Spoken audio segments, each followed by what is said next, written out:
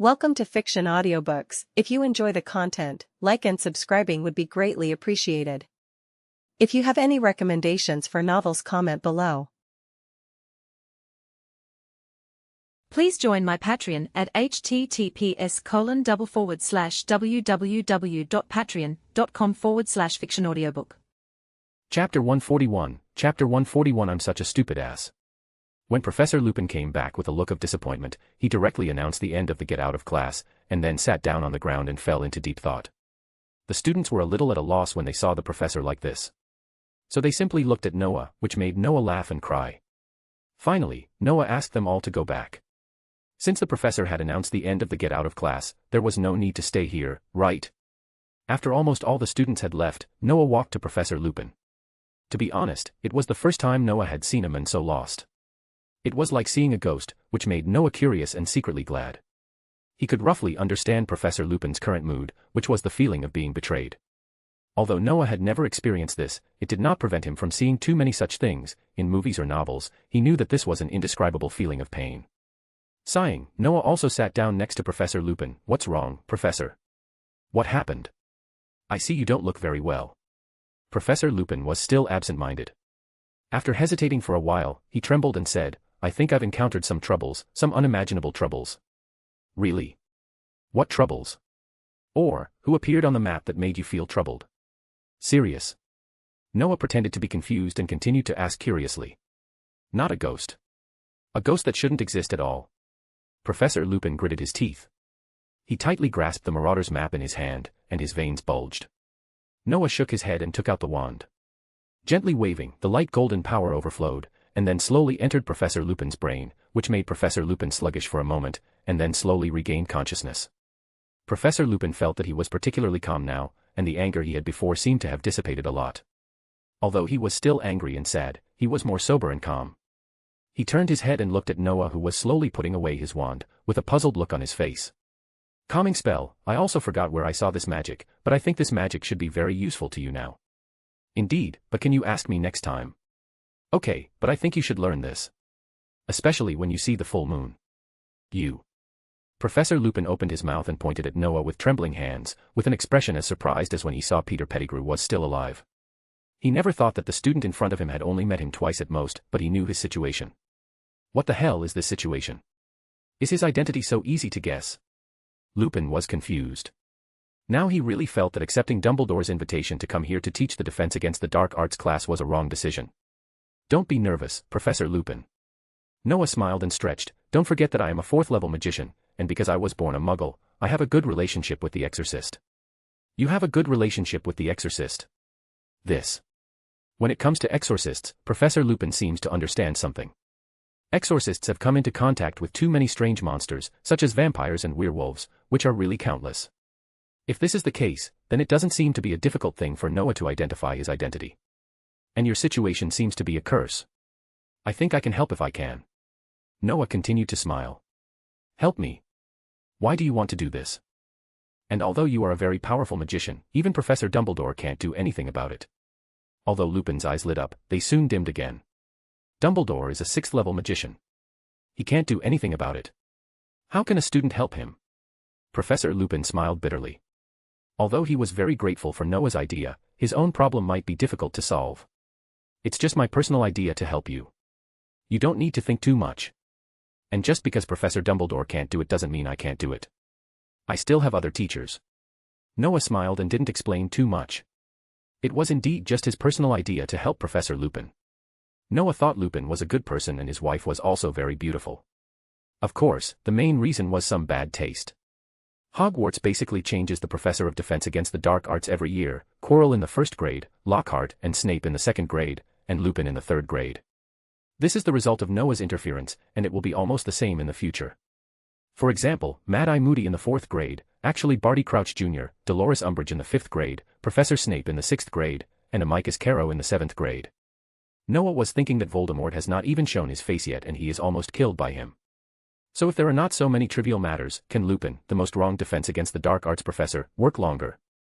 For example, work until Evan and his group of students graduate. As for those Death Eaters and the like, I think Professor Dumbledore should have a good account of them after dealing with Voldemort. Otherwise, it will always be a disaster if he stays. While Noah was thinking about it, Lupin couldn't help but tremble all over. When he was a child, his father offended the werewolf Fenrir Greyback. In revenge, the werewolf broke into the bedroom through the window and bit little Lupin. Lupin became a werewolf from then on. His parents tried various ways to save him, but to no avail. He and his parents thought that he could not go to Hogwarts because other parents would not want their children to be close to a werewolf. But after Professor Dumbledore became the headmaster, he came up with some ways to allow Lupin to go to Hogwarts. Lupin suffered a lot as a werewolf. Even though his Patronus was also a wolf, he hated wolves very much. He hardly showed his werewolf side in front of others, so he had few friends until he met Harry's father and others. Now Noah actually said that he could find a way to solve his problem. How could he not be excited? Although he still didn't know what the relationship between Noah and Camartage was, which magician of Camartage was weak. Really, Noah? Of course it's true, let's not talk about this issue. I have to find time to go to Camartage, and you can go with me then. Oh my god, Camartage. Okay, calm down, it seems that I really need to learn your calming charm. But the journey to Camartage is not short, it seems that I have to wait until the summer vacation. No need, it will be there in the blink of an eye, but it may take some time to solve the problem, tonight. Lupin was stunned again, tonight. What does it mean? But after a moment, he knew that the magicians of Camartage were a group of powerful magicians with the ability to travel through space. Lupin suddenly felt that he seemed to be really too stupid. Since Noah has a close relationship with Camartage, it doesn't seem strange that he has learned the magic of shuttle magic. But Lupin couldn't understand why Noah should continue to stay in Hogwarts since he could study in Camartage. Lupin felt that he seemed to have too many things to talk to Dumbledore about. Okay, let's get back to the point. Let's talk about the ghost you mentioned before. After Noah finished thinking about the mess, he started to ask about the business directly. Ah. Oh. Okay. Professor Lupin nodded immediately. The people shown on the Marauders map are definitely not non-existent. Take me for example, you see. Professor Lupin unfolded the map and pointed to a footprint casually and said, "This is Professor Dumbledore. There is a relative name on it. He likes to take a walk in the garden. We made this map in the first place to avoid everyone." Then he pointed to his own footprints. "This is me. We are now in the Defense Against the Dark Arts classroom. You can see that my steps have not moved because we are sitting here. But Peter Pettigrew." At this point, Professor Lupin looked at the footprints that still existed again. "I followed his footprints to look for it, but I didn't find anything, right?" Noah replied naturally. "Yes, he disappeared like a ghost. But the map won't lie. I didn't find anything. I didn't find anyone. People. Okay." Noah nodded, feeling that Professor Lupin had made the same mistake as Harry, that is, they thought it was a person. But obviously he was not. Animagus is really weird, but it has to be said that it is indeed a good magic to avoid enemies. "I heard that all of you except you were Animagus, right?" Noah sighed and suddenly asked. "Yes, Sirius is a black dog, James is a male elk, and Pettigrew." Lupin was stunned when he got here. "A mouse, right?" Noah sighed. "To be honest, I have always felt that you have a problem with your brain, including the Ministry of Magic." "Why do you say that?" Lupin's mouth twitched, but he was powerless to refute. Sirius Black didn't attack the Aurors when he was arrested, right? Although he was very excited. "Yes, yes." "And the hero you mentioned, Peter, did he only find a finger?" Professor Lupin is not stupid, on the contrary, he is very smart. As Noah asked back little by little, he had almost guessed the situation. But the more he thought about it, the more he felt that he was a fool. Not only him, but also the guys in the Ministry of Magic were fools. Now he knew that the most important reason why he couldn't find Peter was that he took it for granted that Peter was a person. He didn't realize that Peter was probably a mouse now. A mouse that had been hiding for 12 years and killed Harry's family. The more he thought about it, the angrier he got. Lupin suddenly couldn't control himself and stood up and cursed. "I'm such a stupid ass." More bonus chapters. Every 200 power stones equals bonus chapter. Give me more power stones. Find 30 plus advanced chapters. And for more fanfictions. Backhand index pointing down. Backhand index pointing down. Support link, patreon.com/RioRaRyu. Chapter 142, Chapter 142, The Unreliable Ministry of Magic. "So, you caught this mouse?" "Yes, Professor Dumbledore." Inside the headmaster's office on the 7th floor, Professor Dumbledore regarded Professor Lupin with a strange expression, holding a squirming rat in his hand. To be honest, he was quite baffled by the situation. He had originally intended to enjoy some afternoon tea. After speaking with Noah, Professor Lupin had picked up the Marauders map again and rushed off to find Peter Pettigrew. "Noah, after giving it some thought, decided to follow. After all, if everything was as he suspected, the rat would likely be with Ron. Ron wasn't someone who could be pushed around easily anymore. If Professor Lupin got overexcited and forcibly took the rat, a confrontation was inevitable. Sure enough, just as Noah predicted, Ron refused to hand over his pet. They found Ron in the Great Hall. When Professor Lupin explained the situation, tensions quickly escalated. Ron, furious, even drew his wand to defend his pet, understandably so. Scabbers had been his companion and friend for years. How could he give him up just like that? In the end, Noah stepped in and managed to mediate the situation. Though Professor Lupin got the rat, the many young witches and wizards in Noah's faction gave him looks of disapproval. Sensing the tension, Noah asked all of them to accompany him and follow Lupin to Dumbledore's office. To be honest, Noah hadn't expected Lupin to be so straightforward about handing Pettigrew over to Dumbledore. Just how much trust did he place in the headmaster? It completely disrupted Noah's plan. He had been considering having them execute Peter right then and there to end the matter once and for all. Clearly, Noah had underestimated Dumbledore's influence. It made things more complicated. In hindsight, he should have approached Lupin in secret, perhaps late at night, or waited until they caught the big black dog. Now, with no other option, Noah had to think of alternatives. Perhaps they could manipulate Dumbledore into executing Peter quietly. Or use a truth serum or spell to make Peter confess to knowing how to resurrect Voldemort. While lost in thought, Noah followed everyone to Dumbledore's office. The large crowd startled even Dumbledore. Once he understood the situation, Dumbledore promptly summoned the heads of the 4 houses. He also didn't send the students away. Some matters needed many witnesses, especially since many of the students came from pureblood families, some of whom worked at the Ministry of Magic. Once all 4 heads arrived, Lupin retold his discovery. The heads immediately frowned, especially Professor Snape, who eyed the rat suspiciously, as if piecing together a puzzle. "Noah, was this your discovery?" Snape asked after a long silence.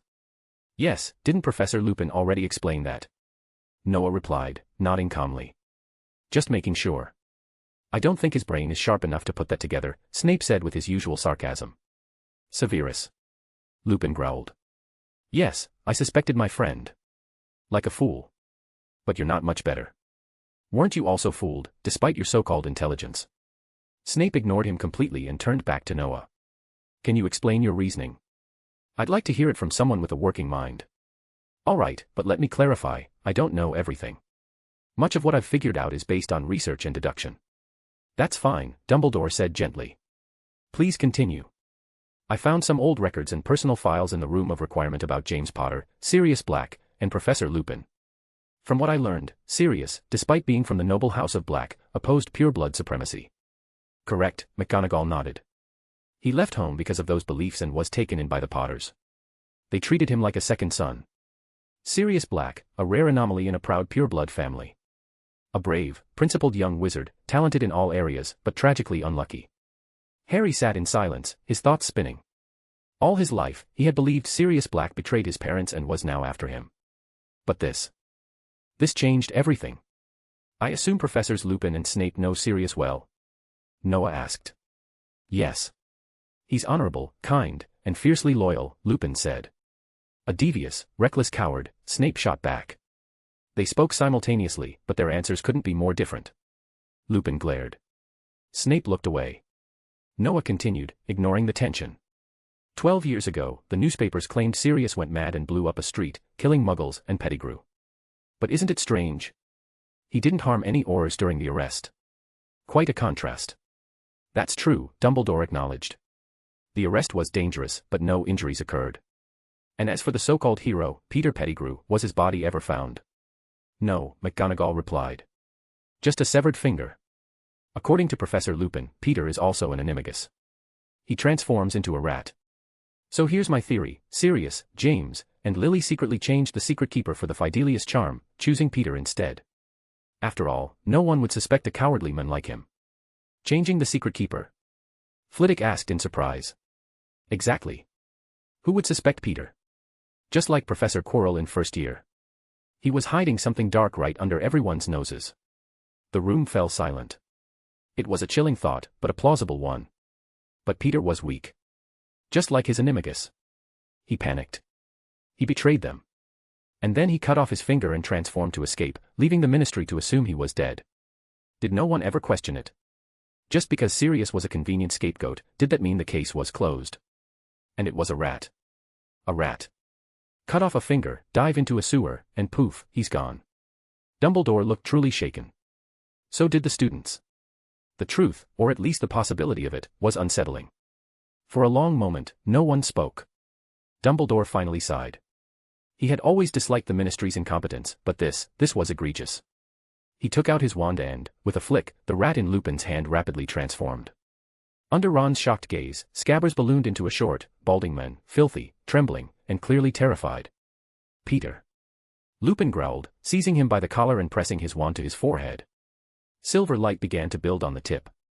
Peter whimpered and begged for his life. Remus, wait, Dumbledore said calmly. I understand your rage, but we must let the Ministry see justice done. Also, the students. Lupin's wand trembled. The light flickered, then faded. He sighed heavily and lowered his wand. He couldn't do it. Not in front of the students. And this wasn't just about him. Sirius deserved justice. Professors, Noah spoke up with a calm smile that sent shivers down Peter's spine. I believe we should begin questioning him. Peter looked like he wished he were still a rat. More bonus chapters. Every 200 power stones equals bonus chapter. Give me more power stones. Find 30 plus advanced chapters. And for more fanfictions. Backhand index pointing down. Backhand index pointing down. Support link, patreon.com/RioRaRyu. Chapter 143, Chapter 143, What did you just say? Peter Pettigrew was truly terrified of this boy named Noah. Especially after spending so much time with Ron, he naturally understood just how frightening this kid really was. Noah was born a muggle, yet possessed a magical talent so overwhelming that even many pureblood wizards found it unbelievable. What was even more terrifying was that he actually knew how to increase his magical power. That alone shattered the very foundations of what the magical world believed possible. It was fair to say, Noah had revolutionized magic itself. And his backing. It was enough to leave anyone stunned. He was under the tutelage of the Sorcerer Supreme. How could someone like that be defeated? Even if the Dark Lord returned and confronted Noah, what would become of him? There was no need to imagine. It would be a disaster, a foregone conclusion. Peter Pettigrew was overcome with despair. Never in his worst nightmares had he imagined someone like Noah would become an enemy of Lord Voldemort. To avoid complete ruin, even though he knew countless secrets, Peter still chose to transform into his animagus form, a rat, and hide within the Weasley household. He was desperate, terrified, and helpless. But none of that could erase the crimes he had committed all those years ago. His only hope was to remain hidden forever. Because if he were ever discovered, his fate would be truly grim. But fate rarely goes as one hopes. That afternoon, while Peter, still in rat form, was basking in the Hogwarts sunlight, he suddenly noticed Professor Lupin approaching, with the Marauder's map in hand. He knew immediately that trouble had arrived.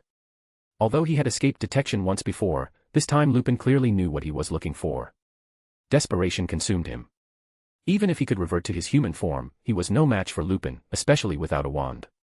Eventually, he was dragged to Dumbledore's office, where he finally learned how he had been exposed. His resentment toward Noah deepened. But so did his fear. A genius like Noah, intelligent and powerful, was an absolute nightmare.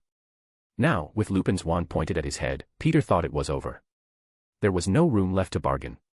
But just as the killing curse seemed inevitable, Dumbledore stepped in, halting Lupin's advance.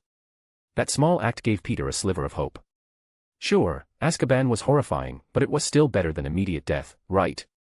But his brief moment of relief was shattered when the boy he both hated and feared, Noah, spoke again. A sudden, chilling premonition gripped Peter. Oh. Noah, do you have any other suggestions? Dumbledore asked, glancing at him with uncharacteristic seriousness. If it had been anyone else, he might have taken their words lightly. But not with Noah. Not even the smallest suggestion could be dismissed. In some ways, Noah was even like a teacher to Dumbledore. Thanks to Noah's guidance, Dumbledore had developed a deeper understanding of elemental magic, enhancing his own abilities dramatically. And after making a formal agreement with Camartage, Dumbledore received an official magician's certification pendant, confirming his magical level, level 6. Though a 6th-level magician was considered the peak of intermediate mages, Noah, at only level 4, was already on Dumbledore's level. That was a testament to Noah's raw potential. Above intermediate was advanced, and beyond that. No one really knew. But Dumbledore dreamed of it. As for Voldemort, if he had once been a daunting challenge, Dumbledore now saw him as merely another obstacle. Even Snape, McGonagall, and others had grown stronger recently, rising to Voldemort's level. And all of that was thanks to Noah. That was why the heads of all 4 Hogwarts houses held such deep respect for Noah, not just for his power or backing from Camartage. Noah was a visionary, and the university model he introduced had given young wizards real hope for the future.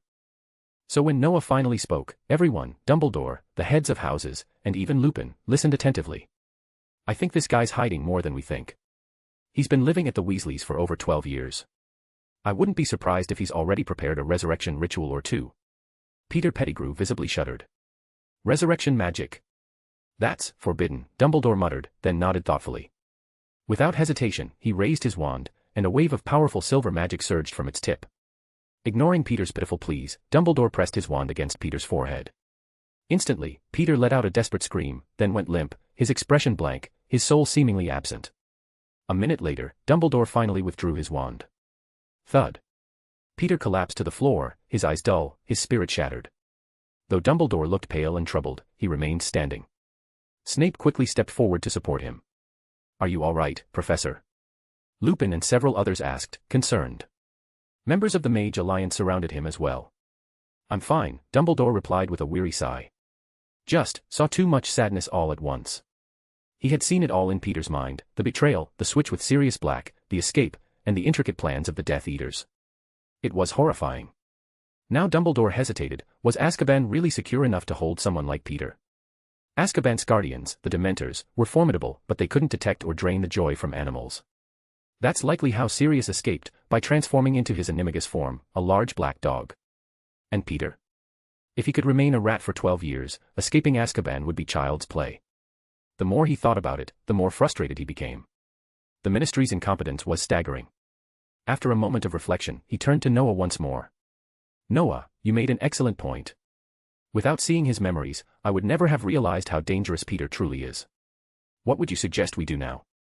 Me. Noah tapped his chin, then casually asked, could someone help me find Sirius Black? Also, does anyone here have a way to record what's happening now? Like, magically record it. You mean as evidence? Dumbledore caught on instantly.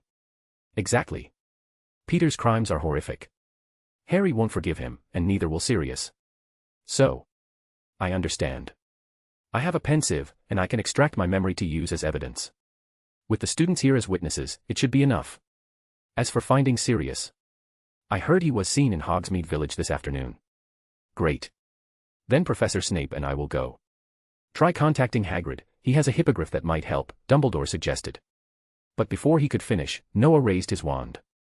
Gold light shimmered around it, swirling with black runes and mystic rings. He drew a glowing circle in the air. Moments later, the circle expanded into a golden portal, a perfect ring of magic. Through it, they could clearly see Hogsmeade Village. Everyone was stunned. What kind of spell is that? Someone whispered. Even Dumbledore was speechless. What did you say just now? Noah asked, looking back with a smirk. Dumbledore paused for a beat, then smiled. Oh, nothing. Just, try not to beat Black too badly if he resists. Noah chuckled. Don't worry. I wouldn't want Harry resenting me for hurting his godfather. He stepped through the portal without hesitation. Snape, after a long sigh, followed him. The space portal slowly vanished, leaving the office in stunned silence. More bonus chapters. Every 200 power stones equals bonus chapter. Give me more power stones. Find 30 plus advanced chapters. And for more fanfictions. Backhand index pointing down. Backhand index pointing down. Support link, patreon.com/RioRaRyu. Chapter 144, Chapter 144, like a pair of lovers who broke up. Hogsmeade was the only all-wizarding village in Britain, nestled near Hogwarts School of Witchcraft and Wizardry. This quaint village, untouched by muggles, was a charming blend of cobbled streets, snow-capped cottages, and enchanting little shops. During holidays, the trees in Hogsmeade shimmered with floating magical candles.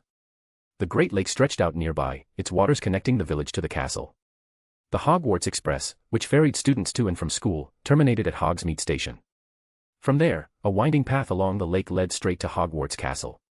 Both students and teachers loved visiting Hogsmeade, Headmaster Dumbledore and Hagrid included. It was one of the few recreational escapes for those at the school. Noah passed by the village about 4 times a year, but he'd never had the chance to enjoy it properly. The main reason, only third years and above were allowed to visit, and only with a signed permission form from a parent or guardian.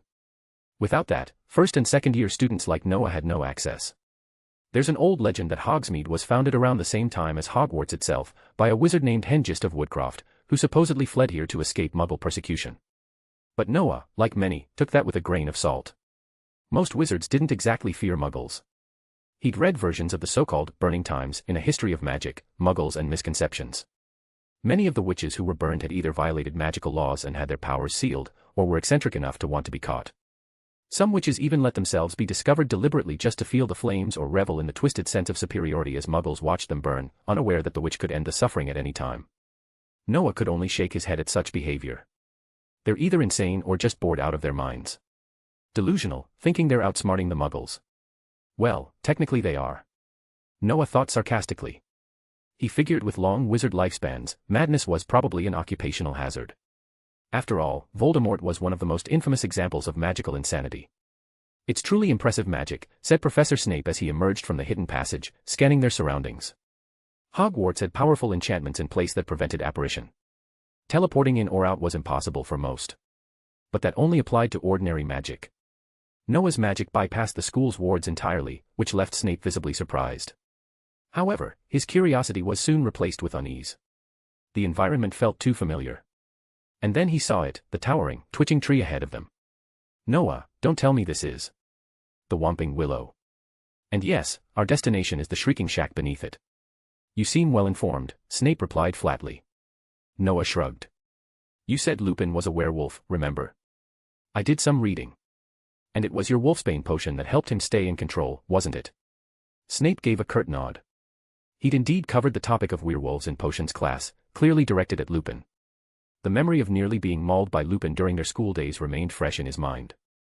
The Shrieking Shack had been Lupin's transformation site back then, and the Whomping Willow was planted to guard its entrance. Given that, it wasn't a stretch for Noah to suspect this place. Snape frowned. "How exactly did you figure it out? Isn't it obvious?" Noah raised an eyebrow. "Aside from your not-so-subtle hint, I have connections with exorcists. I can sense certain presences." Snape narrowed his eyes. "I've read that the Shrieking Shack is said to be the most haunted building in Britain. But I've read between the lines. The building was constructed around the same time Professor Lupin was at school. The tree was planted then too. It's not hard to connect the dots." "Humph, remarkable deduction," Snape muttered. "You're not wrong." He felt a twinge of guilt. Students like Noah were unusually talented. It sometimes made even professors like him feel obsolete. But he brushed the thought away. Noah wasn't the standard. If every student were like you, Hogwarts might as well close, he thought. "Bind it." Snape's command snapped Noah out of his thoughts.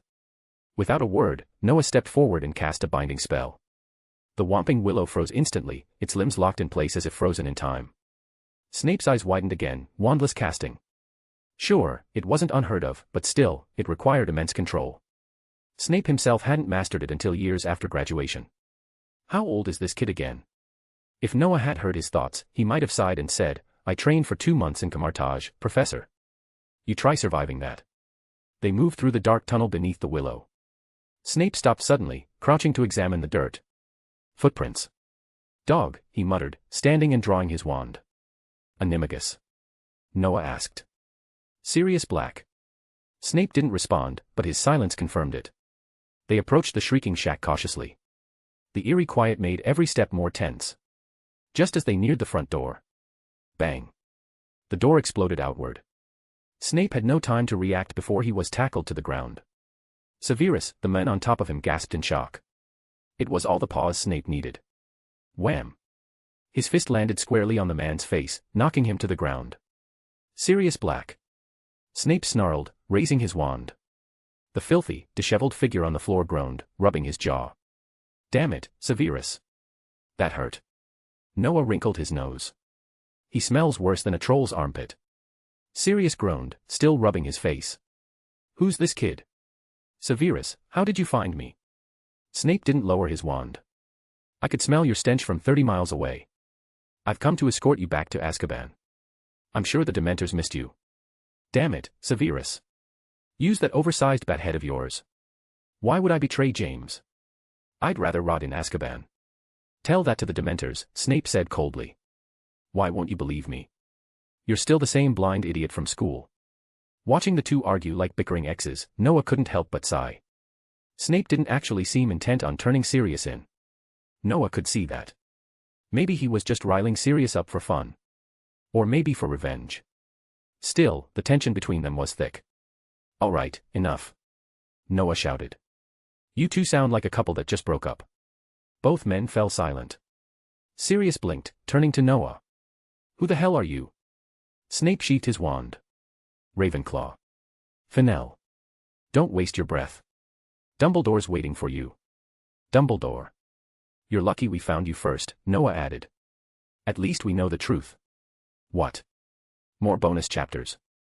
Every 200 power stones equals bonus chapter. Give me more power stones. Find 30 plus advanced chapters. And for more fanfictions. Backhand index pointing down. Backhand index pointing down. Support link, patreon.com/RioRaRyu. Chapter 145, Chapter 145, Just a Mouse. Confused, Sirius followed Noah and Snape through the golden space portal. As he stepped through and saw Professor Dumbledore, Professor McGonagall, Professor Flitwick, and the others smiling at him, Sirius felt as though he were hallucinating. Just 3 minutes ago, he had been hiding in the shrieking shack beneath the Whomping Willow, like a man abandoned by the world. Desperate. Helpless. Sustained only by a sliver of hope. 2 minutes ago, he'd run into his old friend, silent, sharp-tongued, and brave, Severus Snape. Although Snape had looked ready to knock his teeth out, Sirius couldn't deny the familiarity.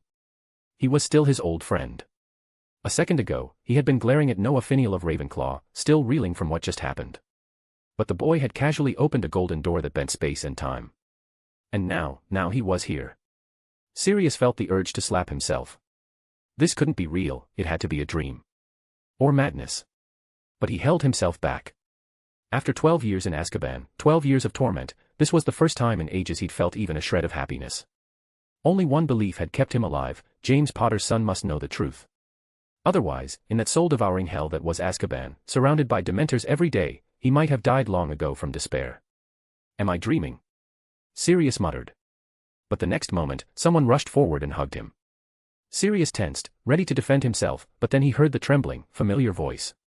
He relaxed instantly and returned the embrace. Merlin's beard. "Sirius, look at you. You're a bloody mess," the man choked out. Sirius grinned. "And your heart is still crazier than mine, Remus." They both laughed, half sobbing, half yelling. "You bastard, why didn't you tell me? Why didn't you contact me?" "I'm sorry. I didn't think anyone would believe me." Tears spilled freely from both of them. Noah silently walked over to Harry. Other than himself, Harry Potter was the only student allowed to witness this moment. As the one directly involved, Harry had the right to hear the truth, even if that truth was more than he could bear. The two friends eventually calmed down. Lupin then explained everything in front of the professors: how Noah had acquired the Marauder's map, how he'd uncovered Peter Pettigrew's deception, and how his deductions had led to Sirius' discovery. As the tale unfolded, Sirius kept glancing at Noah. He never imagined that a student, had been the one to uncover the truth and work to clear his name. What kind of genius is this kid? Sirius couldn't help but feel his worldview shake. If someone like Noah had existed back in his day, maybe he wouldn't have spent 12 years rotting in Azkaban. He'd already witnessed Noah's magic. Teleportation into and out of Hogwarts wasn't something even most professors could pull off. And now, his intellect.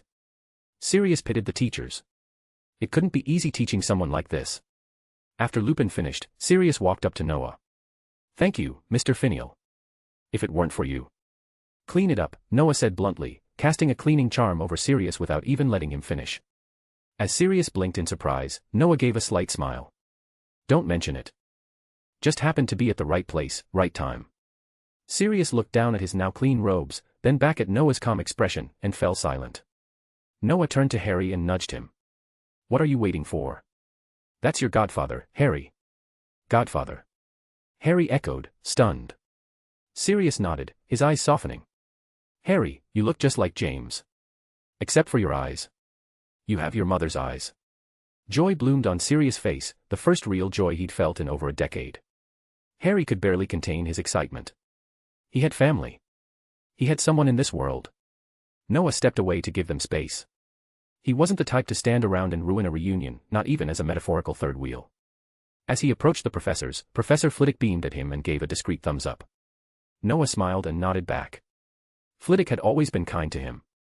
Quiet, but constant. He'd even tried to help Noah get a scholarship by confronting the school board, though, unsurprisingly, the self-righteous bureaucrats had stonewalled him. Dumbledore clapped Noah gently on the shoulder, clearly pleased. The deaths of Harry's parents had haunted him for years. Now, seeing Harry reunited with Sirius, it filled the headmaster with joy. Even Professor McGonagall and Professor Sprout were moved. McGonagall discreetly wiped her eyes behind her glasses. Snape, of course, remained stoic, observing in silence. Then, Snape broke the quiet. Now that Black has been found, what will be done about Pettigrew? His voice was firm, loud enough to be heard by all. Sirius immediately turned, fury igniting in his eyes. What do you think? Kill him, of course. No. Lupin interjected. It's illegal. We should hand him over to the Ministry. Let Azkaban be his prison. Impossible. Do you know who he is? Doesn't matter.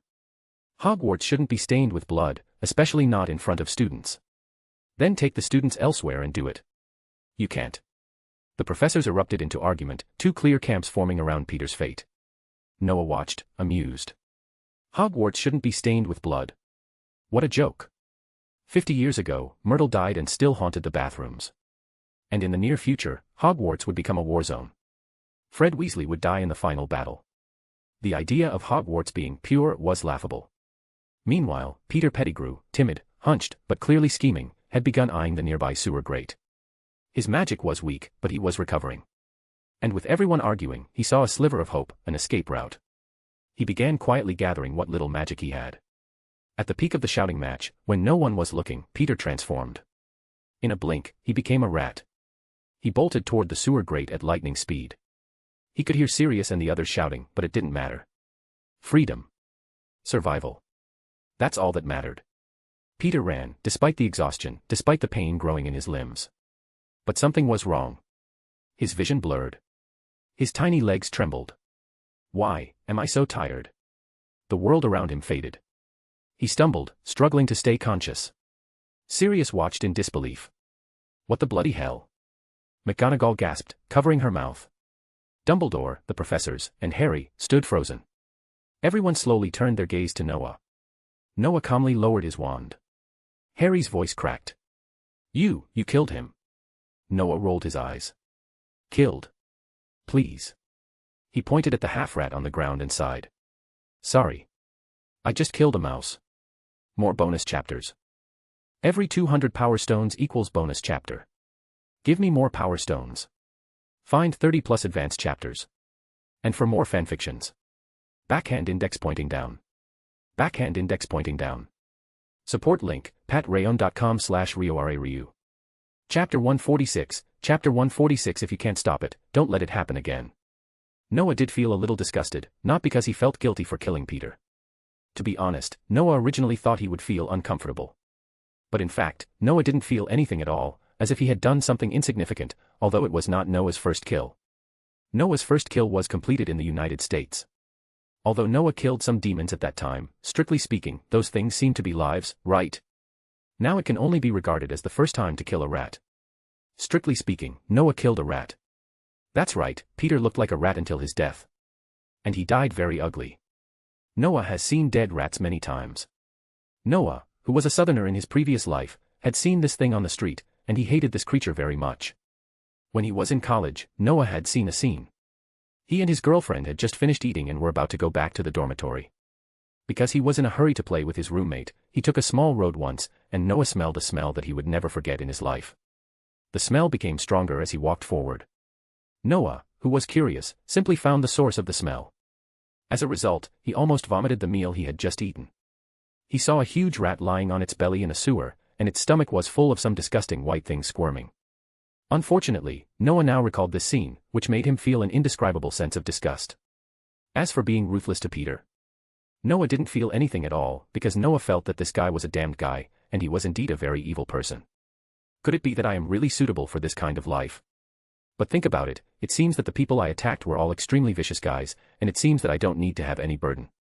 Noah supported his head and thought to himself, although Noah felt that he was a little confused. It was really confusing. The future was so chaotic, Noah didn't think his hands would be clean, and Noah had already killed many demons who sneaked away from the earth, even if they were power clones. In order to protect the people he liked and his friends, Noah would definitely take action, otherwise why did Noah learn magic? Which magician doesn't have some blood on his hands? Not to mention the distant past, Dumbledore and Professor Snape are the same. Thinking about Dumbledore's performance at the last moment of the Goblet of Fire, Noah was really stunned. It was the first time he saw such an irritable Professor Dumbledore. But I have to say that Noah felt very satisfied. This is the spirit that a magician should have. Even Ron's mother in the original book, an amazing mother, used a spell to kill Bellatrix Lestrange. So magicians are really not reasonable. Noah thinks that this is caused by learning magic. But Noah must thank himself for this talent, because with such a talent, at least Noah does not need to spend time to adapt, and then his mind is full of guilt. And except for his indifference to the enemy, all other emotions of Noah still exist. Just like the ninjas in Noah's memory, which one of them didn't have blood on his hands? Well, except for Naruto, but he basically killed people with his mouth. His team leader Kakashi is a typical ninja and a head king. But does Kakashi have no feelings? No, this guy cherishes his companions and friends more than anyone else. He just knows who he is, what he should do, and how to protect the people and things he cherishes. He is Noah's goal to learn. As for Naruto, Noah never planned to be a guy like Naruto. After thinking about these things clearly, Noah looked at Peter again. He felt very comfortable now, but he was disgusted again. Dead rats are so annoying. Damn it, why doesn't this talent block this disgusting feeling? Noah cursed in his heart, and Professor Dumbledore had already examined Peter's body, but he didn't restore him back. Noah used the wind blade to kill Peter. It just so happened that Noah cut Peter in half. It would be too scary to restore it. Are you okay, Noah? I'm sorry that you have to bear this because of our negligence. Dumbledore's face was full of apologies, but he was interrupted by Noah before he finished speaking. I'm fine, but I hate rats, especially those that die like this.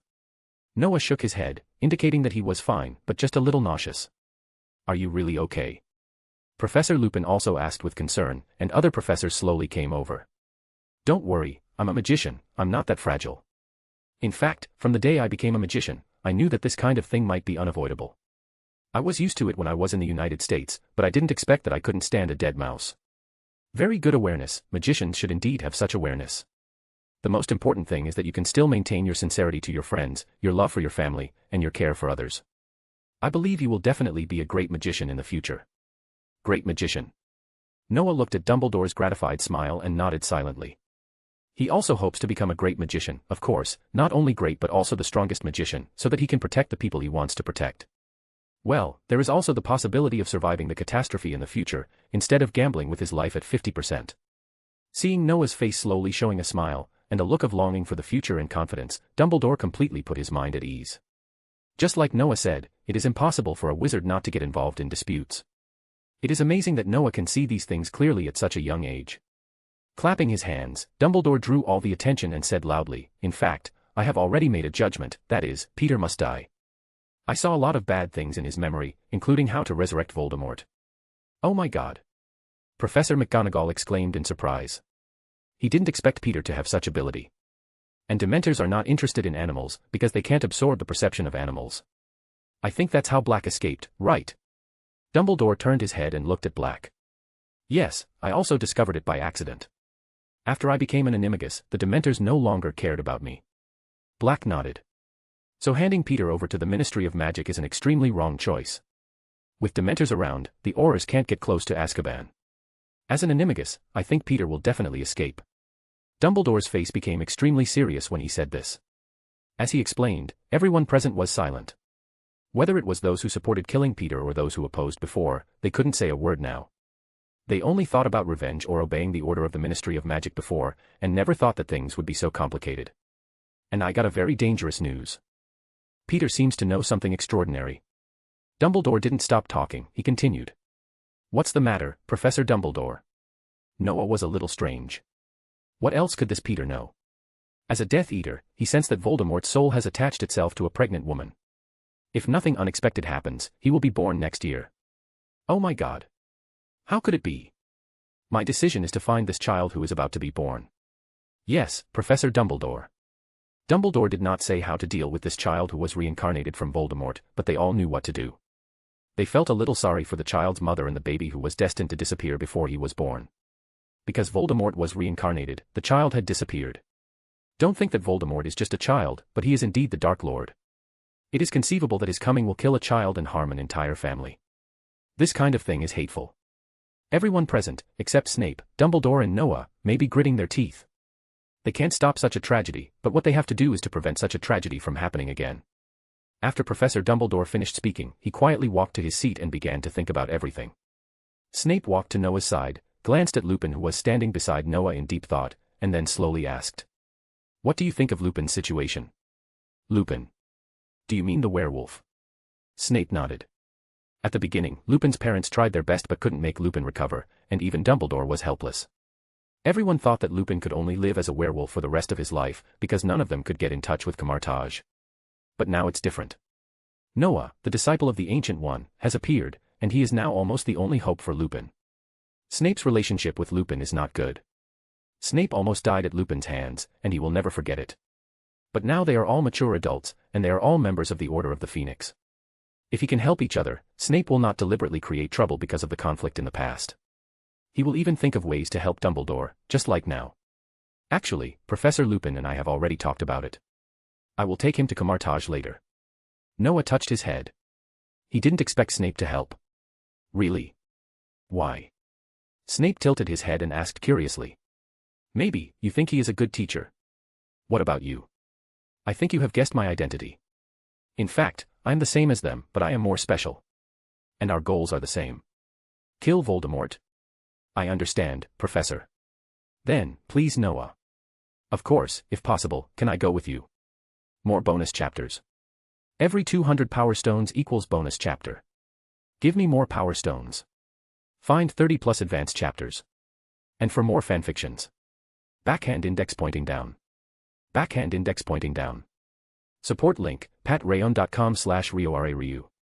Chapter 147, Chapter 147 Noah Who Can't Stop Talking. It was around 10 p.m. in the UK, and it was close to 5 p.m. in Camartage, Nepal. Noah brought Professor Snape and Lupin here. To be honest, Noah really didn't know why Professor Snape had to come with him. Noah originally wanted to refuse him, but when he noticed Professor Snape's almost pleading eyes, Noah was moved. He knew very well who Snape was, and even why he wanted to go with him. Noah understood it at the first time. It's a pity that this kind of reversal of life and death is really not something they can do now, even the Ancient One. The current strength of the Ancient One may not be able to do it, even if she can do it, she may not be willing to do it. There is already a Cassius in Camartage, and his purpose is almost exactly the same as Snape, and even their beliefs are exactly the same. But the difference is that Cassius's obsession makes him crazy enough to give everything to Dormammu and betray the Ancient One who taught and trained him. Snape is different. The reasons why he joined the Death Eaters are very many and complicated. Voldemort is a member of Slytherin. Strictly speaking, he is Snape's senior. And an excellent magician, especially when they can't get in touch with elemental magic, will involuntarily start to get in touch with and study the powerful black magic. Whether it is Voldemort, Dumbledore, Dumbledore's old lover Grindelwald or even Harry later, they all like black magic very much. Of course, that is because of the soul relationship of Voldemort hidden in his body. Snape is no exception. He also likes to study black magic. As for why he joined the Death Eaters, there are actually many factors. The biggest factor is probably anger. Yes, it is anger. This guy and Harry's mother are childhood sweethearts. However, as he grows older, Snape is misunderstood by Lily for various reasons and breaks up with her. Of course, Snape was also responsible for this. He was so angry that he even called Lily a mudblood. After graduation, Lily married James Potter. Snape was deeply shocked. Then, he joined the Death Eaters in a fit of anger. It must be said that Professor Snape is indeed a talent and a wonderful flower.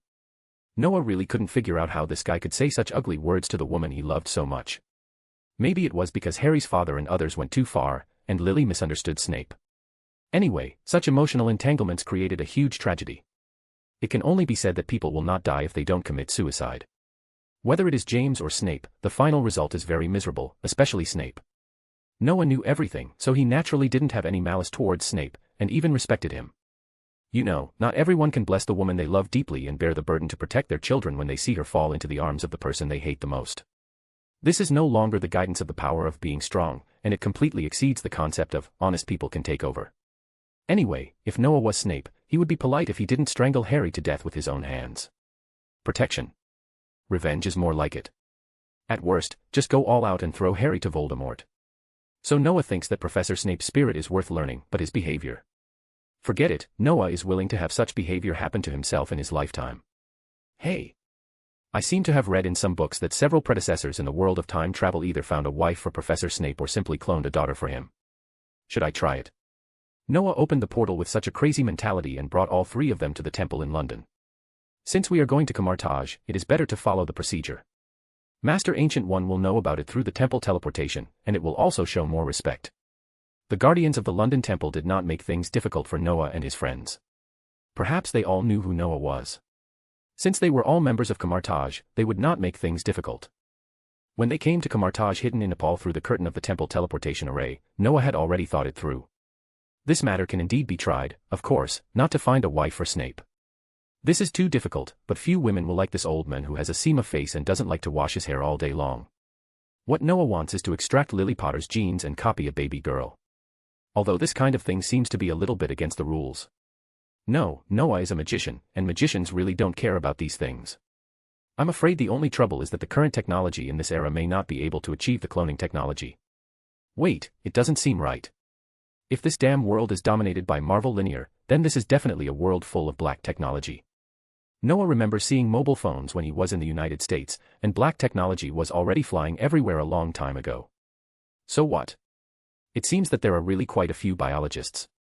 Noah greeted Wong casually while continuing to think about how many crazy biologists there are in the Marvel world. Apart from anything else, Dr. Abraham Erskine, who created Captain America, is a top talent, but unfortunately he is dead. Bruce Banner, the big green skin, is also the same, but he has not turned green yet, and judging from the time period, he is probably still studying now. Killian is also a great biologist, but God knows where he is. Another one is Helen Cho, the Asian beauty. Forget it, God knows where she is now. Noah's careless look also caught the attention of Professor Snape and Professor Lupin. They were both very curious about what happened to Noah. Noah, is there a problem? Professor Lupin hesitated and asked in a low voice. Nothing, I just thought that it was impossible for Lily Potter to be resurrected, but if a new one was cloned but it was her, and the genes came from her life to be Professor Snape's daughter or son. Noah seemed to have said it subconsciously without thinking. But when he said it, he paused, because he finally woke up now. As he woke up, his body also paused, and Snape also looked at Noah stiffly, and Professor Lupin opened his mouth wide. The scene was so awkward that many Camartage wizards passing by noticed them because they all knew Noah. They originally planned to come over to say hello, but seeing the three of them like this, all the wizards looked at each other and then stayed away. Could it be that these three were under some kind of spell, or have they all gone crazy? Noah and the others are not crazy, they are just a little shocked now.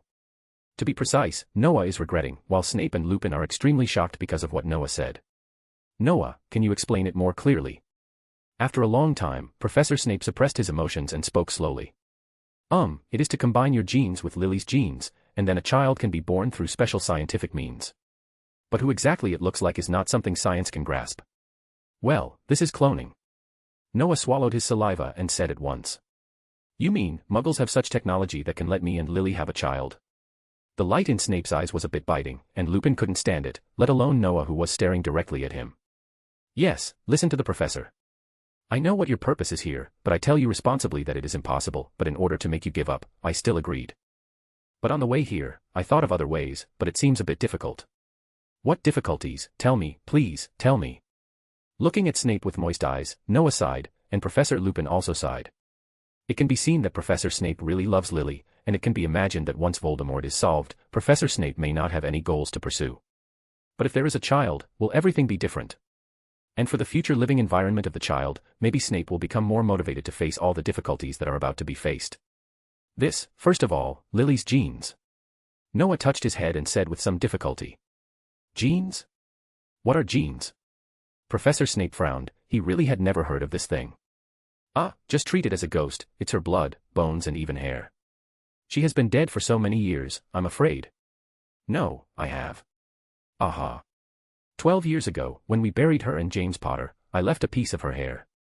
Noah looked at Professor Snape dully and pulled out the pendant that symbolized the magician's level from his arms. There was a small round box tied under this pendant. Snape gently opened the box, and inside was a photo of a woman and a bunch of hair. Noah was stunned by this scene.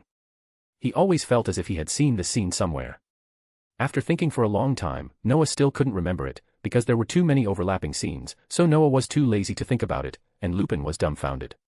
Any other requests? Professor Snape took back the hair, and his voice became extremely eager. Find a biologist who knows this technology. Noah touched his head and said simply. Okay, I'll go to the Muggle world now. Hey, Professor, we are here to help Professor Lupin get rid of trouble. Then we will go immediately after he solves the trouble. More bonus chapters. Every 200 power stones equals bonus chapter. Give me more power stones. Find 30 plus advanced chapters. And for more fanfictions. Backhand index pointing down. Backhand index pointing down. Support link, patrayon.com/RioRaRyu. Chapter 148, Chapter 148, Maybe Go to New York. Camartage remained as peaceful and serene as ever. It was mealtime, so Noah and his two guests didn't run into many sorcerers along the way. However, upon hearing of Noah's arrival, Carl Mordo quickly appeared, accompanied by Wong. Wong, in particular, was still puzzled by Noah's previous aloofness and couldn't help but wonder if he had unknowingly offended him. Noah. Long time no see. Mordo greeted him warmly and embraced him with a broad smile.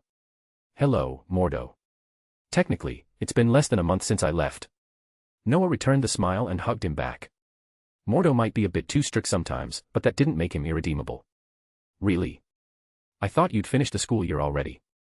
By the way, Wong mentioned you seemed a bit preoccupied just now. Ran into any trouble? Mordo asked, patting Noah's shoulder. Wong. Wait, have we met today? Noah turned, confused, toward Wong. Seriously? I was right in the temple earlier.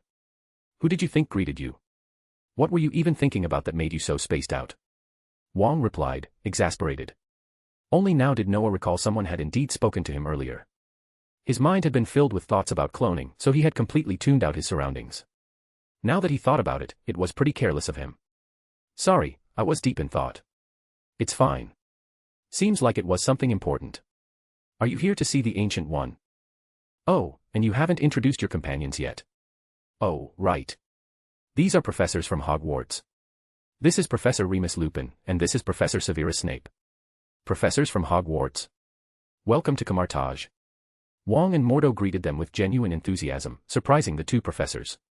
Neither of them expected such warmth. Thanks to Noah's earlier explanation, they knew these two young men were disciples of the Ancient One. Moreover, they could feel the immense magical energy emanating from them. Both Mordo and Wong were clearly seasoned and powerful spellcasters. Camartage was known for its battle-hardened mages, and Snape and Lupin understood this well. The Ancient One is aware of your arrival. She's waiting in the main hall, Mordo said with a smile after the brief introductions. Thanks, Mordo. I'll take them there right away. Noah nodded and led his professors toward the inner courtyard. Mordo and Wong exchanged a glance and headed off. It was mealtime, after all, and they didn't want to miss dinner. Camartage's architecture and atmosphere were vastly different from Hogwarts. Snape and Lupin observed their surroundings curiously while Noah gave them a quick tour. When Noah mentioned the Ancient One, Lupin grew slightly anxious. Noah, he whispered, do you think the Sorcerer Supreme will really help? Don't worry, Noah replied with a comforting smile. It's better to try than do nothing, right? You're right. If it doesn't work, we'll leave immediately. Just make sure you don't start begging like some lunatic, Snape muttered with his usual deadpan expression. Don't worry. I've been through too much to fall apart now. But you, just make sure your research is more than basic theory. And don't let your emotions cloud your judgment. That'd make you the lunatic. Humph. I'm not as fragile as you. Of course, Severus. You're the epitome of emotional strength. Remus, I swear, one more sarcastic comment, and I will hex you into the next dimension. Oh, come on. Always threatening to kill me. Are you sure you're not still a Death Eater? Oh wait, technically, you are. Noah chuckled inwardly as the two bickered. He didn't interrupt, he knew this was just Lupin venting his anxiety. Snape, despite his icy demeanor, was just as nervous. Snape had never heard of this cloning technique Noah spoke of and had no idea how likely it was to work. The fear of failure loomed large, hope was a fragile thing. As they neared the inner chamber, the two professors fell silent, the tension thickening. The moment they stepped into the room, they froze like statues. All the earlier sniping disappeared. Noah smiled at their reactions and respectfully bowed toward the seated figure sipping tea. Master. Noah, the Ancient One replied with a serene smile. I sensed your arrival earlier. I thought your school year had ended. Mordo said the same, but it's only been about a month since I left. Is that so? Time must be passing slower than I realized. And these are your professors? Yes. This is Professor Severus Snape, and this is Professor Remus Lupin. Pleasure to meet you. I hope Noah hasn't caused you too much trouble, she said with a gentle laugh as she rose and walked toward them. She ruffled Noah's hair as he awkwardly stood still, clearly wanting to dodge but deciding against it. Snape and Lupin were frozen stiff, as if someone had cast Petrificus Totalis on them. No, not at all. Greetings, honored Sorcerer Supreme. Noah is a remarkably gifted student. We're honored to have taught him, Snape said, quickly bowing. He elbowed Lupin, who was still frozen. Ah. Oh. Sorry. My apologies. Hello, Sorcerer Supreme. Noah is, the brightest student I've ever had, no question about it. The Ancient One studied them curiously. Really? I must say, I didn't expect Hogwarts to be so open-minded. It makes sense why the school is so well regarded. Lupin smiled awkwardly, feeling her gaze, calm and without judgment. It was surprisingly comforting. However, the Ancient One's assumption was off. Lupin's situation wasn't due to Hogwarts being progressive. If his condition were ever exposed publicly, he'd be the first one thrown out, no questions asked. Master, it's not exactly what you think, Noah said, scratching his head. Oh, she tilted her head. Lupin was bitten by a werewolf when he was a child. How unfortunate. His family tried everything to help him, but nothing worked. If not for Professor Dumbledore, he probably wouldn't have even attended Hogwarts. And now, I see. That explains it. The Ancient One didn't need further explanation. She understood the entire situation almost instantly. To her, Lupin's case was tragic, turned into a werewolf by a creature that cared nothing for consent. She had little fondness for such beings. Still, her gaze remained soft. This may sting a bit. Try not to bite your tongue, Mr. Lupin, she said gently. She raised her hand, and a brilliant golden sigil formed, identical to the one Noah used, only far more refined and powerful. Within moments, golden light enveloped Lupin, wrapping around his body like a cocoon. Shouldn't you check him first? Noah asked, surprised. There's no need. I've seen this affliction before, the Ancient One replied with confidence. Then, with a spark of realization, she added, I almost forgot, he's going to scream. She snapped her fingers, and in an instant, Noah and Snape saw reality around them fracture like glass, the mirror dimension. Then, just as quickly, the illusion vanished. All done. He'll need time to recover. I just hope it's not too painful, she said, calmly returning to her seat and pouring herself tea. In front of them, Lupin writhed in pain, mouth wide open in a silent scream. Strange black smoke began seeping from him. But there was no sound. The mirror dimension absorbed it all. Noah gently pulled Snape into a seat beside him. Tea, the Ancient One offered, sliding cups toward them. I added honey. Thank you, Master, Noah said, sipping. Snape hesitated briefly, then nodded and took a sip as well. How long do you plan to stay this time? The Ancient One asked casually. As soon as Professor Lupin recovers, we'll be heading to New York, Noah replied, eyeing the black smoke rising from Lupin's body. New York. Well, I wish you a safe journey. The Ancient One didn't ask too much, just nodded slightly. By the way, teacher, if you meet a normal person but there is another person's soul in his body, Noah took a sip of tea and asked hesitantly. Don't you know this magic? Just eliminate the extra soul that is not his own. Oh, you are not familiar with it. I know it. Yeah, I heard that you killed a lot of Dementors with it. More bonus chapters. Every 200 power stones equals bonus chapter. Give me more power stones. Find 30 plus advanced chapters. And for more fanfictions. Backhand index pointing down. Backhand index pointing down. Support link, patreon.com/RioRaRyu. Chapter 149, Chapter 149, Professor Snape and Black cannot enter. Noah never imagined that he would actually learn how to deal with Voldemort's living Horcruxes. Not only did he understand it, he used that knowledge and nearly wiped out a horde of Dementors in one go. The realization made Noah feel like an utter fool, no, a hopeless one. Thinking back, when he defeated the Dementors, didn't he simply kick their souls out of their physical shells? Even if the things cloaked in rags were technically bodies, that's what Noah did. Harry's condition was eerily similar. His soul was intact, self-aware, and hadn't yet been corrupted by Voldemort's influence, at least for now. Voldemort's soul fragment must have just been hiding deep within, meaning there was still a chance for Noah to force it out directly. If he could do that carefully enough, Voldemort's connection to Harry would be severed entirely. Harry was possibly the last viable vessel for Voldemort's resurrection, and also the most hidden one. So if Noah destroyed the soul fragment inside him, it could very well be the end of Voldemort, once and for all. In the original story, Voldemort killed Harry, and in doing so, also destroyed the last piece of his soul, his final Horcrux. That led to his downfall. But Harry had the halo of destiny, the 3 deathly hallows, and the guidance of Dumbledore's soul, TSK.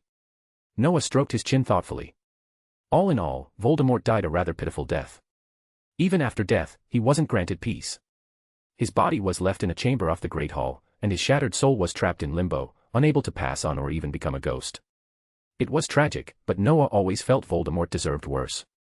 If he was going to die so pitifully anyway, wasn't it better to let him go out fully and finally this year? Still, this type of soul magic was delicate. If he made a mistake, if he damaged Harry's soul or let Voldemort seize control, Dumbledore and Snape would absolutely kill him. Noah frowned. He wasn't particularly good at using this magic yet, even though the Ancient One had taught him thoroughly. But no matter how talented Noah was, or how skilled the Ancient One, there was no defeating time. Most of the past 2 months had been spent mastering space magic, which was complex and mind-bending enough to give him migraines. So when it came to soul magic, his grasp was lackluster. Even the Ancient One hadn't commented on his progress. But then Noah's eyes lit up. He suddenly remembered, Voldemort had a living Horcrux. Nagini. The snake. Speaking of Nagini, how pitiful. The first time Noah saw her was in Fantastic Beasts, The Crimes of Grindelwald. Back then, she had been stunning. A cursed human, afflicted with a blood malediction that would eventually turn her into a permanent snake. Tragically, she had already fully transformed. To be honest, Noah felt guilty thinking about experimenting on her. But in the end, there weren't many other choices. There were only 2 living beings carrying fragments of Voldemort's soul, Harry and Nagini. If she survives the process, maybe I can find a way to save her. And if not, well, it's not impossible to bring her to Camartage. It was a cruel decision, but a practical one. Noah pitied Nagini. But Harry was part of the Mage Alliance now, and that made Noah responsible for his well-being. All right. I think Mr. Lupin is stable now. Just as Noah was reflecting on life and magic, the voice of the Ancient One brought him back. Looking up, he saw that the black smoke had stopped flowing from Lupin's mouth. A fist-sized glob of black, viscous soul matter floated in the air, and the golden magic around Lupin slowly faded away. Ah. The Ancient One released her spells, including the mirror dimension, as she spoke. Lupin, who was mid-cry, couldn't stop himself in time. The tail end of his scream came out awkwardly. Moments later, he realized the pain had vanished. His body was still numb, but the unbearable agony was gone. He almost collapsed in relief. Snape caught him just in time, but true to form, offered no comfort. He just let go once Lupin could stand. Here, have some tea. I didn't know your preferences, so there's no honey, but anything warm should help. Except alcohol, of course. Thank you. Lupin gratefully took the cup from the Ancient One and downed it all in one go. To others, it may have seemed like he was just screaming under a light for a while, but to him, it had felt like an eternity of torment. His throat was hoarse from the strain. This tea has restorative effects. Let him rest 10 minutes, he'll be back to normal. The Ancient One nodded after observing him, then turned to the floating black soul goo. Without so much as glancing at it, she raised her hand. A burst of fire ignited in midair and incinerated it completely, leaving no trace. You can now enjoy moonlight without fear. You'll no longer transform into a werewolf. Really? Respected Sorcerer Supreme. Of course. You might still be able to catch a flight to England now, but since you mentioned New York, it should be midnight there. You've got time. Thank you so much, Sorcerer Supreme. Tears welled in Lupin's eyes. This had haunted him most of his life. And of course, he didn't forget Noah. None of this would have happened without him. Well, that's my part done. The Ancient One turned to leave but looked at Noah before disappearing. I won't test you this time, but next time, expect one. Don't disappoint me, Noah. I'll keep working hard, Noah said with a wry smile. A strict teacher produces great students, right? The Ancient One nodded, and in an instant, she vanished, relieving both Snape and Lupin. Despite her kindness, they could never forget she was the Sorcerer Supreme, the most powerful mage on Earth. You two are seriously overreacting. She's a wonderful person, Noah muttered. Easy for you to say, you're her apprentice. Lupin shot back. The Sorcerer Supreme. I doubt you were calm when you met her for the first time. For once, Lupin raised his voice and started checking his body again.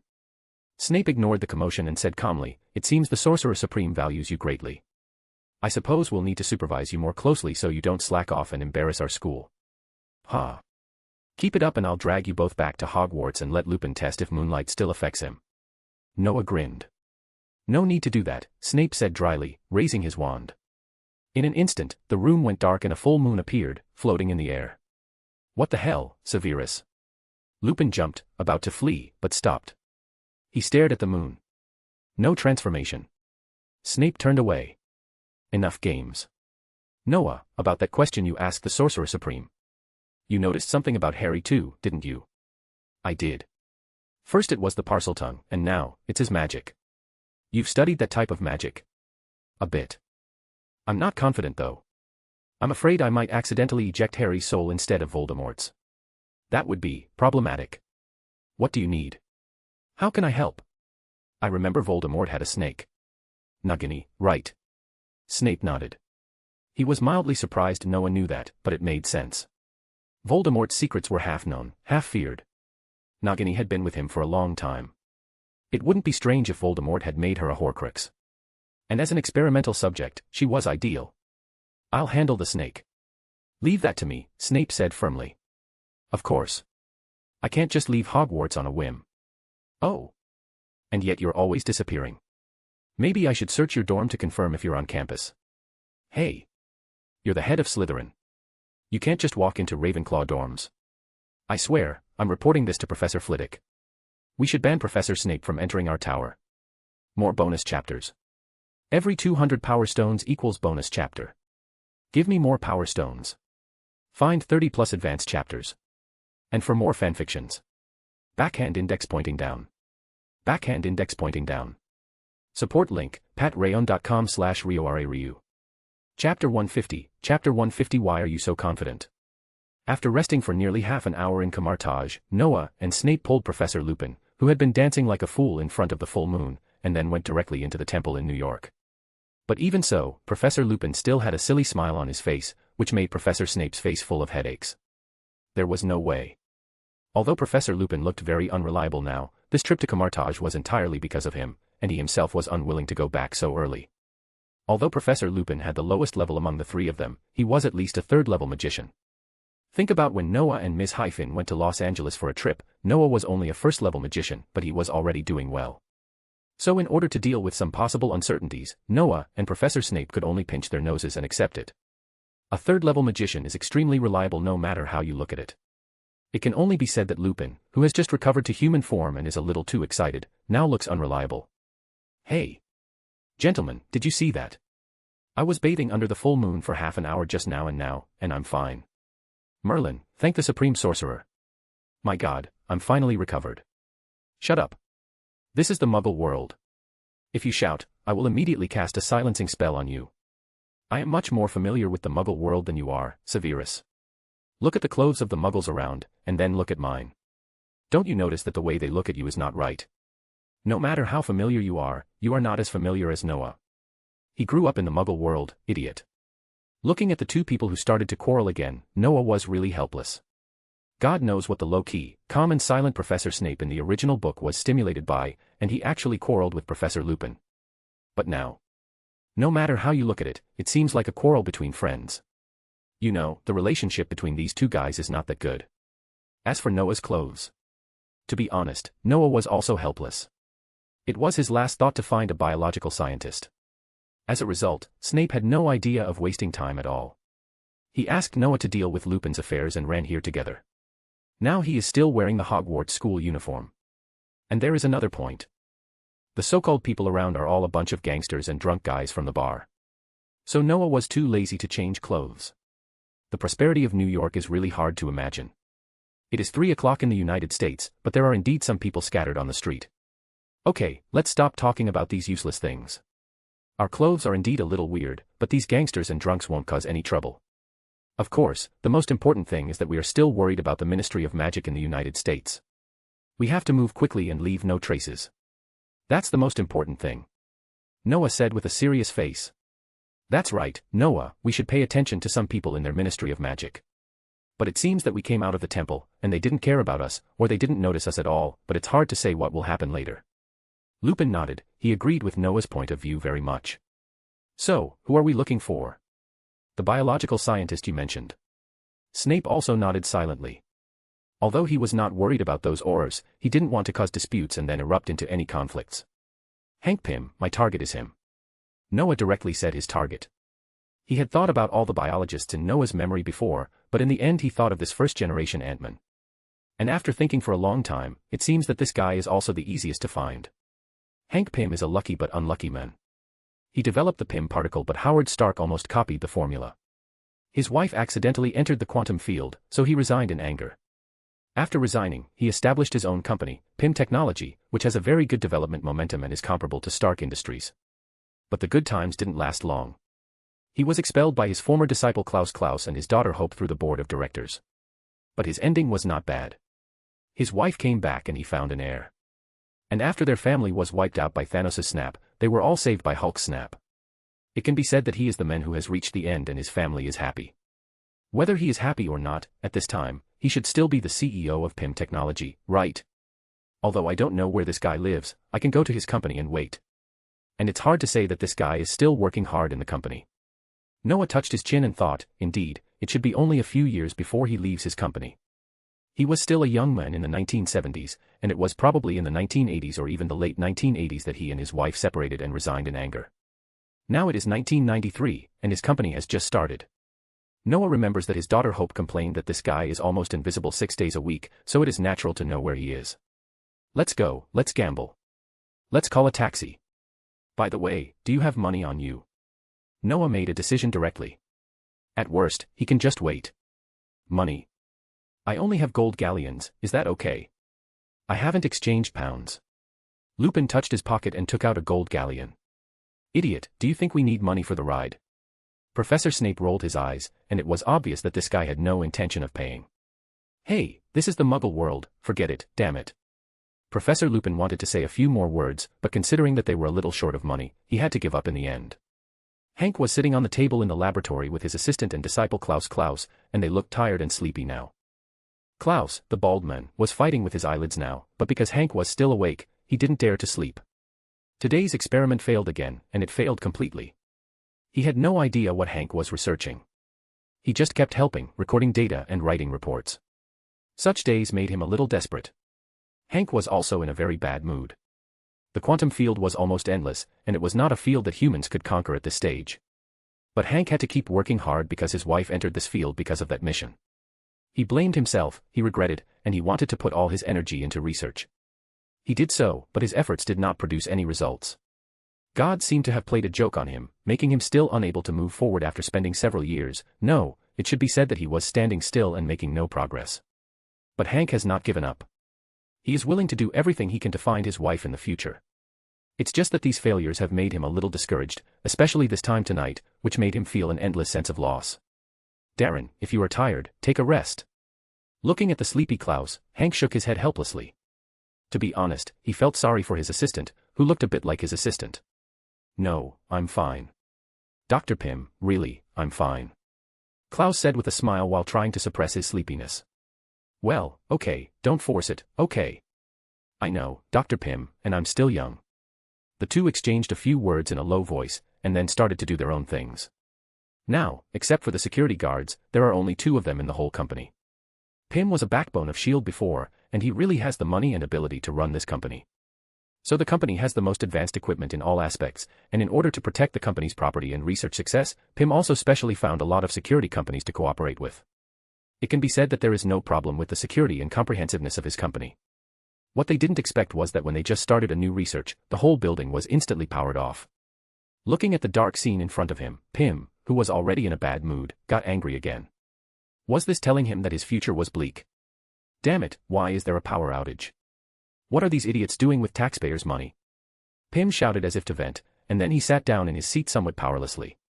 But the next moment, an unusually young voice came directly to his ears, which made him instantly shudder. Sorry, those guys with taxpayers' money don't seem to have any problems, but we can make them have some problems. Who is it? Klaus suddenly became nervous. He looked around constantly, but it was too dark to see anything. Okay, don't look, wait a minute. The voice sounded again, like a ghost in the dark night. Not long after, the lighting equipment in this laboratory was fully restored, and Pym and Klaus finally saw clearly who was talking. 3 people, 1 big and 1 small, dressed strangely, and the other one was slightly more normal. Such a strange combination made Pym and Klaus a little confused. They couldn't figure out how these people got in, let alone what their purpose was. Who are you? Do you know what you are doing? Pym looked at them calmly, his voice not weak at all. You will know who we are later, and we know very well what we are doing. Noah pulled out a chair and sat on it without any concern. Really? I advise you to leave quickly, otherwise. Otherwise what? Sorry, we naturally have our purpose here. You are Dr. Hank Pym, right? Pym did not answer. He looked at the door behind Noah and the others that was suddenly opened by the security guards. This made Pym smile. It seems that cooperating with those security companies is really useful. I am Hank Pym. I don't need to hear your purpose. It seems that you will stay in prison for a while. Really? Actually, I am very curious, why are you so confident? More bonus chapters. Every 200 power stones equals bonus chapter. Give me more power stones. Find 30 plus advanced chapters. And for more fanfictions. Backhand index pointing down. Backhand index pointing down. Support link, patreon.com/RioRaRyu. Chapter 151, Chapter 151. It seems that I have found the wrong person. Confident. Pym looked at Noah as if he was an idiot, and then he was too lazy to answer him. Sitting down, Pym was waiting for the guards to catch these three strange guys. To be honest, it was the first time he saw such a stupid thief. He just cut off the power and avoided the security guards and dared to run in. Pym himself had done similar work before. To him, the three guys in front of him were really unqualified. No, it was more than unqualified, it was simply a group of rubbish. Pym shook his head and looked at the guards. But the next moment, both he and Klaus were dumbfounded. Because those awe-inspiring people didn't seem to notice them at all, just as if they had received money, they walked slowly and looked extremely vigilant as they passed by them, but they didn't attack them. Damn it. Did you bribe my guard?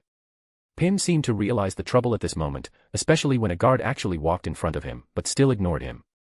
Bribe your guard? How could we bribe them when we just took a taxi? By the way, the taxi driver is still outside, and we haven't paid yet. I may have to trouble you later. Noah looked at Pym with a funny face, and then reminded him very kindly. Pym didn't believe the nonsense of the little devil in front of him at all. He looked at the guard in front of him and the pistol in his hand, and he suddenly thought of an idea. Without saying a word, Pym grabbed the guard's pistol with lightning speed. Bang. Pym fell to the ground directly, because he didn't catch anything. That's not all. His expression as if he had seen a ghost has already explained everything. He actually went straight through the guard's body just now. What is this? Pym was a little dazed. He hit a cabinet when he fell. The pain was very real. It can be concluded that he was not hallucinating. Unconvinced, Pym lay on the ground and stretched out his hand, grabbing the guard who was still slowly checking. How he wished he could grab this guy. Unfortunately, dreams are beautiful, but reality is skinny. No, reality should be terrifying now. Pym's hand went through the guard again, and then he did it again. Now Pym is just like Professor Lupin not long ago, waving and waving like a fool, but every time he moves, he goes straight through the guard. Klaus was also stunned. He hammered the table next to him hard. It was so strong that his hand hurt a little. But when he reached out to touch the guards, the ending was exactly the same as Pym's. They couldn't touch them at all. They were dumbfounded, really dumbfounded. They could only watch the guards leave the room one by one after checking it. The three men in front of them looked at them as if they were idiots, which made them even more desperate. What on earth is this? Pym got up from the ground and sat casually on a chair. His mind was very confused. Mirror dimension. Noah did not hide it from him and directly told him the current situation. Mirror space and space travel are the two magics that Noah has gained the most in the past 2 months of summer vacation. Although Noah has rarely used mirror space, the main reason is that he has no chance to use it. But now, isn't it a great opportunity? Mirror dimension.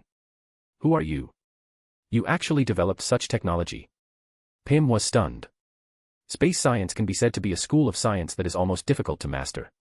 His difficulty is simply unimaginable. Even if Pym is a scientist engaged in biology, he also understands that this ghost thing is almost an impossible task. But now, someone has actually developed it and used it in front of him. How could he not be surprised? Science. Sorry, this is not science, this is magic. Noah smiled and shook his head. Magic. Do you think I'm a fool? Magic. How can there be magic in this world? Pym was immediately angry. He felt that the boy in front of him was just playing tricks on him. Pym was once a senior member of S.H.I.E.L.D., and he had read almost all the information collected by S.H.I.E.L.D. But none of these materials were about magic, never. And as a materialist, how could he believe in magic? Okay, Noah, there's no need to explain so much to a muggle. Don't forget the purpose of our visit. Also, sir, please take out your hands behind your back, otherwise I can't guarantee what I will do. At this moment, Professor Snape, who had been holding back for a long time, took out his wand and pointed it directly at Pym. The silver light instantly jumped in front of his wand. At the same time, Professor Lupin also took out his wand and pointed it at Klaus, who was standing aside. The two of them were still very tacit. Damn, is this a wand? Pym realized now that something was really wrong. What else do you think, Dr. Pym? Noah sighed, stood up and walked directly in front of him, and at the same time he took out his wand. The golden light shone at the front of Noah's wand, and Pym suddenly felt that the thing he was holding tightly in his hand began to lose control. A bottle of red potion flew out of his hand in an instant, and not only that, a tank-shaped keychain also broke away from his hands. This time Pym was helpless. He was really sure of one thing now, that is, there seemed to be magic in this world. And the three people in front of him were obviously three magicians, which made Pym's head even more confused. What did the three magicians want to do to find him? Now can we talk about it? Okay. Damn, magician. There are really magicians. Seriously, you have such terrible magic. What kind of magic is it? Space magic. Okay, space magic, what do you need me for? Aren't you guys supposed to be omnipotent? Omnipotent. Who the hell said that magicians are omnipotent? If you have the guts, let a male magician give birth to a child and see. Noah rolled his eyes, then turned his wand and suddenly golden light overflowed, and Claude, who was standing aside and still in a daze, fell to the ground immediately. Damn it. What are you doing? Pym was anxious immediately. Is this a warning to himself? But there is no need to kill people. He's fine, don't worry. The rules of the magic world do not allow muggles to be easily attacked. Oh, muggles are ordinary people, don't worry, he just fell asleep, and I don't want too many people to know what we are talking about. Noah shrugged, not caring about his own actions at all. Magic world. Damn, how big are you? Okay, I shouldn't ask, why are you looking for me?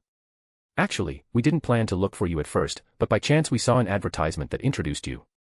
Advertisement? Introducing me? Damn advertisement, what did I introduce that made three magicians come to us? We are looking for you because you are a biological scientist. They came to us because they are a biologist. Pym didn't know whether he should be proud or depressed. God knows why these magicians came to him. These three guys are obviously desperate. Tell me, why are you looking for me? Pym didn't bother to think so much and asked directly. I heard that biological scientists have a technology called cloning, right? Noah was very satisfied with his attitude of not wasting everyone's time, so he just said his question directly. Yes, wait a minute. You are not coming to me for cloning, are you? Of course, what else? Damn it. I'm a biochemist. I don't do genetics. What the hell? Noah was stunned, Professor Snape was also stunned, and Lupin was also confused. Biochemist. Not genetics. Noah thought for less than a second and suddenly understood what was going on. He wanted to slap himself now. It seems that there are really many projects in biology. What biophysics, biochemistry, bioengineering, and biogenetic? These things were all seen by Noah more than 10 years ago. How could he remember them all at once now? Damn, did we find the wrong person?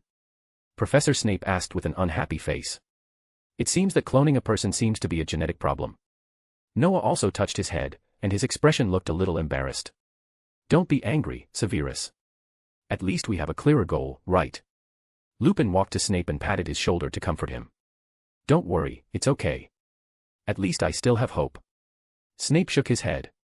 Although his expression was still calm, everyone could feel that he was in a very bad mood. Slowly looking at Pym, Snape asked in a deep voice, then how to deal with this guy? Deal with? Hearing this word, Pym suddenly felt a sense of hair standing up. Magicians, wizards, and so on are all evil. He had read such books when he was a child. He suddenly had the idea that he might die. Just deal with it normally, erase all his memories. No. Don't do that. Professor Lupin was interrupted by Pym before he finished speaking. Erase all his memories? What a joke. If he even forgot his daughter and wife, could he still be considered a normal person? Sure enough, these magicians are evil. What's wrong? Do you have anything else to say? Noah walked in front of him with a magic wand, and the golden luster flashed again. Don't do it, don't do it. It's just genetics, so I don't have much contact with it, but I believe I can do it. Pym said at the fastest speed. You. Genetics? Noah asked curiously. Yes. I also graduated from MIT. I haven't heard of it. Then what? Genetics is not difficult. And I am not unfamiliar with it. Believe me, leave this to me, I will definitely be able to handle it. Please, don't erase my memory. More bonus chapters. Every 200 power stones equals bonus chapter.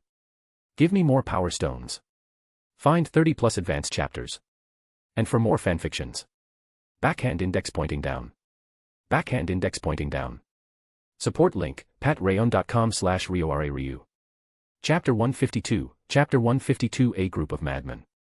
Noah, Snape, and Lupin looked at this guy with strange expressions, but none of them spoke. Don't erase his memory. Noah touched his chin. He did say something like, completely erase his memory, but this scope was limited to the things about the three of them. Could it be that his entire life was ruined? Noah and his friends ran out secretly and broke into a Muggle laboratory, especially in the United States. This is already illegal. As students and professors at school, they can't do anything bad further. It can only be said that Noah and his friends didn't make it clear, but the effect seems to be somewhat good, right? Noah suddenly found it very interesting to see Hank Pym, who was known for his bad temper, stubbornness, but extremely loving his family. And Noah was still thinking about whether he should just keep his memory. Apart from anything else, Dr. Pym will be an important figure in the future. Although Ant-Man is not very present, he is the core and key figure of Avengers 4. Of course, if there was no Mouseketeer, there would be nothing to worry about. It seems to be a very fulfilling thing to leave some fear and memory to such a guy, but make him speechless. And in the future, magicians basically no longer hide themselves, so it seems that it is no big deal for Noah to keep his memory. But, is it really reliable for this guy, a biochemist, to suddenly switch to high genetics? Noah expressed doubts about this, and Professor Snape was more direct. He had taken out his wand and pointed at this guy, obviously not going to talk to him anymore. We are in a hurry now and don't have time to wait for you to learn these. Sorry to bother you. I wish you a good sleep. Professor Snape's wand began to emit silver light. Hey. Hey. No, stop it. Damn it, if you are in a hurry, don't do it. Believe me, I know the guy you need, I swear. Looking at the silver glowing wand, Pym didn't dare to be careless at all. He could already feel how dangerous the light on the thing that looked like a matchstick was. Professor, wait a minute. At this time, Noah had to interrupt. What's wrong, Noah? Professor Snape stopped the magic and looked at Noah with a puzzled look. High-level magicians like to communicate and cooperate with equally high-level magicians. Although I don't know what this guy's academic status is among Muggles, this doesn't prevent us from asking him to tell us who is the most powerful biological scientist now, genetics. Okay, then I'll see what he can say. Snape took back his wand, which made Hank Pym feel relieved. At the same time, he began to rack his brains to recall his memories about genetics and experts in this field. While Hank Pym was thinking and recalling, Noah was also thinking, because he always felt that he had missed someone. After thinking about it, Noah suddenly thought of the group of mutants. That's right, it's mutants. Noah remembered that the military guys in the movie had a lot of genetic biologists. And not to mention those military guys, the smart and top Professor Charles himself is also a genetics boss. But it seems that finding these two guys is not a simple matter. The identities of the military people are kept secret, and God knows where they are. As for Dr. Charles, Noah didn't even want to meet him now, because he was really dangerous. I thought of it.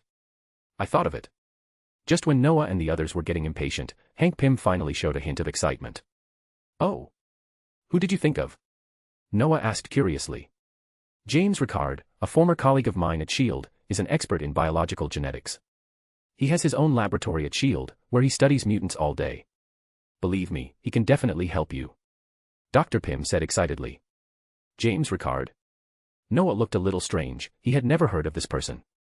Of course, this is normal, how could he know so many people in S.H.I.E.L.D.?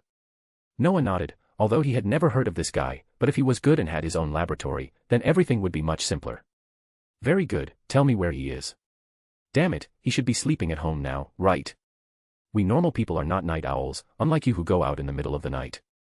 If you stay at home, I don't think we will meet, don't tell me where he is. His home is in Queens, and I don't know about the laboratory. Noah and the other two were satisfied this time. This day was really busy. Ignoring Pym's horrified look, Noah waved his wand and the space around them shattered like a mirror. Pym subconsciously dodged, but he found that these glass fragments passed through his body without causing any damage. Is this the mirror space? He muttered to himself, and curiously poked some of the glass with his hand. There was no texture at all, just like a dream, which made people feel unreal. Noah didn't have time to pay attention to him. He gave Professor Lupin a look, and Professor Lupin immediately cast a spell on Klaus, who fell to the ground. Hey! What are you doing? Didn't I tell you? Dr. Pym was immediately angry. Isn't this destroying a person?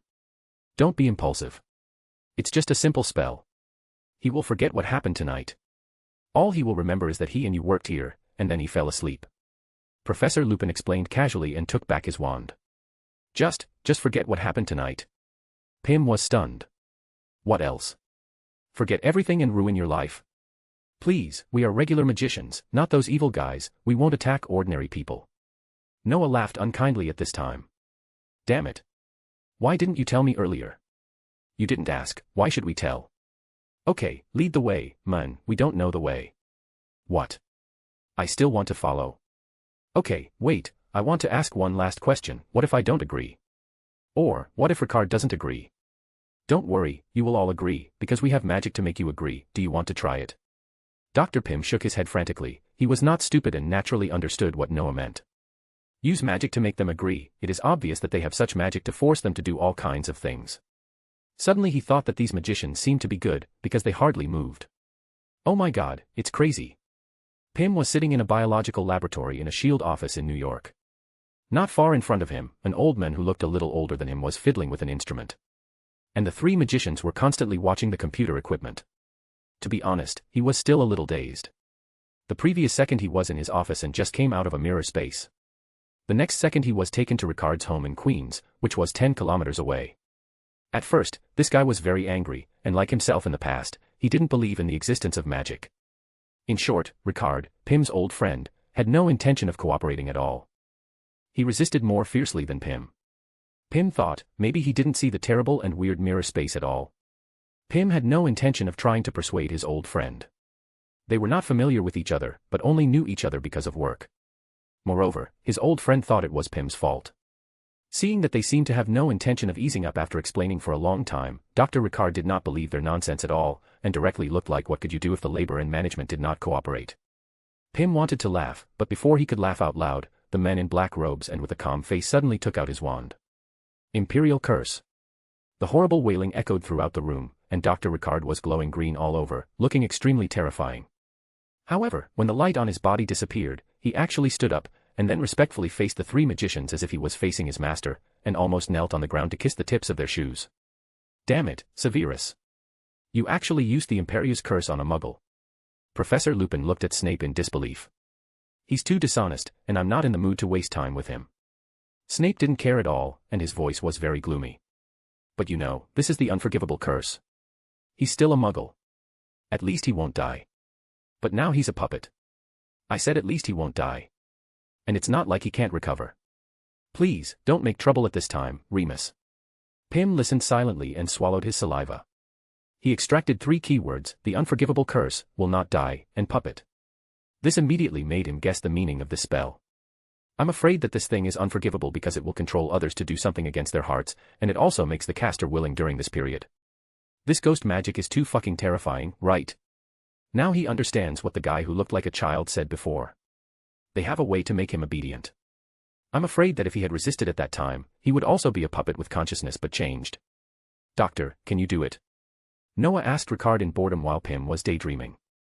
The male genes have been preserved, but although this hair has lost a lot of activity, the genetic material inside is intact. Ricard began to explain, but was interrupted before he finished speaking. I just ask if you can stop talking so much. Yes, no problem at all. But it takes time. Snape finally breathed a sigh of relief after hearing this, and he was now completely relaxed. This question has been holding him back for a whole night. From going to Camartage, to knowing this plan, to solving a series of things, Snape has been waiting too long. Just when Snape relaxed, he heard a very bad news, but we lack someone who is willing to accept surrogacy. What do you mean? Snape asked strangely. Come on, it takes a woman to have a baby. Are you an idiot, Severus? Lupin covered his face, a little bit unable to bear it. Wait, I heard that you muggles have test tube babies. Test tube babies. There are indeed such things, but they still need a mother. Otherwise, how can we give birth to children? More bonus chapters. Every 200 power stones equals bonus chapter. Give me more power stones. Find 30 plus advanced chapters. And for more fanfictions. Backhand index pointing down. Backhand index pointing down. Support link, patreon.com/RioRaRyu. Chapter 153. Chapter 153 I would rather not participate in your story. Test tube babies, what are they? Snape and Lupin were completely confused about this new term. Finally, seeing that he could not explain it any further, Ricard simply came up with a new solution, making a bionic thing to simulate the state of a pregnant woman to give birth to a child. This plan was agreed by Snape. After leaving Ricard's laboratory, Noah and his group appeared in Pym's company again. They were going to send Pym back. Taking advantage of this time, Snape asked directly the doubts in his mind, test tube babies. Is this thing reliable? To be honest, everything he heard tonight made him feel very unrealistic. The guy who helped him make clones could actually extract the gene only by hair. Well, no matter what it is something like blood. Snape himself was also drawn a tube of blood. In fact, the guy said that one drop is enough. Only a little blood is needed to create a person. Not even blood. Just gene. And the test tube baby is even more outrageous. After being improved, it doesn't even need a woman. Just use a test tube and a simulation machine to give birth to a child. This made Snape doubt, because he felt that his 3 views were overturned. However, he was still very calm and did not reveal too much because of these things. He didn't care about the Muggle world.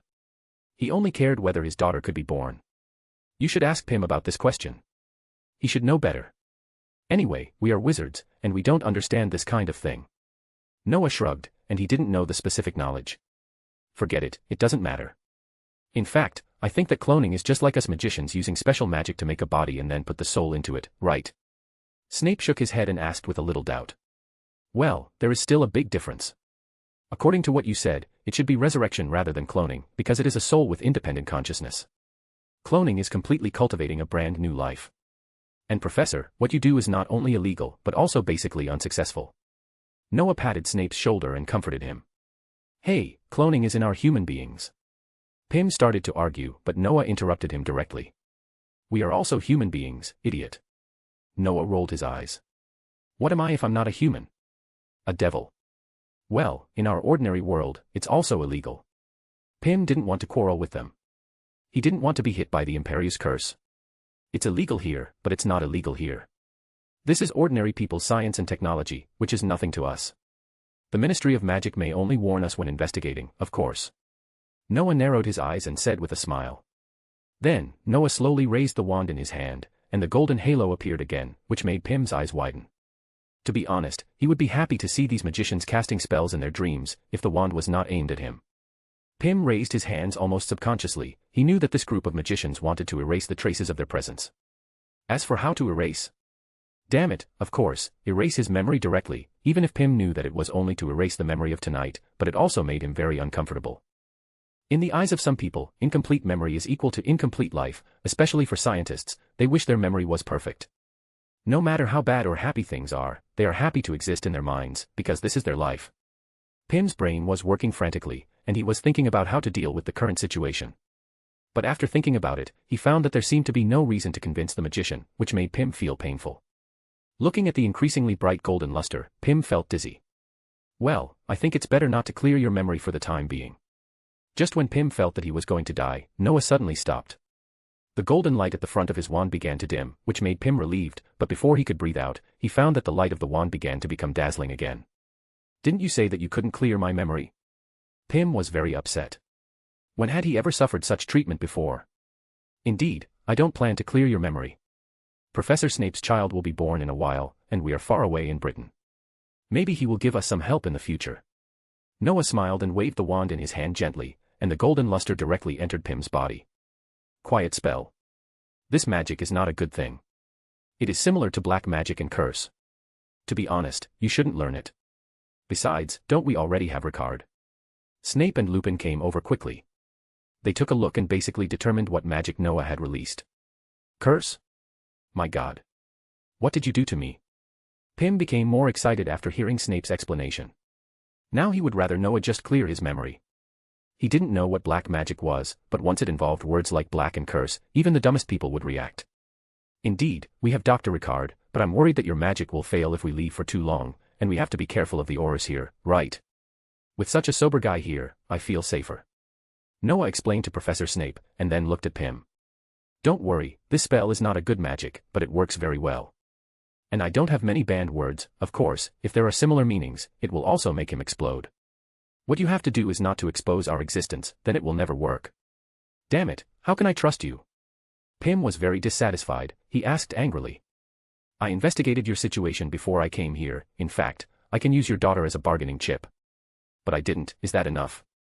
We are law-abiding magicians, well, sometimes we go a little bit out of line, that's it. Is this just a little bit out of line? You are trying to kill me. Noah smiled, and the wand in his hand radiated light again. He gently turned a circle in the air, and the magic power began to burn like a flame, until the whole circle appeared completely and the scene on the opposite side could be seen through the circle. Noah stopped. It won't kill you. As long as you don't talk nonsense, you can't tell it anyway. Also, don't think about using technology to investigate. It's useless. Of course, you can ask the Ministry of Magic for help, but by then, those in the Ministry of Magic will thoroughly check all your memories in order to figure out everything, and all your secrets will be exposed. Noah waved his wand lightly, and Pym, who was sitting on the ground, suddenly felt a force dragging him up. Then Noah waved his wand again, and Pym suddenly felt that his mental state was much better, and his wrinkled clothes became neater. Believe me, don't deal with the Ministry of Magic for no reason. We may consider the thoughts of ordinary people for various reasons, but those guys in the Ministry of Magic may not have the slightest sympathy for any muggle. Besides, don't you want to keep a copy of the story about magic forever? After that, Noah went straight through the space door, and Snape and Lupin quickly followed. When the three of them left, the circular space door emitting a faint golden light also disappeared, leaving only Pym standing there in a daze. After a long time, this guy wailed, I would rather I didn't participate in this story. Bastard. Through the portal, they entered the New York Temple, and then teleported from the New York Temple to the London Temple. Finally, through Noah's magic, they came to Hogsmeade Village, and they felt like they were home. Noah deliberately did not enter Hogwarts directly, and now it was a good thing for them to calm down. Tonight is really exciting, and everything is really very successful. Whether it is Professor Lupin's problem that has troubled him for almost his entire life, or Professor Snape's special knot, it seems to have disappeared with the moonlight tonight. Wow. We are finally back. Damn, why do I feel like countless years have passed? And it feels like I'm back to 20 years ago when I first arrived at Hogwarts. Professor Lupin seemed very excited tonight. He was not only talking loudly, but also seemed a little crazy. He had completely lost his former composure and demeanor, but neither Noah nor Snape had any intention of blaming him. Even Snape was not much better now. Under his seemingly calm face was a fiery heart, and his hands were faintly trembling. The only difference was probably that he was still calm, while Professor Lupin had begun to go crazy. Okay, you two, we are almost at Hogwarts. What a wonderful day, isn't it? By the way, Professor Snape, I'll leave Voldemort's snake to you. You know, if there was no experimental subject, I really wouldn't dare to attack Harry casually. Seeing the Hogwarts so close, Noah stopped. Looking at the peaceful and serene Hogwarts, he sighed slightly. Who could have thought that the future Hogwarts would become the main battlefield to change the entire British wizarding world? Don't worry, I'm not some people who talk big but don't do anything. Professor Snape nodded.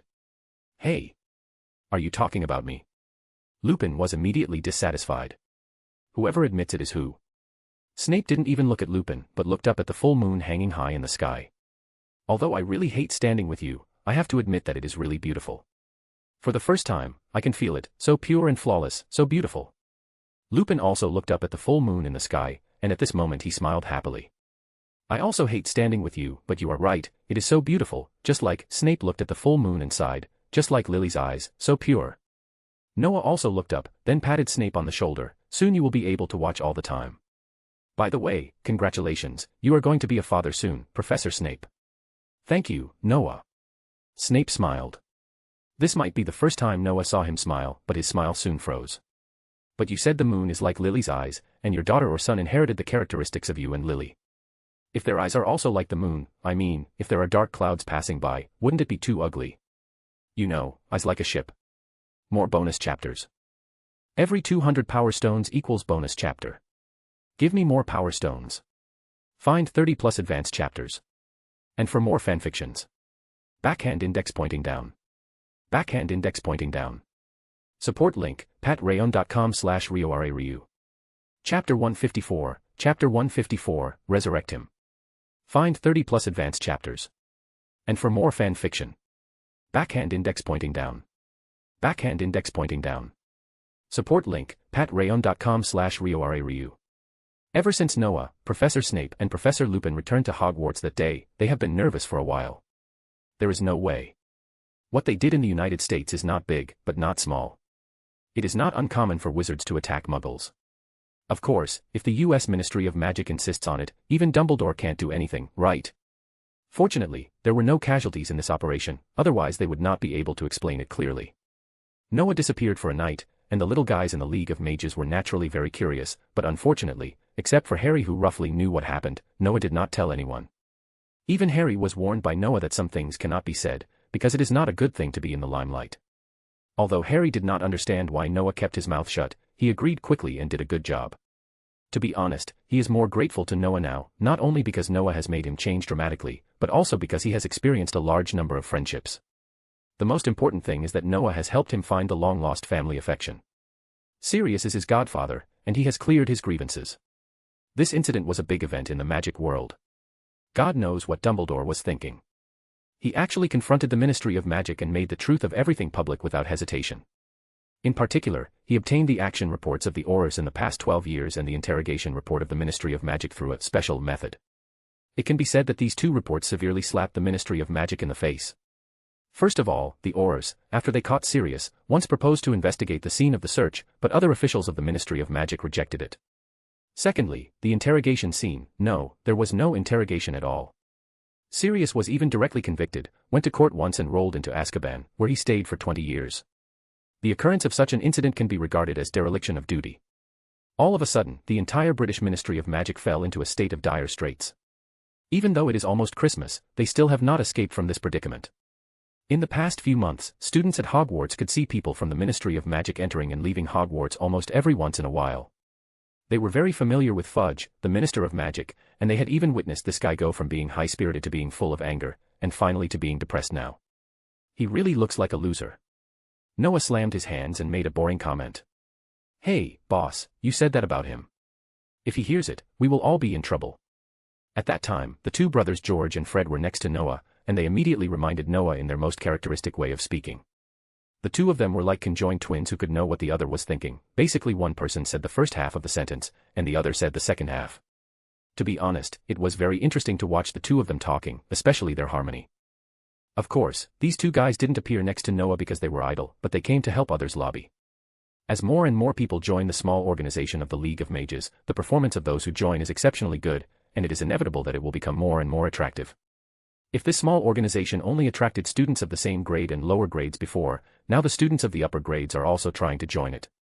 The purpose of their finding Noah is actually this, because Gryffindor is in the same grade as them, and there is someone who wants to join, and they can't refuse. Who is it? You two are never afraid of yes and can't refuse. Angelina Johnson. The hot-tempered chaser. Yes, you know her. Nonsense, how could I not know her? If nothing unexpected happens, this girl will probably become the wife of one of them, right? It's interesting to say that Angelina Johnson originally had an ambiguous relationship with Fred, but after Fred died, she married George. To be honest, the twins are almost exactly the same, and Noah often confuses them. But why did this woman come in? Noah remembered that she seemed to be in the 5th grade now. She would graduate in 2 years. Was she planning to come in for a sprint? It's up to you. First of all, she has to pass the test. Of course, but what about the test for the Exorcist? Should she do it during the Christmas holiday? Of course, let her come to me after Christmas. No problem. Damn it, now I don't have to worry about her telling Filch that we put laxatives in his tea, causing him to spend more than half of his time in the toilet these days. Well, it's because of this that Noah was a little amused by these two brothers. These two guys always make trouble without knowing how to stop, but the strange thing is that these two guys have always had good grades, and they have made some exaggerated progress after joining the Mage Union. And with the distribution of the Mage Pendant to Hogwarts students during this period, the magic level of these two guys also scared a lot of people, level 1, level 7.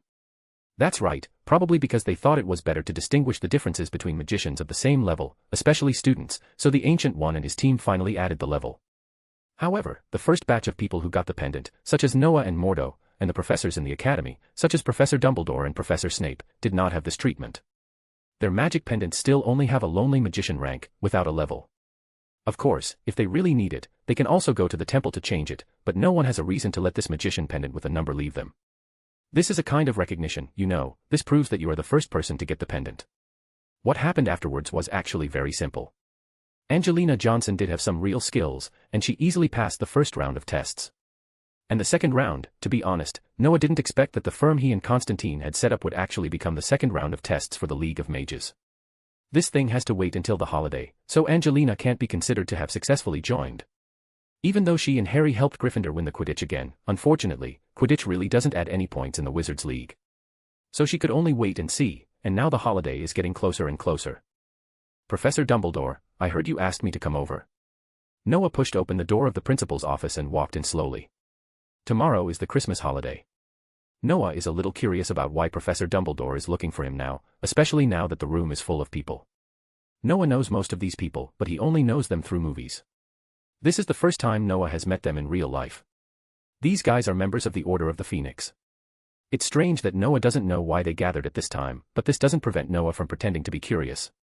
You are here, Noah. Dumbledore nodded to Noah. His face looked a little serious at this time, which made Noah a little nervous. Could it be that Professor Snape's matter was exposed? He turned his head and glanced at Snape, but Noah soon retracted his gaze. This guy's face never changed. It's useless to look at him. So Noah turned his head and looked at Professor Lupin. Professor Lupin looked calm, which made Noah feel a lot more relieved. Professor, what's up? Since it wasn't Snape's affair that was exposed, Noah had nothing to worry about. In fact, Noah felt that even if it was exposed, Professor Dumbledore probably wouldn't say anything. There has been some progress in the matter you asked Severus to do. Dumbledore said seriously. You mean, the snake was found? Noah's eyes lit up. In the past few months since he came back, Noah has worked hard on this magic, but unfortunately he has not been able to prove his level without a test subject. It seems that this is good news. Yes, I found it. But it comes with a very unfortunate news. What news?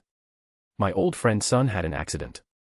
You can think of it as escaping from Azkaban, and it was because of his escape that we discovered a lot of things. Excuse me, who is your old friend? Noah looked at Dumbledore inexplicably. He really has a lot of old friends, and each of them has a long life.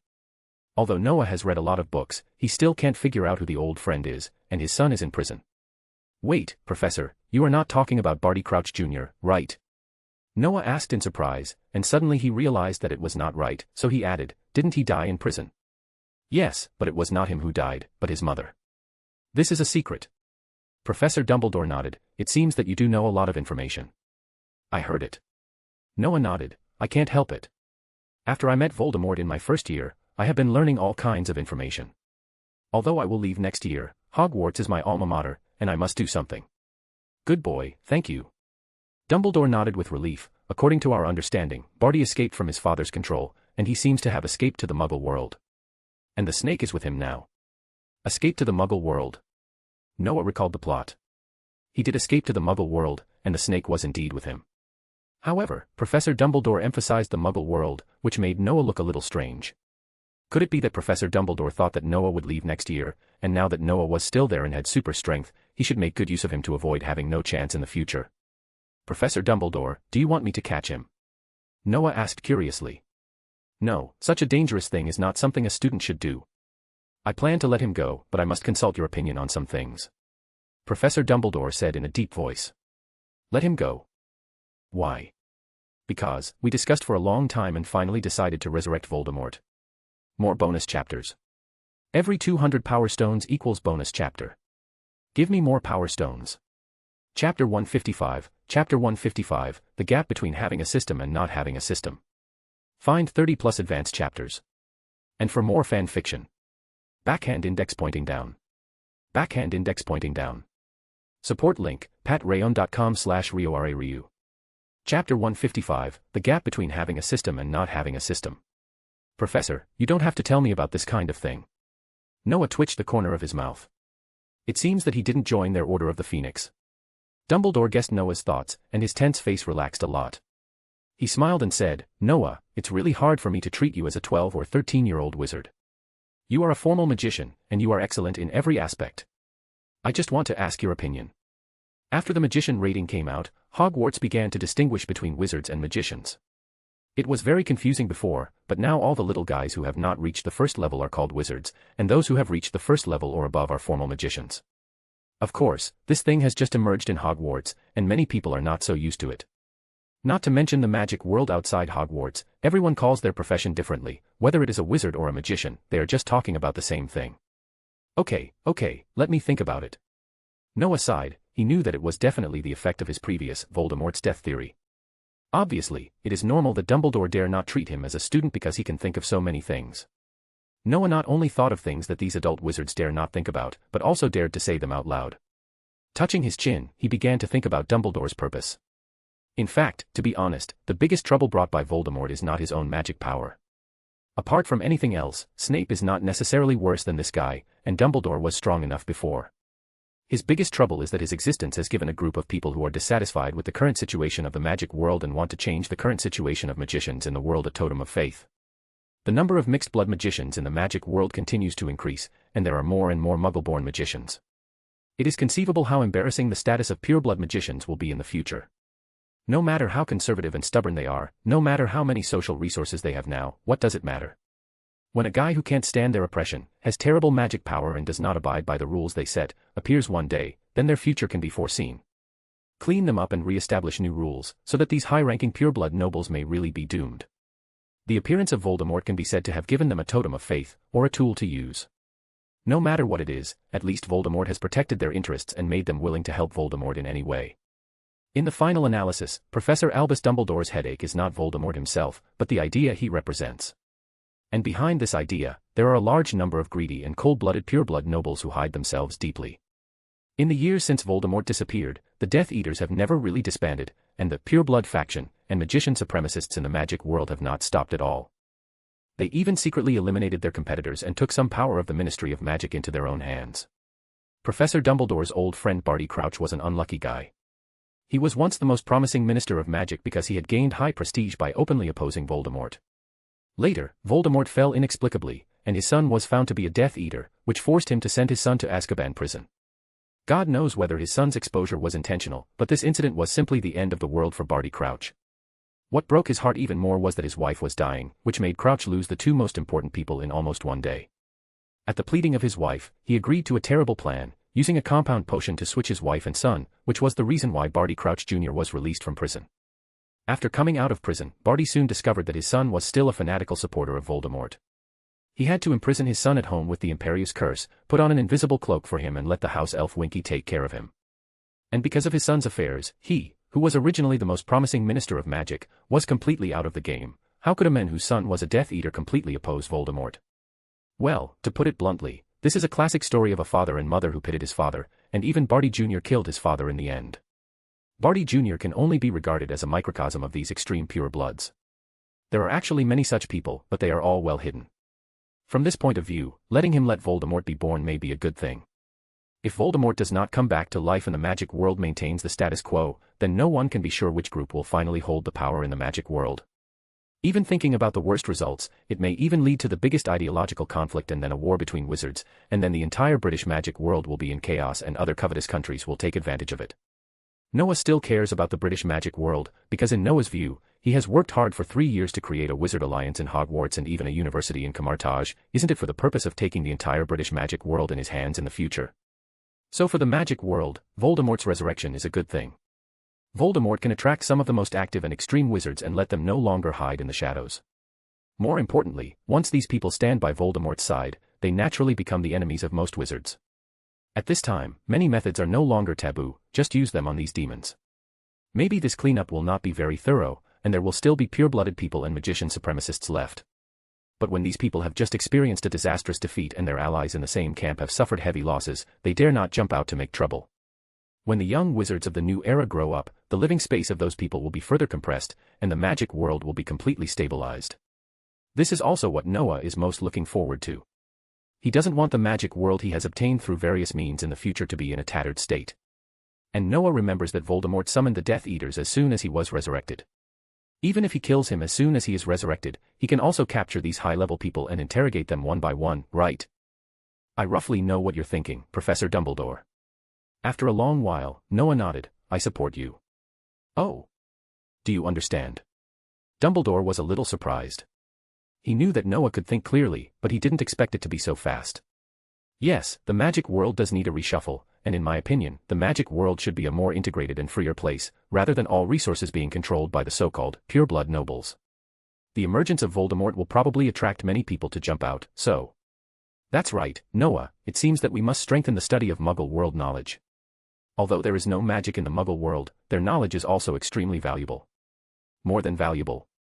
Although the knowledge of the Muggle world and the knowledge of the magic world are two extremes of the continuous route, they also have a lot to learn from each other. In the library of the Noah system, a lot of books will be stuffed according to Noah's own needs. Noah can be said to have benefited a lot. But to be honest, I'm still a little worried, Professor Dumbledore sighed and continued. What are you worried about? Noah tilted his head. Was he worried that he was not Voldemort's opponent? What a joke. Professor Dumbledore is now at the 6th Order of Magic. How strong is Voldemort after he was born? However, after Noah glanced at these members of the Order of the Phoenix, Noah seemed to understand something, which made Noah laugh and cry. To put it bluntly, this is purely a matter of experience. Professor Dumbledore did not realize that the 6th Order suppresses the 5th Order. His situation is somewhat similar to Noah's current situation, that is, they do not have a qualified experimental subject and reference object, and they do not know their magic or strength at all. It's not that Noah is very clear about the gap between the 6th level and the 5th level, but Noah has a system, and the evaluation of the system makes Noah have a psychological plan. To be honest, Professor Dumbledore is still a very good person. Looking back at the entire Harry Potter story, Professor Dumbledore has some ideas and plans. But he is not a scheming old fox, because he has truly dedicated everything for the future of the magic world, including his own life. This is fundamentally different from those powerful mouth cannons who claim to be for the future of XX, but are unwilling to make any sacrifices. It's just that Dumbledore doesn't want too many innocent people to be implicated. Maybe the members of the Order of the Phoenix have the belief and preparation for sacrifice, but Dumbledore hopes that they will play other roles in the following days, rather than lose their lives in this change. You must know that Dumbledore has the Order of the Phoenix, but Voldemort also has a group of terrifying Death Eaters following him.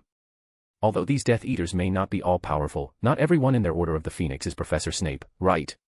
So, are you worried that Voldemort's birth will cause too many innocent casualties? Noah asked curiously, his mouth twitching. Yes. Professor Dumbledore nodded seriously. Actually, there is no need. Why? Because regardless of how powerful Voldemort is when he is resurrected, even if he is fully powerful, you can easily deal with him. And those Death Eaters under him may not have time to do anything, and you can already turn around and deal with them. Dumbledore was completely stunned. He really didn't expect Noah to evaluate his strength like this. Not only him, but other members of the Order of the Phoenix were also stunned. Those Death Eaters hadn't had time to fight them, and Professor Dumbledore had dealt with Voldemort. Is this really possible? Are you kidding me, Noah? Dumbledore's face became more serious this time. Of course, what you lack is a qualified experimental subject. To be honest, why don't you compete with Professor Snape? These are what my teacher said. Voldemort is only about the 5th Order of Magician. Professor Snape can deal with him very well. You will know after competing with him. Noah spread his hands. He didn't notice that after he said this, Professor Snape's eyes became unusually bright at that moment. More bonus chapters. Every 200 Power Stones equals bonus chapter. Give me more Power Stones. Chapter 156, Chapter 156. I need your support. Find 30 plus advanced chapters. And for more fan fiction. Backhand index pointing down. Backhand index pointing down. Support link, patreon.com/RioRaRyu. Sorry guys for the irregular uploads. From today there will be regular uploads 2 chapters a day. The competition between Professor Snape and Professor Dumbledore did not take too much time to end. After Noah's proposal, the two of them also agreed to this idea. Professor Dumbledore wanted to see how good his level was, and also wanted to see if Professor Snape was really as good as Voldemort as Noah said. Professor Snape also had this idea, so they went directly to the Forbidden Forest outside the school to start a wizard duel. The result was similar to what Noah expected. Professor Snape used all his power, including all kinds of black magic and unforgivable curses, and almost destroyed the entire Forbidden Forest. However, Professor Dumbledore was unscathed, and he easily resolved all of Professor Snape's attacks with a calm look. This was like an adult bullying a child. Seeing Professor Snape, who was trying his best to release all kinds of terrible magic, the members of the Order of the Phoenix felt a little sympathetic. Although Professor Snape was indeed powerful and had abundant magic power, he had no way to deal with Professor Dumbledore. Dark magic and the unforgivable curse consumed a lot of magic power. Professor Snape bombarded Professor Dumbledore for more than half an hour before slowly stopping. You can imagine how scary Professor Snape is now. If he wears a mask, it's okay to say that he is the Dark Lord, right? I never thought that there would be a day when I don't understand myself. When the duel ended and they came back through the space door opened by Noah, Professor Dumbledore's first sentence was self-deprecation. But without exception, everyone could hear the relief and happiness in his words. Professor Dumbledore is really too powerful now. Professor Dumbledore, when you were promoted, you should have felt your changes, right? Noah was a little surprised. A wizard should know his own changes best after being promoted. Why doesn't Professor Dumbledore have any self-awareness? Well, although I do have a feeling that I can beat 100 of my former self without much effort. But I always think that's an illusion. It's the most important thing for a wizard to be cautious and calm at all times, isn't it? Professor Dumbledore blinked with a smile on his face. Okay, this reason is very sufficient, so sufficient that Noah didn't even have the desire to refute it. A wizard should indeed be cautious and calm, but as a wizard, isn't it better to be more confident sometimes? Although the overconfident guys basically went to where they should go to line up to report. After solving this matter, the conversation tonight is basically over. Voldemort is really no longer a problem now, and even those Death Eaters will not be. The only problem was how to take the initiative, deal with the Ministry of Magic, and then let the Ministry of Magic cooperate in a new round of reshuffle after Voldemort's death. Soon they made the final decision, which was to resurrect Voldemort and wait for him to summon the Death Eaters. Noah fully supported their approach. Why make so much trouble? Wouldn't it be better to kill him and then settle the accounts slowly? As for what happened later, Noah was not involved, because he couldn't see these things at all. By the time they started to reshuffle and rebuild, Noah had been scolded half to death all day in Camartage, so how could he care about these things? At most, Hathaway would send a message to the friends and the wizards in the league, and then pray in his heart that the Ancient One would show mercy and give him some vacation. After leaving Professor Dumbledore's office, Noah planned to go to the Room of Requirement. Tomorrow is the holiday, and the Room of Requirement is still crowded with people tonight. Many students even decided not to go back during the holiday. The small group of the League of Mages has begun to grow. It is conceivable that in a few years, this small organization may become a towering tree. As their leader, Noah naturally had to go and see the current situation, but he was caught up by Professor Snape after he had just walked a few steps. Now Professor Snape still looks a little tired, after all, he just fought, and he was the kind of person who went all out. Come to my office, Noah. Professor Snape was still as talkative as before, and he walked forward on his own. Hey, Professor, it's almost midnight now. Noah's mouth twitched. Where are you going now?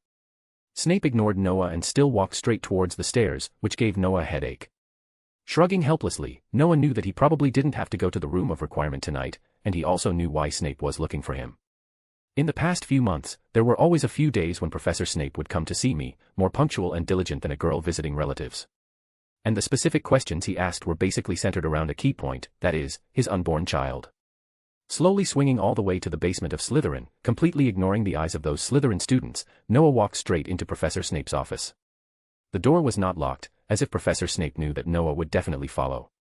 Tell me, Professor, what do you want to see me about today? Noah found a place to sit down out of boredom, and then Noah noticed the things on Professor Snape's desk, baby products. And children's products. Professor, are you going to prepare everything for your child from 1 to 11 years old? Men who are about to become fathers are really scary, they are simply crazy. Noah gently moved his hand, and all those things floated up, and then sorted them from big to small. Noah realized that Professor Snape had prepared both men's and women's clothes. It's just necessary preparations, is there any problem? Professor Snape was not dissatisfied at all. Looking at these clothes, he even smiled. It was obvious that he was thinking about how his child would look in these clothes. Okay, actually I don't think you need to prepare so much. Of course, since you have prepared it, there is no need to throw it away. Noah hooked his finger, and a Lolita-style dress flew to his side. Well, if it's a boy, it might look good in this, right? Oh. Have you worn it before? Professor Snape looked a little strange. It seems that you have a lot of experience, Noah. Damn it. I haven't worn these. Okay, just pretend you haven't worn them. What do you mean just pretend? I swear to Merlin, I really haven't worn these things. And what do you want to find me so late for? Noah looked a little angry at this time. He waved his hand fiercely, and all the clothes were quickly classified and returned to their original positions, including the long dress before. And Snape's face changed from a slight smile to seriousness. It was obvious that he really had something to say. Honestly, Noah, I didn't expect you to agree with Albus's plan at first. You mean to let Barty Jr. do whatever he wants, or even resurrect Voldemort? Yes, to be honest, I don't agree with this proposal. Aha. I heard from Sirius that you hate Voldemort the most, because... Noah stopped talking here. There is no doubt that Snape is the one who hates Voldemort the most. If the people who resist Voldemort can be divided into two types, one is for the future of the wizarding world, and the other is to seek revenge on Voldemort. Snape is obviously the second type, and his hatred for Voldemort is so deep that he doesn't care about his own life at all. In short, if possible, he is willing to have an extreme one-to-one exchange with Voldemort, and he will blink his eyes completely. I really hate him to the core, even if it means dying with him. Snape did not deny Noah's words, nor did he care whether Noah really knew everything from Black. He walked to the clothes and gently sorted them out again, saying slowly, "But, in a few weeks, I will be the father of the child, and I must think more about my child." A few weeks? Are you kidding? Noah looked at Professor Snape in a daze. "Please, because the growth process takes a year. This is a natural situation." "Yes, but that guy named Ricard and that Pym, they work together to do something I don't understand. In short, the child will leave the test tube faster and there will be absolutely no problems." Okay, I don't understand these things either." Noah touched his head. This group of scientists is really speechless. They actually shortened the time of a year to half. And they dared to guarantee that there would be no problems. Noah knew that they dared not mess around, otherwise they would be really miserable. Boy or girl? Girl. Then why did you prepare men's clothes? That's not right. How did you contact them? Hogwarts can't use Muggle communication equipment. But Hogsmeade can. I went to the Muggle world before and bought something called a mobile phone. I put it in Hogsmeade. I will contact them when I have time. As for those clothes, I prepared them in advance. Bye. You didn't steal them, did you? It is said that love can make people's IQ lower. Could it be that being a parent can instantly improve one's IQ? Noah looked at Professor Snape with an increasingly strange look. He really didn't expect that Professor Snape actually went to get a mobile phone to contact those doctors. Okay, I'm sorry I don't know what you were thinking at the time.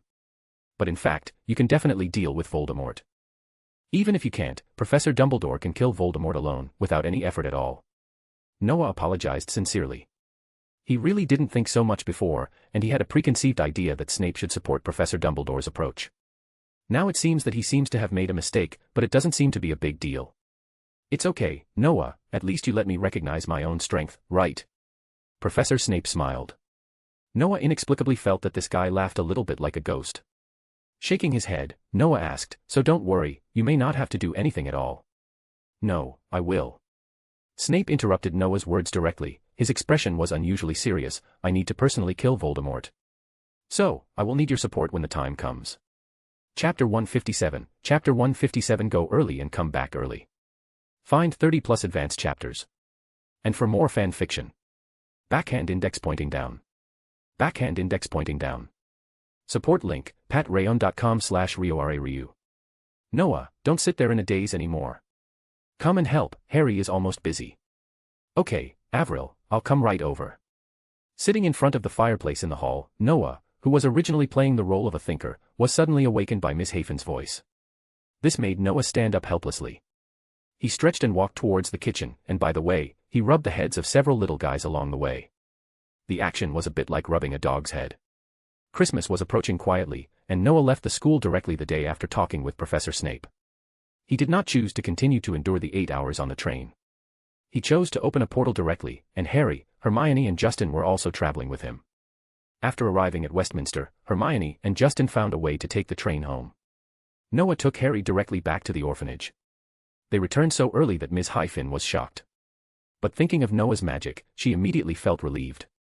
The orphanage was still so peaceful, but there seemed to be fewer children here, and there didn't seem to be many new faces. Noah didn't care about these, but these new little guys were very curious about Noah, because they didn't understand how he appeared at all, and of course no one told them. Noah and Harry made Ms. Hyphen very happy. At least someone helped on Christmas, right? What made her strange was that Noah didn't seem to have any intention of helping. He sat there alone pretending to be a thinker, but Harry was very active. In fact, Noah didn't think about a big problem. It was mainly about Snape. To be honest, Noah knew that people were very contradictory, and he was like that. But he didn't expect Snape to be so contradictory that he was speechless. At first, because of the upcoming birth of the child, he strongly disapproved of Professor Dumbledore's attempt to revive Voldemort. He even preferred to find the mother of the carrier of Voldemort, and then. Well, it's too dark, so let's not talk about it. After that, because he learned about Professor Dumbledore's current specific strength and his own specific strength, his heart of revenge burned again. The most ridiculous thing is that he even planned to get rid of Voldemort himself. This made Noah feel very speechless. Professor Snape's purpose of looking for Noah was also very simple, that is, to let Noah support him. To be frank, Noah is still quite influential in Hogwarts now. As for where to start, I'm afraid it's also very mysterious. Noah's increased voice was not because he became the disciple of the supreme sorcerer. It just made Noah more valued. The real reason for Noah's increased voice was his Voldemort's death theory and his help. All the professors had a terrible improvement in elemental magic. Helping a person improve his magic level is something that only a teacher can do. Although there are some elements of transactions in this, they really understand a lot of things that they may never understand in their lifetime. From then on, Noah's attention has increased day by day. In addition, Noah helped connect Hogwarts and Camartage, and solved Lupin's werewolf identity. Snape's matter was too secretive, so they didn't say it. It can be said that the person who can slightly shake Dumbledore's mind now must be Noah, so Snape asked Noah for help. To be honest, Noah felt that this matter was simply a matter of taking off pants and farting. Wouldn't it be enough to lure out those guys who jump the most, and then let Dumbledore get rid of them all at once? Why do you have to make a drama of taking revenge with your own hands? Is this really a good idea? Of course, Noah complained, but he didn't reject Snape's idea. Because Noah had never experienced such a thing, he felt that he had no right to comment on it. I just don't know if Snape can beat Voldemort. It's okay if he can't beat Professor Dumbledore, I'm afraid he will be very unhappy. But if he wins, what will this guy say? Hey, Voldemort. I'm here to avenge the person I love the most. Noah's mind was full of these images, and then he walked into the kitchen carelessly and slowly, but he was driven out by Miss Huffin less than a minute after he entered. In the words of Miss Huffin, you are so careless, you might as well sit in the hall.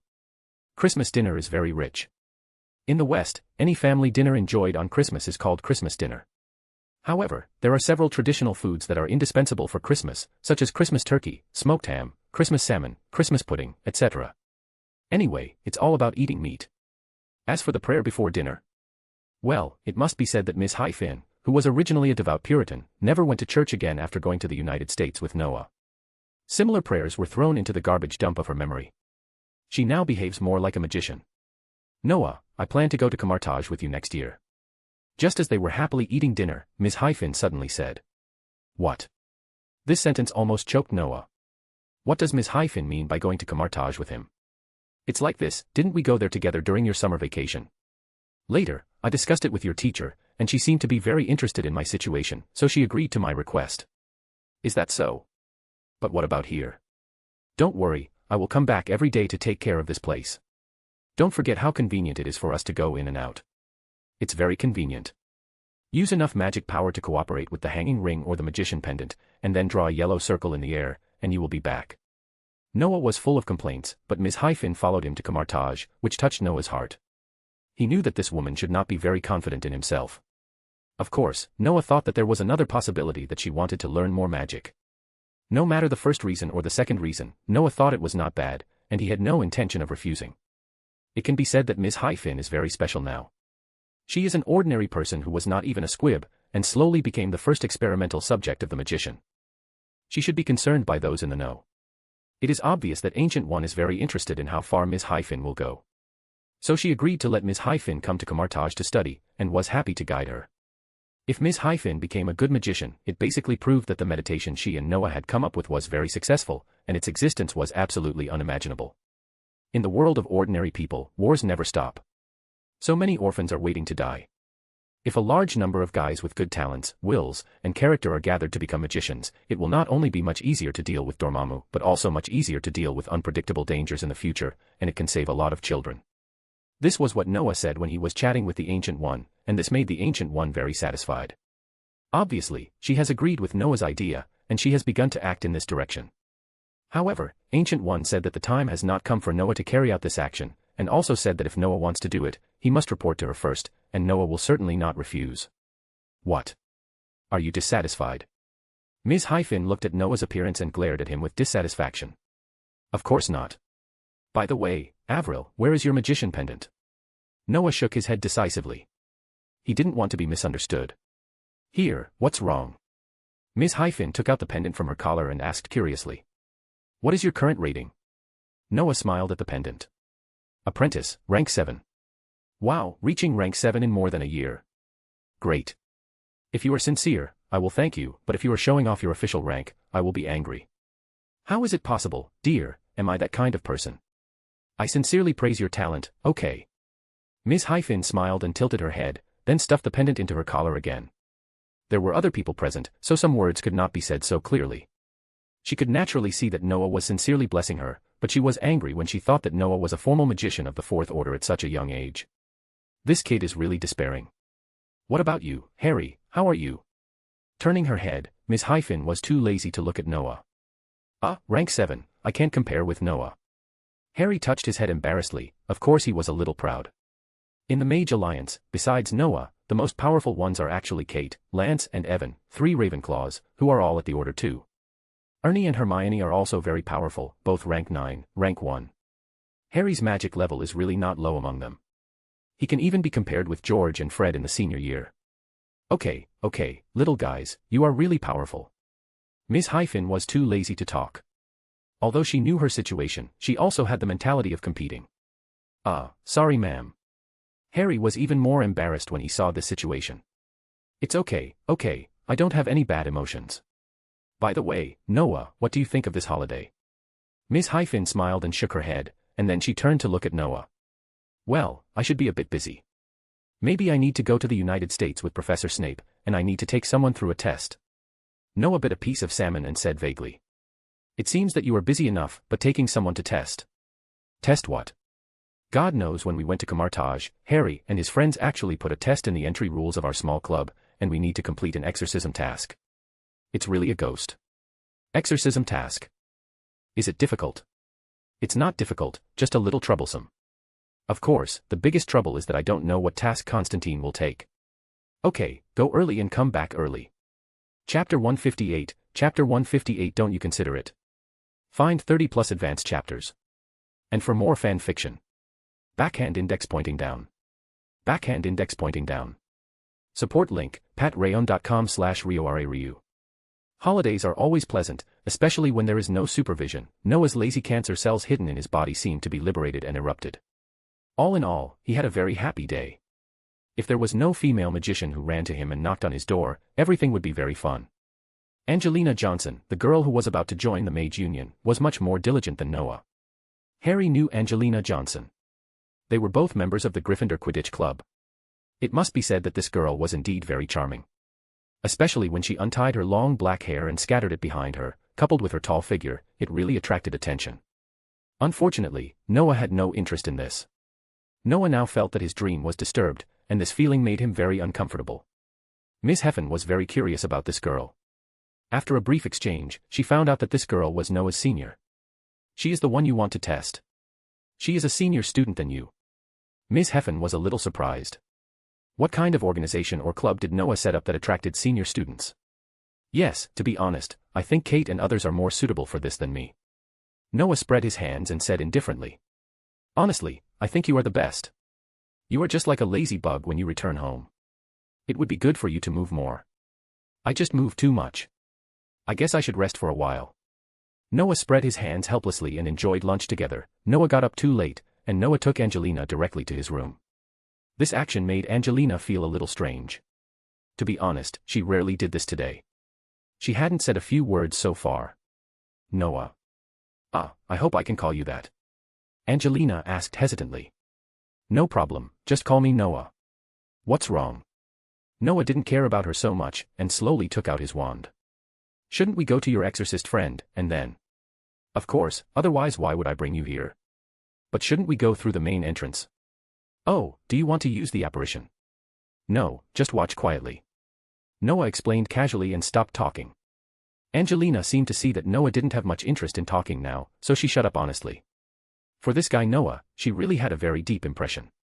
He seemed to be quieter this year, but what he did last year could be written into Hogwarts, a history of the school. A second-year student actually defeated a sixth-year Slytherin. And the guy beaten by Noah was Marcus, their old rival in the Quidditch team. This made Angelina start to have some interest in Noah, and what happened next made her even more dumbfounded. Noah tied with Professor Snape on the duel stage set up by Professor Lockhart. No, it should be the liar Lockhart. Angelina didn't like Professor Snape. As a Gryffindor, I'm afraid no one would like a Slytherin. Especially Professor Snape was not really friendly to Gryffindor students, especially Harry, who was deducted a lot of points by Professor Snape. Maybe Professor Snape didn't take it seriously at all. Angelina thought so at the time, and such doubts were everywhere until something happened later. The basilisk, this very difficult and terrifying thing in the magic world, actually appeared in Hogwarts and launched 2 attacks. Of course, when they knew it was the basilisk that did it, Noah had already burned the basilisk to the point where it looked like it could be eaten as a barbecue. When Angelina and her friends came to see the thoroughly cooked basilisk, and heard Harry's story in the days that followed, Angelina once again believed that Noah was a man who could tie with Professor Snape. Why would such a guy appear in Hogwarts? Is he the descendant of that pure-blooded noble? The more curious she was, the more she wanted to know. As Angelina slowly inquired, she learned that Noah was not a pure-blooded noble at all. He came from the Muggle world, and this guy set up a small club, which was full of excellent students of their age. This made Angelina feel that it was natural, because excellent people can only make continuous progress when they are with excellent people. But she was also a little disappointed, because she really wanted to get to know this guy up close. This thought made her even more serious on the train to Hogwarts in the new semester. One person, one magic, nearly 100 hard-to-kill Dementors, all turned to ashes in an instant. Angelina felt that such a shocking and terrifying scene could only be seen in dreams.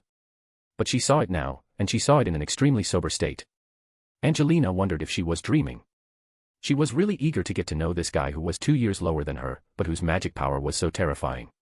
However, Angelina really didn't have the courage to say to a boy who was 2 years lower than her, "Hey, I want to join you, okay?"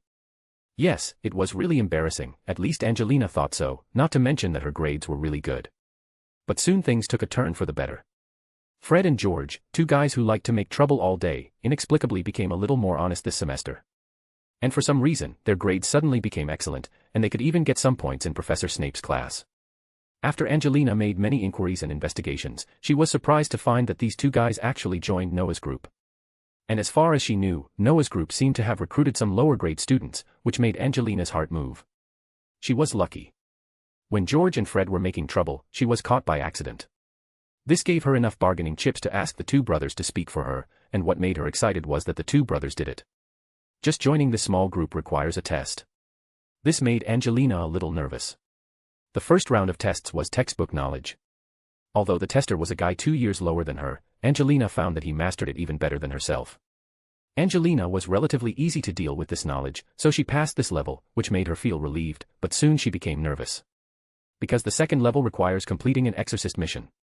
Angelina didn't have much practical experience. She was probably best at harassing opponents and avoiding their harassment in Quidditch games. But in order not to lose face and join in, Angelina gritted her teeth and decided to give it a try. After spending a Christmas at home, she ran to the address Noah had left before, but she was surprised why Harry was here too. But she was just surprised and didn't ask too much. But when she finished lunch, Noah didn't take her out, but came to Noah's room. This made Angelina curious and nervous, especially after Noah took out his wand. But soon, Angelina was dumbfounded, because she saw Noah actually drew a circle with his wand, and then this circle wrapped in strange magic directly opened a door. "Okay, Angelina, I hope I can call you that." "Of course, Noah. This is Space Gate. To save trouble, we go directly through here." Wow. My God. Angelina was really shocked. It was the first time she saw such a magical magic. Before this, she had never thought that there would be such a magic. In her opinion, the most convenient moving magic is apparition, but that magic is dangerous. The second is to use the flow network, but that magic will make you dirty. Noah glanced at Angelina, who was still in a daze, shrugged and walked in directly. Angelina also woke up and hurriedly followed Noah in.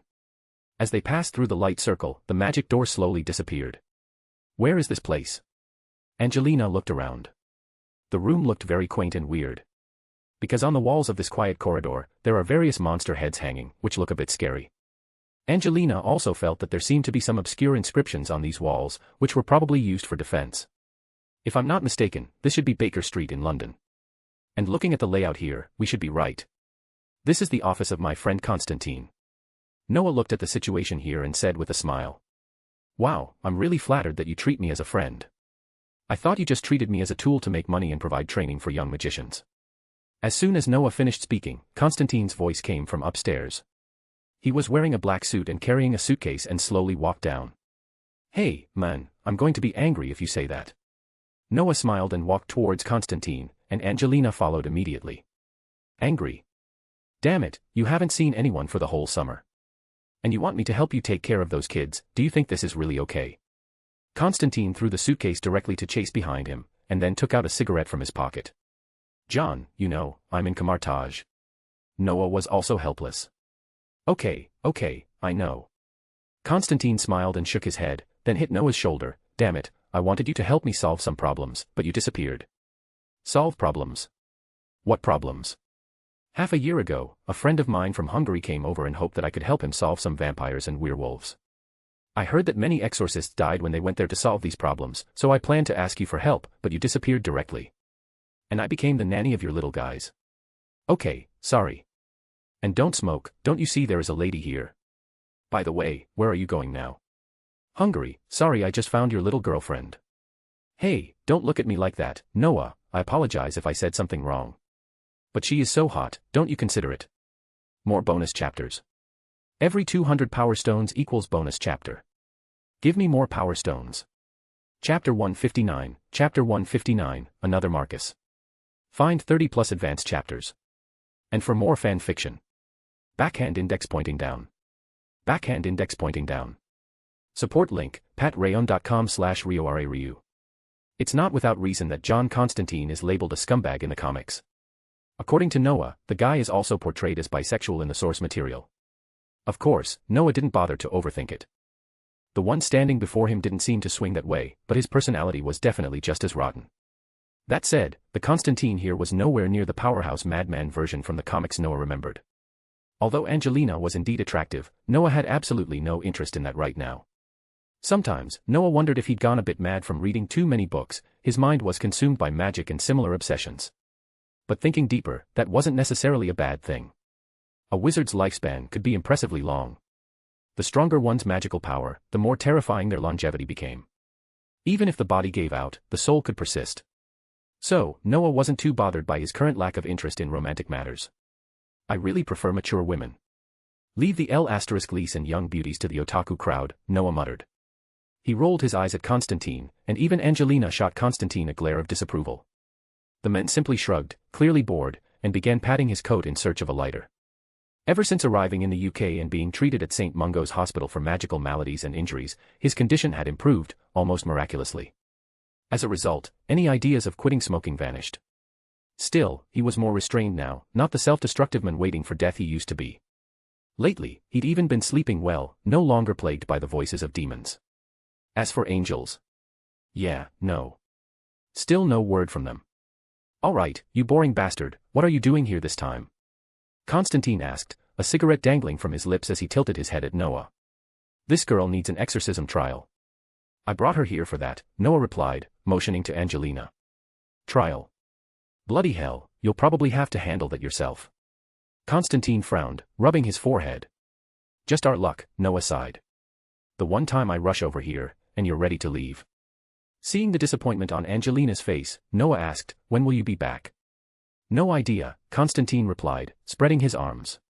Soon, hopefully. Why not drop by during summer break? I doubt I'll have the time, Noah shook his head. But then an idea struck him. Are you sure we're only dealing with vampires and werewolves this time? Nothing, nastier. I can't promise that, Constantine replied, clearly catching Noah's implication. He smirked. But as long as it's not something completely ridiculous, we can handle it. Right. I hope so. I'll notify Professor Dumbledore. Noah nodded, then turned and opened a portal, disappearing in a flash of golden light. Constantine nearly dropped his cigarette. Angelina stared at the glowing remnants of the portal in confusion. What did this mean? Were they really going abroad with this handsome but frustrating exorcist? Half an hour passed.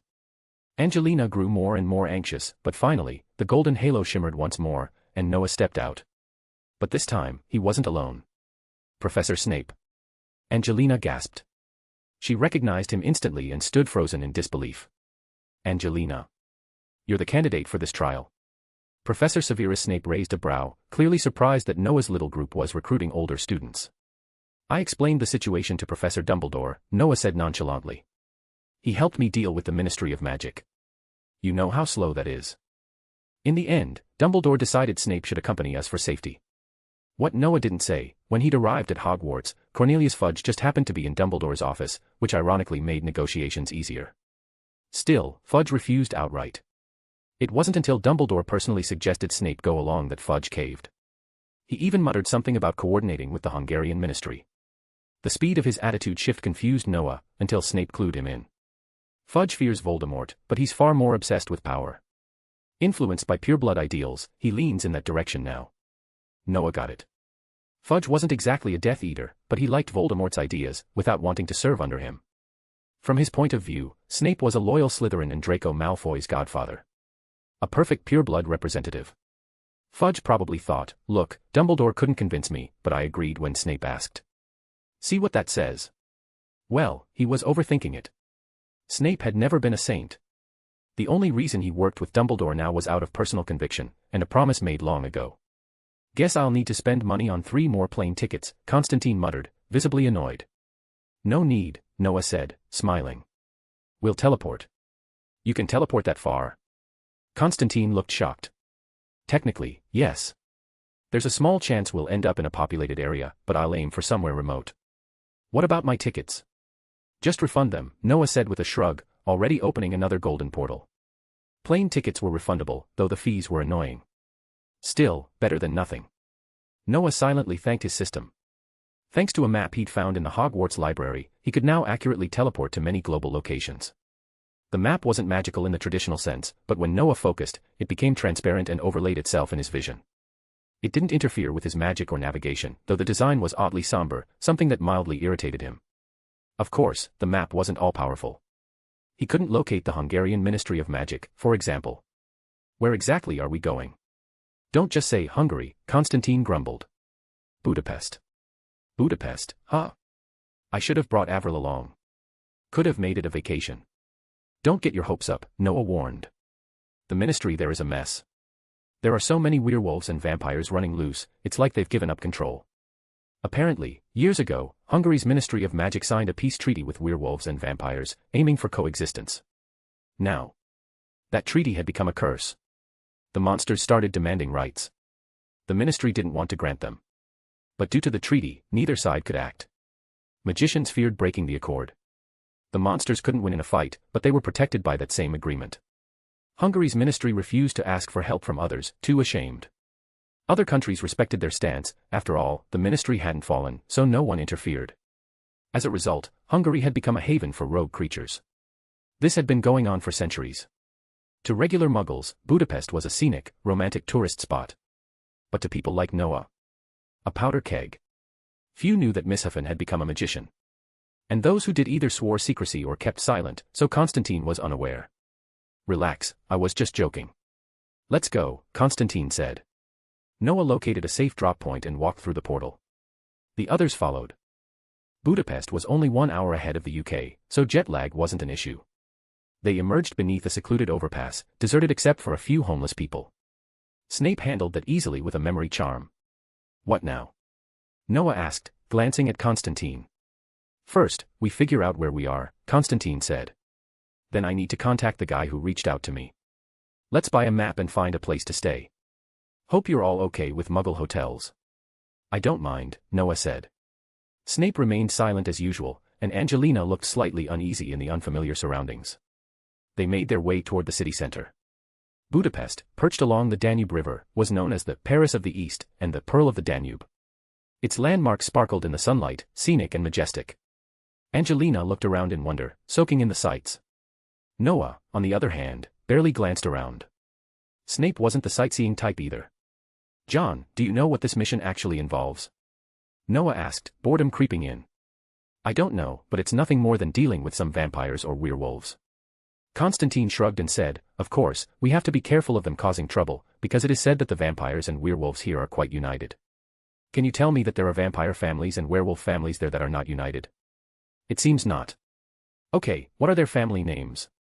I don't know, but I heard from my friend that the ancestor of the vampires seems to have fallen into a deep sleep, and his name is Marcus. More bonus chapters. Every 200 power stones equals bonus chapter. Give me more power stones. Chapter 160, Chapter 160, we accepted this mission. Find 30 plus advanced chapters. And for more fan fiction. Backhand index pointing down. Backhand index pointing down. Support link, patreon.com/RioRaRyu. Although the name, Marcus, wasn't exactly strange, Noah couldn't help but remember a kid he beat up back in 2nd grade who had the same name. But a vampire named Marcus? The leader, even. Noah's first thought was of the Italian guy from Twilight. Of course, he dismissed that idea almost immediately. Sure, that Marcus was impressive, one of the 3 leaders of the Volturi, the ruling class of Italian vampires, and one of the founding members. That guy had lived over 3,000 years. As for how powerful he was, Noah didn't really care. He thought it was irrelevant. Because this godforsaken place was Hungary. What, did that guy take a vacation to Budapest and decide to hibernate along the Danube? Could it be that Marcus?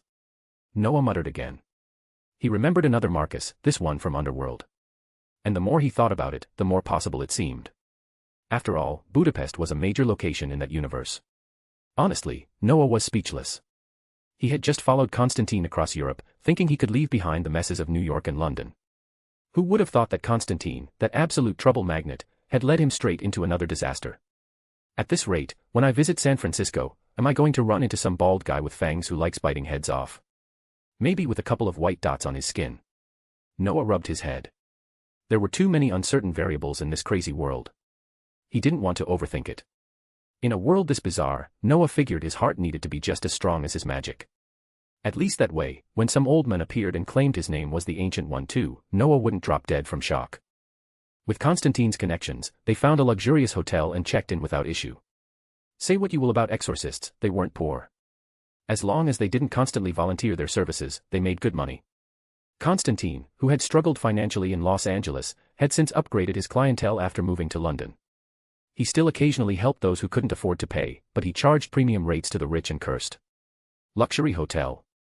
No problem, stay as long as you like. After making sure Noah, Angelina, and Professor Snape were settled in, Constantine took poor Chase, who still had little presence in this story, out to meet a contact. Professor, have you ever been to this hellhole before? Noah asked, flopping on the bed and flipping through TV channels until he gave up and turned to Snape. No, Snape replied, shaking his head calmly. But I do know about its situation. Oh. Noah sat up slightly. The Hungarian Ministry of Magic signed an agreement centuries ago, sympathizing with the local vampires and werewolves. Now, they're suffering the consequences. Yeah, I know, Noah muttered, stretching. And thank Merlin we didn't make the same mistake. At least they gave us a nice cautionary tale, right? Indeed. That's why, back home, when werewolves and vampires clash, we kill both sides, regardless of who started it. Attacking muggles. Kill them. Attacking wizards. Same result. Remus Lupin was just unlucky. The werewolf that bit him ran before he could be caught. No one knows where he's hiding now. Angelina, who had been quietly listening, stiffened at Snape's cold tone. The textbooks did talk about vampire and werewolf protocols, but she never imagined the ministry was this ruthless. By the way, Noah asked, do you know anything about that Marcus? Not much, Snape admitted. He's been around for centuries, but there's very little written about him. I know more about the Marcus from Italy, they're far more public. Noah sighed and rubbed his forehead. So, there was a vampire named Marcus in Italy. Was there also a town called Forks, filled with vampires, werewolves, and one girl who was oddly attractive to bloodsuckers? Well, maybe not yet, timeline-wise. Even if that eventually happened, Noah wouldn't interfere. He had zero interest in those supernatural teenage love dramas. Unless they turned into another global catastrophe. Then he might have to step in. Professor, seriously.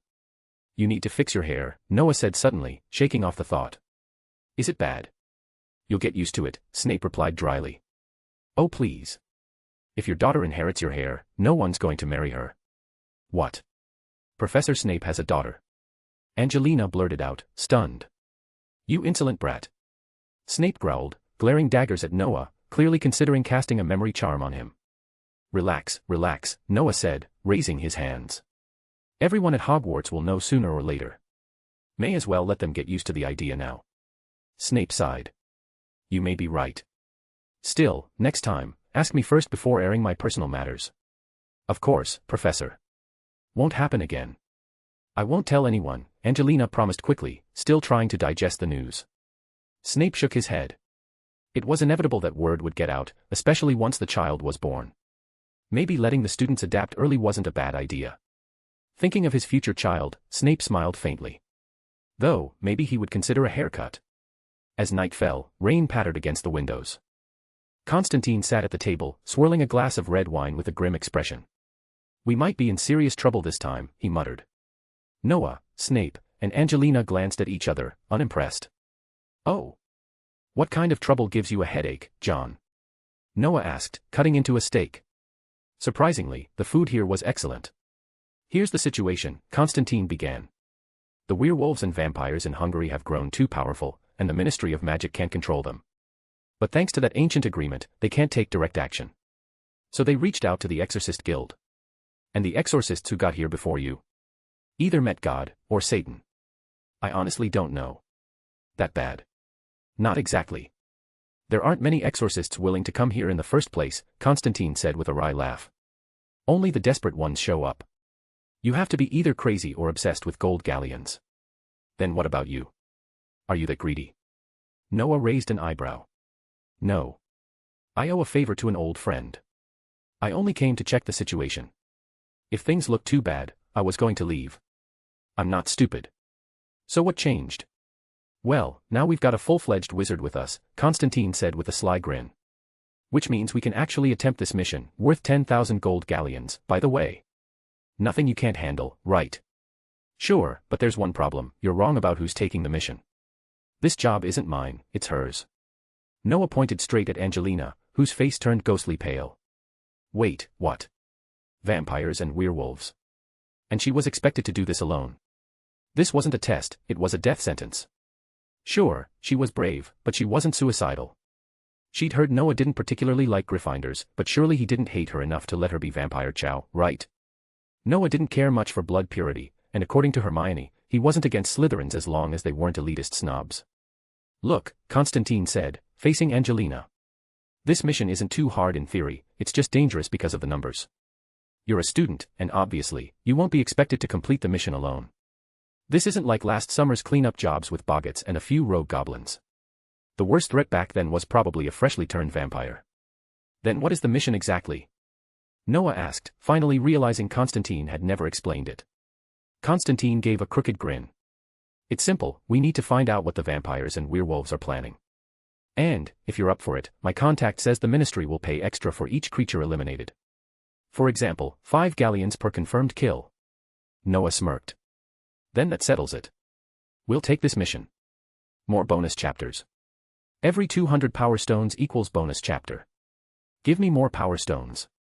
Chapter 161, Chapter 161, the real question is, can the ministry afford the fee? Find 30 plus advanced chapters.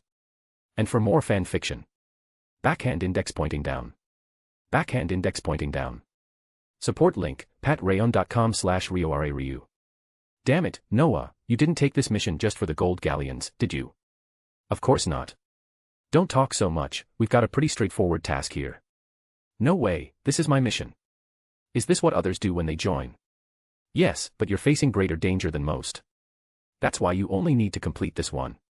At least let me see that you're not completely hopeless. Noah and Angelina walked slowly under an umbrella through the rainy night. It looked romantic, but in truth, the two barely knew each other. Noah's mind was entirely preoccupied with what came next. He was somewhat familiar with the plot of Underworld, the story where the vampire Celine fights both Lycans and her own kind to protect the hybrid Michael Corvin, ultimately killing her adoptive vampire father. The story itself wasn't all that strange, but what fascinated Noah was the character Alexander Corvinus, the so-called progenitor of both vampires and Lycans. Strangely, Corvinus was just a human, an immortal human. His longevity bordered on the absurd. The story went that he once ruled over a small land that was wiped out by a plague. Corvinus alone survived, his body having mutated the virus into something beneficial, making him the first true immortal. He had 3 sons, Marcus and William were bitten by bat and wolf, becoming vampire and Lycan respectively. Whether that was luck or a cosmic joke, Noah wasn't sure. The 3rd son remained human, though possessing the purest form of Corvinus's bloodline. Sadly, he didn't inherit immortality and lived as an ordinary man. Alexander Corvinus chose neutrality. He went by the alias Lorenz Masiaro, secretly operating in the human world, deploying cleanup squads to erase any trace of supernatural conflict. His goal, prevent the existence of vampires and Lycans from reaching the public eye. To Noah, Corvinus wasn't such a bad guy. In the original lore, he believed the world belonged to humanity, not to his sons. However, things were different now. This world was a chaotic blend of Underworld, Harry Potter, and even Marvel. With the existence of wizards, werewolves, vampires, and who knows what else, Noah wasn't sure Corvinus even knew about the magical world or the Ministry of Magic. Still, that wasn't the point. What intrigued Noah was the Corvinus bloodline itself. It could adapt to infection and mutation. So, what if someone with that blood was bitten by a radioactive spider? Would another Spider-Man start swinging through the skies of New York? Maybe I should collect a vial of his blood for research, Noah muttered, scratching his chin as he walked. Before they left, Constantine had already confirmed a hunt would take place tonight. That intel came directly from the Hungarian Ministry of Magic, and Constantine relayed it to the group. So Noah decided to let Angelina take the lead tonight. If anything went wrong, he'd jump in. Frankly, dispatching a 4th-level magus like him for a bunch of vampires and werewolves was overkill. Even Professor Snape hadn't bothered to get out of bed. Constantine had taken the almost invisible chase with him, dropped Noah and Angelina at their destination, and vanished. No one knew the exact location of the skirmish, so they had to scout. Standard exorcist protocol. As they moved down a dim street, Noah abruptly stopped. Angelina, following close behind, nearly stepped out from under the umbrella. Confused, she tilted her head. She was taller than Noah, and looked at him. Relax. It's probably just someone from the ministry, Noah said before she could ask. Sure enough, moments later, several figures emerged from the shadows, men in long trench coats, neat suits, and tall hats. They looked more like ministry auras than street thugs. The leader, a stern-looking black man, stepped forward. You two filed registration through the British Ministry of Magic, he asked, frowning. That's right. Is there a problem? Noah replied with a casual shrug. Where are your supervisors? I heard there were 3. Still back at the hotel. We came out to investigate. All right, just a heads up, there's a convergence ahead. Lycans and vamps are gathering. If you're unsure about your safety, I'd suggest backing out. Perfect. That's exactly what we're here for. The Auror gave them a suspicious look. You too. He glanced between Noah and Angelina, then added, no offense, but you're students, right? Not much field experience. We've already assigned this matter to an exorcist.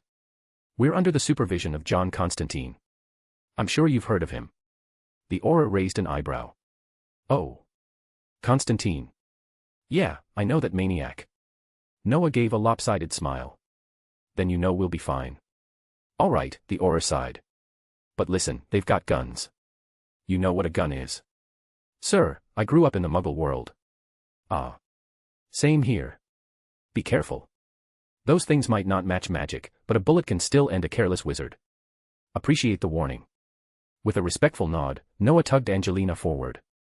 The Aurors disappeared again, their job being to erase memories and keep the Muggle world oblivious. It was a thankless job. Few ever imagined that Aurors were sometimes forced to clean up after werewolves and vampires. But a magical contract was a magical contract, breaking one brought consequences, sometimes worse than violating an unbreakable vow. Hey, Noah, what's a gun? Angelina asked in a small voice after they walked a bit further. Oh, right. Think of it as a Muggle's wand. Except it fires solid projectiles called bullets. They're deadly, especially if you're unarmored. Even enchanted robes might not hold up. So be alert. Noah sounded more serious now. Inexperienced wizards could die from a well-placed shot. But with preparation, a spellcaster could stop bullets mid-air, like Neo in the Matrix. Angelina nodded, staying close as they reached the entrance to a subway station. The moment they stepped in, they felt it, an ominous atmosphere lingering underground. This is it, Angelina whispered, swallowing nervously. Of course. Constantine and the others picked up the stench earlier. Noah folded the umbrella and rested it like a walking stick. Hey, listen. Don't be nervous, all right? You've got me. You really think I'd let a classmate get hurt? But. No buts. Don't overthink it. Just remember, they're monsters. They'd attack innocent Muggles without hesitation. Your job is to protect those people. And if you do kill one, well, I'll back you up 100%. Angelina blinked, then laughed softly at the last part. His calm presence eased her nerves. Noah gave her a nod. There was no need for stress. Whether vampire or werewolf, their bounties were real and profitable. As a pure-blooded human, Noah felt no sympathy for creatures who saw humans as prey. If anything, he was ready to purge the city if Snape didn't nag him about classwork. He wasn't part of the Hungarian Ministry of Magic. He wasn't bound by their contracts. And he wasn't the sentimental type. To monsters, a fourth-order wizard was akin to a god descending upon them. Back when Noah was just first order, he could already destroy demonic projections. Demons, angels, they were nothing new. If he could handle them back then, what chance did a vampire or werewolf have now? The only real question left was, can the Ministry of Magic even afford my price? More bonus chapters. Every 200 power stones equals bonus chapter. Give me more power stones. Chapter 162, Chapter 162, Are You Looking for Death? Find 30 plus advanced chapters. And for more fan fiction. Backhand index pointing down. Backhand index pointing down. Support link, patreon.com/RioRaRyu. Professor Snape, sir, I beg you. Please, just do me this one favor. Inside the hotel where Noah and his friends were staying, a middle-aged man in a formal suit looked almost desperately at Professor Severus Snape. He was a representative from the Hungarian Ministry of Magic. After Noah and Angelina had departed, he had arrived here on official business. Their purpose was simple. A powerful magician had entered their territory, and through internal reports, they learned that this individual was none other than Hogwarts potions master, Professor Severus Snape. Despite Snape's controversial reputation and the current chaos at the British Ministry of Magic, that didn't stop the Hungarian side from seeking his help. After all, Hogwarts professors weren't ministry personnel, so asking for their assistance came with fewer political strings attached. Thus, they had immediately dispatched an envoy. They were surprised, however, to find that the professor and his students were not staying in the magical district but rather in the Muggle world. Still, that was a trivial matter. What truly mattered was that the head of Slytherin, an expert in the dark arts, might be their best hope. Werewolves and vampires had plagued them for centuries. Thanks to a foolish former minister who sympathized with those creatures and signed a ridiculous treaty, the ministry's hands were tied. They couldn't even retaliate properly.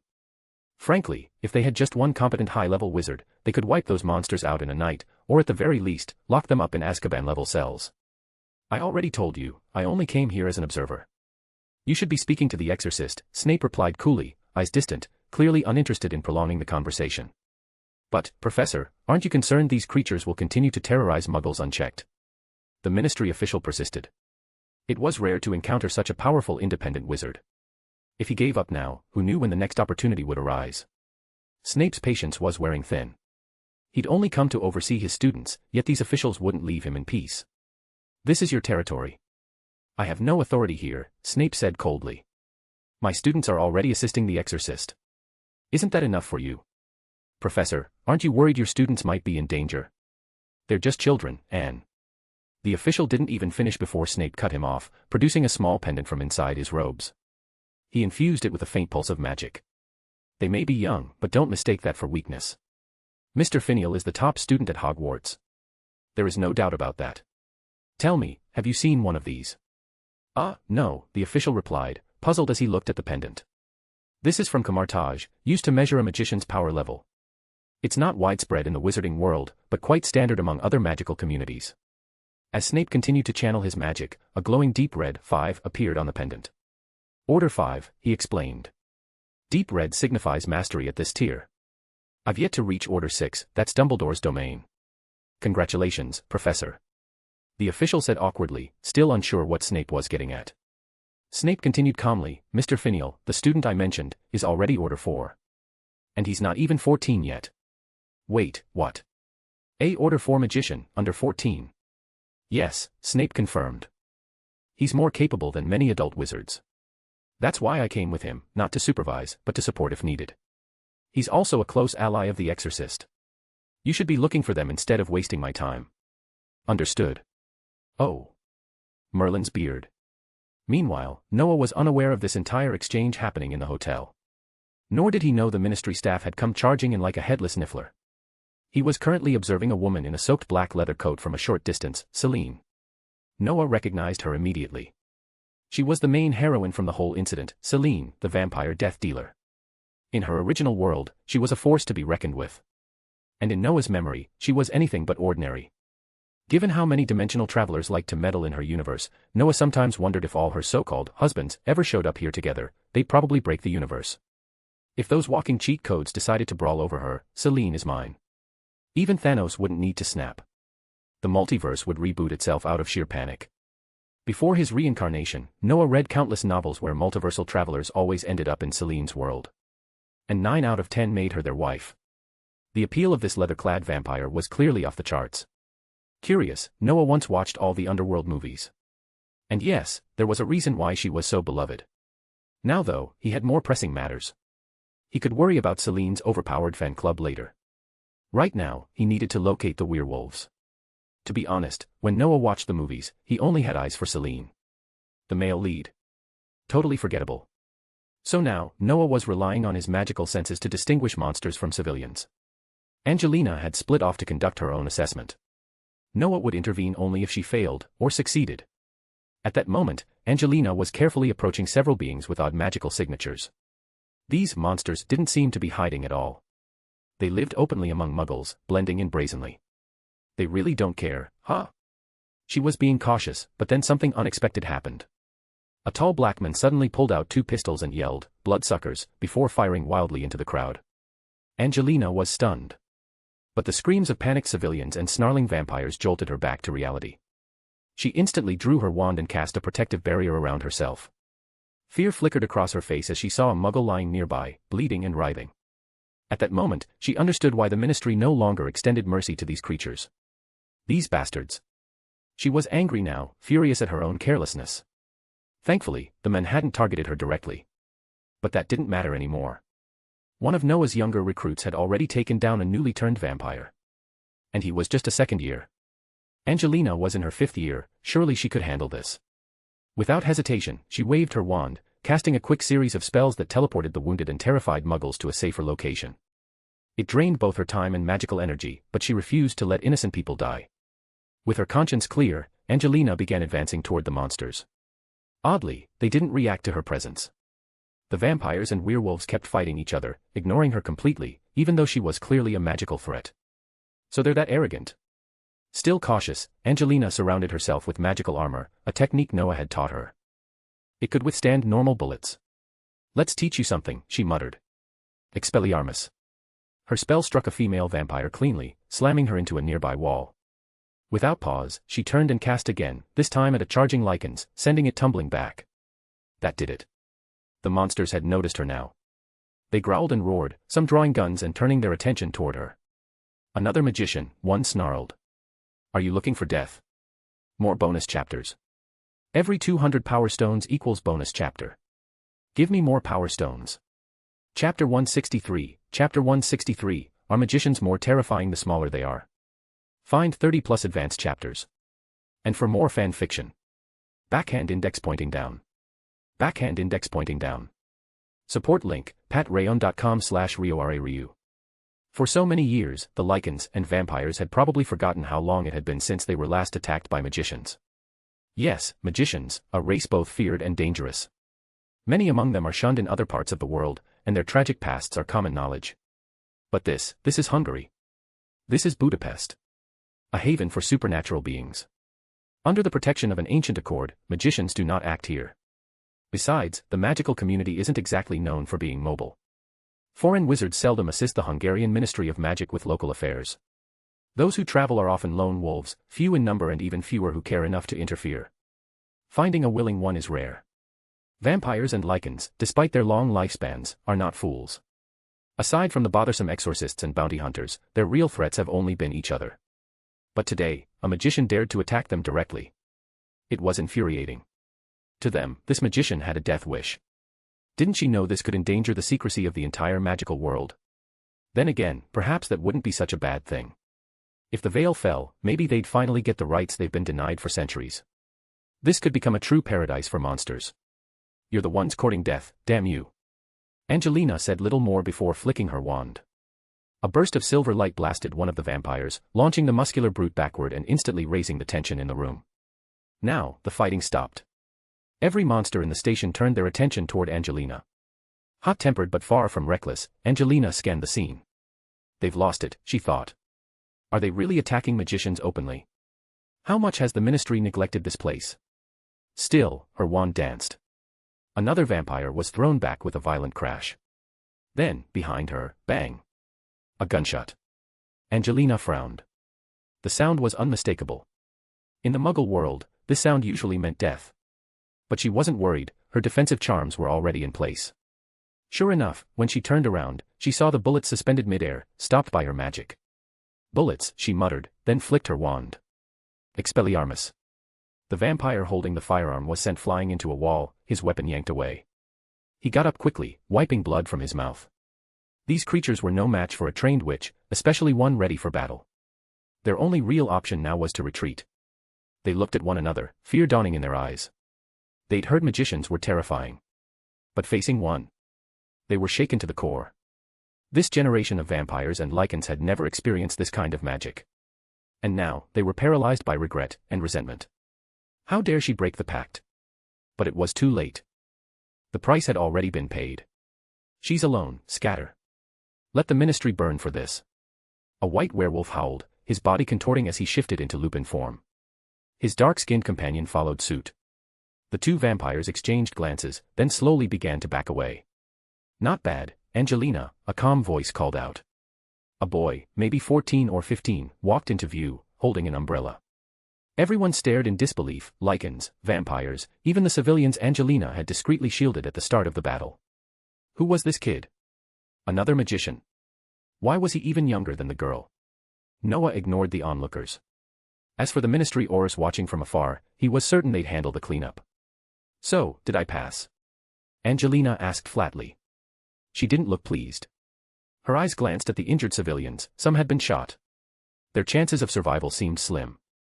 Of course, Noah replied. Though you don't look thrilled. What's wrong? He twirled the umbrella, which seamlessly transformed into a wand. I didn't save everyone, Angelina whispered, voice thick with guilt. Which is why Professor Snape always said, if you're going to fight monsters, don't hesitate. Eliminate them. Noah smirked. He waved his wand. Instantly, the lycans and vampires froze in place, petrified.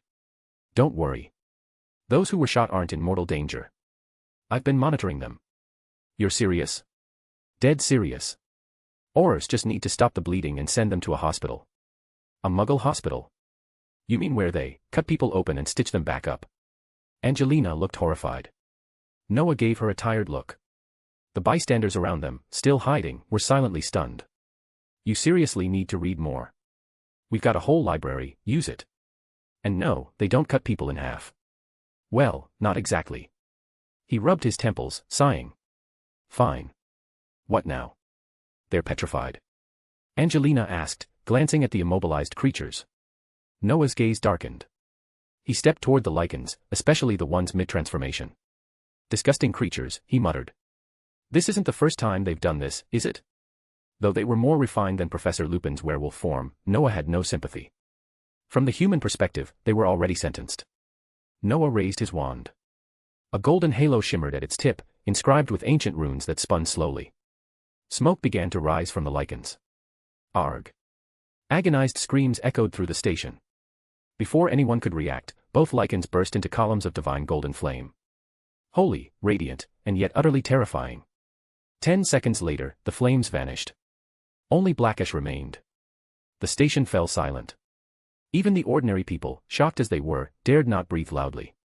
This boy magician, he looked small, but he was something else entirely. Were magicians more terrifying the smaller they looked? The two vampires, pale as corpses, trembled. They'd seen exactly how the lycans, once their rivals, were obliterated. Angelina steadied herself. She agreed with Snape's philosophy now. These monsters weren't victims, they were predators. If left alive, they'd only bring more pain. She didn't believe in pureblood supremacy despite being a half-blood. That's why she'd always gotten along with people like Ron Weasley. Then, it's your turn. Noah turned to the vampires. Wait, Mr. Finial. Just as Noah raised his wand, a voice rang out. Footsteps echoed from the platform tunnel. A middle-aged man in a formal coat came running, clearly a ministry official. But when he saw the powerful aura swirling around Noah's wand, he froze. Oh, my God. You. More bonus chapters. Every 200 power stones equals bonus chapter. Give me more power stones. Chapter 164, Chapter 164, Compromise. Find 30 plus advanced chapters. And for more fan fiction. Backhand index pointing down. Backhand index pointing down. Support link, patreon.com/RioRaRyu. Oh my God. You're a sorcerer from Camartage. The middle-aged man's expression was blank with shock. Even the Aurors who had arrived with him, those familiar with the wizarding world, looked just as stunned. Camartage was far too distant and mythic for most to believe it was real, let alone expect to meet a sorcerer from there in person. Angelina was confused. Not every young witch or wizard knew of Camartage. Clearly, she hadn't heard of it before. As for the two vampires and the nearby muggles, the name meant absolutely nothing. Aren't you a Hogwarts student? And who says I can't have other teachers just because I went to Hogwarts? Noah rolled his eyes. Judging by the man's demeanor, he was probably from the Ministry of Magic. To be honest, his appearance helped Noah out. Even though Noah had boldly claimed all vampires should die, he hadn't yet taken action against Celine, the infamous death dealer standing right in front of him. Ah, apologies, that was rude of me. The middle-aged man quickly corrected himself, speaking formally, I'm Ferenc Lakatos, Mr. Finial. Nice to meet you, Mr. Ferenc. Noah nodded politely. Hungarian names were interesting, surname first, given name last. So this man's family name was Ferenc, given name Lakatos. Noah had read about this cultural detail before and never thought it would come in handy. Sure enough, Ferenc's expression softened when Noah addressed him correctly, becoming much more respectful. Angelina, still new to Noah's little team, remained quiet, listening carefully. There was still so much she didn't know. Mr. Finial, Ferenc said nervously, please don't kill them yet. He was genuinely nervous. After hearing from Professor Snape that Noah was considered a fourth circle magician, Ferenc knew that Noah's magical prowess was far from ordinary. They didn't officially use that rating system at the ministry, but it was enough to understand that if Snape was fifth circle, and everyone knew how dangerous he was, then fourth circle had to be terrifyingly strong. And now it turned out that this boy had a teacher from Camartage. Ferenc didn't need to know which master it was, just being connected to Camartage said enough. This magician couldn't be taken lightly. Why? Noah asked curiously. Don't tell me you're friends with vampires. Of course not. If it were up to me, I'd gladly see them all gone. But there are things I need to confirm before that happens. Ferenc wasn't showing sympathy. He just needed to understand what these creatures were planning before making a move. Fine. We'll leave one alive. Noah shrugged. He already knew their purpose, but he couldn't just reveal it. His gaze swept over the two vampires frozen like statues. Without hesitation, he launched a near-invisible strike toward the male vampire, clean, precise, and deadly. Celine remained untouched. To be honest, her backstory as a death dealer was bizarre enough that Noah found it strangely compelling. And, well, sometimes appearance did matter. All right, Noah said, facing Celine. Now can we talk? If she cooperated, he wouldn't mind lending a hand. But if she resisted, well, Noah wasn't feeling charitable. Sure, maybe she only killed the scum of society. In that case, Noah wouldn't care, he hated scumbags more than monsters. Fine, Celine said coldly. I'll talk. Good. We're all ears. We found werewolves here, she began. Though their numbers have drastically declined over the years, we can't allow them to resurface. That's why I came. You came out here and started shooting up the place just because of that. Why not set up a formal duel or something? Honestly, I kind of wish both sides wiped each other out. We'd love that, Celine replied dryly, but they're the ones running and hiding. She wasn't lying. The remaining werewolves had scattered, and whenever they found one, the death dealers made sure to eliminate them. I hate to break it to you, Ferenc said, sneering, but they're still here. Lots of them. You just can't find them. Do you know what they're after? No, but it seems they're following someone. That's all I've been able to determine. She couldn't move while restrained, and she hadn't seen their target clearly. Ferenc turned toward Noah and bowed respectfully. Mr. Finial, I once begged Professor Snape to deal with these vampires and werewolves, but he refused. I heard you arrived with the exorcist, John Constantine, correct?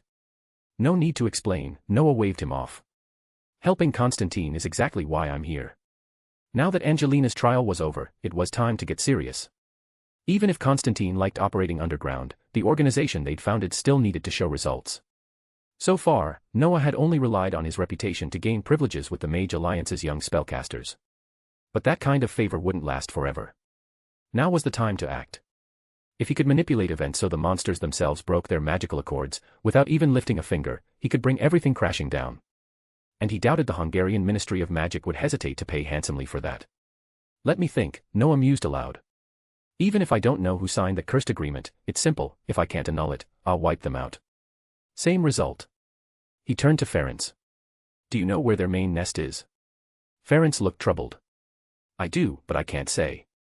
The agreement binds me magically. Perhaps Constantine knows more. That won't be necessary. Thanks for showing up when you did. Noah's gaze shifted to Celine. Her. Ferenc frowned. Would she even cooperate? Miss Celine, he asked, will you help Mr. Finial? If you agree, I'll guarantee you legal status in our territory, on the condition you don't harm civilians.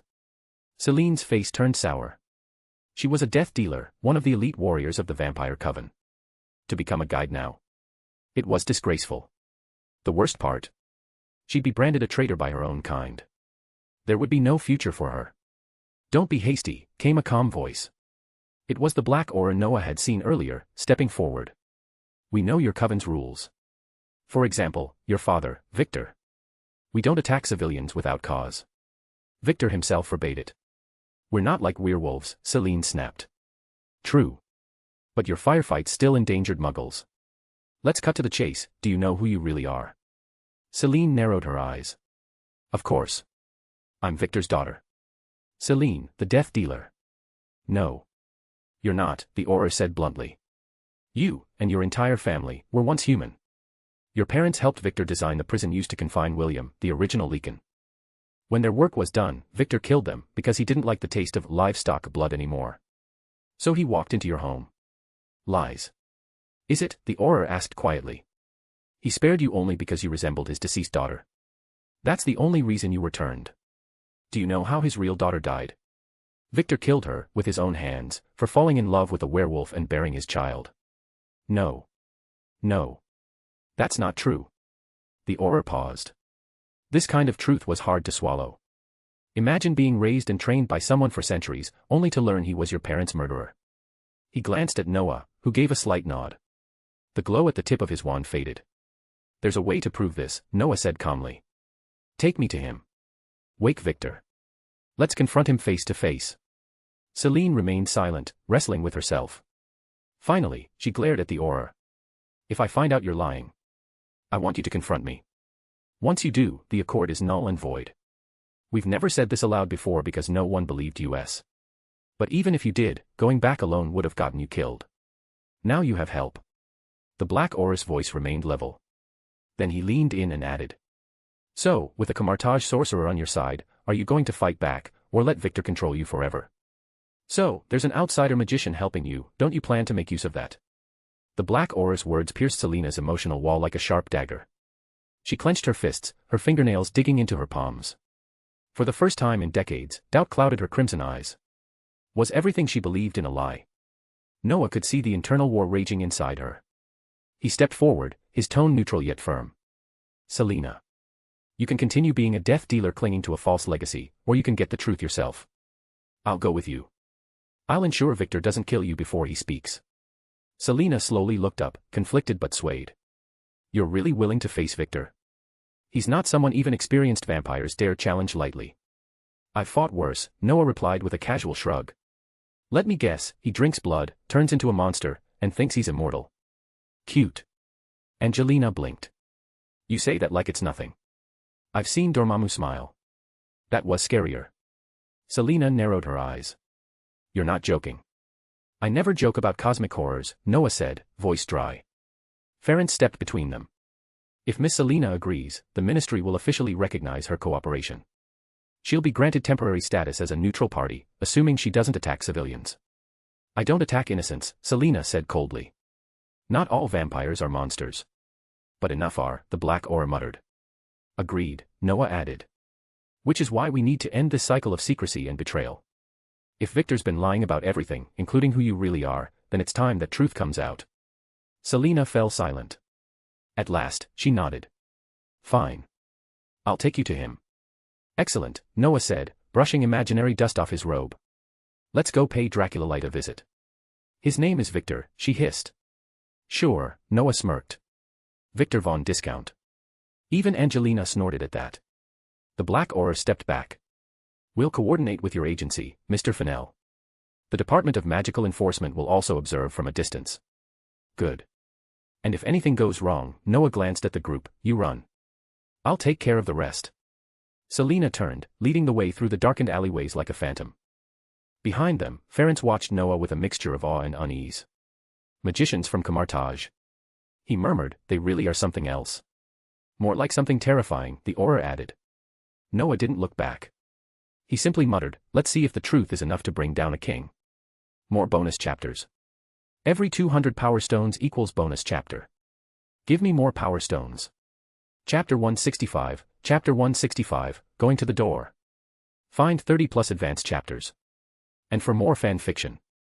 Backhand index pointing down. Backhand index pointing down. Support link, patreon.com/RioRaRyu. Celine's compromise was expected, but Noah hadn't anticipated the Ministry of Magic to be so ruthless. Although he'd made some moves in secret, he hadn't expected them to have prepared so much evidence. Then again, thinking about it, it made sense.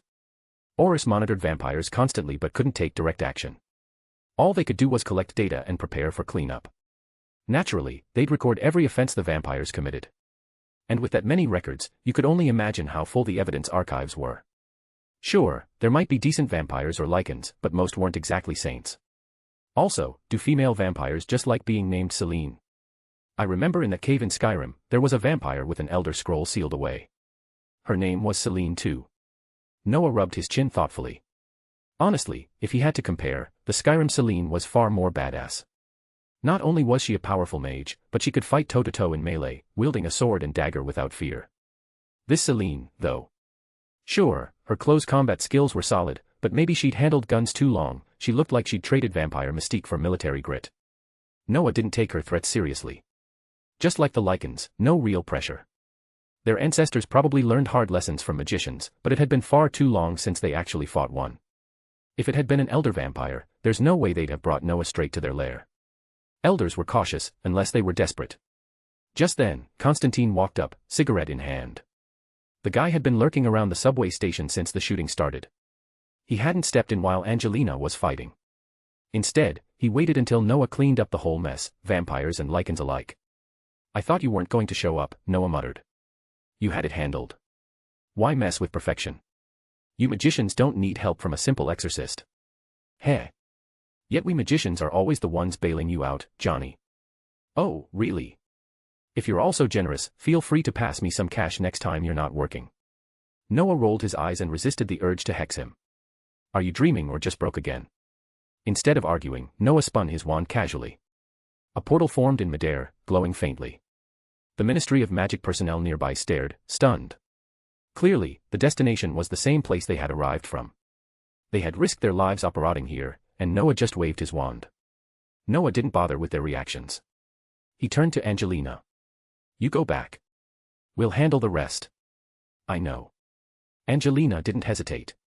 She nodded and stepped into the portal. Meanwhile, Ministry agents had begun casting Obliviate on all the muggles who had witnessed the chaos, working quickly and efficiently. The magic world remained hidden, just as it always had, and likely always would. Well then, let's go. Noah glanced at Constantine. We. Constantine raised an eyebrow as he lit another cigarette. You mean I'm going with you? Of course. You expect me to storm a vampire nest alone? No, I just figured you magicians love stirring up trouble. Why drag me into it? Because you're technically the boss of our little firm. I thought you were the boss. You keep thinking that. Constantine sighed. Fine. I'm coming. Just don't blame me when this all goes sideways. As for Chase. That kid had been practically invisible lately. But Constantine didn't mind, he had his hands full already. They strolled through the rainy streets of Budapest, Noah looking absurdly elegant beneath his umbrella. Constantine and Celine, on the other hand, were drenched. Celine's black hair clung to her face and scalp, plastered down by the storm. Eventually, they reached the outskirts of the city. Frankly, Noah would have preferred to just open a portal and skip the trek. But Celine hadn't suggested it, and she seemed to be stalling. He didn't really care. Let her stall if she wanted. If she pushed his patience, there were far more aggressive spells he could use. Thankfully, she led them without protest to the vampire stronghold. After an hour, they arrived at a massive estate on the edge of the city.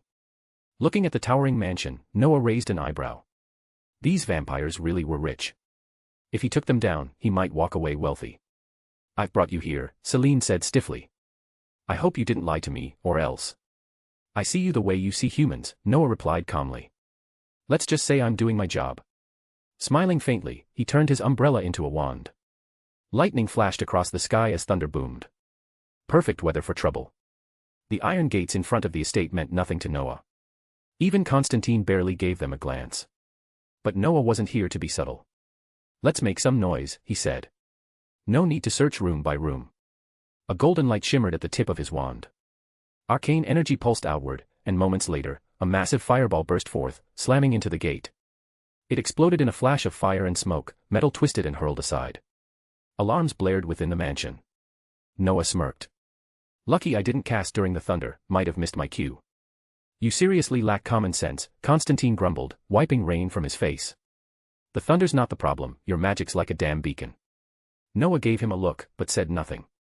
True, he could have used a spell to shield them from the rain, but he chose the umbrella just to annoy Constantine.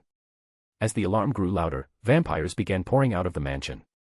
Strangely enough, the vampires were all strikingly beautiful, while the lichens tended to be rugged and muscular. Noah mused on Western aesthetics, vampires were elegant, but the lichens had the raw appeal. A young vampire stepped forward, pale and furious. Celine. What the hell? You brought the exorcist here. He didn't even consider the possibility that Noah was a wizard. The Ministry of Magic had a long-standing non-interference agreement here, and this vampire assumed Noah and Constantine were just high-level exorcists.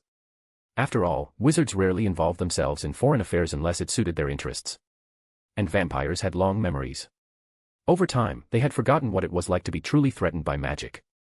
Exorcists, on the other hand, were a constant thorn, always harassing them for bounties or contracts. Since you betrayed us, the vampire leader snarled, you'll die with your exorcist friends. Even if you were forced, I'll handle your father myself. He signaled, and heavily armed vampires emerged, weapons drawn. They opened fire at once. The leader himself turned away, walking back into the mansion. He hated the cold rain, and he had bigger things to consider. This attack. It might cause tension with the Ministry of Magic. And Klein, head of the vampire clan, would demand answers. The leader knew Klein had long held feelings for Celine. This betrayal would be risky, but what if he could use it to take Klein down? Oh, hell, he muttered as screams erupted behind him. He turned back, just in time to see what had the others panicked. And his pale face turned even whiter. More bonus chapters. Every 200 power stones equals bonus chapter. Give me more power stones. Chapter 166, Chapter 166, Female Blade Warrior. Find 30 plus advanced chapters. And for more fan fiction. Backhand index pointing down. Backhand index pointing down. Support link, patreon.com/RioRaRyu. As the vampires raised their guns and opened fire, Noah didn't flinch. In fact, he was excited. A long time ago, he'd seen a movie where the protagonist, who looked uncannily like the woman next to him, effortlessly deflected bullets.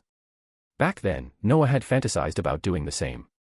Reality was cruel, though. He'd woken up quickly from that daydream, if only to avoid being woken by someone else's piss. But now. Things were different. Noah had become a true magician. Sure, Kamartaj might lead him down some strange paths in the future, but for now, he was still pure, unspoiled, and powerful. Bullets that could kill ordinary humans were nothing to a trained sorcerer. I've been wanting to try this for a while, he muttered. I saw Angelina do it once, but there weren't enough enemies back then. This time's perfect. As the vampires lifted their weapons, Noah moved faster. With practiced ease, he cast heavy obstacles, followed immediately by heavy armor. A magician should never be careless. Caution is a core tenet of survival, and so is calmness. But facing these vampires, calmness almost felt unnecessary. They were simply too weak. Maybe it was because they'd never really considered humans a threat, especially with only werewolves as their natural enemies. The Ministry of Magic in this region had clearly failed to keep them in check, letting them grow lazy and complacent over the years. Their physical strength might be impressive, but their instincts were dull. They relied more on modern firearms than their supernatural abilities. It was laughable. In the magical Britain Noah knew, vampires were on a whole different level: speed, strength, and cunning. Any one of those vampires could have come here and easily taken over. Gunfire erupted, and bullets screamed through the air, only to freeze mid-flight before Noah and the others. They spun in place, suspended, nailed to an invisible wall of force. What the hell? Magic. The vampires panicked. Reality dawned on them far too late. Even their leader, who had tried to quietly sneak away, froze in horror. His eyes flicked from the motionless bullets to the magician radiating with arcane power. Why, you're a magician. Are you violating the pact? Pact. Noah raised an eyebrow, casually flicking his wand. That was between you and this region's Ministry of Magic. What's it got to do with me? Before more words could be exchanged, he turned his wand sharply. Every vampire in sight collapsed to the floor, groaning in pain. His wand now pointed directly at their leader, whose face drained of blood, metaphorically this time. You're not with the Ministry. Obviously. But the Ministry wouldn't bring foreign magicians. No. But if I'm here as an exorcist, well, that changes everything. With a slight hum, his wand began glowing with fierce, translucent energy. A flurry of wind blades burst from it, slicing through the rain like spectral razors. The vampires barely had time to react. One by one, they dropped to their knees, clutching at wounds on their arms and necks. Wind blade magic, simple, yes, but deadly in the right hands. Noah didn't bother wasting energy with precision. These weren't opponents, they were targets. He turned. Your turn, John. Constantine stepped up, groaning under the rain. Bloody hell, you want me to finish all of them one by one? Didn't you bring a helper? Chase, you've gone mute all of a sudden. Noah chuckled, eyeing the nervous young man behind John. He's just overwhelmed, Constantine grumbled. Probably pissing himself standing next to a Camartage prodigy. Still, he grabbed Chase and began cleaning up the scene. It was easy work. Just put a blade through the one still twitching. As a seasoned exorcist, Constantine had no pity for creatures of the night. He had other things on his mind, like the alluring female vampire who had followed Noah in. They stepped inside the lavish mansion. Luxurious, dimly lit, and reeking of blood and wine. The scene made it obvious, this was a vampire banquet. Shame, Noah muttered. Bad time for a party. He scanned the elegant room, noting the decadent spread and vintage red wine. Wait, didn't the Ancient One seal that gate during her last negotiation with Mephisto? Poor bastards. No escape route now. In the heart of the mansion, Noah finally caught the one trying to sneak away, Klein. Leader of the vampire clan. An unlucky soul who had obsessed over Celine for centuries, only to lose her to a human he barely knew. Now he was cornered. Wand pressed against his throat, Klein didn't dare resist. What do you want? He trembled. Nothing much. Just a favor. But tell me, why do you guys have laptops here? That's not normal tech for this time. Noah's curiosity flared. In his world, such tech wouldn't exist for another decade, unless you were in Tony Stark's lab. We may live freely, Klein said cautiously, but we're cut off from the magical world. We've had to innovate. Work with human scientists. Build our own tech. You built it, yourselves. Partially. We studied. We had the time. We had the minds. Noah scratched his chin. Impressive. Almost made me reconsider wiping you all out. The thought didn't last long. A vampire leader who turned a blind eye to the crimes of his kin. Not worth sparing. With a flick of his wand, Klein dropped to his knees. I've heard vampires have an interesting skill, drink someone's blood, and you can access their memories, right? Noah glanced at Celine. That ability fascinated him. Some vampires had powers that differed by bloodline, and memory absorption was a rare and potent one. Thankfully, it didn't work on magicians, otherwise these parasites might have learned magic themselves. Yes, Celine said coldly. She considered attacking, but the memory of Noah stopping bullets midair made her hesitate. Drink his blood. I need to know where the elders are hiding. And if what the Aurors claimed is true, Klein should know. Noah smiled faintly. Actually, I know he does. He's the one who exposed Victor's crimes, after all. Celine didn't respond. She stepped behind Klein, ignoring his pleading eyes, and sank her fangs into his neck. As she fed, Noah suppressed a shudder. A brief, unwelcome image flashed in his mind. He pushed it aside and waited. Celine's eyes closed, her expression darkening as Klein's memories took hold. It was clear, she had turned against her kind. Well, Noah whispered to himself, maybe it's time for a new kind of vampire. He smirked. A female version of Blade, now that would be something. More bonus chapters. Every 200 power stones equals bonus chapter. Give me more power stones. Chapter 167, Chapter 167, can I pretend I didn't see that? Find 30 plus advanced chapters. And for more fan fiction. Backhand index pointing down. Backhand index pointing down. Support link, patreon.com/RioRaRyu.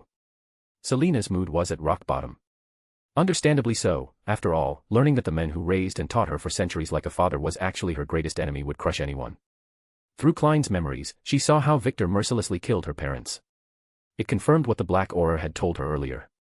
As for Klein's feelings for her, right now, Selena felt like tearing every vampire to pieces. Sentiment. That was the last thing on her mind. Worse, Klein was a traitor.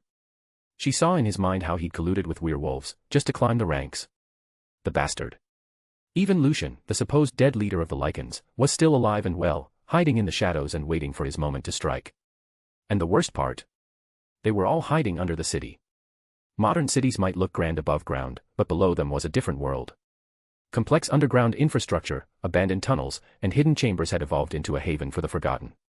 Countless homeless people lived there, but the true rulers of the underground were werewolves. I know where they're hiding, Selena said after a moment of hesitation, finally deciding to share the information with Noah. The vampires were finished anyway, and the other nests wouldn't last long either. But she wasn't about to let the werewolves inherit the ashes. She hated both factions now. Really? Underground? Do you know how to get in? Noah asked. He had known the lichens were hiding below, but he didn't know the access routes. Selena nodded. It's all in Klein's memory. With that confirmation, Noah didn't hesitate. He raised his wand and whispered, Sectum Sempra. Klein didn't even have a chance to scream. Traitors didn't deserve one. Next came the cleanup. Vampires first. Then the werewolves. Collect the bounty. Go home. Of course, if they could get their hands on the contract and find a way to dissolve it, things would be even easier. That meant finding Victor. Selena's icy glare said it all, she needed answers. On their way up, they eliminated a few remaining vampires hiding in the mansion. Eventually, they reached the crypt where the elders slept. The so-called elders looked more like dried-up husks than ancient rulers. Noah could barely tell one from the other. Fortunately, Selena could. She used a vial of stored blood to awaken Victor. It was a bizarre method, but it worked. Before long, the ancient vampire stirred, groggy and disoriented. Selena. What's going on? Has Marcus's rule ended? Victor looked confused, until he noticed Noah standing beside her. His expression changed instantly. He hadn't forgotten the scent of magic. Long ago, magicians had nearly killed him several times. If he hadn't run fast, or if the sorcerers had been more persistent, he wouldn't be alive. But he never expected one to show up here, in his home. I saw it all in Klein's memory, Selena said coldly. You killed my parents. Why? Why would you do that? Yes, Victor replied, unapologetically. I took much from you, but I gave you more. Isn't that fair? Think about it, your life, your immortality. Noah frowned. Okay. That's enough. He raised his wand and with a flash of Incendio Maxima, one of the still sleeping vampires turned to ash. The contract. Where is it? He asked, voice low and dangerous. Victor didn't answer. He was already strategizing. Noah narrowed his eyes. Can you extract memories from his blood? He asked Selena. Not yet, she replied. He's just woken up. The blood in his system isn't fully his, it's from storage. It'll take months before I can read anything. Noah clicked his tongue. He didn't have months. In a few months, he'd either be taking his final exams, or already preparing to enter Camartage. Who had time to babysit a decrepit vampire? He rubbed his chin. Then a name popped into his mind. Someone who'd been far too idle lately. The tip of his wand spun gently, forming a golden ring of light. Meanwhile, at Hogwarts. A quiet, rainy night. Perfect for reading. Professor Severus Snape sat by the fireplace, a worn book in hand, Raising Magical Offspring, a practical guide. Yes. That's Snape. Reading about parenting. It had nothing to do with sentiment, he was simply thorough. He had always demanded excellence of himself, and that hadn't changed since his student days at Hogwarts. Then, a sudden fluctuation in magic caught his attention. A golden portal shimmered open beside him. Snape frowned. Before he could even close his book, the circle fully formed, and out popped a very familiar, annoyingly cheerful face. Did I interrupt your study session? Noah asked awkwardly, glancing at the book. Child-rearing literature. Snape's eyes narrowed. His expression darkened like a storm cloud. Before I lose my temper, explain why you're here. Or I'll deduct 500 points from Ravenclaw. Yes, 500. Noah raised both hands. Can I pretend I didn't see what you were reading? Absolutely not, Snape snapped. Honesty is a virtue, Mr. Finial. Now. Speak. All right. Noah relented. I was wondering if you could help me out. Maybe cast the Imperius Curse. Or give me some Veritaserum.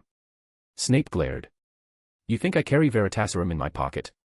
And don't dare mention the unforgivable curses. Of course, Snape knew the Room of Requirement crowd had probably been dabbling in dark spells, students were curious, after all. But as long as no one crossed the line, the professors chose to observe. The last thing they needed was another Voldemort incident. I do know the Imperius Curse, Noah admitted, but I don't plan on using it. I don't want that kind of reputation. Snape's expression softened, slightly. He appreciated caution. And Noah, despite being reckless, had always respected boundaries when it counted. Even the other students in their little club had kept their darker knowledge under control. Sure, they knew what Horcruxes were. But thanks to Noah, no one knew how to make one. Not even the Slytherins had stepped out of line. Snape sighed. You always seem to have so many problems. Then he stood up. Even if he felt like a glorified spell machine, he couldn't just let this fool wander into trouble alone. And if it kept Noah from doing something incredibly stupid with a forbidden spell, so be it. More bonus chapters. Every 200 power stones equals bonus chapter. Give me more power stones. Chapter 168, Chapter 168, It's So Unlucky. Find 30 plus advanced chapters. And for more fan fiction. Backhand index pointing down. Backhand index pointing down. Support link, patreon.com/RioRaRyu. Professor Snape had always been a cold and intimidating figure, especially when dealing with monsters, or people, he despised. Silence was one of his defining traits, but nobody ever mistook that silence for weakness. In fact, his quiet demeanor only made him more menacing, like a venomous snake lurking in the shadows, ready to strike. As Snape set his book down and walked over, he inwardly acknowledged how convenient Noah's magic had been. But that didn't mean his simmering anger had lessened in the slightest. He cast a brief glance at Celine, whose face was pale and etched with sorrow. Though Snape could sense she was a vampire, he didn't say anything, yet. His dark eyes locked onto the other figure in the room, a bandaged corpse of a man who looked like a half-decayed mummy. Snape's lip curled in disgust. How long has this creature even been alive? It's him, he asked coldly. Yes, Noah confirmed. Did you question him? Did he lie, or did he refuse to speak? No. That's why I didn't bother wasting time. Honestly, just being here feels like a waste. If it weren't for the Ministry of Magic's payment, I'd be long gone. Noah spread his hands, visibly bored. Aside from the reward from the Ministry, nothing about this mission interested him. Angelina's tests were complete. The bloodlines of vampires and lichens had turned out to be useless to him. If anything intrigued him at all, it was Celine. But how old was Noah now? Mentally, he felt ancient. Physically, not so much.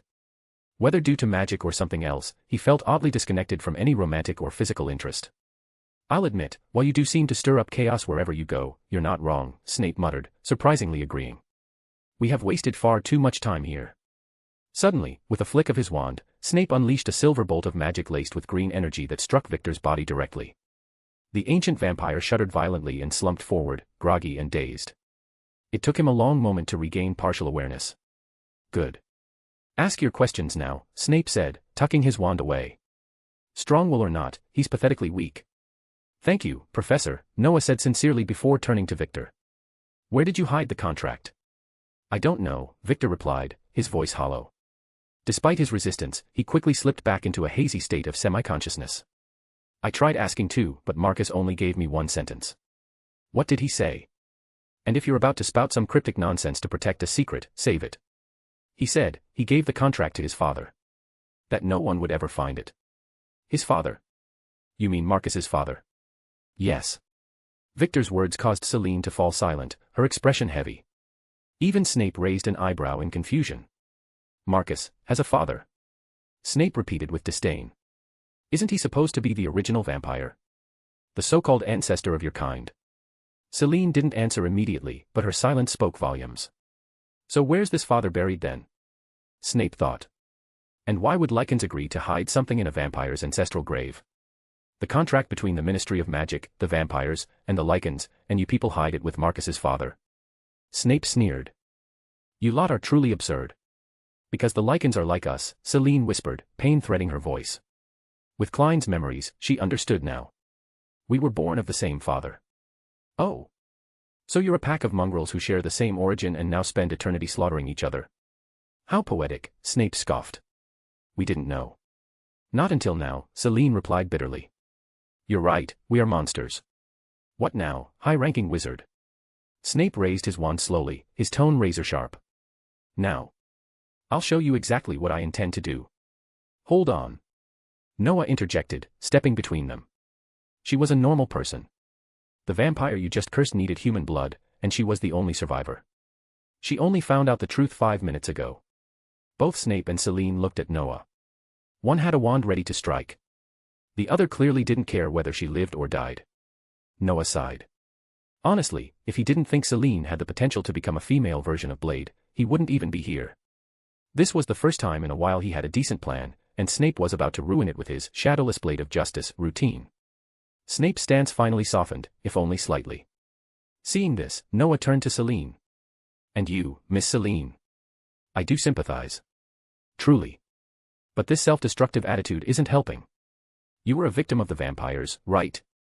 Then why not do something to prevent others from suffering the same fate?" Noah didn't think he was a great speaker. But he'd watched enough movies to know that one well-timed line, "Don't you want to save humanity?" often worked like magic. To his surprise, Celine's expression shifted. She quietly stepped aside, deep in thought. "Good," Noah nodded. Then he turned back to Victor, his voice turning sharp again. "Do you know where Marcus's father is buried?" "I don't," Victor replied flatly. And he wasn't lying. If Alexander Corvinus were that easy to locate, both vampires and lichens would have found him ages ago. His blood was far too valuable. "Then tell me about Marcus." "He's dead." "Dead?" Noah blinked. "Wait, what?" "Yes. Just now." "Just now? Don't tell me." "Yes. His ashes should still be warm." Noah froze. "You're telling me that casual magic I cast earlier actually killed Marcus? The legendary original vampire, dead before even waking." He hadn't intended to fight Marcus in some dramatic battle to the death, but he did have questions. Now all that was gone. "You've got to be kidding me." With a grimace, Noah turned to look at the pile of ashes. His frustration boiled over. In a flash, he raised his wand again and incinerated every other slumbering vampire elder in the room. The fire, enhanced with anti-undead magic, was more than enough to reduce the powerful ancients to dust in seconds. Impressive magic. "Quite terrifying," Victor said quietly, watching the flames. "Though, perhaps you should have waited. Some of them might have known things I don't. But it's too late now. At least they didn't suffer." "Thank you, magician." Noah stared at him. Was that sarcasm? He considered whether Victor had somehow broken free of the Imperius curse. But after checking carefully, he found the spell still active. "So I'm just really that unlucky today," Noah muttered with a bitter laugh. At that moment, a series of gunshots rang out from outside the mansion. The sudden noise broke Noah's train of thought. "Not again. Sounds like Constantine and the others," he said, turning away. "Let's go check." As he walked toward the entrance, his wand instinctively pointed at Celine. Just in case. More bonus chapters. Every 200 power stones equals bonus chapter. Give me more power stones. Chapter 169, Chapter 169, Alexander Corvinus. Find 30 plus advanced chapters. And for more fan fiction. Backhand index pointing down. Backhand index pointing down. Support link, patreon.com/RioRaRyu. Celine looked at the cold, dangerous wand pointed at her. For a moment, she panicked, but forced herself to remain calm. To be honest, she had never truly believed that Noah and the others would just let her go. And now, this situation only confirmed her doubts. Still, she wanted to see what this young magician was planning. But the magic she expected didn't happen. Instead, the magician lightly tossed his wand into the air. It spun 180 degrees before landing back perfectly in his hand, tip first. You are. Celine was confused. Can magic really be cast like this? He's your enemy. Although I'd love to get rid of him myself, I think it's more appropriate if you do it. Right. Noah said, casually. Victor, after all, might have shown Celine some favor, but he only ever treated her as a stand-in for his deceased daughter. And he had brutally murdered Celine's human family. That was a grudge Noah would never steal from her. "So you're giving me your wand?" Celine now understood, but the gesture left her both amused and speechless. "Yeah. What else?" Noah blinked, confused by her expression. Just then, Professor Snape covered his face with one hand, clearly frustrated. "What is it, Professor?" Noah asked. He genuinely thought he'd done something clever. The wand was a powerful weapon. Even if it might be sealed by the Ancient one day, Noah had wielded it for 3 years and knew how reliable it was. Handing it to Celine seemed logical. "You're really giving her your wand to stab the vampire with?" "Wait, doesn't the wand have its own magic power?" "Just wave it and boom, explosion. I remember when I bought it." "That's because it recognizes you. Wands choose their owners. If she uses it, she'd be lucky not to break it while poking the vampire, and he'd still be standing." "Oh." Noah scratched his head and quickly reclaimed his wand. He'd read many magical books, but clearly missed this bit. He remembered Harry using various wands effectively, so he just assumed it would work the same for anyone. But that was a minor mistake. Leaving Celine behind, Noah and Professor Snape walked out of the manor. Snape had no interest in reading now, especially after being discovered by Noah. All he wanted was for everything to be over. By the way, Professor Snape, what's the situation with Barty Crouch Jr.? Noah asked, curious about what Dumbledore had been up to. Still under surveillance, Snape replied briefly but didn't mind sharing the information. Honestly, how did you even figure out he and Mrs. Crouch had swapped? And why hasn't it been made public? It puzzled Noah. Knowing someone was a Death Eater and letting them roam free. And since the information came from Dumbledore, it made even less sense. Why wouldn't he bring Crouch Jr. to justice? Albus has his soft spots. Mr. Crouch believed his son was dead after joining the very people he fought against his whole life. His wife, terminally ill, couldn't bear it. So Albus stayed silent, for the sake of an old friend's broken heart. I see. So Dumbledore really is a loyal friend.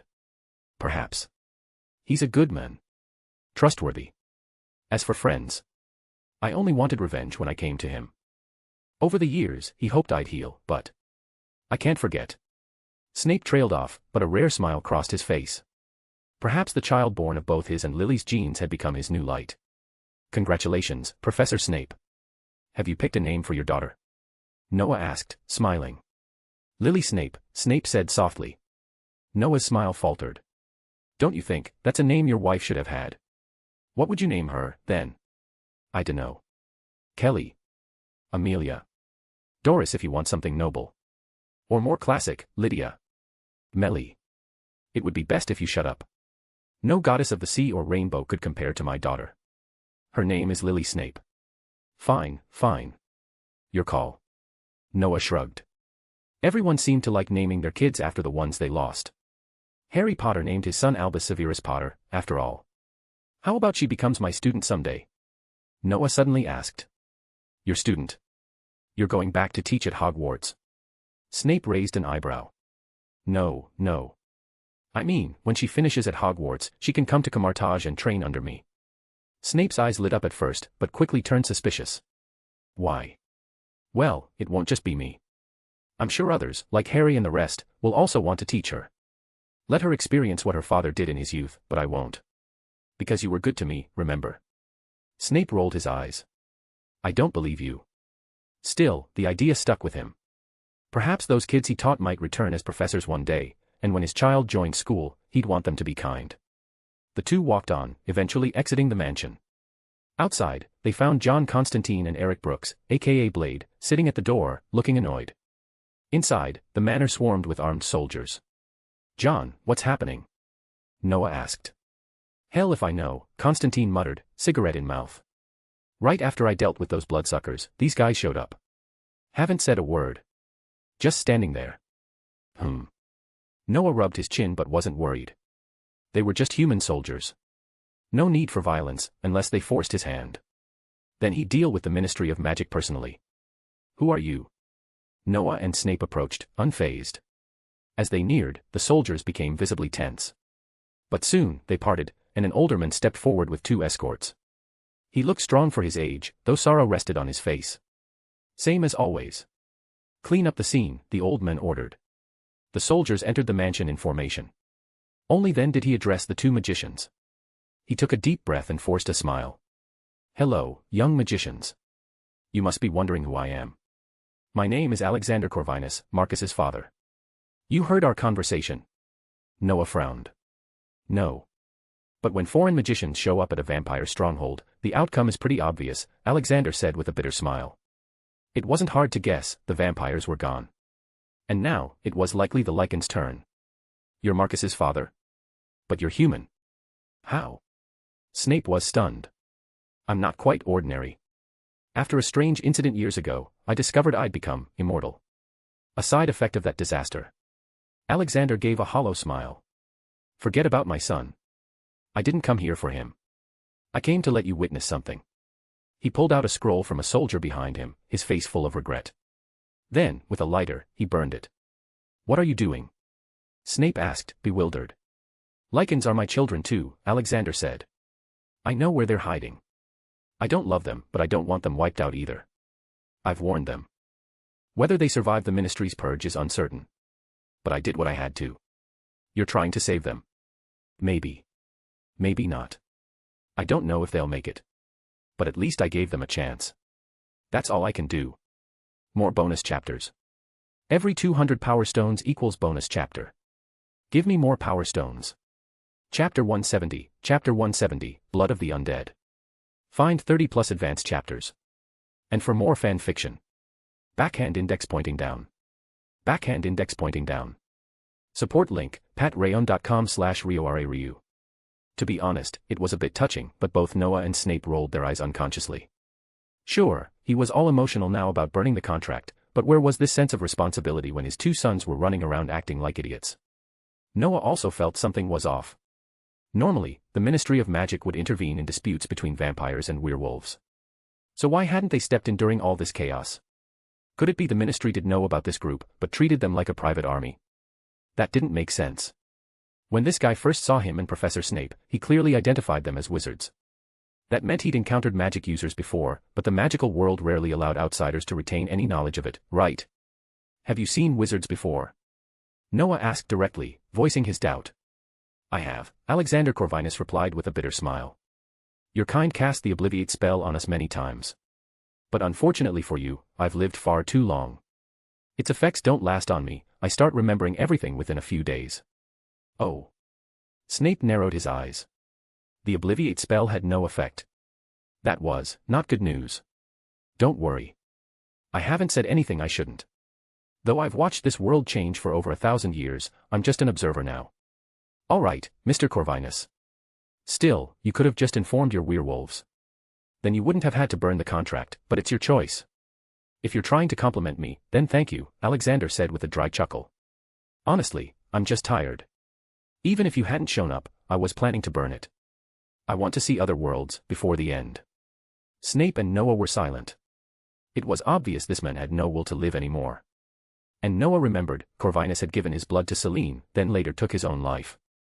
Well, I've said what needed to be said, Corvinus continued, watching the last ashes of the contract disappear into the wind. It was interesting meeting you, wizards. About 10 minutes later, Celine returned with the squad that had gone in to clear the scene. Their faces were pale.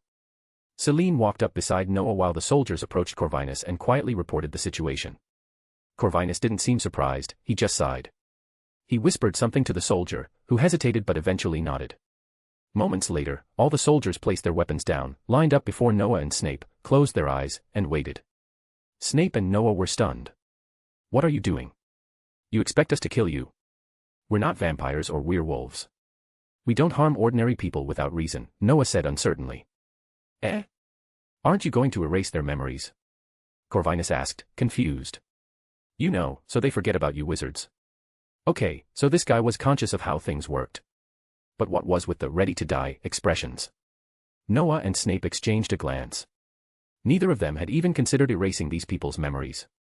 That was the Ministry of Magic's job, not theirs. And while they could do it, it was just way too tedious to cast memory charms one by one. Let's leave that to the Ministry. We're foreign wizards, Noah said, shrugging. All right, wizards. Anything else you want to know? Corvinus didn't press the issue. Though both he and his men were clearly curious about the magical world, he understood the danger of knowing too much.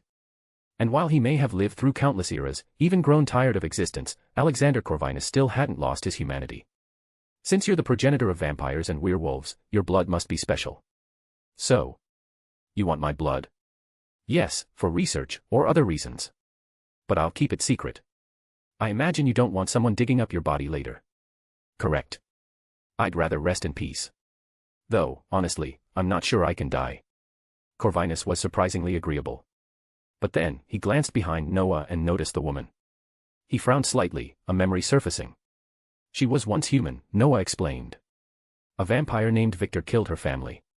She later became his adopted daughter and turned into a vampire. I see. I'm sorry, child, Corvinus said softly. After a moment, he asked, are you still vulnerable to sunlight? Yes.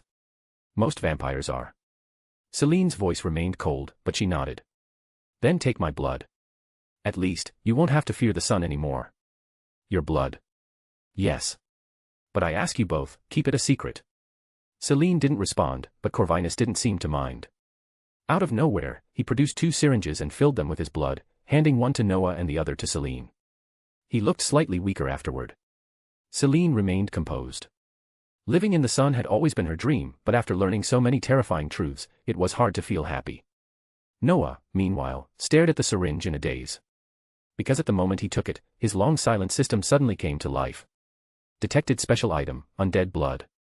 Undead blood possesses an extraordinary fusion ability, granting the inheritor terrifying potential. Its purity and magical essence are immense. With it, you could even become Spider-Man. Spider-Man. What the hell? So, chug the blood and let a spider bite him. Noah's thoughts spiraled. But no, that was ridiculous. He was a wizard, not someone who wanted to shoot webbing out of his mouth. Also, spiders don't spit silk, they kind of poop it. Honestly, he regretted listening to so many bizarre lectures from Professor Siho. That man's low, philosophical voice still haunted Noah's brain. Wait, are you saying I can gain animal abilities from this? He asked silently. Yes, though not exactly. Explain. And if this involves drinking the blood and finding an animal to bite me, I'm out. First, you can't simply drink it. You're not a vampire. You can't absorb its power that way. The correct method is fusion, extracting its unique traits and integrating them into your own bloodline. Second, why rely on random animals? You could extract blood from higher beings and integrate their powers instead. Huh. That response left Noah speechless. The system usually wasn't so talkative, but this was insane. Wait, you're saying I could get, say, Asgardian blood, and become like them? Yes. Human physiology limits how far a magician can evolve. That's why high-tier sorcerers often abandon their bodies. But Asgardians have a base physicality 10,000 times stronger than yours. Noah's brain spun. Give up his body like the Ancient One. Or, evolve beyond his limits with something like Asgardian DNA. So if I get Asgardian blood, I won't need to give up my body to ascend. Correct. Earth magicians shed their forms to reach higher planes. But superior species, like the Asgardians, can keep theirs. Now Noah was very interested. But where am I going to find an Asgardian? Then his eyes suddenly lit up. Wait, if I remember correctly, someone very powerful is coming to Earth next year. More bonus chapters. Every 200 power stones equals bonus chapter. Give me more power stones. Chapter 171, Chapter 171, a Snape-like home visit. Find 30+ advanced chapters. And for more fan fiction. Backhand index pointing down. Backhand index pointing down.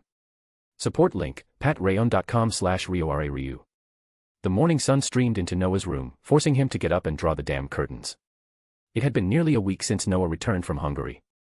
His vacation was coming to an end. Unfortunately, for some reason, Ms. Hyphen was still very much opposed to Noah sleeping in. And Noah had no excuse to offer. He couldn't exactly tell her he was meditating or training in a non-conventional way, could he? Helpless, Noah could only stick to a regular schedule. He read books during the day and continued tutoring Ms. Hyphen. In truth, Ms. Hyphen had strong magical potential, but she lacked basic knowledge of the magical world. Thankfully, Noah wasn't the only one helping her. Harry and Hermione had been contributing as well. Over time, Ms. Hyphen gained a solid understanding of the magical world structure and the current state of the Ministry of Magic. Are they all really that clueless? She asked one day in disbelief after hearing about the British magical world's history and some of the Ministry's recent antics. It's not that they're clueless, Noah replied. They just take things for granted. Their outdated mindset is destined to fail. Noah didn't dwell too much on it. After all, those who refuse to adapt usually met unfortunate ends. Take the Hungarian Ministry of Magic, for example, the same one Noah had visited recently. Their minister had been in power for several terms, and yet he had signed a magical contract that was practically suicidal. Noah suspected his wife might have been a vampire, otherwise, why sign such a ridiculous agreement? But that was in the past. While he hadn't wiped out all the creatures, he had destroyed the cursed contract. And that was what mattered most. Only by breaking such binding agreements could they take any real action against the monsters that ruled over them. They had been shocked that Noah found the artifact so easily. It was something they had searched for over a decade without success. But with magicians being notoriously selfish, exorcists being unreliable, and international cooperation nearly non-existent, it wasn't surprising that they'd been stuck for so long. Still, they could tell Noah didn't want to discuss the matter, so they wisely stayed quiet. As for Alexander Corvinus and his faction, the ministry simply rounded up a few people, modified their memories, and sent them on their way. They were hesitant when it came to Celine, but after learning that the vampire had assisted Noah, and following his explanation of her circumstances, they chose to grant her full amnesty. Celine herself wasn't interested in staying anyway. After taking Alexander Corvinus' blood, she no longer had to fear sunlight, so she slipped away quietly. Noah had no idea where she'd gone. Better that than dying in some pointless battle, Noah muttered to himself. In his mind, staying alive meant everything. There was no glory in death. Neither Noah nor Snape cared to involve themselves in the ministry's cleanup efforts. Their part was done. Perhaps as a thank you, the Hungarian ministry paid them a staggering 15,000 gold galleons, without even blinking. A small fortune. As prearranged, Noah and Constantine split the earnings without hesitation. Noah gave Angelina a cut as a mission bonus, kept a portion for himself, and gave the rest to Ms. Hyphen. Ms. Hyphen was stunned by the sum. The exchange rate between galleons and pounds was still very high. She wanted to ask what exactly Noah had done that night, but one look at him, and she knew she wouldn't get an answer. So she dropped it. And just like that, Noah returned to a relatively peaceful life. There was only one day left before he returned to Hogwarts. Time had flown. Without realizing it, Noah was already halfway through his third year. And soon, he might be saying goodbye to Hogwarts altogether. During his time there, Noah had grown tremendously, from an ordinary boy to a capable magician. More importantly, some of his long-term plans had quietly begun to bear fruit. After gaining control of the Room of Requirement, Noah had quietly laid the groundwork for a future network of talent. Some of them might even find their way to Camartage one day, meaning the small organization he was building was progressing steadily. As for his larger plans, they were going even more smoothly, largely thanks to the presence of powerful figures like Professor Dumbledore and Professor Snape. To be honest, all Noah had done was trap Voldemort, but it turned out to be a critical move. That trap might as well have been a tactical nuke. Voldemort was effectively finished. Not sure if that's good or bad, Noah mused. But I don't want you to think. I want me to think, and I think this is good. Killing Voldemort early had its pros and cons. The upside, peace returned to the magical world, especially important in a chaotic world where someone like Noah was constantly stirring the pot. The downside, with Voldemort gone, the students had no final boss to fight. Seriously, Voldemort's return had practically turned Hogwarts into a live-action RPG, complete with Death Eaters. Sure, the battle had been hard, but those who survived came out stronger. Where else would they get experience like that? Noah had questioned himself many times, was it right to intervene? But in the end, he concluded, screw the plot. With Noah in the picture, how could the story unfold as originally planned? Impossible. Whether it's now or in the future, I'll change everything I can. Otherwise, I'd just be waiting around for Thanos to snap his fingers, hoping I survive the 50% chance, and if not, hope the Avengers fix it later. If that were the case, why bother learning magic at all? Just hide somewhere safe and pray you don't get caught up in a superpowered fight. But that wasn't Noah's style. He refused to be a passive observer. That's why he trained relentlessly, to reshape fate itself. And the present threat, Voldemort, needed to be dealt with, period. As for the future? Forget Thanos for now. Even the Ancient One, who Noah knew all too well, didn't deserve to suffer in silence for the sake of some preordained balance. Having sorted out his thoughts, Noah felt much lighter. He had a lot to prepare today, packing, organizing, and having one last good dinner with Ms. Hyphen. Even though she'd soon be joining him at Camartage, it was still important to make the most of the moment. Dinner was booked at a Michelin-starred restaurant. Pricey, but after his recent earnings with Constantine, Noah wasn't too concerned. Ms. Hyphen found it a bit extravagant, but said nothing. She clearly enjoyed it. What Noah didn't expect was what happened after dinner. While Harry was helping clean up, a knock came at the orphanage door. When the staff opened it, in stepped a man with shoulder-length black hair and a calm, sharp expression. Professor Snape. Harry blinked in surprise. What are you doing here, Mr. Potter? Snape raised an eyebrow. He glanced past Harry and saw Noah and Ms. Hyphen approaching. Professor Snape. Why are you here? Noah asked, confused. Ms. Hyphen looked equally curious. Snape frowned slightly. He immediately sensed that Ms. Hyphen wasn't a normal muggle, she was a magician. That raised red flags. Noah grew up in an orphanage. Why hadn't he been told the headmistress had magic? Noah quickly clarified, Ms. Hyphen has magical talent, but she studied in the US. She rejected every invitation from magical schools, thinking they were scams. Snape still seemed skeptical but nodded. At least she didn't develop an obscurus. What's her level now? She's covered most of the third-year material. Using your textbooks. Yeah. Poor woman. Your books are so spotless, they might as well be brand new. Noah nearly choked. What's that supposed to mean? That I don't take notes. He had thousands of reference books in his systems library, complete with advanced annotations. Plus, the Room of Requirement had everything. What are you doing here anyway, Professor? Making a home visit? Noah asked, annoyed. I need you to take me to America, Snape said calmly. Wait, what? Today? Yes. I went to Hogsmeade earlier and saw their message. If I calculated correctly, the meeting is this evening, US time. Wow. Congratulations, Professor. Thank you. But the best congratulations would be if you could get me there directly. More bonus chapters. Every 200 power stones equals bonus chapter. Give me more power stones. Chapter 172, Chapter 172, The Feeling of Being a Father. Find 30 plus advanced chapters. And for more fan fiction. Backhand index pointing down. Backhand index pointing down. Support link, patreon.com/RioRaRyu. New York, inside Ricard's private biotech lab. Noah and Professor Snape quietly appeared in Ricard's office, startling the men. However, the Imperius Curse was still in effect. Ricard quickly recognized them and didn't overreact. You're finally here. Any later, and the baby's crying would have alerted the entire lab to what I've been up to, Dr. Ricard muttered, opening a hidden door behind a bookshelf.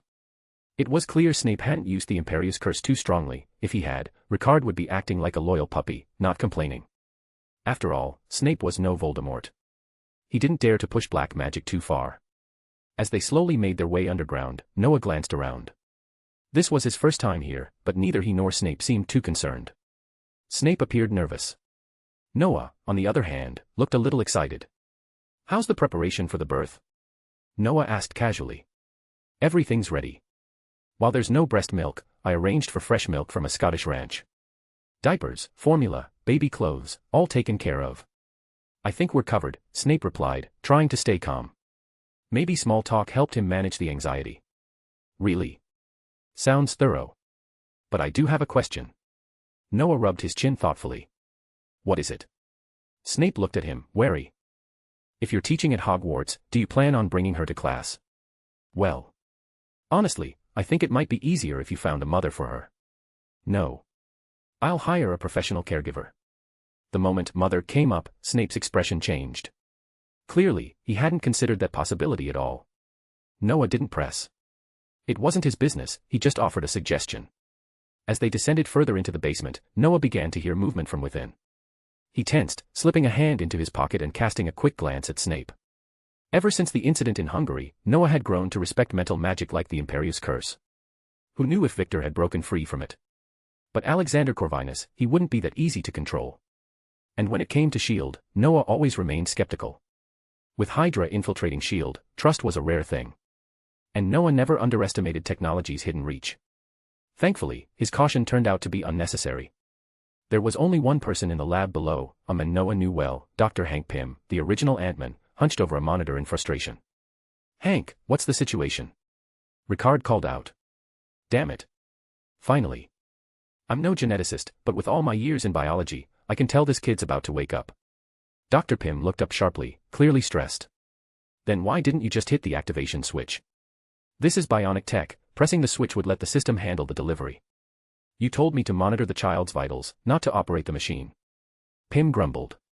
He glanced briefly at Snape and Noah, but returned to his work without fuss. He'd learned not to fear them. Even Darren Cross, his former assistant, hadn't been harmed, just had a few memories erased with surgical precision. It hadn't affected Cross's behavior. He was still the same, minus the ability to recall certain classified events. The only one truly under control was Dr. Ricard.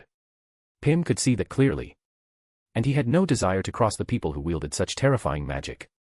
Once Ricard rejoined them, the process became smoother. With Pym watching the instruments, things moved quickly. To be honest, the fusion of magic and black tech was terrifying. They were building things in the 1990s that shouldn't exist until decades later.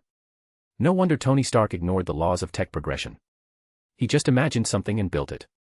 Are all scientists in this world cursed with genius? Just to different degrees.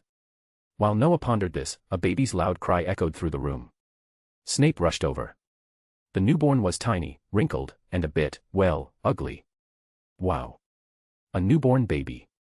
A brand new life, Professor. Noah whistled softly, watching Snape hold the baby wrapped in a sterile white towel, his hands trembling.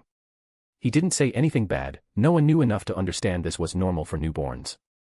At least he didn't have to deal with the gory miracle of life, like his med student friends rotating through OB/GYN, she's beautiful, isn't she? Snape asked, his voice trembling as he stared at the baby girl. Well, she might be beautiful in the future, but right now. What are you trying to say? Nothing. Really? No need to take it the wrong way. Look, she opened her eyes. Isn't that beautiful? Indeed. Very beautiful. Snape gazed at the almond-shaped green eyes of his daughter, momentarily lost in a daze. Then the baby's cries intensified, snapping him back to reality in a panic. The next day, back at Hogwarts. Noah, you look awful. You sure you don't want to come to the room of requirement? Evan asked, eyeing Noah who lay in bed, unmoving. Nope. I was up all night. I'm wiped. You guys go ahead, Noah mumbled, burying his head under the covers. Close the curtains, please. Damn that Professor Snape. All right, we get it. Rest up, classes start tomorrow. Ken gave Evan a helpless pat before dragging Lance out of the room. Noah had been through hell.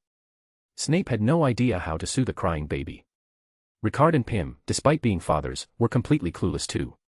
After all, hospitals had always handled that part for them. Eventually, they rushed to a better hospital. Appointments and queues meant nothing when you had magic and money. The doctors were baffled by the child's origin and the absence of a mother, but Noah and the others smoothed things over with just the right spells and cash.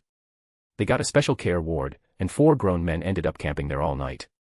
Noah escaped at sunrise, rushing back to Hogwarts.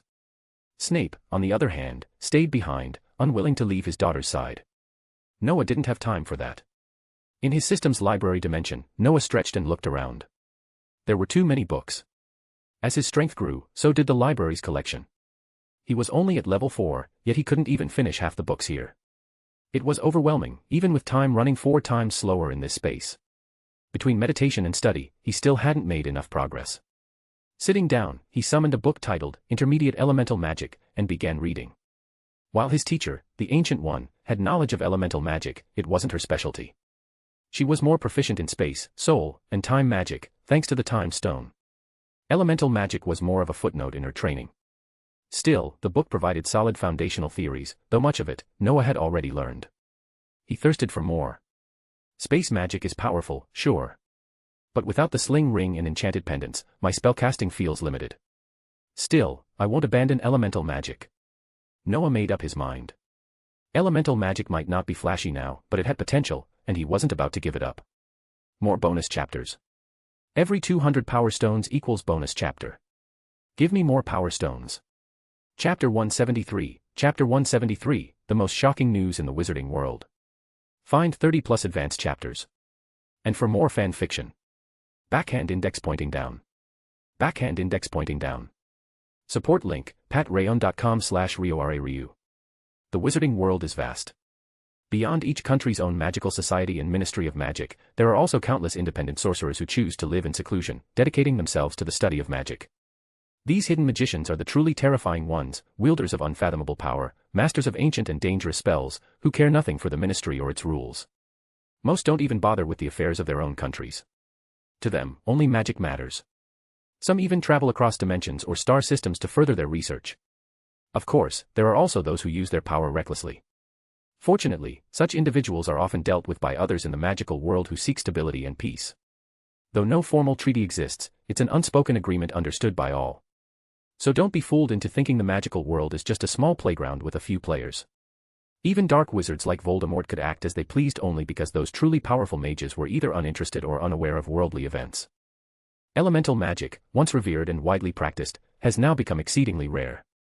Despite its might and high status, being the foundation for even more advanced spells, it has nearly vanished. Why? Because those who have mastered it won't share it freely. And those who haven't, they have no way to learn it. Noah is lucky. Thanks to the system, he enjoys a unique and ideal learning environment. Otherwise, he would have had to rely on magical artifacts just to cast advanced spells, a method that, while effective, makes one overly dependent on equipment. Noah prefers to use his own magic, to cast spells with his own power. That's also what the Ancient One, Master Yao, known as the Ancient One in Camartage, wants to see. That's why she didn't give him a wand or even a sling ring. Instead, she expected him to open portals himself, using sheer magical control. And Noah did manage to do it. But it was highly impractical. Each time he opened a portal, he was left completely exhausted, collapsing to the ground and gasping for breath. What if danger struck during those moments? He might as well just surrender. After what felt like ages reading through the library in his system space, Noah finally finished every book he needed to. With a glance at the massive mental bookshelf, piled high with magical texts, he left that space with satisfaction. But before exiting, he checked his current stats. Name, Noah Finial. Age. Mage rank, Tier 4, Stage. Tier 1 already. Not bad. Even though leveling up is getting harder, this progress is way beyond what's considered normal. Meditation really works. Noah's growth was astounding. Most magicians rely on time, talent, or bloodline. But Noah was soaring like a rocket. No wonder others would despair at his progress. The magical rating system itself is currently resisted by some ministries, who believe it threatens the balance of power. That's why not many know about Noah's ranking. But not all countries are so hesitant. The highly competitive American Ministry of Magic actually negotiated with Camartage to adopt the new system. It's no wonder competition and survival of the fittest are the norm in American magical circles. The second half of the school year was, as always, more intense, mainly due to final exams. However, the members of the Mage Union weren't worried. If they couldn't even pass the finals, then maybe they should quit. Angelina, the newest member, was adapting quickly. The young Gryffindor had been welcomed warmly and soon understood why Noah had been so skilled and merciless during the Budapest mission. After all, their base of operations had rigorous and regular training. The Budapest trip had also been her first time earning real money. She adapted fast. Every day after class, she'd either hit the books or look for a sparring partner. Life at Hogwarts was peaceful, until Professor Snape shocked the school by returning with a baby girl. He claimed the baby was his daughter. But the name he gave her nearly drove Harry Potter insane. Lily Snape. How could that name not enrage Harry? He knew what his mother's name was. He had also heard some rumors about Snape, especially from Noah. But there was nothing Harry could do. A name is just a name, maybe a way to hold onto memories or express regret. And Harry understood that, but still. He was angry. Fortunately, Harry didn't know the full truth. The girl was created using Lily Evans' genetic material. Technically, she could be considered his sister. If he ever found out, who knows what he'd do. As May arrived, life remained calm. Aside from Noah inviting everyone from the Mage Union to celebrate his 14th birthday in March, not much happened. Just when Noah thought Barty Crouch Jr. was laying low this semester and there'd be no snake to catch, Professor Snape pulled him out of History of Magic. "Hey, Professor, couldn't you see I was in class?" Noah grumbled. "I saw. But I doubt Professor Binns would notice or care," Snape replied dryly. "Still, some warning would have been nice." "What's this about?" "We received intel, Crouch Jr. is about to act." "From who? And what's he planning?" "He's going to try to abduct Harry. As for the source, you won't believe it. It came from Lucius Malfoy." Snape laid it all out, and Noah raised an eyebrow in mock surprise. But internally, he was rolling his eyes. Lucius Malfoy, the ultimate political weather vane. The only reason he got off the hook after Voldemort's fall was his connections, and his unmatched survival instincts. Now he must have sensed that the tide was turning again, so he sold out Crouch Jr. without hesitation. Poor Barty Jr. must have trusted Lucius and relied on him. And now? Every move he made was under Dumbledore's watchful eye. "It's pathetic," Noah muttered. "You mean Crouch Jr.? Or all of them?" Snape sneered. "All of them. Don't you find these pureblood elites disgusting? They hoard power and resources, and then wonder why the magical world is stagnating. So what's Albus planning to do about it? Is he going to remove Fudge from office? Groom a new Minister of Magic?" Noah leaned in curiously. Despite Fudge's antagonism, he had once heavily relied on Dumbledore. "No," Snape said, shaking his head. "Though that's what Albus wanted, the timing isn't right." "Wait, don't tell me he's going to run for minister himself." Snape didn't answer, just stared at him seriously. "You're kidding." "I'm not. He believes the current magical climate is dangerous. He wants to guide the world himself, and train a successor before retiring." Noah was stunned. Dumbledore, running for Minister of Magic. That had to be the most shocking news in the entire British magical world. But, it made sense. The magical world was in decline. If Dumbledore wanted to steer things back on course, he would need more authority. And whether people liked it or not, he was the most qualified.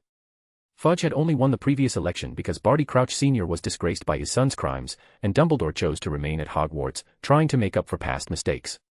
But now, if Dumbledore truly wished to run, there was no one who could stop him. He had the power, the reputation, the influence, and an army of former students across every sector of the magical world. If Dumbledore decided to run, he would win. Without a doubt. More bonus chapters. Every 200 power stones equals bonus chapter. Give me more power stones. Chapter 174, Chapter 174, why didn't you call it the Ark? Find 30 plus advanced chapters. And for more fan fiction. Backhand index pointing down. Backhand index pointing down. Support link, patreon.com/RioRaRyu. When Noah and Professor Snape arrived at Dumbledore's office, it was already filled with people. Honestly, Noah felt he didn't need to be here for this kind of discussion, but he didn't refuse either. Professor Binz's class was unbearably dull, and he was a little curious to see how far Harry's storyline, one he'd completely derailed, had gone. He wasn't disappointed. In fact, he was surprised. Peter Pettigrew had already been killed, by him, no less, back when he was still disguised as Scabbers. Technically, the key to Voldemort's resurrection had already been removed from the board. And yet, here they were again. Barty Crouch Jr. didn't seem like an ordinary person at all. According to the information provided by Lucius Malfoy, Barty Jr. was still preparing for Voldemort's resurrection. And if Malfoy's suspicions were correct, he might have even found the location of Voldemort's current incarnation. Barty had approached Malfoy to request help in luring Harry out of Hogwarts without attracting attention. His plan involved handing Harry a magical object, something preset with coordinates, to guide him to the place Barty had prepared. Dumbledore took Lucius's intel very seriously, and had called everyone here to strategize. Noah and Professor Snape stood quietly at the back. Neither of them said anything, both lost in thought. Snape wasn't even sure what to say. His mind was consumed by thoughts of his daughter, and how to face Voldemort again. Noah, on the other hand, was thinking pragmatically. Barty's method was familiar, but it remained incredibly effective. To fully resurrect Voldemort, specific ingredients were required: the bones of his Muggle father, blood from Harry Potter, flesh willingly given by a servant, along with a few disturbing rituals. Disgusting. Absolutely. But effective. No doubt. Obviously, such a ritual couldn't be performed anywhere near Hogwarts. They needed Harry out of the way, and the enchanted object was meant to do just that. How to get the object to Harry? That was Lucius's job to figure out. Where do you think they'll take Harry, Professor? Noah asked in a low voice, rubbing his chin. Didn't Dumbledore just say it would be at Voldemort's father's grave? Weren't you listening? Snape shot him a glance. I wasn't exactly paying attention, Noah admitted. But yeah, that does sound like the most logical place. It's secluded and perfect for the ritual setup. So you had already figured it out. Why didn't we? Noah rolled his eyes. Because I know the plot, obviously. Even if the storyline had gone off script, he still knew more than anyone else in the room. By the way, Snape said suddenly, when you leave, who do you plan to hand the room of requirement over to? Probably another Ravenclaw, Noah shrugged. Why? The room of requirement is dangerous. It can provide anything. You should pick someone conservative. Not like you, someone willing to dive into every form of magic, even the dark arts. Hey, don't judge me like that. You practiced dark magic too, didn't you? Noah retorted. Besides, I've blocked access to knowledge that shouldn't be available. Blocked what? Don't tell me your members don't know about Horcruxes or resurrection magic. They know, but they don't know the details. I'm not stupid. You think I want to accidentally raise another Voldemort? Snape went silent again. At the front, Dumbledore and the others had finished their discussion. The plan was simple: Sirius Black would scout out the graveyard.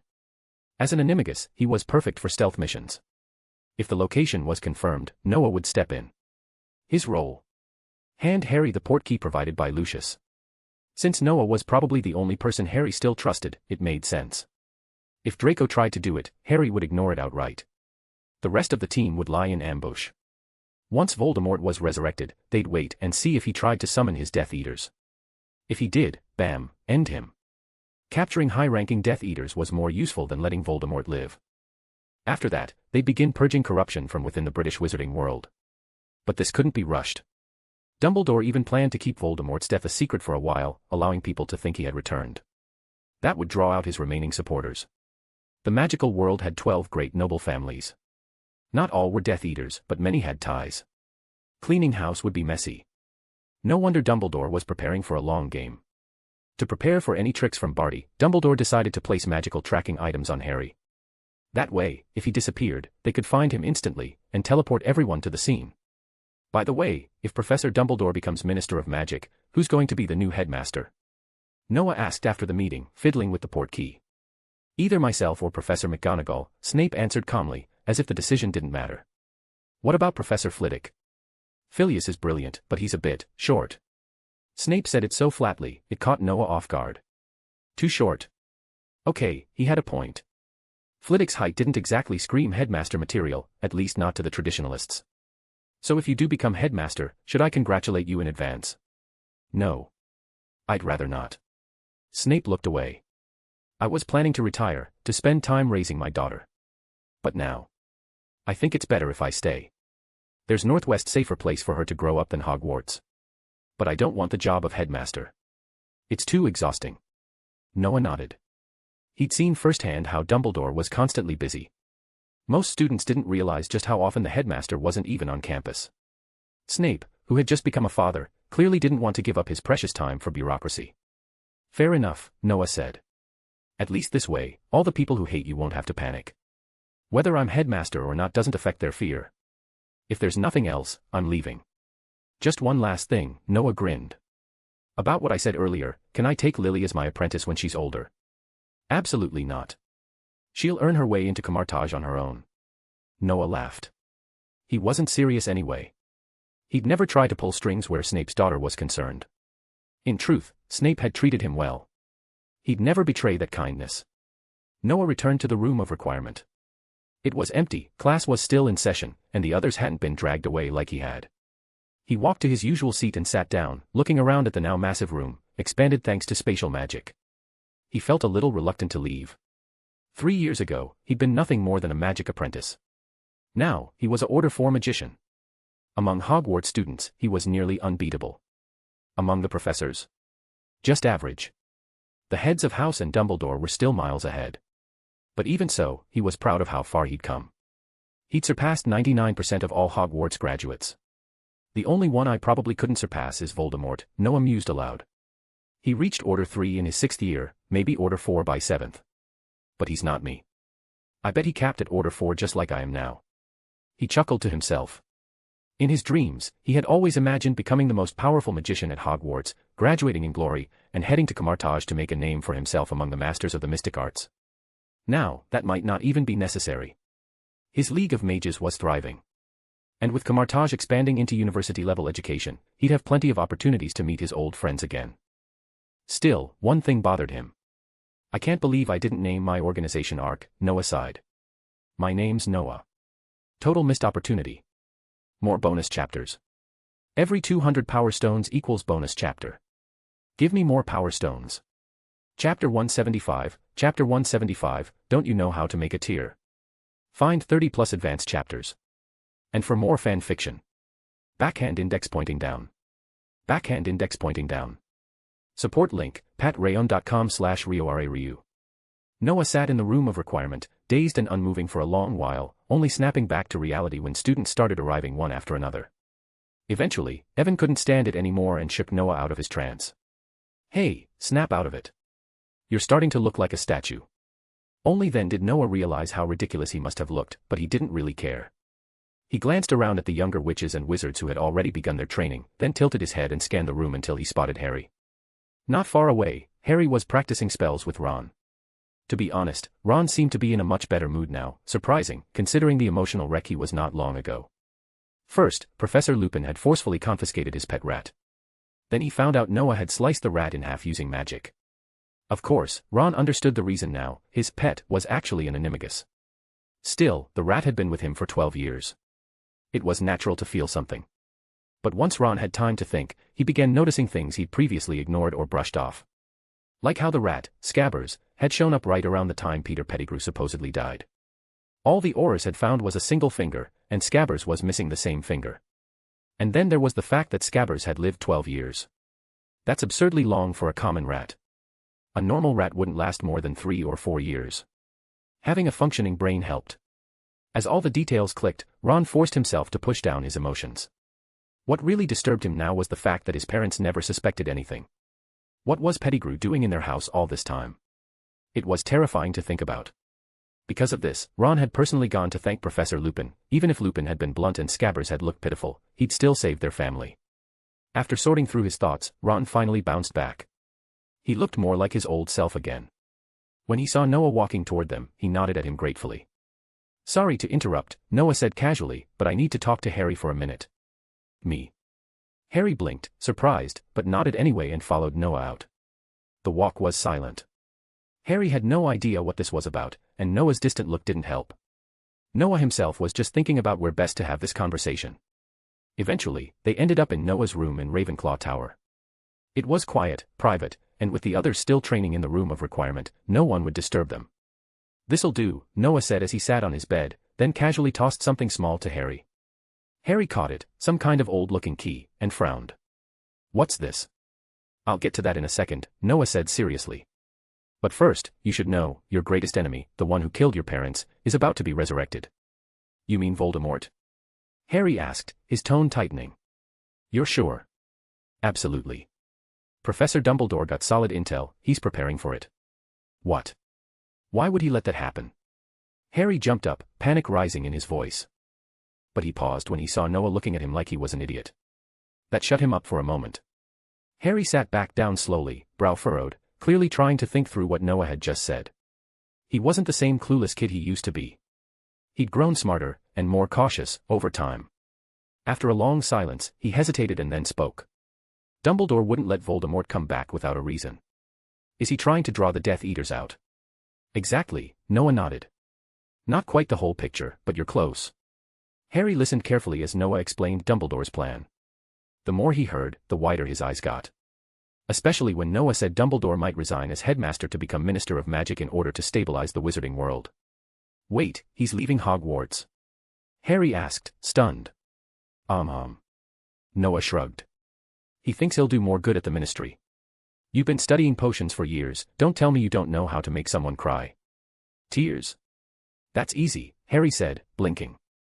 But I'm worried Professor Snape won't fall for it. And what exactly are we going to do once I get it? Ever heard of a pensive genius? Don't tell me you don't know what that is. More bonus chapters. Every 200 power stones equals bonus chapter. Give me more power stones. Chapter 176, Chapter 176, bless you, Noah. Find 30 plus advanced chapters. And for more fan fiction. Backhand index pointing down. Backhand index pointing down. Support link, patreon.com/RioRaRyu. In the following days, all of Hogwarts seemed slightly chaotic. The main reason. Harry Potter had somehow provoked Professor Snape again, and now Snape was looking for trouble with him at every possible turn. It felt eerily similar to their first year, 2 years ago, back when Gryffindor lost a mountain of points because of their constant friction. Strangely, however, both Snape and Harry refused to discuss the incident. They behaved as if nothing had happened. Besides that, Noah also found himself scolded harshly by Professor Snape, mainly for his bad ideas and his habit of meddling in other people's business. But Noah wasn't bothered.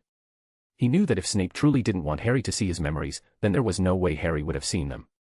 For example, the memory of Snape's daughter had already been wiped, otherwise, things would have turned catastrophic. Now, Noah's favorite pastime during potions class was to simply stare at Harry. Harry, who used to openly defy Snape, was now oddly quiet and compliant. No matter how much Snape tried to provoke him, Harry didn't talk back. He was scolded often but never resisted. And just like that, a week went by. Noah's exams were drawing near, and Professor Dumbledore had finally received concrete information. Sirius Black had truly outdone himself. After suffering 12 years in Azkaban, he had nearly fully recovered after just half a year of rest. He spent much of that time tracking down the burial site of Voldemort's Muggle father, and just as expected, he found traces of Barty Crouch Jr. Black was extremely careful. Crouch Jr. was equally so.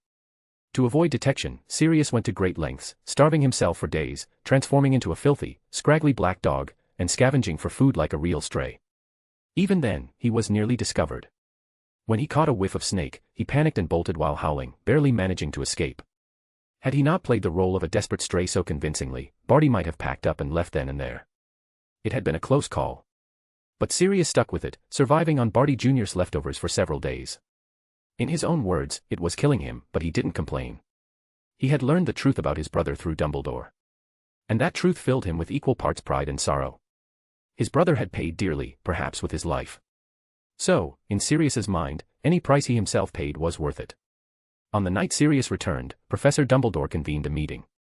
This time, even Harry and Lucius Malfoy were present. Ironically enough, Lucius had now fully switched sides. From a loyal Death Eater to a frontline opponent of Voldemort, it was a whiplash-inducing shift. No one trusted him.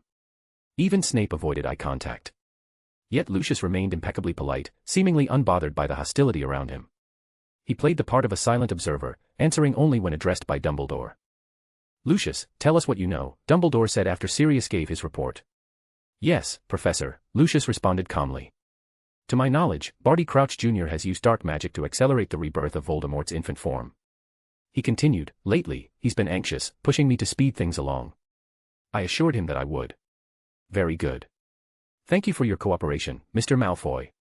"We will remember it," Dumbledore nodded, before turning to Noah.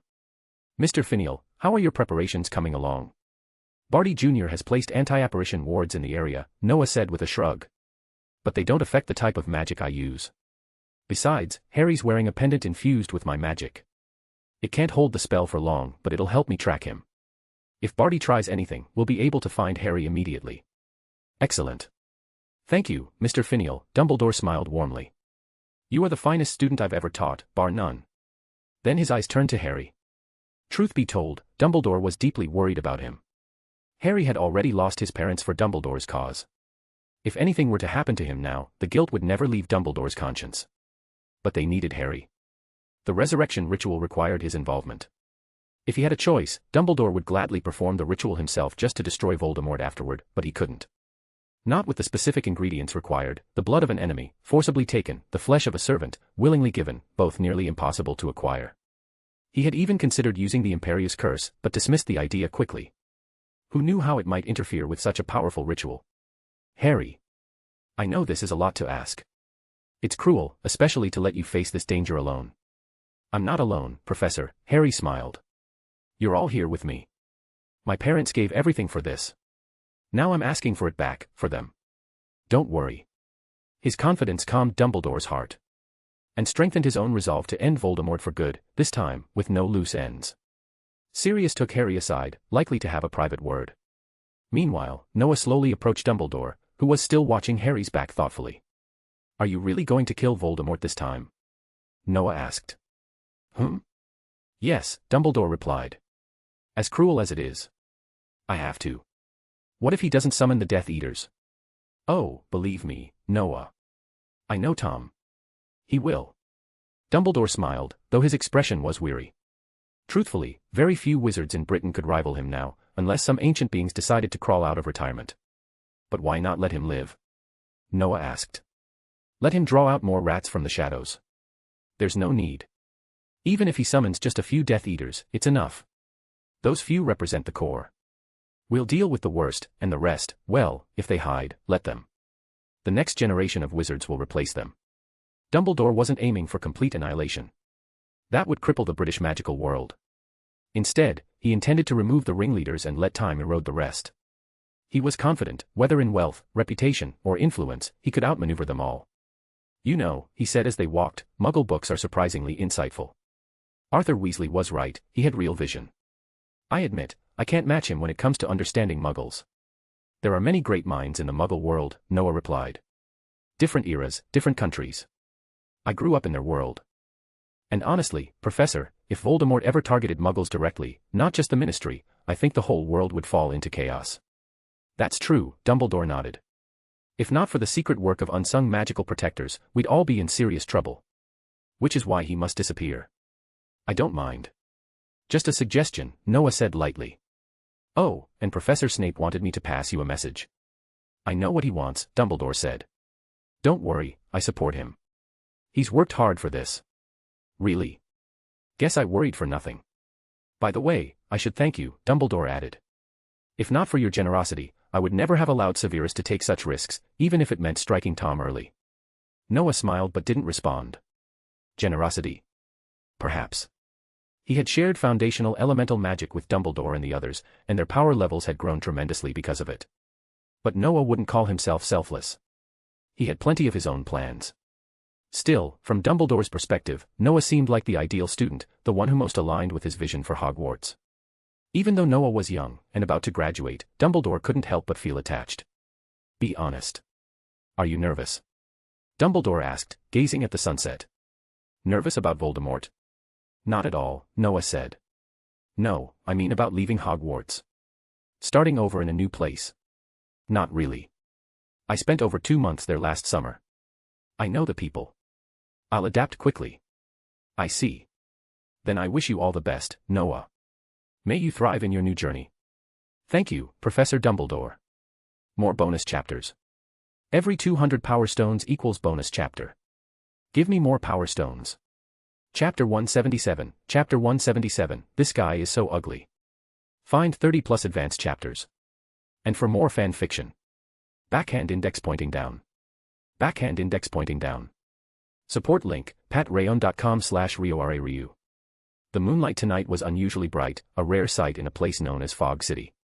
Yet, tonight truly felt like a good night to admire the moon. Harry walked alone under the glowing moon, his face full of confusion. The moonlight here was indeed beautiful, but deep down, he only wanted to curse. Before arriving here, he had been sound asleep in the dormitory. But then, he felt something poking at his face. He opened his eyes reluctantly, only to find Noah holding a wand, staring at him with mischief in his eyes. Besides Noah, Professor Snape stood there as well, his expression calm and unreadable. Harry turned to glance at his roommates and saw that they were all still fast asleep. He tried to speak, but before a word could escape, he realized his body was no longer under his control. His magic began to flow uncontrollably into a key that Noah handed him, making Harry's eyes widen in disbelief. Good luck, Harry. Damn it, I haven't even changed my clothes. But Harry didn't have time to finish shouting. In the blink of an eye, he was teleported to an extremely gloomy place. Not only had he not changed clothes, but he was wearing nothing but his nightgown, barefoot, and worst of all, he didn't even have his wand. This was a nightmare-level difficulty for him. Though his magical proficiency had improved significantly, he was still only a second-level wizard. Without a wand, he couldn't cast spells. Now, he was completely confused and helpless. Upon careful thought, Harry found it somewhat reasonable that he'd end up in a creepy place like this. Still, couldn't they have at least discussed it with him first? He brought nothing with him. What if he ran into someone who wanted to curse him? He'd be finished. Trying to suppress his anxiety, Harry attempted to calm himself down, but the more he tried, the more agitated he became. Calm down. Alone, in the dead of night, under an eerie moon, wandering through a creepy place like this. How could anyone possibly calm down? Is anyone there? Where even is this place? Harry wandered through what appeared to be a cemetery for nearly 5 minutes, still unable to find a single soul. At this point, he actually hoped to see a ghost. After all his years in the wizarding world, Harry had gotten used to occasionally seeing things others couldn't. While it often unnerved him, right now he desperately hoped something, anything, would show itself. At least then he could ask some questions and figure out what the hell was going on. Still walking in silence, Harry suddenly got the unnerving feeling that someone was watching him. He shivered. Glancing back repeatedly, he still saw nothing.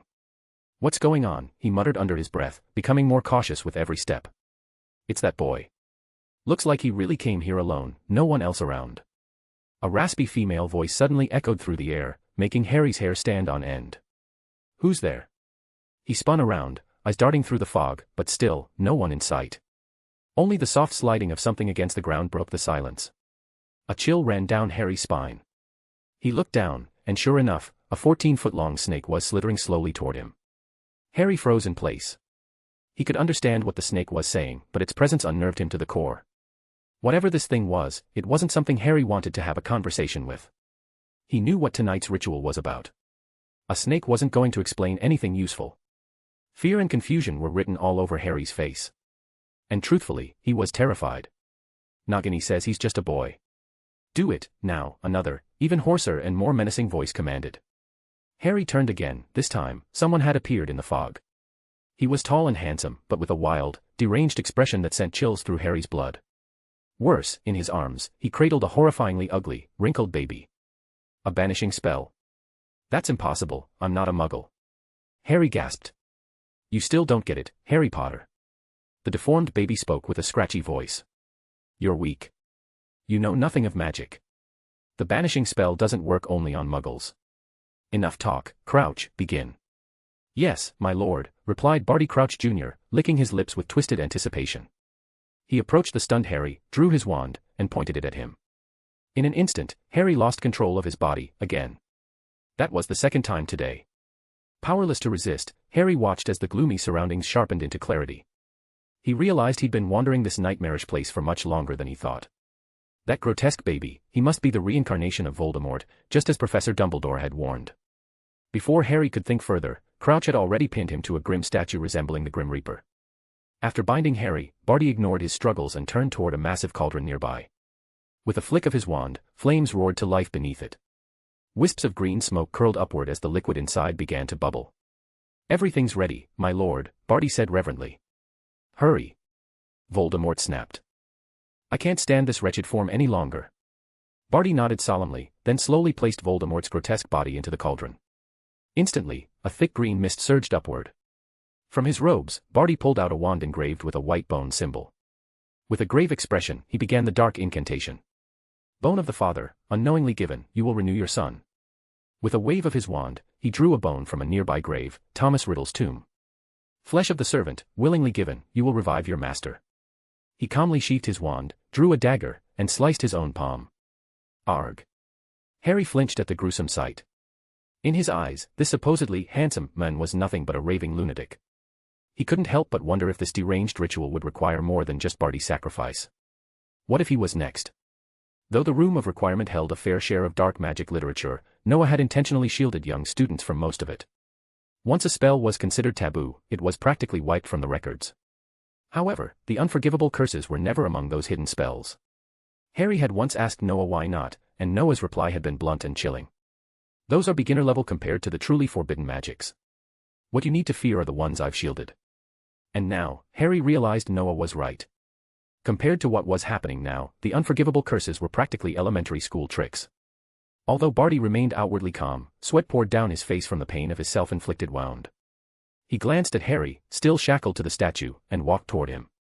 "Blood of the enemy, forcibly taken, you will resurrect your foe." Harry winced, but inwardly, he sighed in relief. So it was just his blood they wanted. For a moment, he feared they'd try to take something far worse. Still, being cut wasn't fun either. And looking at Barty's pained expression, it was clear the spell had its price. Harry winced as the dagger sliced his hand, drawing blood. He cried out, but inside, he felt strangely composed. He wasn't afraid, not really. Is it because I've studied too much? That I already know what's going to happen?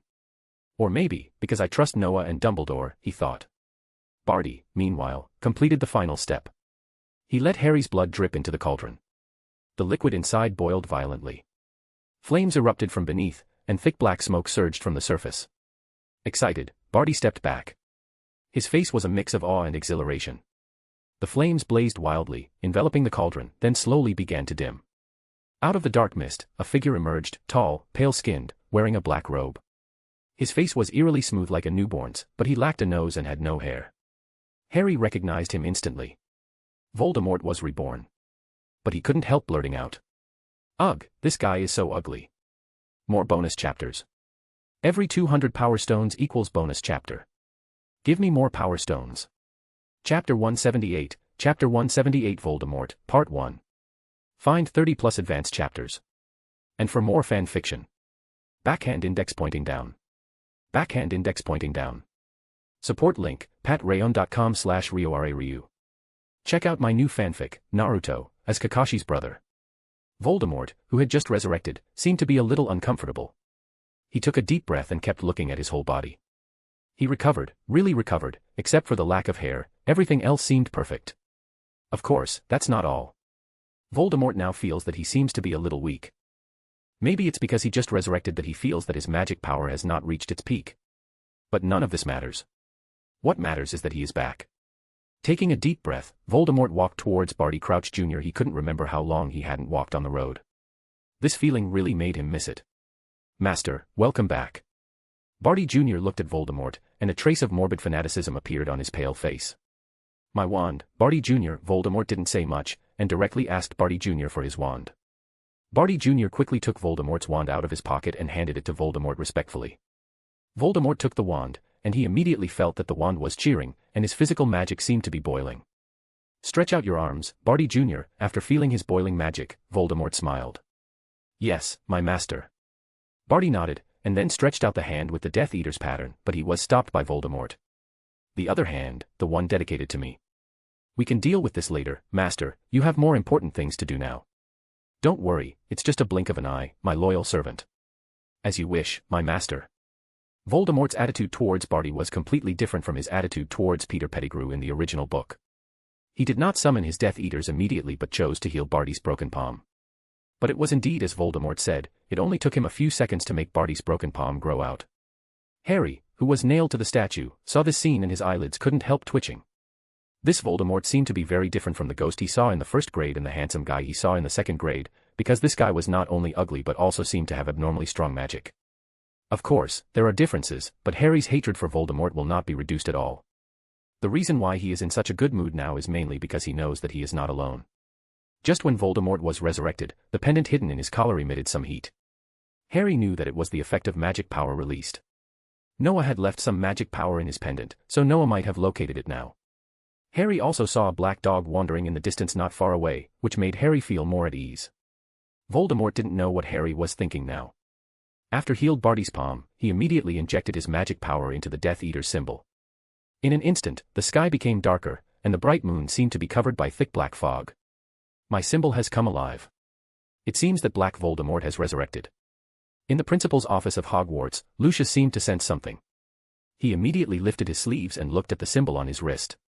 At this time, the snake-like symbol on his wrist seemed to come alive and slowly wriggled on his wrist. The evil power emanated from it, giving people a very uneasy feeling. Everyone knew that this was Voldemort's magic. Then you go over, Mr. Malfoy. Professor Dumbledore's voice was calm.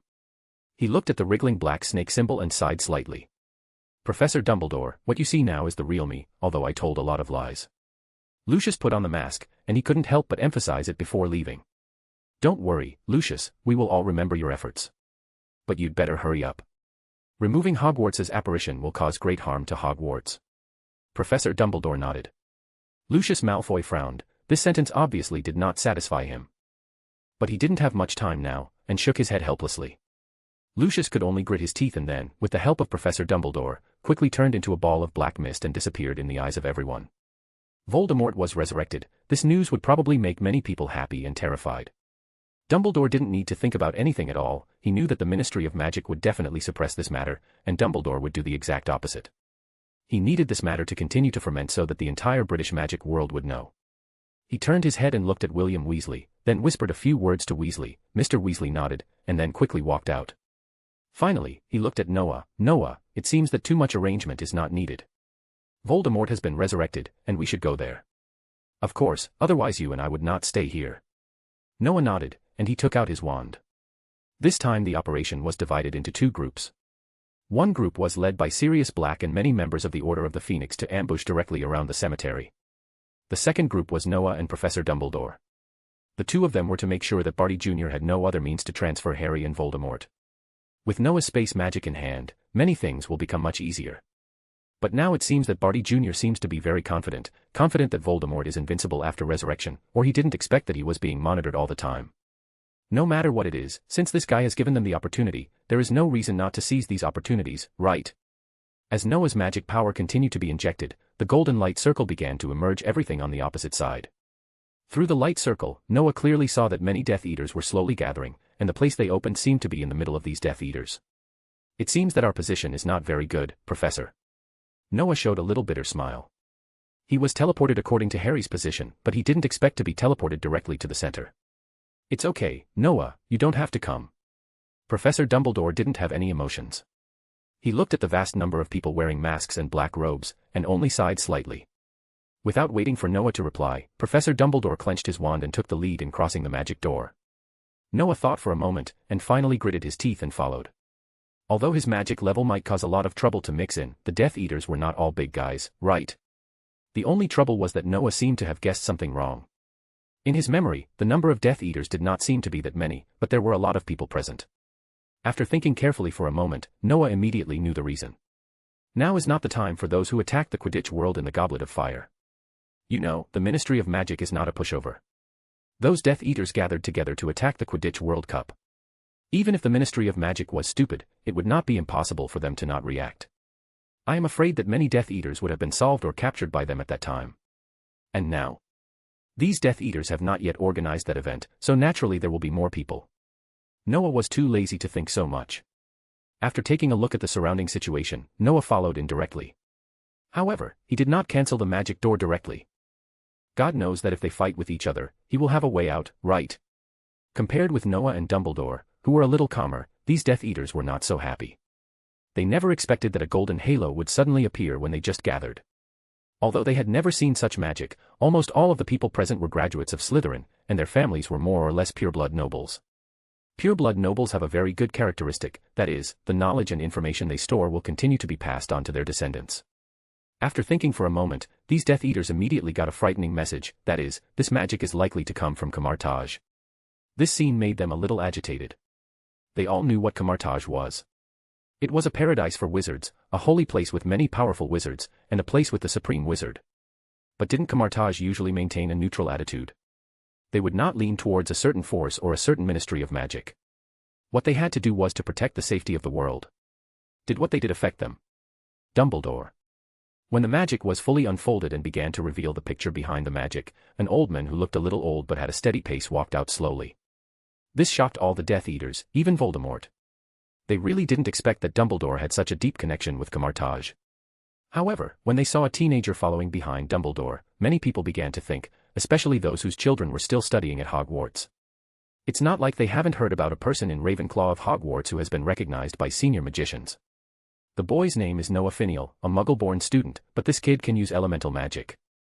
To be honest, many parents thought this was fake after hearing the news. Even if their children were telling the story seriously, they would not think that a Muggle-born child would be recognized by senior magicians. The few who believed it just lamented that those senior magicians had problems with their brains, and chose a Muggle-born kid instead of an excellent pureblood magician.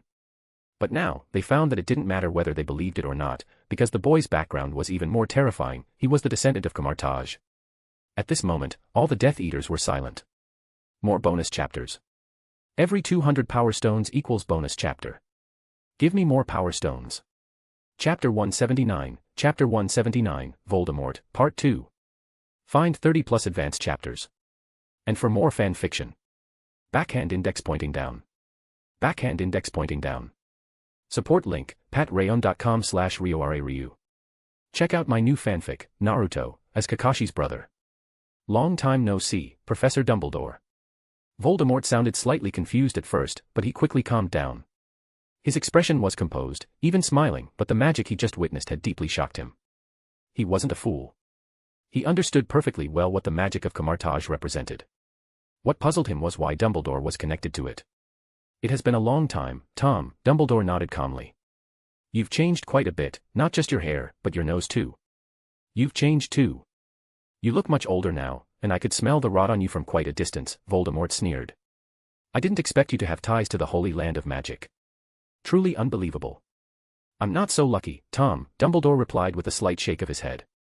It's not me, it's my student. A new student this year. Oh. Really? Which family is he from? Voldemort frowned. He's a gifted magician born of Muggles, Tom. I've told you time and again, your ideology is far too dangerous. I've always said so. Humph. Spare me the lecture, Dumbledore. Can't you see who stands behind me? Salazar Slytherin's noble cause is the correct path. And since you've made it clear you have no connection with Camartage, then you can die. Having said his piece, Voldemort's patience ran dry. He raised his wand and unleashed a powerful surge of magic. A terrifying green light shot from the tip of his wand. Avada Kedavra. Protego Maxima. Dumbledore was ready. It was almost as if he had expected the attack, responding immediately with a powerful defensive charm. Interestingly, he didn't retaliate with destructive magic but opted instead for a defensive spell to neutralize Voldemort's assault.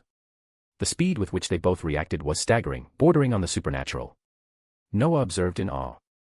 Power-wise, he might match them, but in speed and efficiency, he was clearly outclassed. Even his magic consumption would be far greater than theirs.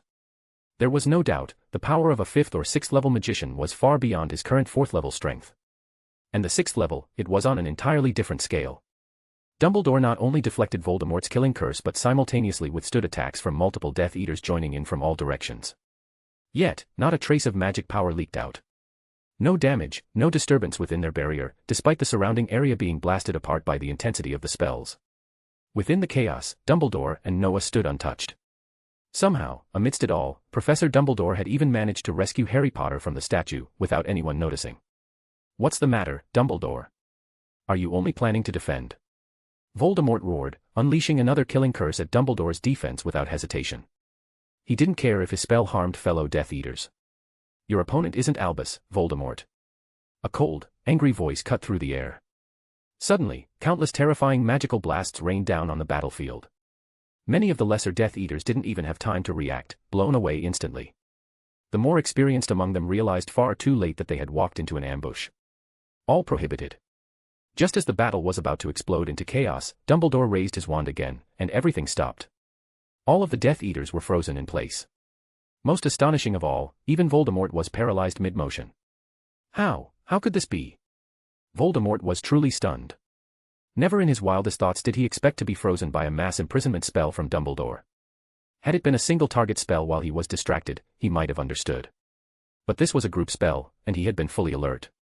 The terrifying realization hit him. Had Albus Dumbledore, once his Transfiguration professor and now Hogwarts headmaster, surpassed him completely in magical power? No. Impossible. Could he actually lose to this man? Voldemort's heart was in turmoil.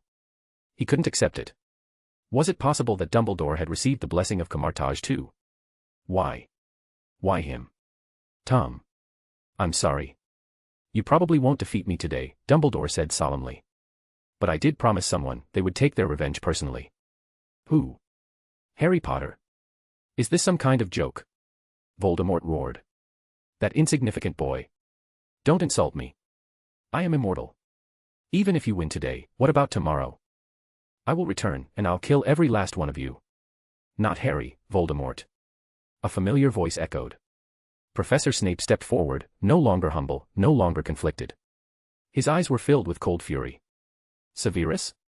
So, you've switched allegiances again. What a loyal servant you are, Voldemort spat, suddenly feeling that he could move again. Ever since you murdered Lily. I've waited for this moment, Snape said coldly. And haven't you realized? Your Horcruxes, they're almost all gone. Immortality. I'm afraid that chance is long gone. Traitor. Voldemort shrieked. Then go to hell. He'd been preparing for this, ever since the paralysis wore off. Though weakened from his resurrection, he had assumed it was temporary. But now he realized, it was because the Horcruxes had been destroyed. He didn't know how Dumbledore and the others had identified and destroyed them, but he didn't care anymore. With a silent breath, he raised his wand. Avada Kedavra. Sectum Sempra. Snape had been waiting.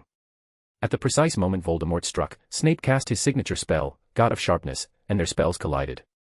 Green and silver light exploded in a violent clash that shook the entire hall. Dumbledore sighed inwardly. Thankfully, his defensive barrier still held. Had it failed, these two alone would have reduced the area to ash.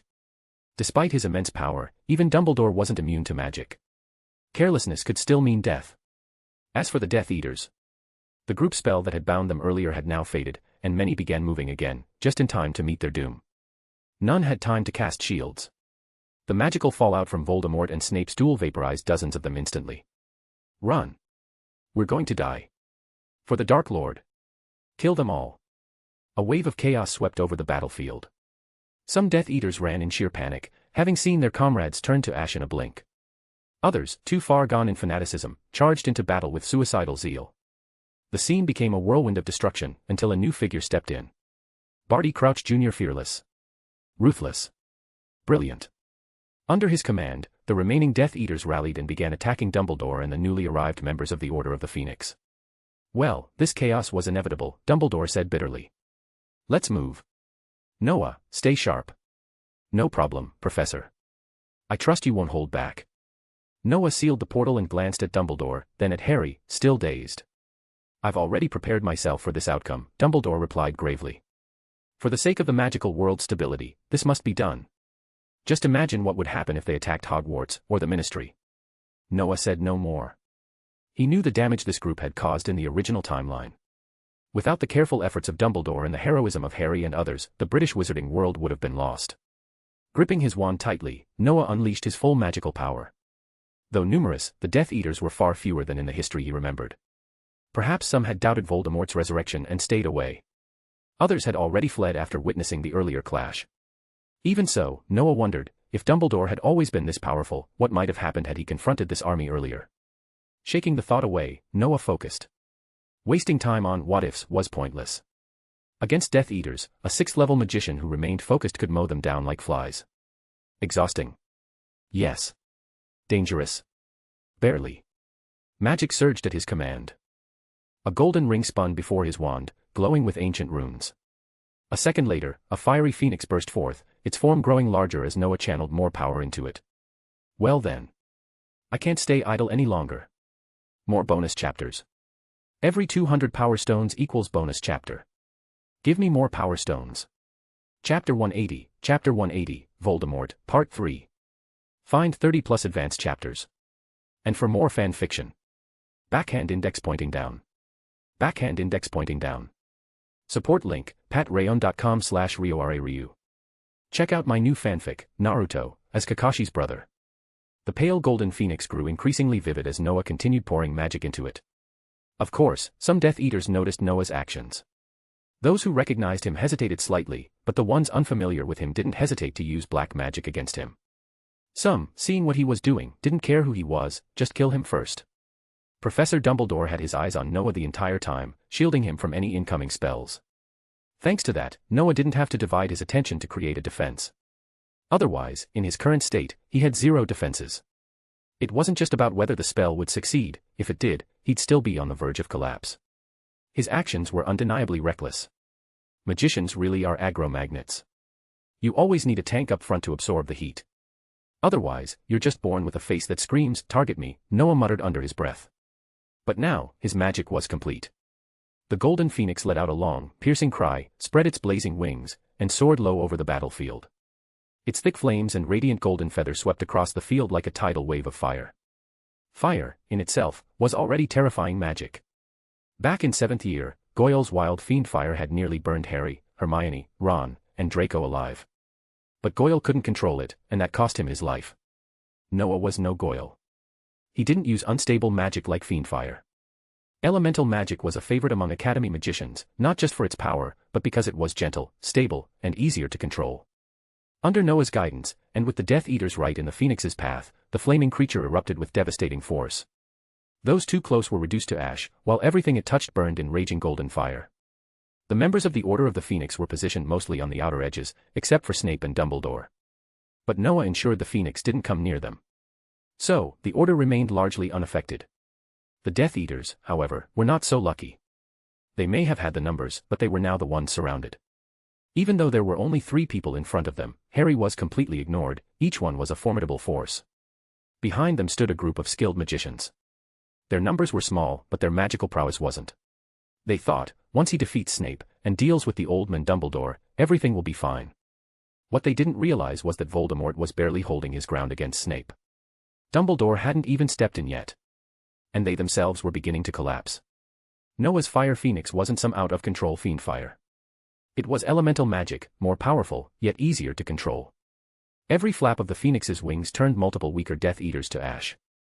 Those who managed to resist still suffered badly. I never imagined that beneath your mask of obedience lies such treachery. Severus Snape, you've truly surprised me. Voldemort was furious. Truly, deeply furious. Especially now, his condition was deteriorating. Snape had somehow grown stronger, and he'd heard his Horcruxes had been destroyed. How could he not be enraged? As for the Death Eaters, honestly, Voldemort didn't care. Sure, there was some disappointment, but they were just tools. If they died, so be it. Snape. He was just a useful spy. Nothing more. But betrayal? From someone he trusted. That cut deeper than any wand. The moment you chose to kill the boy who lived, I had already sided with Dumbledore. And when you murdered the woman I loved, just to fulfill a ridiculous prophecy, I swore revenge. Professor Snape calmly deflected another of Voldemort's unforgivable curses with divine sharpness, his expression unwavering as he explained his betrayal. But while he spoke, his wand never slowed. Spell after powerful spell burst from his hand, unrelenting and precise. He wasn't just holding his own, he was overpowering Voldemort. The Dark Lord was weak, and Snape knew why. In many ways, he had caused this downfall. But he wasn't about to lower his guard. Voldemort's name wasn't feared for nothing. Oh. Your beloved. Who? Voldemort spat, dodging again, but he was clearly fatigued. He had fought for too long. His resurrection was incomplete. His Horcruxes were gone. His body, mind, and magic were in disarray. This wasn't the Voldemort who had once terrorized the wizarding world. He was a shadow of that power. Snape, however, was still at full strength. And relentless. Lily. To be precise, Lily Potter, Harry Potter's mother. Do you remember that night? You murdered her. You killed her without hesitation. Snape's emotions surged. His attacks grew faster, more vicious. Voldemort was barely hanging on. After dodging yet another invisible strike, Snape stopped holding back. He even invoked elemental magic he had only recently learned. What? Elemental magic? You've really gained a lot, Severus. But all this, for a woman. She wasn't just a woman, she was the love of my life. And you stole her from me. Voldemort was stunned. Was that really the reason for all this?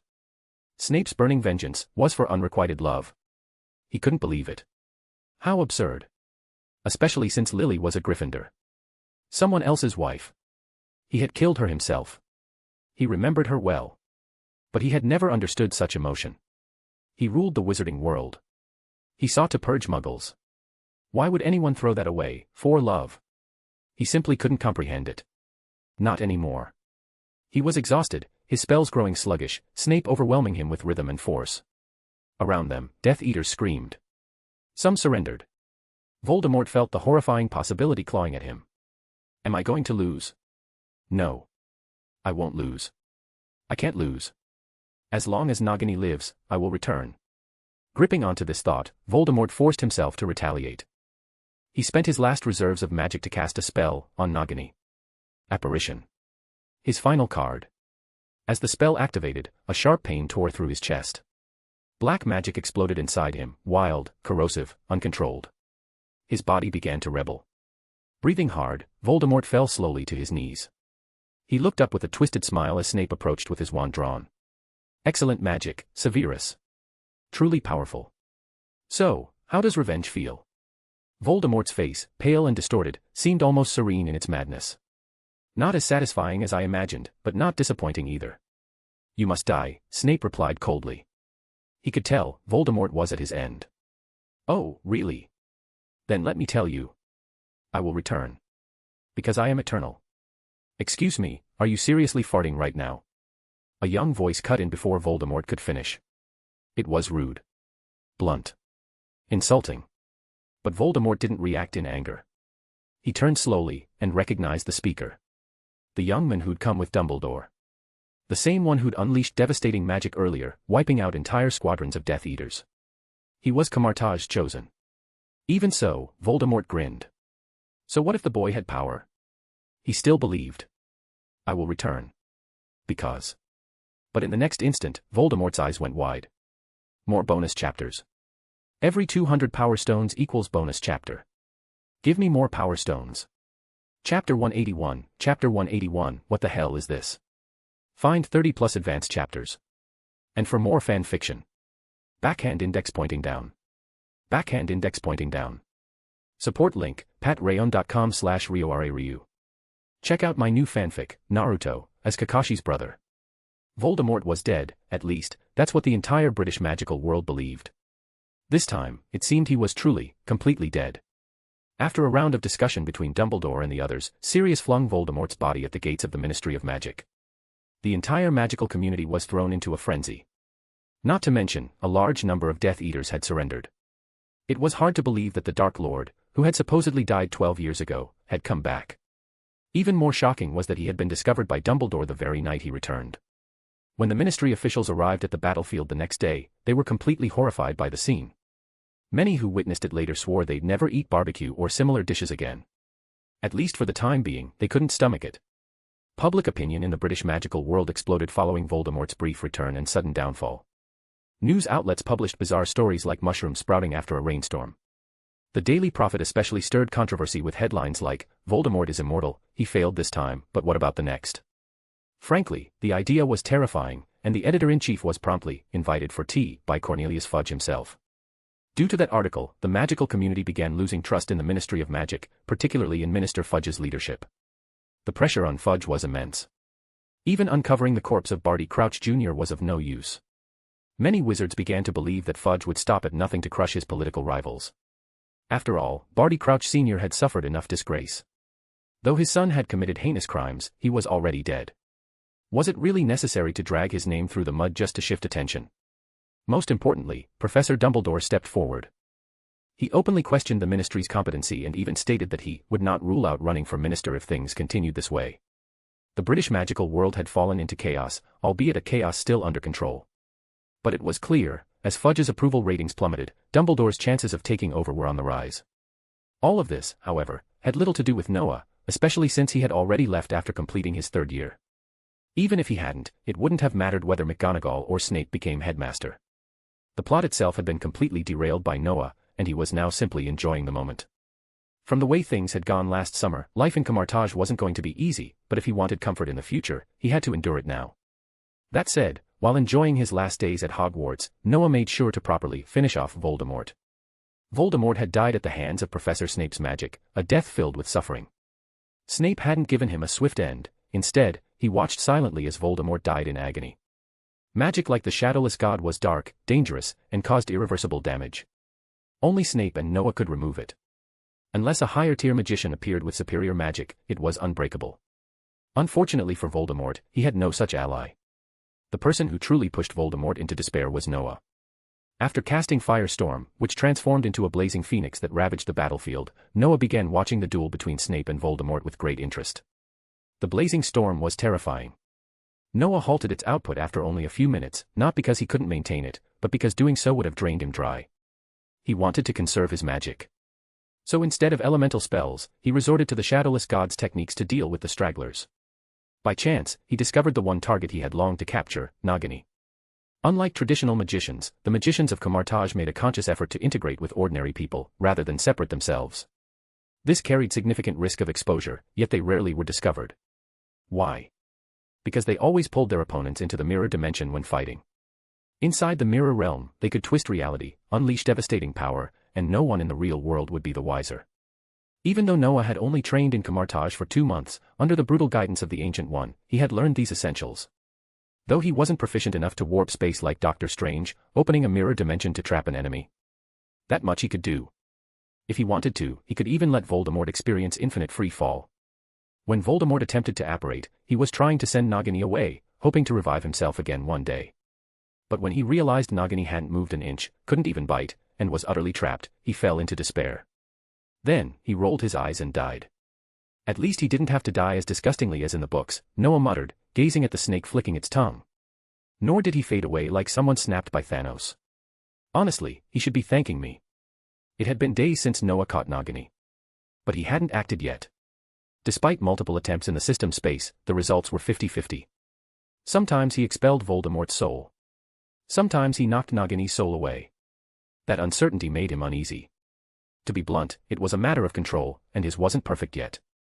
Now it was all about gambling on luck, because both souls were unstable.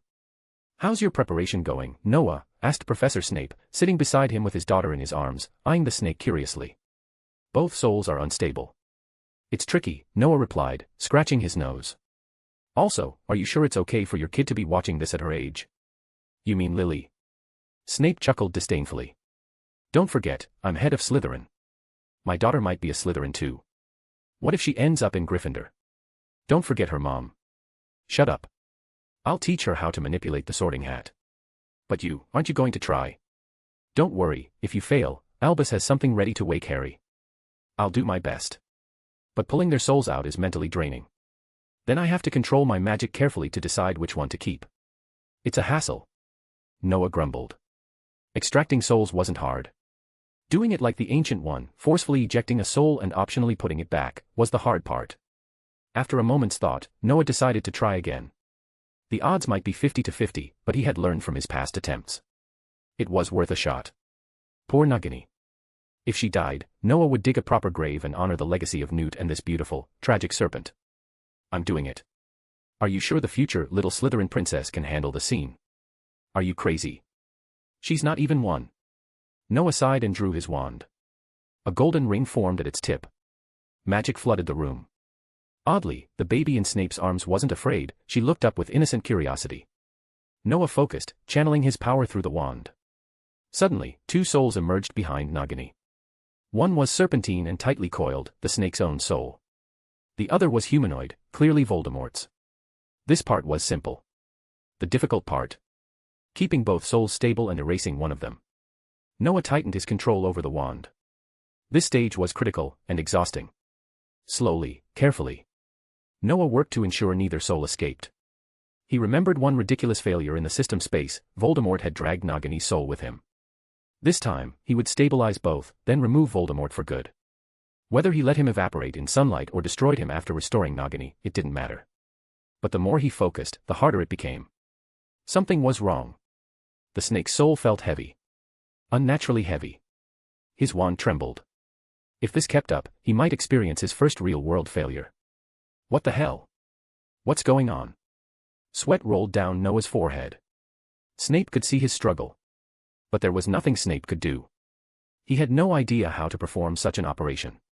He could only pray Noah succeeded. The baby, however, showed no tension, only a curious little smile. More bonus chapters. Every 200 power stones equals bonus chapter. Give me more power stones. Chapter 182, Chapter 182, Nagini. Find 30 plus advanced chapters. And for more fan fiction. Backhand index pointing down.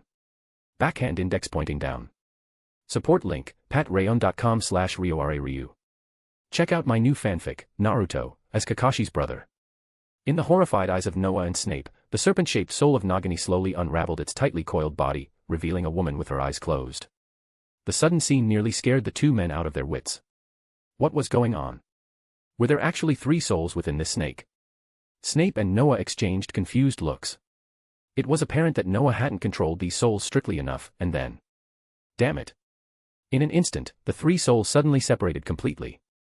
The serpent-shaped Nagini soul, along with Voldemort's soul, flew out at once.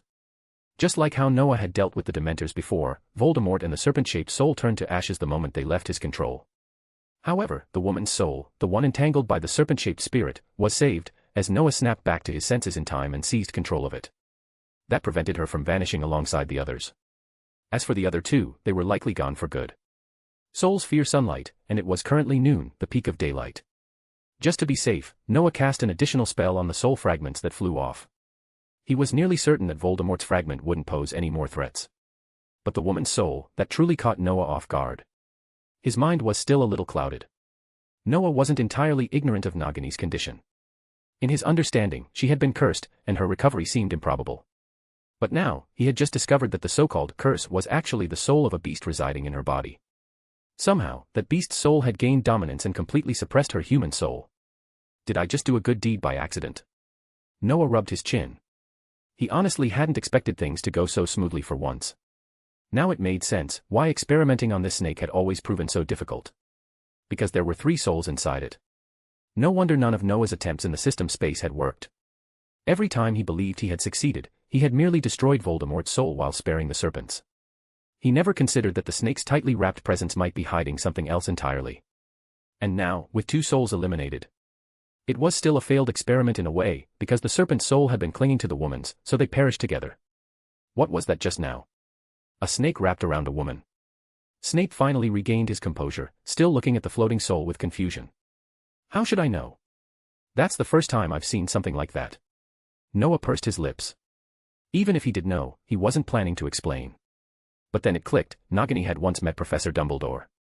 She was a friend of Credence Barebone, Dumbledore's younger brother. Credence had considered her a dear companion. She had even tried to keep him from joining Grindelwald's cause. Unfortunately, she failed. Eventually, she had gone to Hogwarts with Newt and the others. Newt had handed Grindelwald's blood pact to middle-aged Dumbledore, urging him to resolve his personal battle. Maybe calling Dumbledore over would simplify things. Why don't we call Professor Dumbledore over?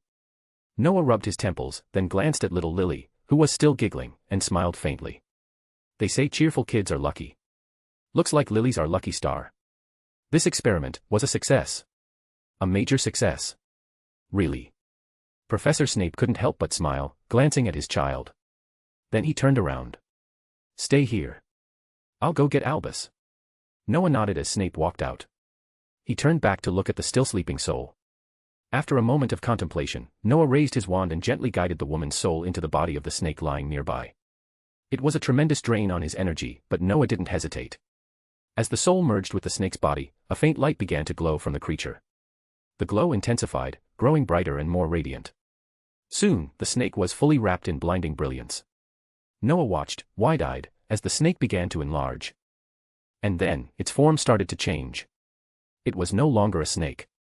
What the hell? Could it be that blood-cursed orcs were actually the first animagi? Or, is it the other way around? That animagi were inspired by them? Noah scratched his chin, observing carefully. He remained cautious. After all, this snake had once been deadly enough to bite Snape to death. Noah wasn't foolish enough to assume he was immune. When the light finally faded, a woman lay peacefully on the floor. Her features were soft and calm, and she appeared to be breathing normally.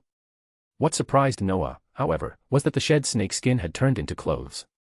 That was a bit awkward. What happened here? Just as Noah was still staring at the newly awakened Sleeping Beauty, Professor Snape and Dumbledore entered, followed by Professor Lupin and Sirius Black. Since Noah had conducted his experiment in the Defense Against the Dark Arts classroom, Lupin's presence made sense. As for Sirius, he was now working at Hogwarts, though he wasn't a professor. He mostly roamed around, helping where needed, and relished the opportunity to see and talk to Harry freely. Is that Nagini? Professor Dumbledore looked at the unconscious woman, a buried memory surfacing in his mind. You recognize her, Professor. But where did she come from? Lupin and Black looked completely baffled. You put the woman's soul into the snake's body? Snape asked, hesitantly. Yes. My magic control isn't perfect, and I can't keep a soul outside its body for long. So I placed her soul back. The result. Noah gestured vaguely at the now human Nagini. She turned back. She must be a blood-cursed orc. Fascinating. Snape, knowledgeable as he was, mulled over Noah's words and the scene he'd witnessed. His expression confirmed he had arrived at the same conclusion. Finally, all eyes turned to Dumbledore, who still hadn't taken his eyes off the woman. This was a long time ago. I didn't think. Dumbledore sighed. I didn't think she would survive and become like this. What do you mean, Professor? Blake, a bold Gryffindor, spoke up without hesitation, eyes full of curiosity. About 50 years ago, this girl came to Hogwarts. Back then, our enemy was Grindelwald. I assumed Tom using her name was a mere coincidence. Dumbledore trailed off, the weight of old memories settling over him. Noah had a vague idea of what Dumbledore meant. He remembered the scene where Grindelwald told Credence, "You are also a Dumbledore." All right, Professor. We're not here to dig up painful memories. What should we do about Ms. Nagini? Noah asked the most pressing question on his mind. Noah, you saved her. When you leave, take her with you. She may need your help one day. Noah's eyebrows lifted. Take her with him. Sure, he could, but that didn't mean he wanted to. If she had stayed a snake, maybe Noah would have considered it, for the sake of experimentation. But now, he had rescued her, and the snake's soul had burned away with Voldemort's. There was little chance she'd revert into a snake again. Still, after a moment of silence, Noah said nothing to oppose Dumbledore's decision. When he left, he could always just forget about her. It wasn't that big a deal. By the way, Noah, Sirius suddenly piped up, did you remove Voldemort's soul from her body? Huh? Oh. Yeah. Noah snapped out of his thoughts and nodded. Though it was more luck than skill. Honestly, it's hard to be precise with 3 souls inside one body. If Harry only has 2, I should be able to help him more easily. Indeed, Noah never expected 3 souls to be present. He had been too careless in the system space. But now that he knew, and solved it by sheer luck, helping Harry shouldn't be a problem. Really? Then can you help Harry? I think so. Then what are you waiting for? Please, I just finished dealing with one. I'm exhausted. Let's take it step by step, alright? Don't rush me. More bonus chapters. Every 200 power stones equals bonus chapter. Give me more power stones. Chapter 183, Chapter 183, you have to trust me. Find 30 plus advanced chapters. And for more fan fiction. Backhand index pointing down. Backhand index pointing down. Support link, patreon.com/RioRaRyu. Check out my new fanfic, Naruto, as Kakashi's brother. Noah didn't delay addressing Harry's issue for too long. Although his skills in this area were admittedly average, he still decided to give it a try. Of course, before taking action, he ran some simulations within the system space. As it turned out, the problem wasn't entirely his fault. There were actually 3 souls of Nagini hiding inside the snake's body. Since Noah's expertise in this area was limited, it led to a rather unusual situation. When he simulated casting the spell on Harry in the system space, the results were unexpectedly smooth. Essentially, Noah ejected two of the souls, destroyed the weaker one, and reinserted the stronger one. That was it, the problem was resolved. It had to be said, Voldemort was quite unlucky. He never imagined a fragment of his soul resided inside Harry. More importantly, that particular soul fragment was incredibly weak. Because it had been unintentionally placed there, after more than a decade in Harry's body, it was no different than a newborn, fragile and undeveloped. Noah didn't need to analyze carefully or perform with extreme control. All he had to do was destroy the weakest soul fragment, and that was it. Even Noah himself was surprised at how simple it turned out. He had mentally prepared for a hellish challenge, only to discover it was like strolling through a beginner's tutorial. Forget it. The simpler, the better, less trouble, he thought. With that mindset, Noah resolved Harry's issue just 2 days later.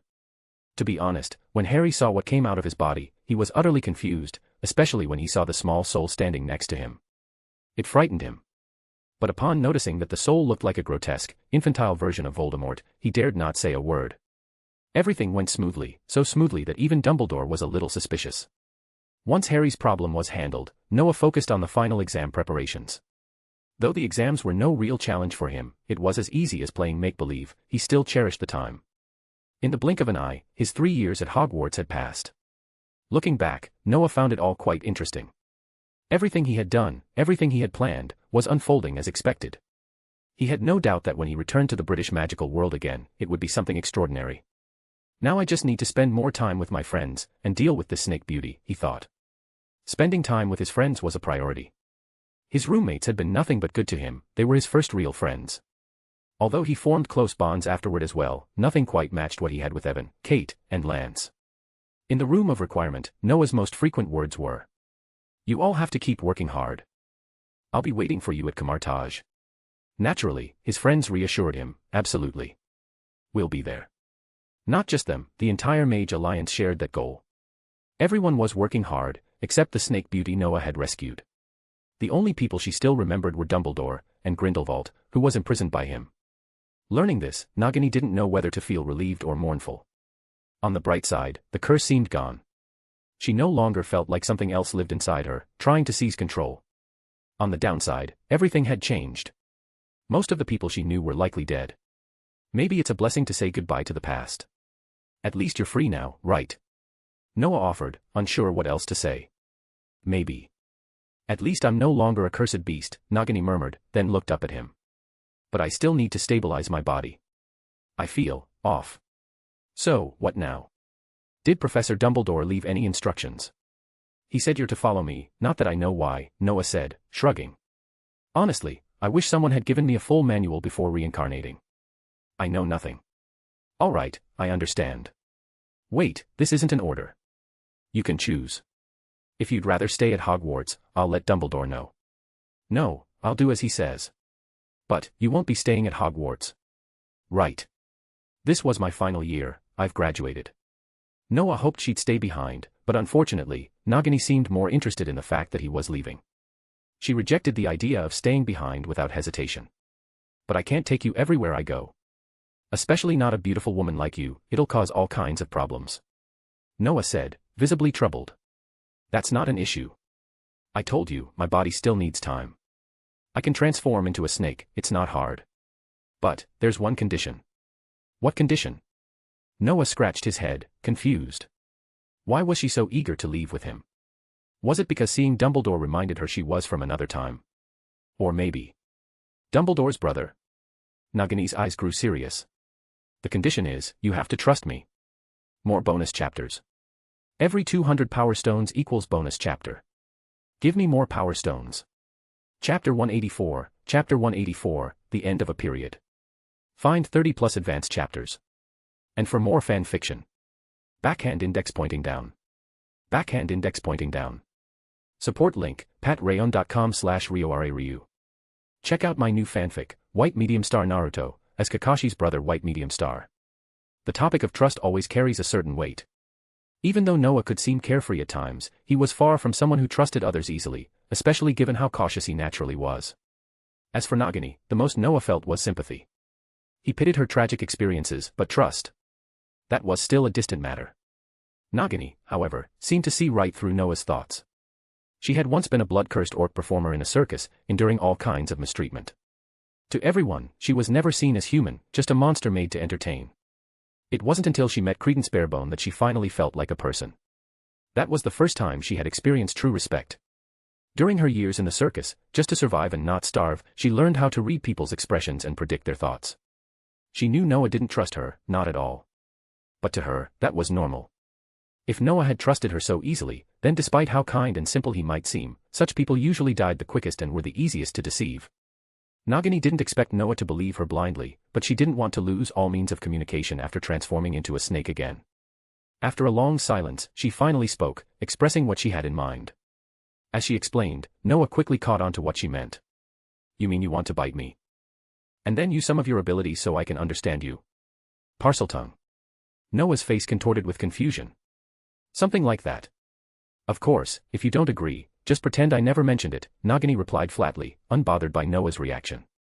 She was simply stating the facts. "You're not trying to sneak in some venom or anything with the bite, right? You can always take an anti-venom dose beforehand. Don't you wizards and magicians love researching this sort of thing?" Noah scratched his head. She had a point. Not that it mattered much, even if he didn't take an antidote, he could still use magic to manage the venom. He wasn't Snape, after all, who had willingly dropped all defenses just to win Voldemort's trust. Well, maybe Snape had made preparations. But to ensure Voldemort's downfall, he'd accepted death. The fatal blow had come from a sneak attack, Nagini's bite, before Snape had any time to react. Noah, however, was fully prepared. He wasn't afraid of being poisoned. Nagini was just a woman with some magical ability, and he was far beyond her level. Besides, he had always been curious about Parseltongue. It was rare, and this was a chance to experience what it felt like to converse with animals. "But, are you sure you can still transform into a snake?" Noah asked, still skeptical. "And why are you so determined to leave with me? Isn't it better to stay at Hogwarts? I used to be a blood-cursed orc, that was a curse. You helped lift that curse. But I know the talent is still inside me. It's in my mind. I just don't want to stay here. This place is full of sorrow." "Sorry. I'd rather not explain." Nagini's answer left Noah scratching his head again. Hogwarts, a sad place. Was it because Grindelwald brought Credence Barebone here, also known as Aurelius Dumbledore? Did Dumbledore do something that led to Aurelius' death? If that's the case, then the old flame really did outweigh the younger brother. But all that was ancient history. Honestly, Noah didn't care what had happened decades ago. Out of all the Fantastic Beasts characters, he found Newt the most interesting. As for Nagini, he wasn't too worried. Under his control, Voldemort's soul no longer lingered in her. After some thought, Noah made his decision.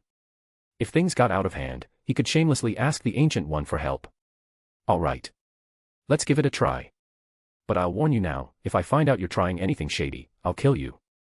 No hesitation, no second chances." "I know. Aren't all you magicians like that?" Nagini nodded and slowly began to shrink into her snake form. This time, she looked much smaller. Back when she appeared in Fantastic Beasts, she was basilisk-sized. And during the Voldemort era, she resembled a massive cobra. Now, she was closer to a green bamboo viper. Noah carefully monitored her transformation with his magic. He was relieved, her soul and aura didn't change. She was still herself. This blood-cursed orc ability really was mysterious. It made Noah want to learn animagus magic someday. Nagini slithered up Noah's extended arm and settled on his shoulder before biting into it. Noah flinched slightly, but to his surprise, there was no pain, only a slight numbness. His magic instinctively shielded him. He sensed no venom, just a strange, gentle energy flowing into him. Upon deeper inspection, he realized it resembled a contract. Simple in structure, something he could break with time or unravel with a spell if needed. And it wasn't malicious. It simply allowed him and Nagini to understand each other, to sense one another. "Did she just install a GPS and translation module in me?" Noah muttered. Nagini released her bite and lay quietly on his shoulder, watching him. It felt strange, having a snake wrapped around him.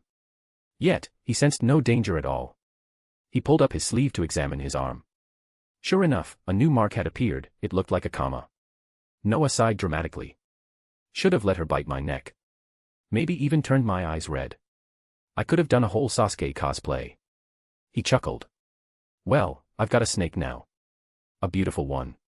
If I focus on fire magic, can I pass for that guy? Strangely enough, this contract really did make communication easier. Although she still spoke Parseltongue, he could fully understand her now. Unfortunately, it didn't help him watch the movie early. Nagini's memories were foggy. She barely remembered Grindelwald, and all she recalled about Cretans was that things went badly. She didn't even know how she ended up as Voldemort's pet. What she did remember was that she hadn't aged. Still young, still beautiful, time had no effect on her. The curse had given her an unnatural lifespan, but over the years, it stripped away her consciousness, turning her into a beast. With that done, Noah moved on to other matters, like packing up for his last graduation ceremony. It was, indeed, his final graduation. He likely wouldn't attend another one in the future. Today is a special day, a memorable one. Professor Dumbledore stood proudly in the Great Hall of Hogwarts, smiling as he addressed the students. After today, many of you will step into society. Some will join the Ministry of Magic, others will pursue their passions. This is the end of one stage, and the beginning of another. Not just for you, but for me as well. I'm sure many of you have heard the rumors. Yes, I will soon be stepping down as headmaster of Hogwarts. But I believe that my successor will be an excellent headmaster, just as I tried to be when I took this role. Here, I must give special thanks to Mr. Noah Finial. Without your help, many things would not have been possible. You are the best student I've ever taught, truly unmatched. And yes, Mr. Noah Finial is about to leave Hogwarts. Please remain calm, everyone. I'm sure you've heard the news, Camartage is founding a university. I can now confirm that this is true. Mr. Noah Finial has been named as a founding student. The hall exploded with excitement. Despite Dumbledore's repeated calls for quiet, it took nearly 5 minutes for the noise to die down. Yet, I still lingered on Noah in awe. I'm sorry, ladies and gentlemen, Dumbledore continued once the hall settled. I don't know when Camartage University of Magic will officially open. Some of you may have missed this opportunity, and for that, I apologize. But don't lose heart. I believe your futures still hold great promise. Keep going. New doors will open. And once again, congratulations to Mr. Noah Finial for taking first place in his year. If I'm not mistaken, that's 3 years in a row.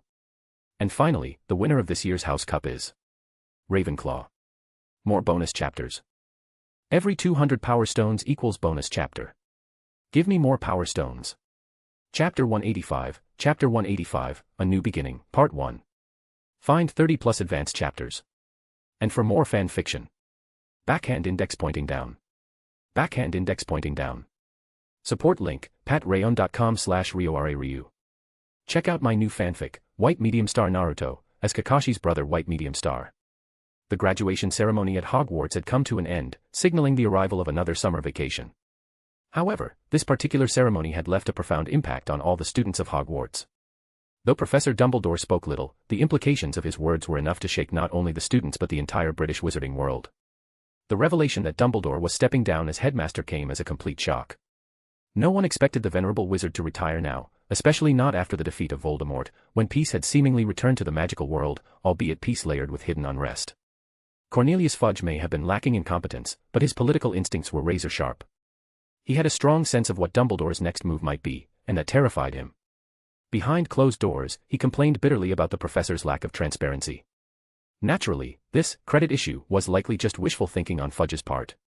Deep down, even he probably understood the truth. But now, his focus had shifted to salvaging his reputation. It was no easy task, yet he was determined. Ever since he took office as Minister of Magic, he had clung to power with desperation. He wasn't about to relinquish it now. Of course, only those tied to him by mutual interests truly cared about his fate. Most other wizards and witches couldn't care less. What did command their attention, however, was the second major announcement Dumbledore made, one that shook the magical world to its core. Camartage University was going to be established. What is Camartage? It's a sacred ground of magic, revered and untouchable. The sorcerers there are anything but ordinary. Unlike Hogwarts or Beauxbatons, Camartage doesn't accept applications. They choose their disciples. If you're deemed worthy, even if you're a muggle, they will find a way to reach you. If not, you won't even find the front door. But now, this enigmatic place had decided to create a university, similar to those in the muggle world, and had already admitted a student who was only in third year. Was the world going mad? Curious and desperate to learn more, wizards flocked to libraries or ventured into muggle communities to understand what this university concept entailed. The results were both thrilling and heartbreaking. A university, it turned out, was like Hogwarts but for more advanced study. In magical terms, it was a place designed to cultivate senior magicians. That revelation alone was enough to electrify the community. Who wouldn't want to ascend further along the path of magic? The entrance exam was daunting, yes, but not discouraging. Magicians are, by nature, proud and confident. If someone believed they lacked the ability, they didn't belong on the path in the first place. Yet, when Kamartaj released the official requirements, despair spread like wildfire. In addition to a written exam, candidates would need to pass a psychological evaluation and meet a minimum magical level. And worst of all, preference was given to fresh graduates. The first two criteria were reasonable. No one wanted another Voldemort rising from unchecked ambition and mental instability. But the third, minimum magical level, sparked uproar. What level, exactly? Upon further investigation, they learned that a global rating system for magicians had been quietly implemented at various institutions. For instance, Professor Dumbledore himself was classified as a level 6 magician. That revelation triggered outrage. Once insider sources exposed how the Ministry of Magic had tried to suppress this system, public trust in Fudge's leadership plummeted. But with more understanding came clarity. From a practical standpoint, magical level, along with psychological resilience and knowledge, represented a magician's readiness. A powerful individual lacking control or understanding would be a liability.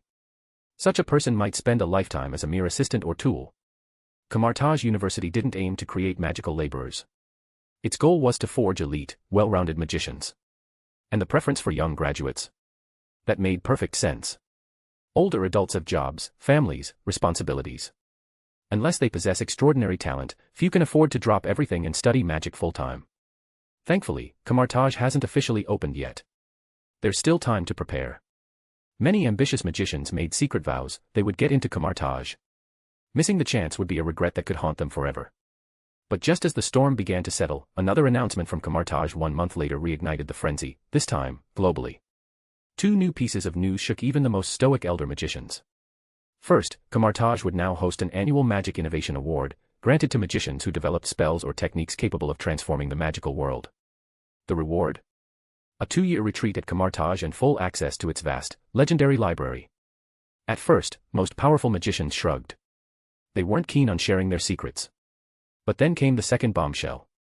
The inaugural Magic Innovation Award had already been granted. The recipient? Noah Finial.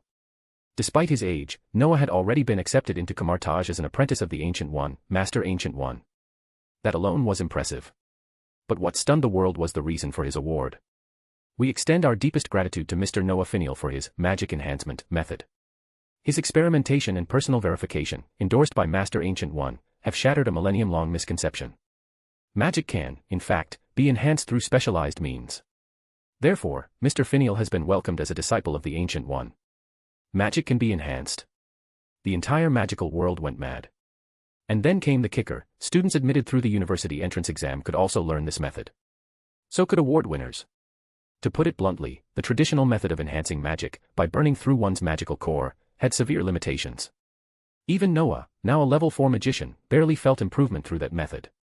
Not everyone could be like Stephen Strange, gifted, brilliant, capable of manipulating time and dueling Dormammu. Thus, Kamartaj offered a solution, up to level 4, enhancement through magic depletion in battle. After that, a unique meditation technique devised by the Ancient One. However, all who learned these methods had to sign binding confidentiality agreements. The Ancient One herself wasn't concerned about theft, but many others with darker motives made precautions necessary. And so, the world of magic fell into chaos again. With only 2 viable paths into Kamartaj, university exams or innovation awards, almost every magician now had a clear target in mind.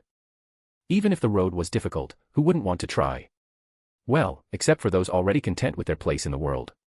None of this, however, concerned Noah Finial in the moment. He now sat on the stone steps of Kamartaj, yawning lazily. He had just begun his break and planned to spend a few days celebrating his graduation from Hogwarts. That didn't last long.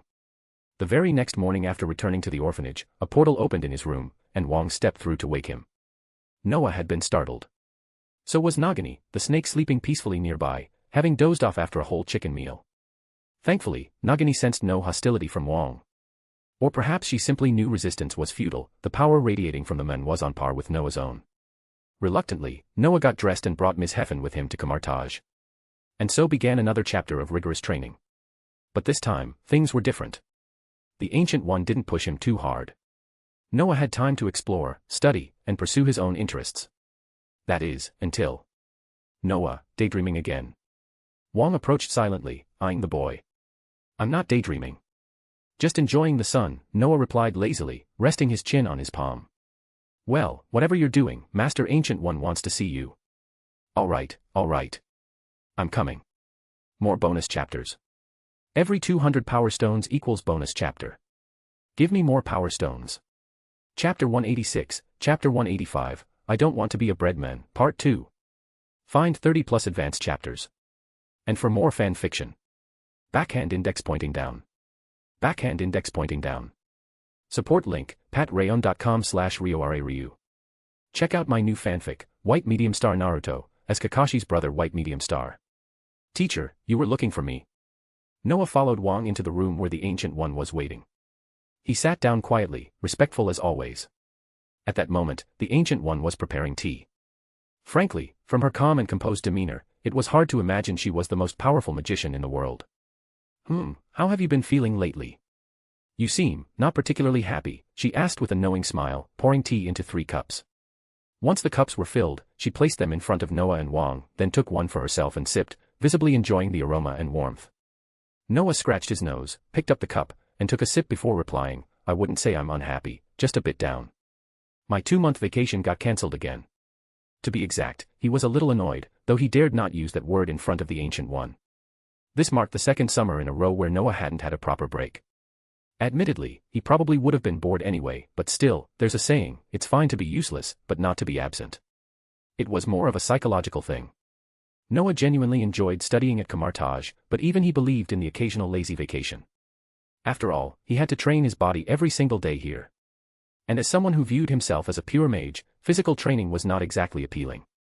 The training intensity at Kamartaj was insane, dozens of times more than anything he had done before. Moreover, the Ancient One had tweaked the regimen to focus entirely on physical endurance and resilience. Whereas training used to balance mind and body, it now leaned fully into physical enhancement. Magic practice had practically been sidelined. Since Noah's return from Hogwarts, the Ancient One had started promoting meditation as the new foundation of magical training. Now, all magicians at Kamartaj restored their energy and stamina through daily meditation. Truthfully, her meditation technique was extremely effective at higher levels. Before Noah acquired a superior method from his system, the Ancient One's technique had been the best he'd ever seen. But for entry-level and intermediate magicians, it felt a bit lacking. Though still good, it lacked polish in certain areas. Of course, Noah wasn't about to say that out loud. Oh. So what would you do if you had the 2-month vacation? The Ancient One asked, still calm and composed. Honestly, I don't know. Maybe hang out with Constantine. Noah rubbed his chin, a little unsure. I asked you to stay here to keep you safe. At least for now, it's better you avoid being in the spotlight. I know, because of the whole magic power enhancement issue, Noah said with a shrug. It's been a real headache. To be fair, that situation had been a problem. Kamartaj had used Noah as a case study for magical growth, and now his name, Noah Finial, was known throughout the magical world. The only silver lining. While people knew his name, they didn't have a photo of him. Thanks to the British Ministry of Magic, and surprisingly, even the American one, his identity remained somewhat protected. They hadn't released any public information, which was great for keeping a low profile. Still, even now, some folks were probably searching for him. Even back at Hogwarts, students from all grades were trying to meet him, often with their parents pulling strings just to get an introduction. If he hadn't left when he did, he might have gotten mobbed at his own doorstep. Coming back to Kamartaj was not just a way to dodge that chaos, but also to avoid overly enthusiastic senior magicians who wanted to chat. I heard from Wang that you're not too keen on physical training, the Ancient One asked, sipping her tea again. Noah paused. Well. I feel like I'm doing fine as I am. From what he remembered, Dr. Strange was a pure magician. Yes, Strange had done some physical training, but he mostly relied on magical prowess, not brute force or swordsmanship. That was the kind of mage Noah wanted to become. A long-distance, glass cannon wizard. Not a hybrid martial artist mage. In truth, Noah was a bit lazy. But despite that, he completed every single training session faithfully. Noah, maybe you don't understand now, but strengthening the body is vital, the Ancient One said, shaking her head with a smile. To her, Noah's resistance was merely childish reluctance. He was only 14, after all. In her eyes, he really was just a child. Even if the system hadn't blocked Noah's true soul age, it wouldn't make much difference. Compared to someone like the Ancient One, even Dumbledore was a kid. Maybe, Noah said, tilting his head, but I really feel I'm more suited to casting magic from a distance. Gandalf-style wizards were great, but Noah preferred being a magical machine gun. Still, you're completing the training, right? She asked, smiling again. Of course. It's just exhausting. Get used to it, Noah. Your future is unpredictable. The world is shifting because of your existence. But remember this, a magician's body is like a bucket. If you want to turn that bucket into a pool, or even a river, or an ocean, your body must evolve along with your magic. The Ancient One's tone turned unusually serious. Noah nodded. She was right. He knew she was right. But where was the limit to human physical strength? In the Eastern world, the body was believed to have infinite potential. But in the Western world, not so much. Noah couldn't see many reliable ways to enhance the body to such extremes. Take Captain America, for instance, serum enhanced, yes, but even he ended up an old man. Thankfully, Noah had his system, and ever since he acquired the blood of the undead in Hungary, he had access to unique advantages. His physical stats could be optimized quietly. Still, he kept that information to himself. The target he had in mind hadn't even shown up yet. As for his unpredictable future, meh. His system could block all attempts to spy on or track him. Even if it had gone dormant again after Budapest, it still did its job well. I understand, teacher. I'll continue doing my best, Noah said sincerely. Good. Go rest for now. You've got assignments this afternoon. Oh, and your snake, is it an animagus? Or something else? Never mind. Teach her. She seems talented. The snake's name is Nagini. She's a maledictus. After fully turning into a snake, she became one of Voldemort's Horcruxes. During my experiments, I accidentally extracted both her soul and Voldemort's. A blood curse. That's terrifying. But you didn't tell your sister. No. Avril probably couldn't handle it. Noah shrugged. He hadn't told Ms. Hyphen the full truth. When he first brought the snake home, she was surprised, but as Nagini proved quiet and intelligent, she eventually just assumed it was a typical magical pet. Like how other wizards had owls. She just found it uncomfortable that her brother had chosen a snake as a pet. Few people were comfortable with snakes. After leaving the hall, Noah strolled leisurely toward the dorms with Wang beside him. Since it was still early, Wang had nowhere to go and decided to stick with Noah. They were in the same group, after all, and usually partnered up during training. To be honest, Noah, you're way too skinny. Just look at everyone else, and then look at you. Huge difference, Wang remarked. Come on, I've got a good figure and a solid frame. I just don't want to turn myself into a walking pile of muscle, or, more precisely, a breadman, Noah retorted, rolling his eyes. He wasn't about to explain himself further. He was only 14.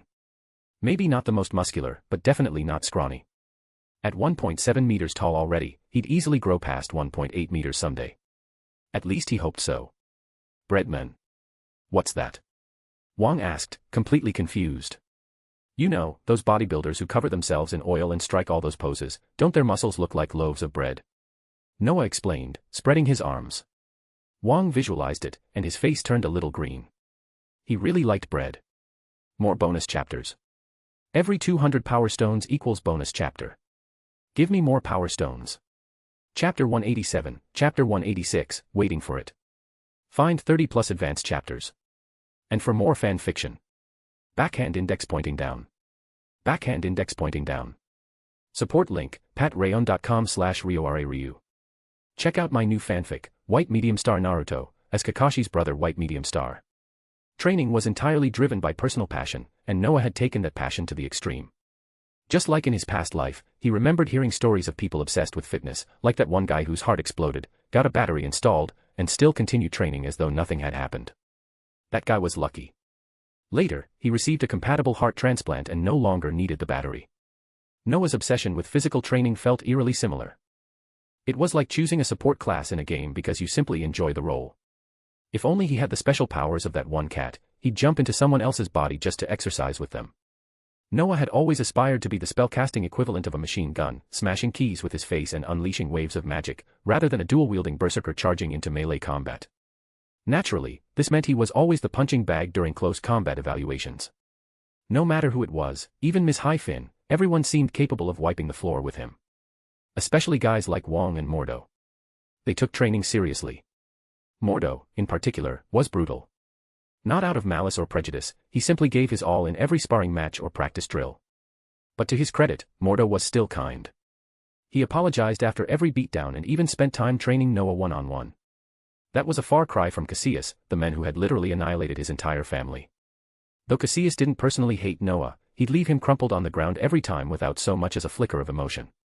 "What a bastard," Noah muttered, rubbing his bruised cheek. "Cassius is like that to everyone," Mordo replied flatly, while Wong applied a salve to Noah's injuries. "But you really are too weak."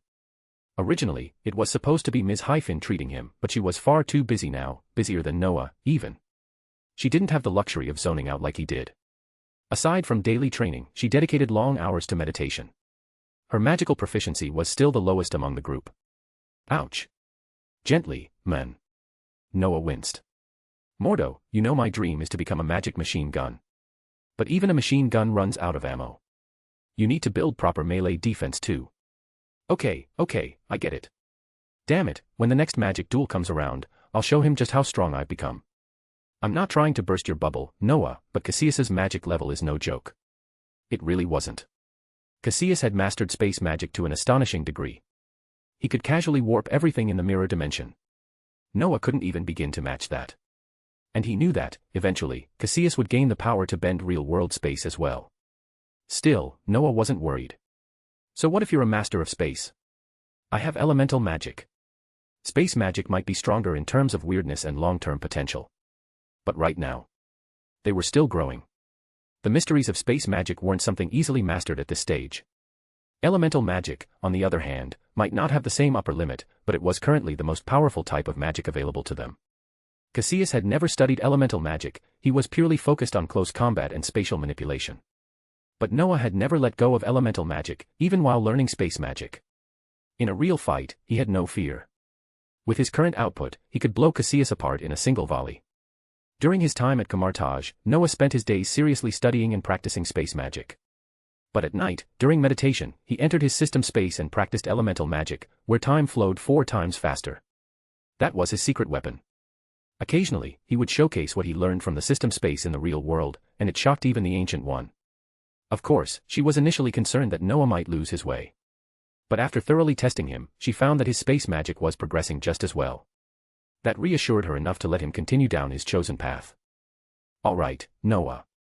Less talking, more training," Mordo suddenly cut in. The smile vanished from Noah's face. "More physical training." Dear God. Everyone knew how much Mordo loved physical drills. Didn't he want to spend some time reading for once? Unfortunately, Noah didn't have a choice. Wong stepped in, grabbed him by the arm, and Noah knew then, he wasn't escaping. "My God, I am a pure-blooded magic machine gun. And I'm already in great shape. Not enough. You can't beat a single secret magician right now. How will you protect yourself on the battlefield?" "I told you, I'm going for the magic machine gun build. Which still requires stamina. Otherwise, you'll collapse just from spellcasting." Time at Camartage flew by fast. Faster, even, than the days Noah had spent at Hogwarts. To be fair, his progress was insane. Even Mordo, who had sky-high standards, was spooked by how fast Noah was advancing. In just 6 months, his magic abilities had improved dramatically. Especially his elemental magic, it was terrifying. In magic assessments, Noah consistently topped the class. Sure, some people were technically stronger than him. But when testing with him, they either suppressed their magic to match his level, or simply didn't challenge him. Among high-level magicians, finding an opponent with similar strength was essential. Noah's grasp of space magic was impressive, but what really drew attention was his elemental magic. His performance made many magicians at Camartage realize just how overlooked elemental magic had been. It wasn't as esoteric as space magic, but at this stage, its raw destructive power was unmatched. More importantly, it seemed to solve problems more efficiently than space magic in many situations. As a result, many magicians started dabbling in elemental magic themselves. The problem? Camartage's archives on it were sparse. Space magic was their core discipline. Elemental magic, considered basic and secondary. So, when these magicians tried to study it, all they found were beginner texts. The more advanced stuff either didn't exist, or made no sense to them. Still, Noah didn't hoard knowledge. If anyone approached him with a question, he'd happily discuss it. His openness made the Ancient One even more satisfied and earned Noah a solid reputation among the magicians. It wasn't just Noah who had been making progress, Ms. Hyphen had improved as well. Though still near the bottom in terms of skill, she had officially become a proper magician. Considering she started from scratch, the amount of effort she must have put in was unimaginable. Sometimes, Noah thought she was more suited to being a secret magician than he was. Sure, Noah never skipped physical training, but only because it was mandatory. He was usually dragged off by Mordo and Wong for extra sessions. Ms. Hyphen was different. She pushed herself, exceeding her goals in every type of training. Noah never asked her why. But when he finally did, her answer left him speechless. I've finally stepped into a new and unknown world. I've been given an opportunity most magicians would kill for. If I don't cherish it, I'm a fool. Also, I want to catch up to you. Well, that was fair. She had received a rare opportunity, one that most magicians could only dream of. But catching up to Noah? Hard to say. Noah's innate magic power was already absurd. And, well, he had a system. Beyond Hyphen, Noah also followed the Ancient One's suggestion and began teaching Nagini a bit of magic. And, surprise, surprise, Nagini had talent. More importantly, she didn't need any physical training. Her physical capabilities were already monstrous. So I'm the weakest one physically now. Noah groaned. That realization made his stomach churn. For the first time, he even considered using the damn blood of the undead and fusing it with Nagini's blood. But after mulling it over, he ultimately rejected the idea. He had better options. Why force himself to become a snake? He was a Ravenclaw, not a Slytherin. Even if he had joined Slytherin and learned Animagus magic, there's no way he'd choose a snake form. That just wasn't cool. Looks like I have no choice. I'll just have to keep training. And wait patiently for an amnesiac woman to fall from the sky, or for the god of thunder to be banished to earth. More bonus chapters. Every 200 power stones equals bonus chapter. Give me more power stones. Chapter 188, Chapter 187. How long do you plan to delay? Find 30 plus advanced chapters. And for more fan fiction. Backhand index pointing down. Backhand index pointing down. Support link, patreon.com/RioRaRyu.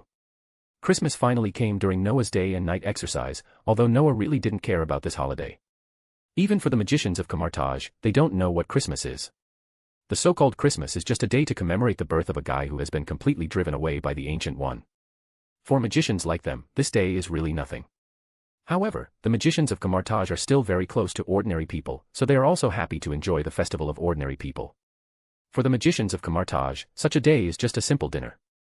But this day is still a relatively important day for Ms. Hyphen, who has just entered the magic world, because today she needs to go back to see those children. To be honest, at first Ms. Hyphen felt that even if she came here to receive training, it would only take some time. But she herself did not expect that she would be so devoted. The original plan was to go back every day to see, but it turned out to go back once a week, and now it is basically a month to go back. Now it is Christmas, so Ms. Hyphen will naturally not miss this opportunity. Ms. Hyphen is now more grateful to Noah, although she was very dissatisfied with Noah for bringing Constantine here at first, and then they set up an exorcist's office together. But now she has to admit that if Noah hadn't done this, she would not be able to devote herself to learning magic now. The daily expenses of the orphanage in Westminster are a considerable amount, not to mention that because of her father's relationship, she really can't get any help. It can be said that every money in the past had to be figured out by herself, but now with Constantine's office, she doesn't have to spend so much energy on it. However, Ms. Hyphen is still a little embarrassed, because the money is Noah's. Actually, you don't have to care so much, I'm serious. But. Okay, just think of it as me investing in the wrong place and supporting the place where I grew up. Okay. After passing through the Temple of Camartage, Noah and Ms. Hyphen appeared in the Temple of London with a snake. Because the time difference between Kathmandu and London is nearly 5 hours, and Kathmandu is faster than London, Noah and his friends came back from enjoying dinner in Camartage at about 3 o'clock in the afternoon. After saying hello to the magicians stationed in the temple, Noah and Ms. Hyphen opened the portal and returned to the orphanage. It's still early now, and the time difference is not a problem for magicians. It's not a big deal for magicians to not sleep for a few days. Ms. Hyphen prepared and went out to buy ingredients. The restaurant did not accept any orders on Christmas Day. This festival is very important for ordinary people. And there are still many people coming tonight, so Ms. Hyphen naturally has to prepare well. Although Noah is in Camartage, he still keeps in touch with his friends in Hogwarts. It can be said that Hathaway is almost flying off her wings in the past 6 months, because the distance between these two places is indeed too far. All the friends at Hogwarts knew that Noah would come back for Christmas, and many of them had some thoughts. However, in the end, only Harry was sure to come, because this guy had a special situation, and he also hated his uncle and aunt very much. In addition to Harry, Ms. Hyphen also specifically told Noah to call Constantine over. If nothing else, it was because of Constantine's help that her orphanage did not have any financial problems. Constantine was the most worthy person to ask for and thank. It's just that sometimes the situation seems to be unable to keep up with the changes. When Noah and Ms. Hyphen got everything ready, they found that the number of people who came far exceeded their expectations. In addition to Harry, all three brothers in Noah's dormitory came, and Constantine also came with Chase. God, don't you guys need to accompany your family? After hugging Ken and others, Noah looked at them with a strange face. The Ministry of Magic has been too busy recently. You know, Professor Dumbledore participated in the new round of elections, and now there are a lot of things. Ken shrugged. Well, I know your family members all work in the Ministry of Magic, but you can't go home for Christmas, right? Noah touched his head. He really didn't understand. Thanks to Master Ancient One, I'm afraid that few people in the magic world celebrate Christmas now. Of course, there are still holidays, and I have told them, and they all agree. Evan said with a smile. That's right, Christmas is really no different for us anyway, and I have also obtained my parents' permission. I'm afraid Ken is just unlucky, there is no one at home. Lance was still the same, with a smile on his face. It is indeed a happy thing for people in a dormitory to gather together. After washing their hands together, they sat directly at the table. Ms. Hafen's cooking skills are really reliable, especially after using magic to cook food. The control of various seasonings has reached a demanding level. The fragrance was overflowing, and the children living in the orphanage couldn't help but look at it. Even Noah and the others were almost the same. I'm afraid that the only two guys who can remain normal are Constantine and Chase. Exorcists don't really pursue food. After a heartless prayer, everyone started to eat. Noah also took this opportunity to have a good chat with Ken and others. To be honest, he really didn't know what the situation in the British wizarding world was like. Although it didn't matter to him much, it was uncertain in the future. During the 6 months you were away, everything in the school was still normal. Professor McGonagall took over the position of the headmaster, and the new dean of Gryffindor was Sirius Black, who also served as the professor of Transfiguration. Slytherin has been relatively well-behaved recently, but it seems that many of them have dropped out. Harry thought about it and told him what he knew. Slytherin was really the most affected by this turmoil. In fact, not only Slytherin, but also some pureblood families in other colleges were affected to varying degrees. But such people are still a minority, and most of them are basically concentrated in Slytherin. But Noah didn't expect that Black would become the dean of Gryffindor and also serve as the professor of Transfiguration. This made Noah think that Professor Dumbledore seemed to have come this way, and Professor McGonagall also came this way. As for whether Black will become the principal in the future, Noah is not sure, but according to some traditions, Noah thinks it is unlikely that he will become the principal. Professor Dumbledore took over as the principal from Principal Phoenix, and Phoenix was a Slytherin before. But these are none of Noah's business, the school has its own arrangements. To be honest, Noah still expects that in the future, there will be a guy who will become the principal of Hogwarts in his small wizard alliance. After thinking about it, it seems that the only one who has a good chance is Longbottom, but unfortunately this guy is also a Gryffindor. By the way, how is our wizard alliance doing recently? Noah thought of this small organization in Hogwarts, and he was still very concerned about his future. After you left, you gave me the management of the Room of Requirement, and I have been doing it according to your previous practice. Evan thought for a while and said, as for now, our number of people is increasing, but don't worry, they are all excellent students. In addition to our 4th grade, there are many people in the 6th grade and even the 7th grade who want to join us. We have also selected many people from the lower grades. By the way, Noah, do you know the Tri-Wizard tournament? Lance, who was sitting next to him, asked directly. Of course I know, what's wrong? Did any one of you participate? Noah asked in confusion. Of course we didn't, we are not old enough, but Angelina participated, and she is now the first in points. Ken replied directly. Angelina. Noah quickly remembered the girl who went to Budapest with him to hunt vampires. He didn't expect that she actually participated in this competition. As Noah continued to ask, he finally figured out what was going on. Just like the original book, there are still a few people participating in this competition. The only difference is that the contestant of Hogwarts has changed from Cedric Diggory to her. What's more interesting is that Cedric Diggory has also joined Noah's small organization, and his test was completed during the summer vacation. In addition to this information, Noah also knows that Professor Dumbledore is occupying the election list with an absolute advantage. If there is no accident, he may become the new Minister of Magic on Noah's birthday in March this year. And there is another very interesting thing, that is, Professor Snape's daughter has now truly become the little princess of Hogwarts. Although Professor Snape is very annoying, few people can resist the temptation of Lily Snape, a cute girl. And Professor Snape seems to be a standard 3-point line every day to take care of this girl. Now his temper seems to be much better, and Harry is rarely troubled by him. For this, Harry is very grateful to the little girl. In addition to school matters, Noah also talked a lot with Constantine. Of course, Constantine complained a lot about Noah being unreliable, but this was just a complaint.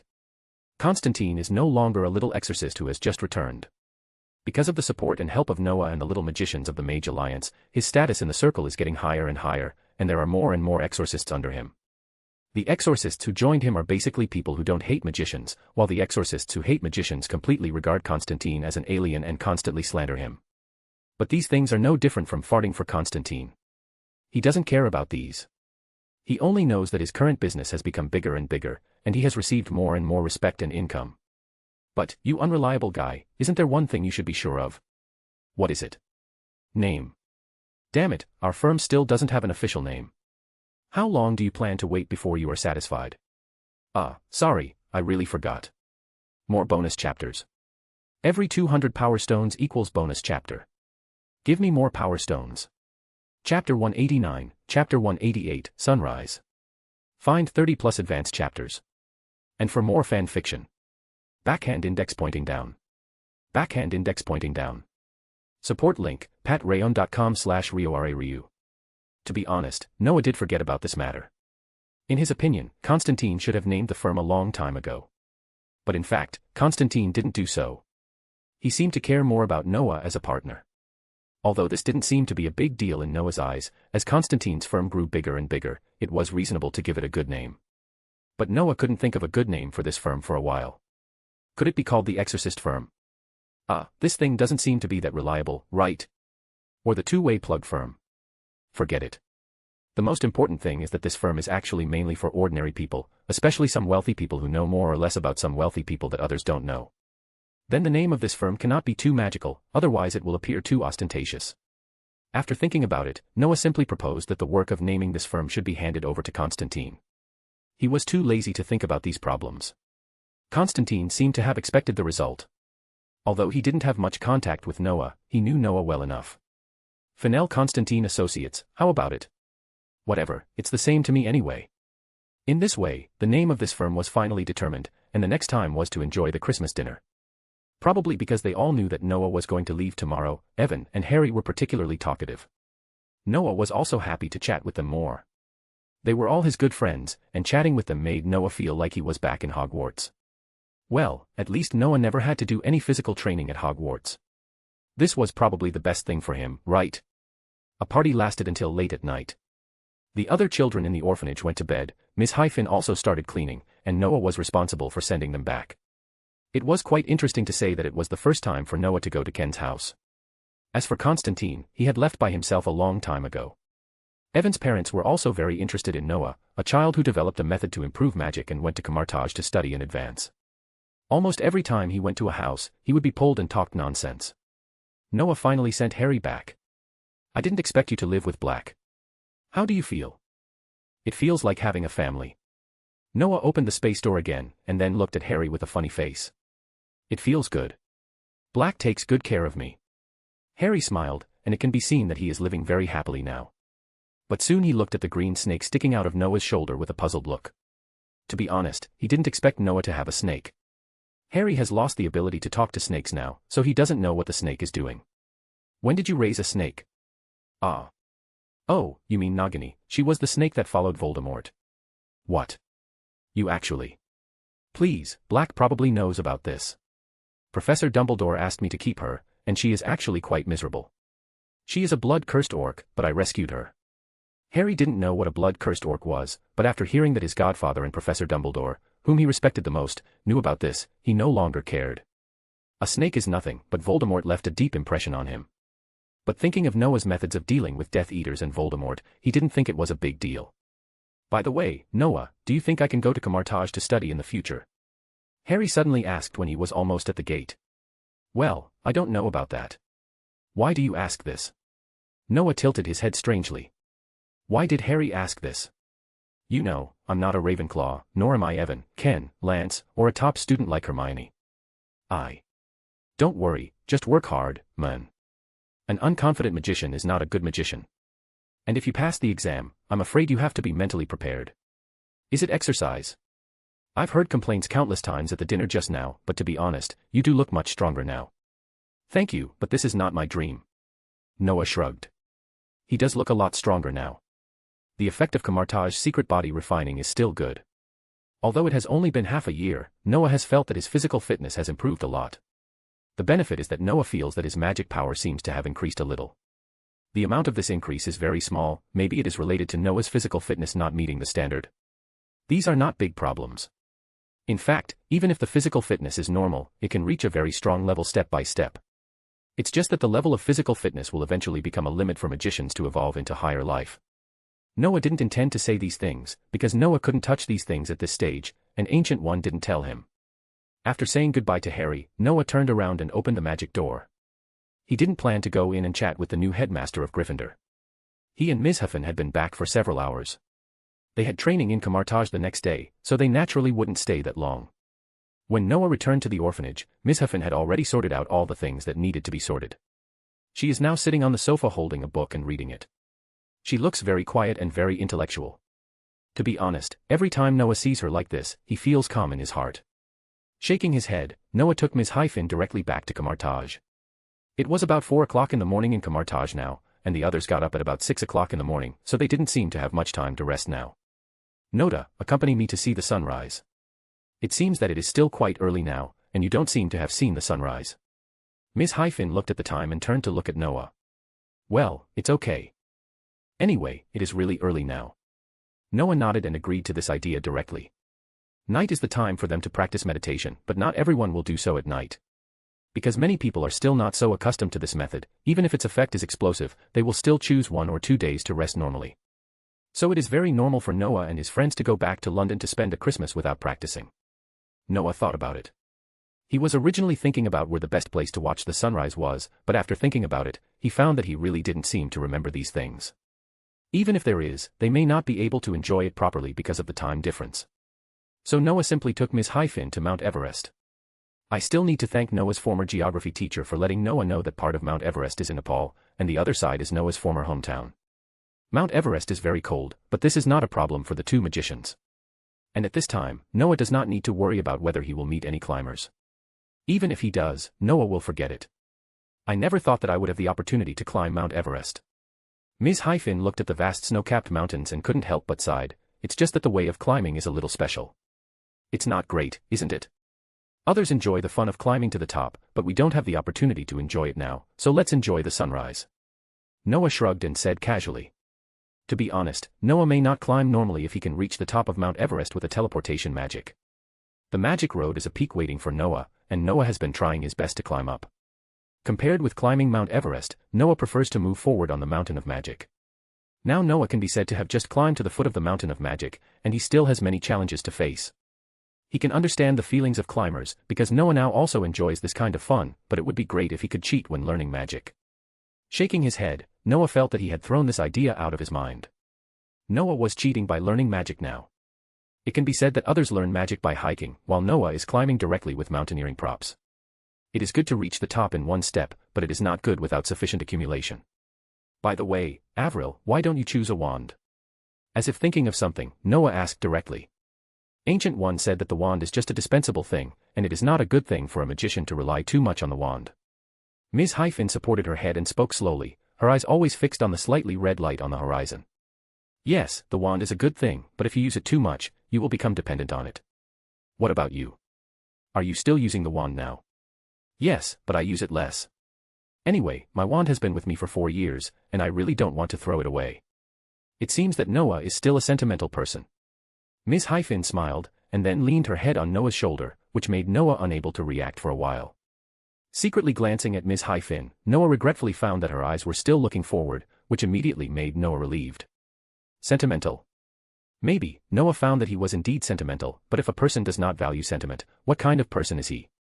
Whether it is a magician or an ordinary person, if there is no emotion, it is simply a machine, and Noah does not want to become such a thing. Looking at the sun that slowly revealed its big round face in the sky, Noah suddenly reached out and slowly embraced Miss Hyphen's waist. I have to say that the sunrise on Mount Everest is indeed beautiful. More bonus chapters. Every 200 power stones equals bonus chapter. Give me more power stones. Chapter 190, Chapter 189, Ancient One's Classroom. Find 30 plus advanced chapters. And for more fan fiction. Backhand index pointing down. Backhand index pointing down. Support link, patrayon.com/RioRaRyu. Check out my new fanfic, White Medium Star Naruto, as Kakashi's brother White Medium Star. After Christmas, the calendar of Noah's world also came to 95. However, these things have little to do with Noah, because Noah is either training his body honestly or practicing his magic level every day. Of course, Noah has never forgotten the elemental magic. Although the effect of elemental magic is naturally not as good as space magic in the later stage, Noah's character destined him to prefer to take it step by step. Noah will study the most powerful magic at which stage.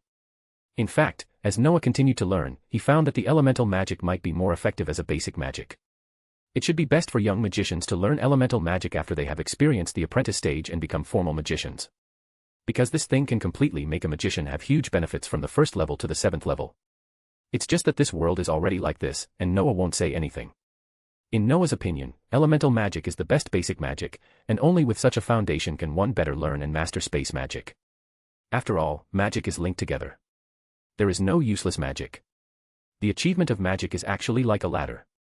What Noah is doing now is to make himself easier on the road to the peak of magic. When March came, Noah also spent his birthday in Kamartaj. Noah's birthday party was very simple. In fact, this has something to do with his usual habits. When he was in Hogwarts, Noah rarely held any birthday parties, let alone here. Calling the king and Mordo, bringing Miss Heffen, and inviting Ancient One and other teachers who taught them magic, Noah simply had a meal in his room. This can be regarded as a celebration of his 14th birthday. The simplicity and warmth made Noah feel very comfortable. Noah's life after his birthday remained the same, but perhaps in order to adapt or to prepare for the future Kamartaj University in advance, Ancient One often grabbed a few people to listen to her lectures. To be honest, anyone would be very happy to do this, no matter how good Ancient One's lectures were. So, you mean, you are also going to be a teacher? Noah asked inexplicably, sitting in a place that looked like a classroom with Mordo and Wong. There were about 20 people sitting in this professor's room. Of course, this was because the classroom was not big, so the number of people seemed a lot smaller. Another point is that some of the magicians present had studied in the ordinary world, including Hyphen. Ancient One called them here to let them compare the difference between their own classes and those in the university. I am the principal, I can only say that I will take some time out every week or even every month to talk about some interesting things. Ancient One smiled and replied. Well, actually, no matter what you say, I think everyone will listen with great interest. You must strive for perfection in doing things, Noah. You must learn from me in this regard. Your magic level is indeed very good, but your physical fitness is a little behind. Noah rubbed his head speechlessly. Why did he talk about himself again? Noah shut up decisively. Although he said that he would complete everything according to the requirements every day, everyone could see whether he was paying attention or not. After Noah stopped talking, Ancient One also started his own course. What she said was not complicated, but it was some theories and experience of her years of learning and using magic. It can be said that Ancient One turned the most complicated things into the simplest and most understandable things. All the students, including Noah, listened seriously, even if there were some things in it that they might not be able to use now, but what about the future? People who can become qualified magicians are not fools. Anyway, Noah has already started to write down these contents with a pen. After talking about magic, Ancient One also started to talk about other things. For example, topics such as high-dimensional universe and parallel space. Although this is a bit biased, Noah still listened very seriously. It is very difficult to enter other universes, but if your magic level reaches a very deep level, then it is not too difficult. The universe we are in is just a small universe. Outside our universe, there are more abundant and terrifying existences. Ancient One spoke very slowly and in detail. Her magic level is very terrifying, and she has used soul magic to explore various high-dimensional universes. It can be said that on Earth, if you want to say who knows the world outside the Milky Way best, then it is probably only her. These terrible beings are both righteous and evil, and the purpose of our existence is to prevent and stop these terrible beings from entering our world, affecting and destroying our world. The most important one is Dormammu. As soon as the Ancient One opened her mouth, she immediately reacted. After hesitating for a moment, she continued, "Sorry, I said too much. The existence of magicians is to protect this world. What we have to do is to abide by the rules of this world and the laws of nature." "Sorry, teacher." Just as the Ancient One finished speaking, Noah suddenly raised his hand to interrupt the Ancient One.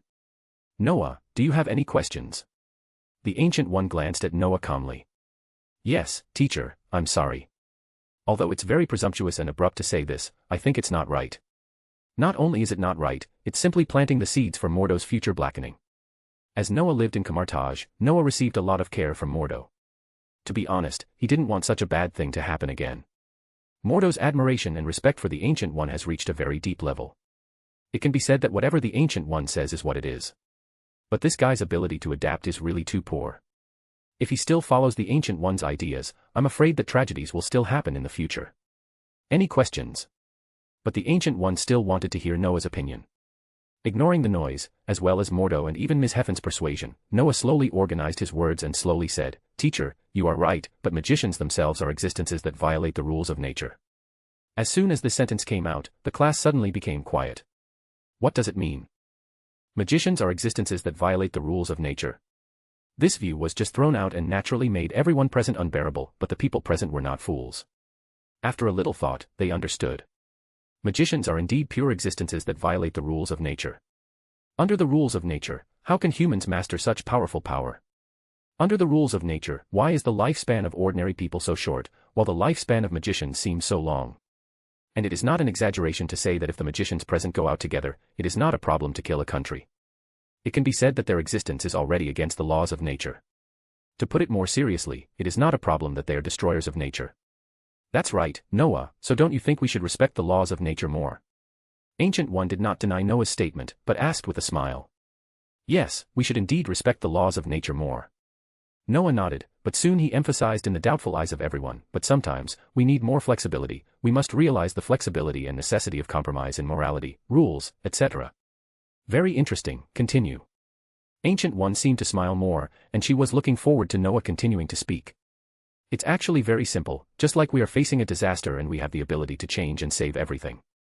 But because what we do will affect the rules of nature, we can only watch the tragedy happen. I think this is the stupidest choice. As a magician, I think we need to be flexible when facing some things. Sticking to the rules will lead to tragedy, but sometimes breaking the rules can save more, so I am willing to break this rule. Noah's words are very simple, that is, magicians do need to abide by the rules, but when faced with some terrible disasters and you have the ability to change everything, why don't you do what you can, but choose to watch the tragedy happen? Very interesting, Noah, I have to say that what you said is indeed something worth thinking about. Ancient One nodded. Her own situation is very special, so she agrees with everything Noah said. As Ancient One's voice fell, some students who wanted to refute Noah shut up one by one, including Mordo. Although they felt that what Noah said was not good and not too much, it seemed that Ancient One supported Noah's idea very much. By the way, Noah, can you tell me what you think about power? Just when everyone was still thinking about what Noah said before, Ancient One spoke again. Noah glanced at Ancient One strangely, and immediately he understood Ancient One's thoughts. In fact, Noah had already discussed his views on power with Ancient One. However, since Ancient One wanted to convey this meaning through Noah's mouth, Noah would not be stupid. Pretending to think for a moment, Noah spoke directly. In fact, power is the same. No matter what kind of power it is, it actually depends on what a person does. If the power of light is used to do bad things, then he is still a bad guy. If the power of darkness is used to do good things, then I think everyone here will not think that he is an unforgivable guy. Mastering power and controlling power are what magicians should do. In addition to magic level and rich knowledge, a magician should have a firm will. Don't be confused by power, don't become a slave to power, we have to be the master of power. More bonus chapters. Every 200 power stones equals bonus chapter. Give me more power stones. Chapter 191, Chapter 190, Order. Find 30 plus advanced chapters. And for more fan fiction. Backhand index pointing down. Backhand index pointing down. Support link, patreon.com/RioRaRyu. Check out my new fanfic, White Medium Star Naruto, as Kakashi's brother White Medium Star. Noah, you really shouldn't say such things. As Master Ancient One's lecture ended, Mordo quickly caught up with Noah, who was leaving alongside Wong. His expression was less than pleasant. From Mordo's perspective, it was inappropriate for Noah to openly question the Ancient One's words, regardless of whether she ended up agreeing with him. That level of defiance unsettled him. The Ancient One held an esteemed position in Kamartaj. In Mordo's eyes, it was only natural for her words to be final. Kamartaj students had always revered her. Yet, here was Noah, boldly offering a different opinion. Mordo found it difficult to accept. What's the issue? Noah looked at him in confusion and scratched his chin. Is it wrong to point out problems? Mordo faltered. He wanted to say yes, but realized that would only make things worse. Even if Noah had a point, there was a time and place. At the very least, he should have waited until after the lecture to speak to the Ancient One privately. It was disrespectful to interrupt her mid-lesson, even if she did agree with his point. Relax, Mordo, Noah said, shrugging with a grin. If the teacher accepted what I said, doesn't that mean even she recognizes that some things aren't absolute? Mordo frowned. He was loyal, disciplined, but rigid. So long as the Ancient One remained, he wouldn't go astray. But if she ever disappeared? Even so, I don't agree with everything you said. Mordo sighed, unable to make Noah see his point through conversation alone. Oh. Like what? Noah raised an eyebrow, intrigued. I'm not here to argue about breaking the laws of nature. You're right, our very existence as magicians already defies them. But your view on power? It's far too biased. Biased? How so? Dark power is dark power. If a good person commits a crime, does that still make him good? Noah, you're oversimplifying things. Sure, magicians should control power instead of becoming its slaves, but there's still a difference between light and darkness. Noah sighed, scratching the back of his head. Mordo truly was stubborn. He wasn't sure whether the Ancient One had ever told Mordo not to touch dark power. Either way, he felt the need to correct his understanding. Let me ask you something, Noah said. You know about those addictive plants in the mundane world, right? Of course I do, Mordo nodded. I used to live among ordinary people. I'm familiar with them. That was good enough. Okay, now consider this, if you go undercover and join the gang that distributes those plants in order to collect evidence and bring them down, doing the same things they do in the process, are you light or dark? Mordo hesitated. That's. On the other hand, Noah continued, if you start selling those plants just to save your family, even though it means ruining other lives, are you still in the light? Silence. Mordo wasn't stupid. The examples hit close to home, clear and personal. It was impossible not to understand. But he'd never considered the world through that lens. To him, right was right, and wrong was wrong. Seems like you get it now.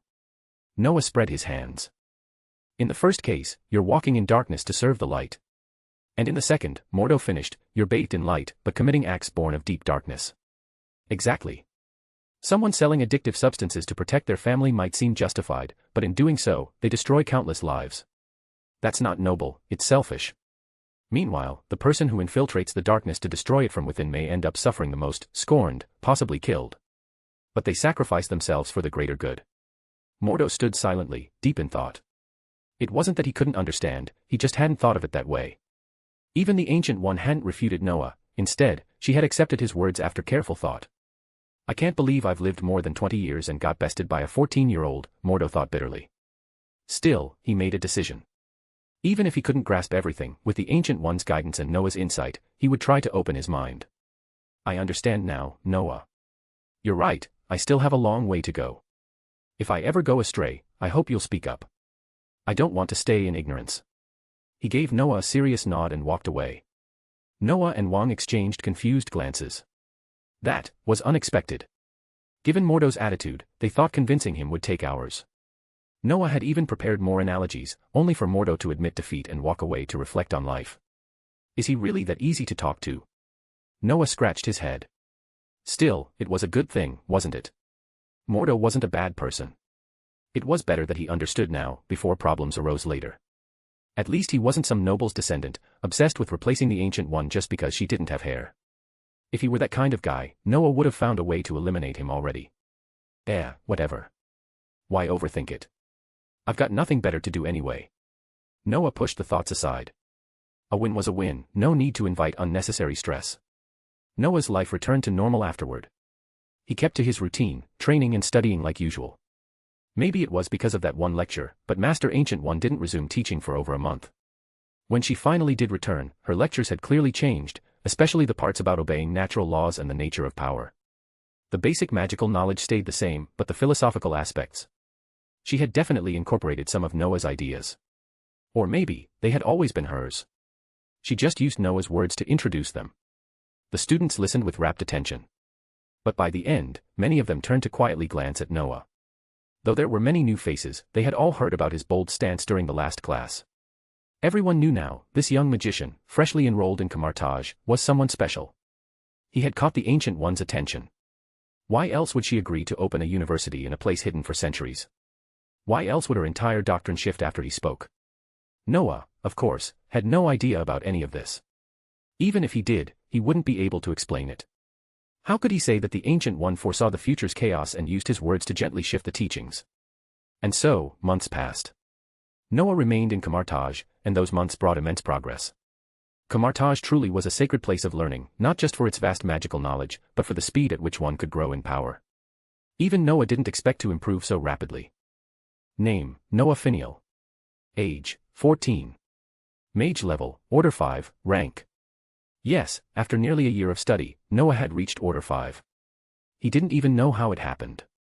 One moment, he was practicing as usual in the system space, and the next, his magic had surged.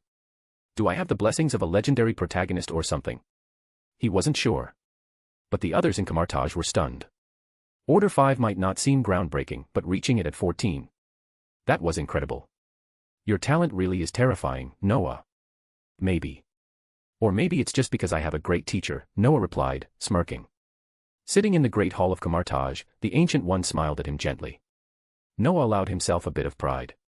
Even the most powerful mages from his home country hadn't been this strong at his age. The Ancient One shook her head and raised her teacup to her lips, but then, suddenly, her hand froze midair. Her brows furrowed. Something had changed. Something was coming. More bonus chapters. Every 200 power stones equals bonus chapter. Give me more power stones. Chapter 192, Chapter 191, Are you causing trouble for me again? Find 30 plus advanced chapters. And for more fan fiction. Backhand index pointing down. Backhand index pointing down. Support link, patrayon.com/RioRaRyu. What's wrong, teacher? Noah was puzzled by the Ancient One's sudden silence. Why had she stopped mid-sentence?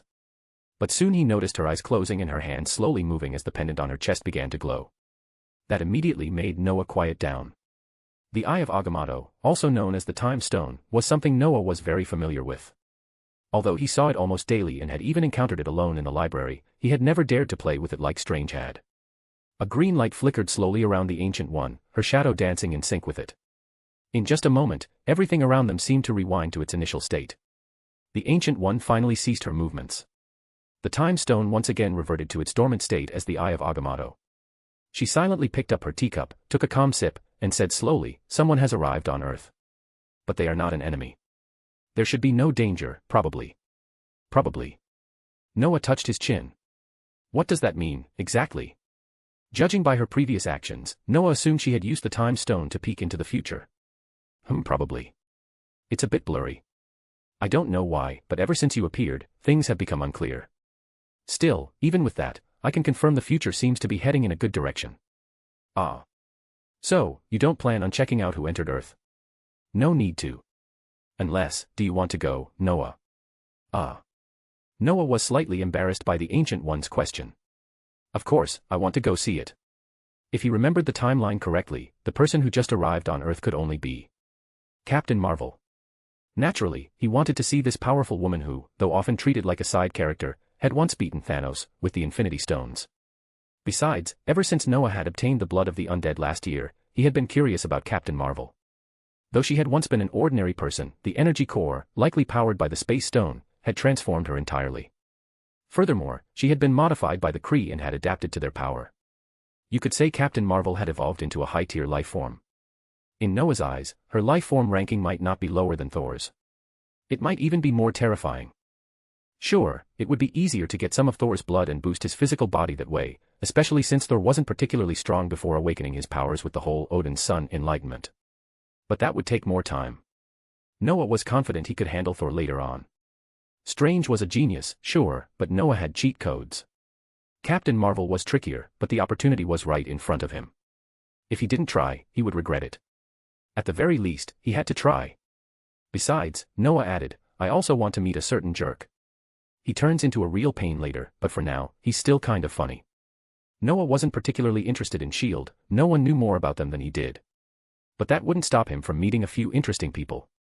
And maybe, just maybe, he could get his hands on the Space Stone. Am I right? The Ancient One asked with a sly smile. Okay, yes. I do want to go. Noah nodded. I just advanced to the 5th level, and I could use a break. Plus, I've never actually seen aliens before. The Ancient One tilted her head, thought for a moment, then nodded. All right. She should be in the United States. You can go through the New York Sanctum. Ah. Noah didn't expect her to agree so easily. He stood frozen for a few seconds before quickly recovering. Thank you, teacher. But don't go alone, she added. That girl is dangerous. Take Wong with you. She won't approach you as easily if he's there, and if things go south, you'll have an easier time escaping. Teacher, did you really just say that out loud? Still, when he thought about it, she had a point. Captain Marvel wasn't at full power yet, but she was still immensely dangerous. If they fought, his first move would absolutely be to run. So taking Wong wasn't a bad idea after all. Wasn't this the same treatment Strange got? Noah shook his head and dropped the thought. With permission granted, he respectfully bid farewell to the Ancient One, then dragged a confused Wong away to set off. It was about 3 or 4 in the afternoon. Wong had been reading in the library and had no idea what was happening. What's going on, Noah? Wong asked curiously as he followed. Someone came to Earth. Let's go take a look, Noah replied casually, stepping into the temple's portal. What? Someone came to Earth. Who? No idea. The teacher didn't say. But if the two of you stay alert, it should be fine. Worst case scenario, you block and I teleport us out.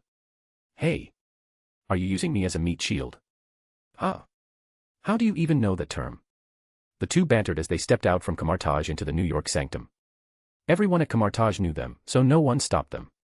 But once they reached the New York sanctum, both of them calmed down. This was Noah's first time in New York, and Wong hadn't been here much either. They didn't know the New York Temple Guardians well, so they kept their behavior respectful. Luckily, the Guardians recognized them and treated them politely. The Guardian on duty was a middle-aged white man named Jack Bryan. Noah had never heard of him before. Bryan had already sensed someone entering Earth and was preparing to investigate when Noah and Wong showed up.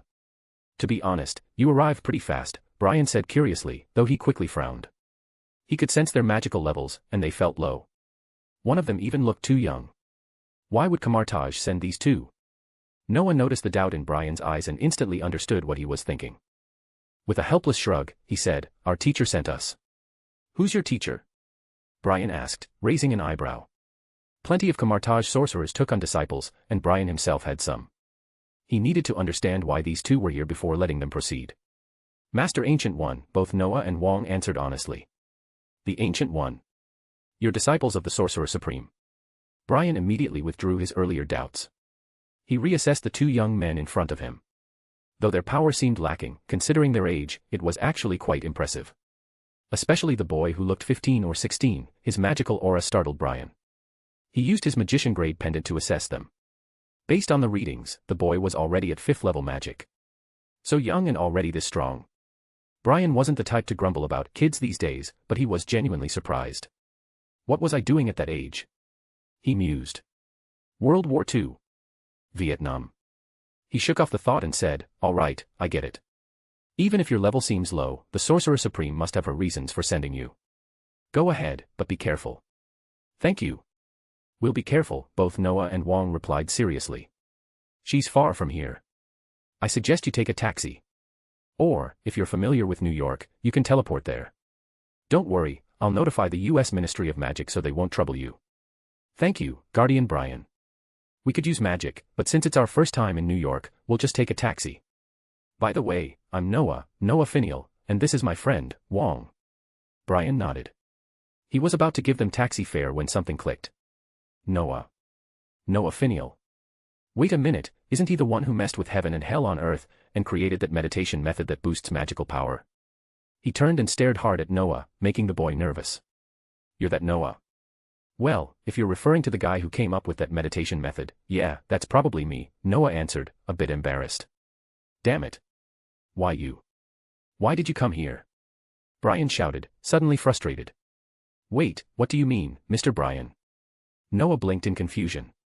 "Don't you know how famous you are now? Damn it. Now I have to keep an eye on you constantly. I was hoping for some peace and quiet. More bonus chapters. Every 200 power stones equals bonus chapter. Give me more power stones. Chapter 193, Chapter 192, Scrolls. Find 30 plus advanced chapters. And for more fan fiction. Backhand index pointing down. Backhand index pointing down. Support link, patreon.com/RioRaRyu. Carol Danvers, though it would be more accurate to call her Vare for now, was not in a good place. She had been captured by the Skrulls while searching for missing spies on Torfa with her team. The worst part? Her memories had been read. After exhausting every possible method to escape the Skrulls' clutches, she unexpectedly found herself falling into a starfield suspected to be the planet designated C-53. She spent an entire night trying to contact her superior, Jan Rog, after locating a man who appeared to be in charge of security and asking him about communication equipment. To be honest, Vare felt that everything on this planet was terribly outdated, otherwise, she wouldn't have spent so much time just trying to get a signal. While she finally managed to connect the call, two figures were hidden on the rooftop nearby, watching the entire scene unfold. These two were Noah and Wong. Frankly, they almost hadn't made it. Noah hadn't expected such a strong reaction when he mentioned his name. Brian had been visibly stirred. More importantly, the men had almost ordered Noah to return directly to Kamartaj, believing him to be too important to be wandering around. Ultimately, Noah and Wong had no choice but to mention the Ancient One again, which caused Brian to hesitate and, in the end, trust her judgment. Of course, this decision came only after Brian personally contacted the Ancient One to confirm. "Take these," Brian said before they left, handing Noah and Wong two objects resembling rings. "If anything happens, inject magic power into them immediately. I'm not as strong as the Sorcerer Supreme, but I'm based in the United States, I can get to you quickly. Don't try to be heroes, understood?" "Thank you, Mr. Brian," Noah and Wong said, taking the rings without hesitation. They weren't fools, they were genuinely grateful for Brian's assistance. "I'll also notify the Magical Congress of the United States. If things get out of hand, I'll have them dispatch reinforcements immediately." "We understand." After leaving New York for Christmas, Noah and Wong rushed to the incident site as soon as possible. Kamartaj magicians were a united group, and Noah knew this well. Except for the traitors like Kaisalius and the now Dark Mordo, everyone else remained loyal and close-knit. As for the Magical Congress of the United States, formerly mistaken as the Ministry of Magic. Well, to be precise, it was the Magical Congress of the United States of America, MACUSA. Both MACUSA and the Ministry of Magic served similar purposes, managing local magical affairs. They just differed in name and structural distribution based on their regions. Noah still remembered his first encounter with MACUSA. 2 years ago, when he had first arrived in the US, he'd met two Aurors. He vividly recalled the two cowboy-like agents, especially the generous old one. But more than that, he remembered how they had tricked him. After grabbing a taxi, Noah rushed to the scene overnight, but they seemed to have arrived early. All they saw was a woman fiddling with some kind of phone. This puzzled Wong, though he didn't say much and followed Noah to a rooftop to observe. "Is that woman an alien?" Wong asked, watching the woman try to connect various wires and devices. "Looks like one. Don't you sense the terrifying power inside her?" Noah spoke while changing out of his monk robes. He didn't want to stand out too much. "I felt it. It's not magic though, something else." "But why are you changing clothes?" Wong scratched his head, puzzled. "Because it'd be weird to walk around in robes. And yeah, her power isn't magical. Could it be some other energy injected into her? Otherwise, with that much power, our teacher wouldn't have just ignored her. So maybe she didn't originally have this power."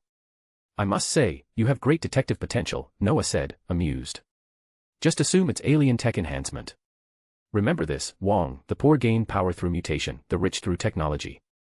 "Got it. What about us? We rely on hard work." That much was true. Without the Ancient One's meditative guidance, Noah might have said it depended on bloodline.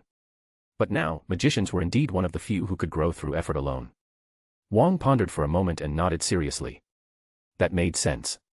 Back on the rooftop, the alien woman still hadn't figured out the communication device, and the weather was getting colder, which made Wong a little bored. Still, he didn't complain. Resting a day or two was no big deal, especially with Noah keeping a close eye on her. By 7 or 8 in the morning, the woman finally got through.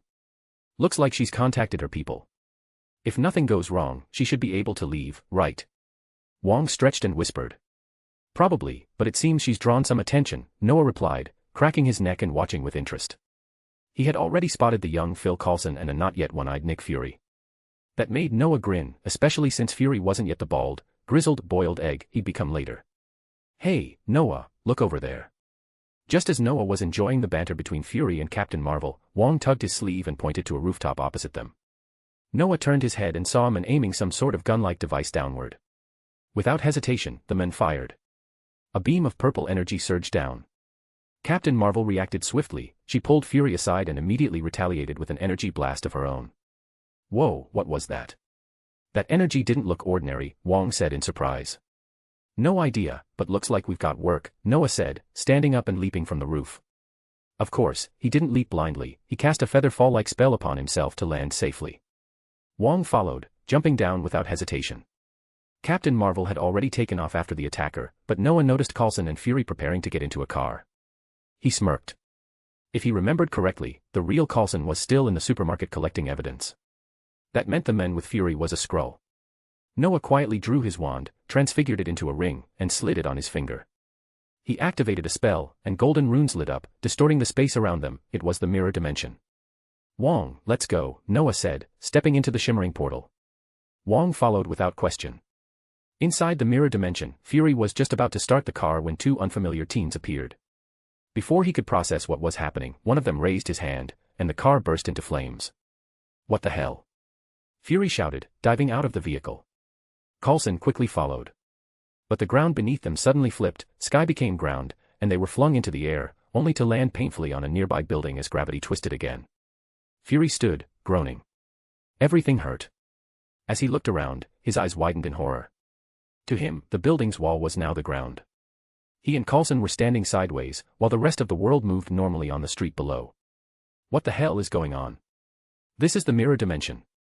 Think of it as a mirror of your reality, came a voice. Fury looked up to see two young men standing in the air, supported by floating discs.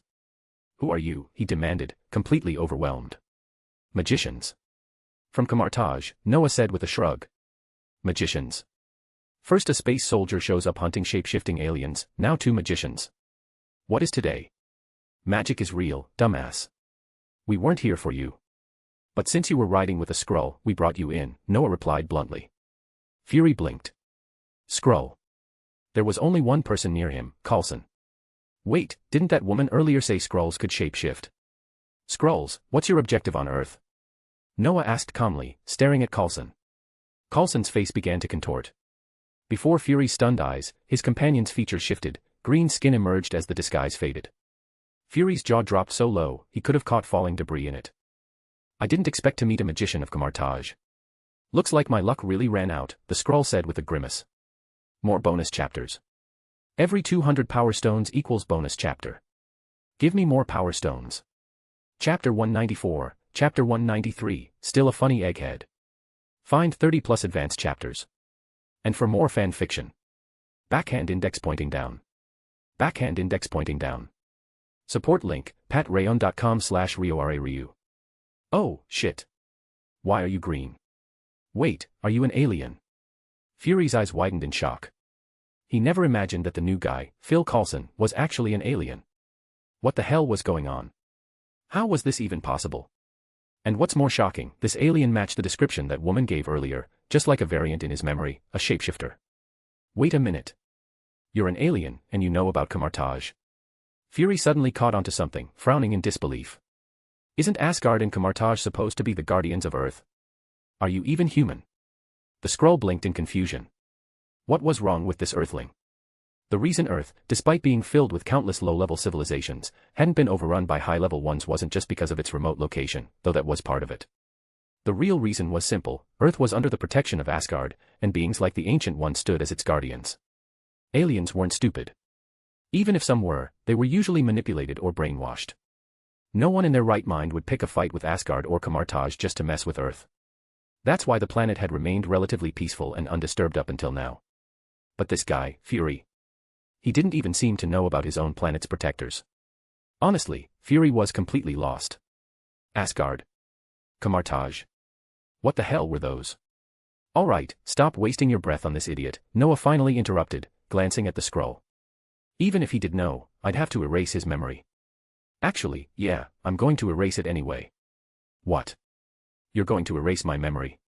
Fury shouted, outraged. But no one seemed to care. It seems you've been staying hidden all this time. The Skrull turned toward Noah and Wong with an apologetic expression. Sorry we had to reveal ourselves because of your presence. Tell me your purpose for being here, Skrull, Noah asked coldly. He wasn't interested in playing games. He already knew, but Wong didn't. Apologies, the Skrull said after a moment's hesitation. We came here looking for someone. Some of our people are stationed near Earth. We're searching for a new home. Oh. I remember now. Wong suddenly interrupted. Noah, I once heard Master mention that a group of aliens entered the solar system. But Asgard allowed them in to avoid outside attention. Could they be referring to these Skrulls? Noah looked at Wong strangely, he hadn't heard about that. But thinking it through, it made sense. There was no way Master Ancient One wouldn't have noticed their arrival. And the Skrulls didn't seem particularly powerful individually. Perhaps the Ancient One and Asgard just saw them as harmless refugees. If they posed no real threat, then maybe both factions simply pretended not to notice them. And now, with another group showing up, and a certain Captain Marvel whose origins were unclear, was she Earthling? Kree. It was enough to attract the Ancient One's attention. Huh. Didn't expect you guys to be interstellar refugees, Noah muttered. You're spot on, the Skrull said with a bitter smile. That's exactly what we are. In that case, take me to the Kree you mentioned. Of course, but she's not exactly a Kree. Her memory is confused. Of course it was. After absorbing so much energy from the Space Stone, and being brainwashed by the Supreme Intelligence, she didn't even know she was originally human. Shaking his head, Noah snapped his fingers, and the space around them instantly cracked and shifted. When everything calmed down, Fury found himself still standing outside the Blockbuster store. Coulson, the supposed alien, was walking out as if nothing happened. Fury rubbed his aching back. The pain at least confirmed this wasn't a dream. But it sure felt like an illusion. I think you should change back into a human.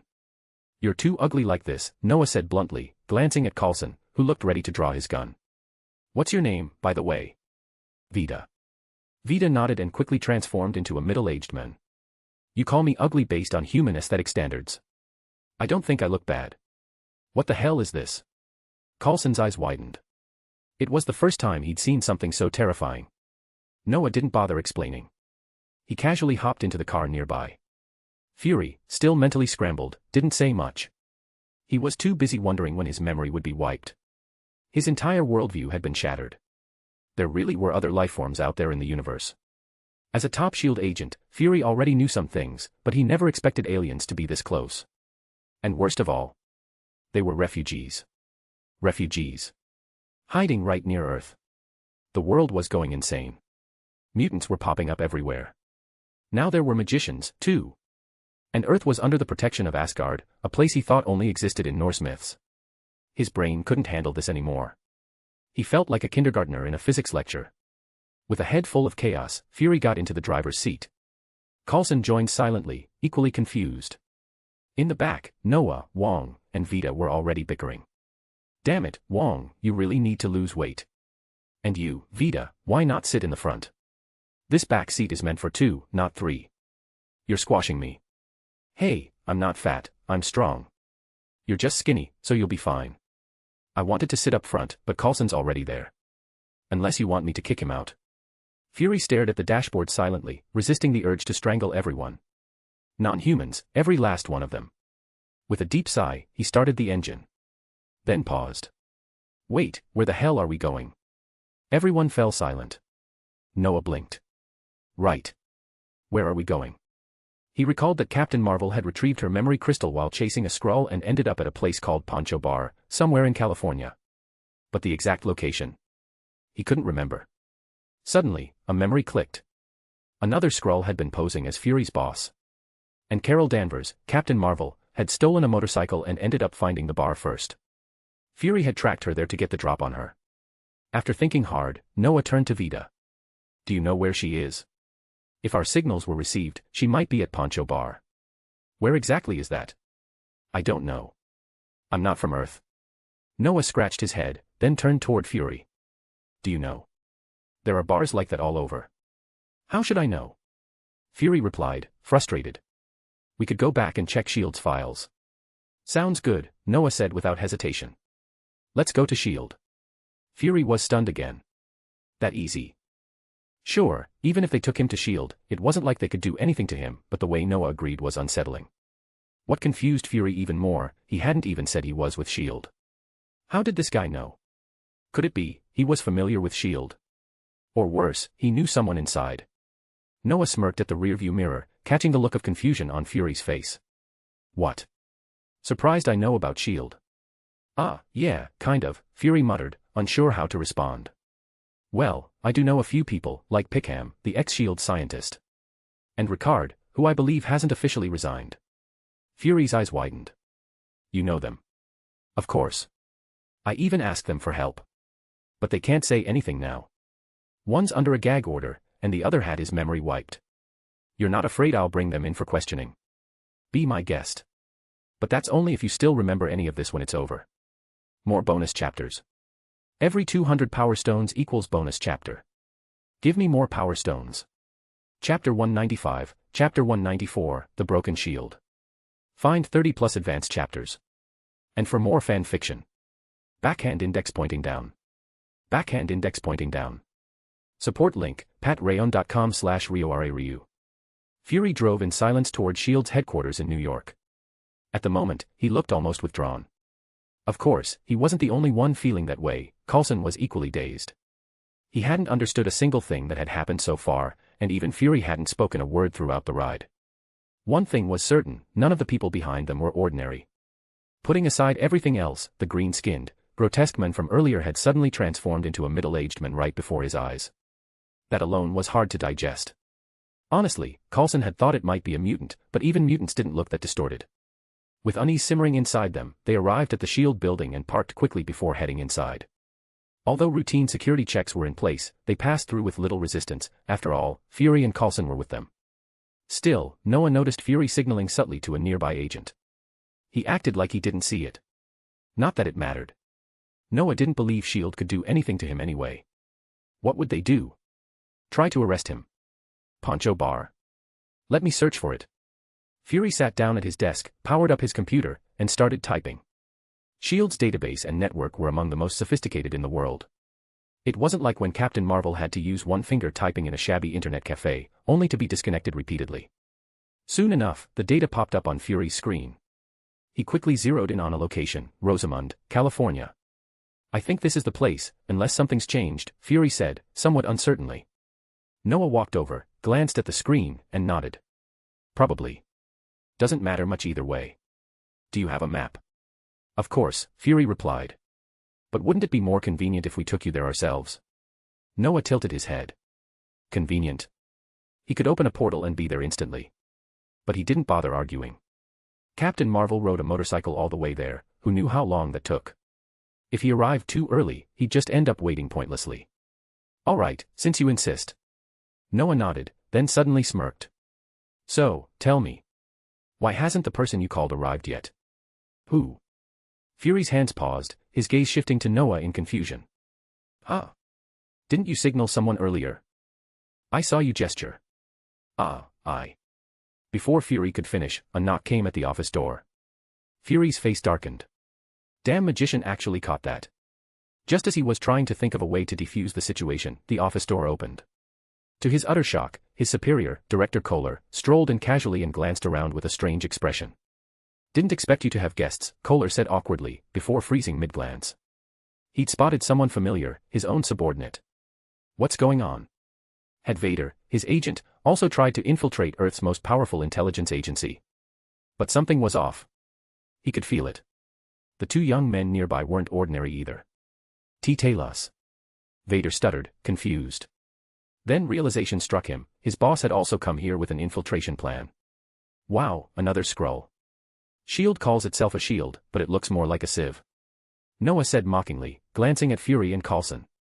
Their expressions soured immediately. Sieve was an understatement. This wasn't just a breach, it was complete exposure. S.H.I.E.L.D., the so-called protector of Earth's safety, hadn't even noticed they'd been infiltrated. And worse, this enemy looked exactly like their own director. Even without the Skrulls, S.H.I.E.L.D. had long been decaying from the inside. Its entanglement with Hydra ran too deep. It reminded Noah of Nagini's soul fragment, so deeply embedded, yet nearly impossible to extract. Who are you? Talos, now exposed, stepped forward warily. You barge into our territory and ask who we are. Don't be ridiculous, Skrull. If you're here for asylum, fine. But if you're here to stir up trouble, I promise you, it won't end well. Wong had noticed Talos reaching for a weapon and spoke with disdain. Asgardian? Or Camartage? Talos asked, narrowing his eyes. The second, Noah answered simply. Oh, a magician from Camartage. My apologies for intruding. Your friend already explained the situation, Noah said, and I mostly understand now. But I still can't fully trust you, you get that, right? I'll confirm everything once I find the Kree. That a problem? Not at all. I'll cooperate fully. Thank you for understanding. Good. Noah nodded, then glanced at Fury and Coulson, who were still shell-shocked. Fury fared slightly better. He knew bits and pieces, but the fact that his superior had been replaced shook him to the core. If I can't even trust my own boss, then who? Coulson, meanwhile, had just caught up. Aliens. Magicians. Camartage. Asgard. How many secrets are buried on Earth? And these aliens knew of organizations Coulson had never even heard of. He was starting to question whether he was truly human. Under Talos' lead, Fury's earlier signal was explained away as a test exercise. S.H.I.E.L.D. even provided a plane for Noah and his team to head to their next location. Talos added that they would shadow the mission for support but remain out of sight to avoid complications. Noah didn't object. These were S.H.I.E.L.D.'s resources, not his concern. As for Fury and Coulson, they were still utterly confused. Despite being elite agents, they found themselves helpless in this chaotic situation. Reveal everything and fight back. Please, let's not even discuss whether they could escape from these people. Even if they did, who would believe them? More likely, they'd be institutionalized for sounding insane. So, are you going to erase our memories? Fury asked as Noah and the others prepped for departure. No, not yet. I still need you too. Why? Don't want to tag along. Noah tilted his head, watching him. In Noah's memory, Fury was always meddlesome, whether young or old, director or not. And Coulson. Forever the designated driver. With that, Noah and his group of 4 set off. Vader, like Talos, wouldn't be able to hide long, especially not from Captain Marvel. Noah left magical marks on both of them to track them later. Not that it was essential. Noah, who knew the plot, already understood the interstellar refugee situation. Still, precautions were worth taking. Wong agreed with Noah's approach, it was logical. On board the helicopter, Fury's curiosity finally broke through. So, why do you magicians stay hidden? Ask the Ministry of Magic.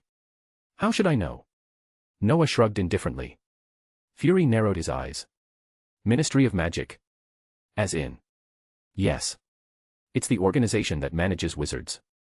You probably know it as the Magical Congress of the United States. I just prefer calling it the Ministry of Magic. The difference lies in how they distribute power. You probably know that better than I do. Fury was stunned.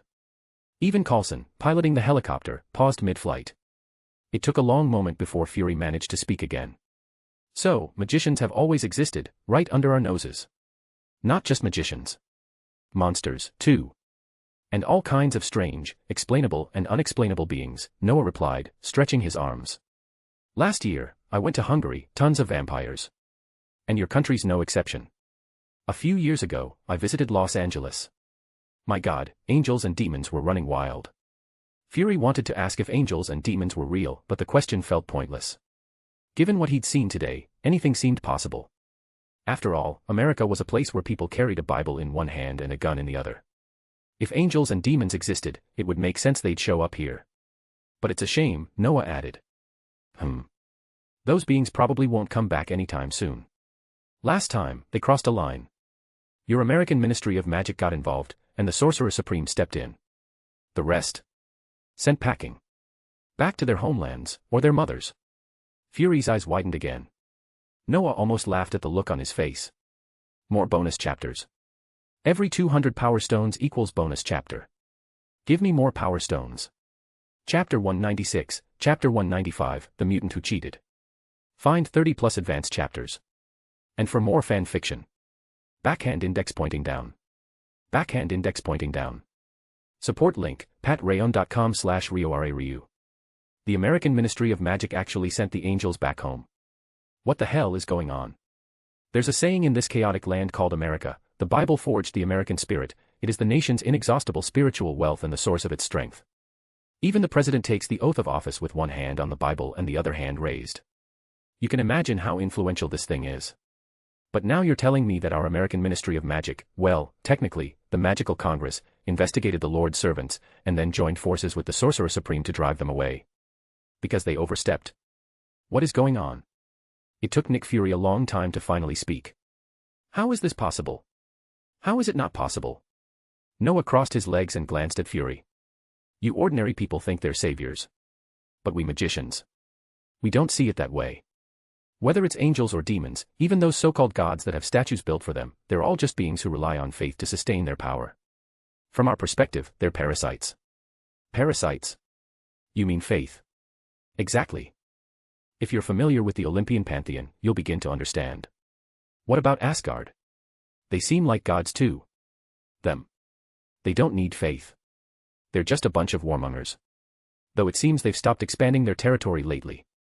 In truth, Asgard ceased expansion mostly because Odin, their king, could no longer fight. Noah had never quite figured out how a god like Odin could grow old and become so weak. After some thought, Noah assumed it must be the consequence of centuries of battle, hidden injuries accumulated over time. But even then, such wounds shouldn't be fatal to a being who once ruled as a cosmic overlord. The only remaining explanation was that Odin had grown weary of life and was ready to rest in the realm of death. Noah couldn't understand that kind of thinking. A being once standing at the top of the universe, suddenly reduced to a feeble old man. Who could accept that? Then there's Thor, a guy who practically treats himself as an extension of his hammer. Without it, he's lost. Odin probably wanted to use that as a lesson, to force Thor to realize his true power. The same power that nearly killed Thanos in a single strike with Stormbreaker. Honestly, if Thor had just gone for Thanos' head, none of that trouble would have happened. Fury was silent for a while, then muttered. I'm realizing how unfamiliar I am with Earth, really unfamiliar. You're unfamiliar with what's hidden, but I doubt you're ignorant of the public stuff. Speaking of which, can you tell me about the mutants and your connection to them? I'm curious. Noah genuinely was curious. Especially about mutants. To be honest, Noah always felt that the degree of cheating with mutants was off the charts, especially because of how different timelines produce different outcomes. Deadpool alone is enough to cause a migraine. The guy's in a constant loop of alive, dead, alive again. Of course, excluding that chatterbox, the mutant timeline becomes a bit more comprehensible when laid out properly. From the initial battle in the 1960s to the time-twisting plot of Days of Future Past, it all pivots on one key moment. If Mystique kills Bolivar Trask, under Wolverine's guidance, everything spirals back to square one. Then you have the X-Men trilogy, the Wolverine films, leading up to Days of Future Past once more. No matter how you look at it, the mutant saga is a mess, an endless loop of tragedy. Whatever they do, it all circles back. Of course, if Mystique doesn't kill Trask, things still get worse. Then comes Apocalypse, waking up and getting beat down. Then in some 1990s timeline, the Dark Phoenix incident erupts. Then, yep, another Days of Future Past scenario. Again.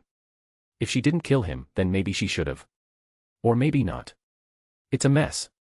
Eventually, Wolverine, now back in the future, faces the final showdown in Logan. After that, most of the original X-Men are dead, and the new generation of mutants. Basically, lab-grown. Mutants fade from history. To put it bluntly, Noah said, stroking his chin, it's the story of a leader, powerful and kind like an angel, who follows another powerful but more extreme leader in the hope of helping mutant kind survive, only for everyone to die in the end. In Noah's opinion, leadership mattered most. Back when he ran with the Yakuza, even a dumb leader could lead a bunch of brutes to victory. Conversely, a smart and powerful leader could guide even fools and still carve out new territory. To Noah, Professor Charles Xavier had a few screws loose. He never realized the disasters his ideals could bring to his own people. Take Wolverine, for instance. After failing to reverse the future, he became demented and broken. A pitiful end. And most tragically, it was their own fault. Honestly, Noah didn't even think ordinary humans were wrong. In order to survive and evolve, humans will inevitably reject unstable and threatening anomalies. Sure, mutants are powerful, but they don't make people feel like equals. That breeds fear and alienation. Humans aren't dumb. Why tolerate unpredictable elements in their society? Mutants can't fully blend in, and with a questionable leader like Xavier, their doom was sealed.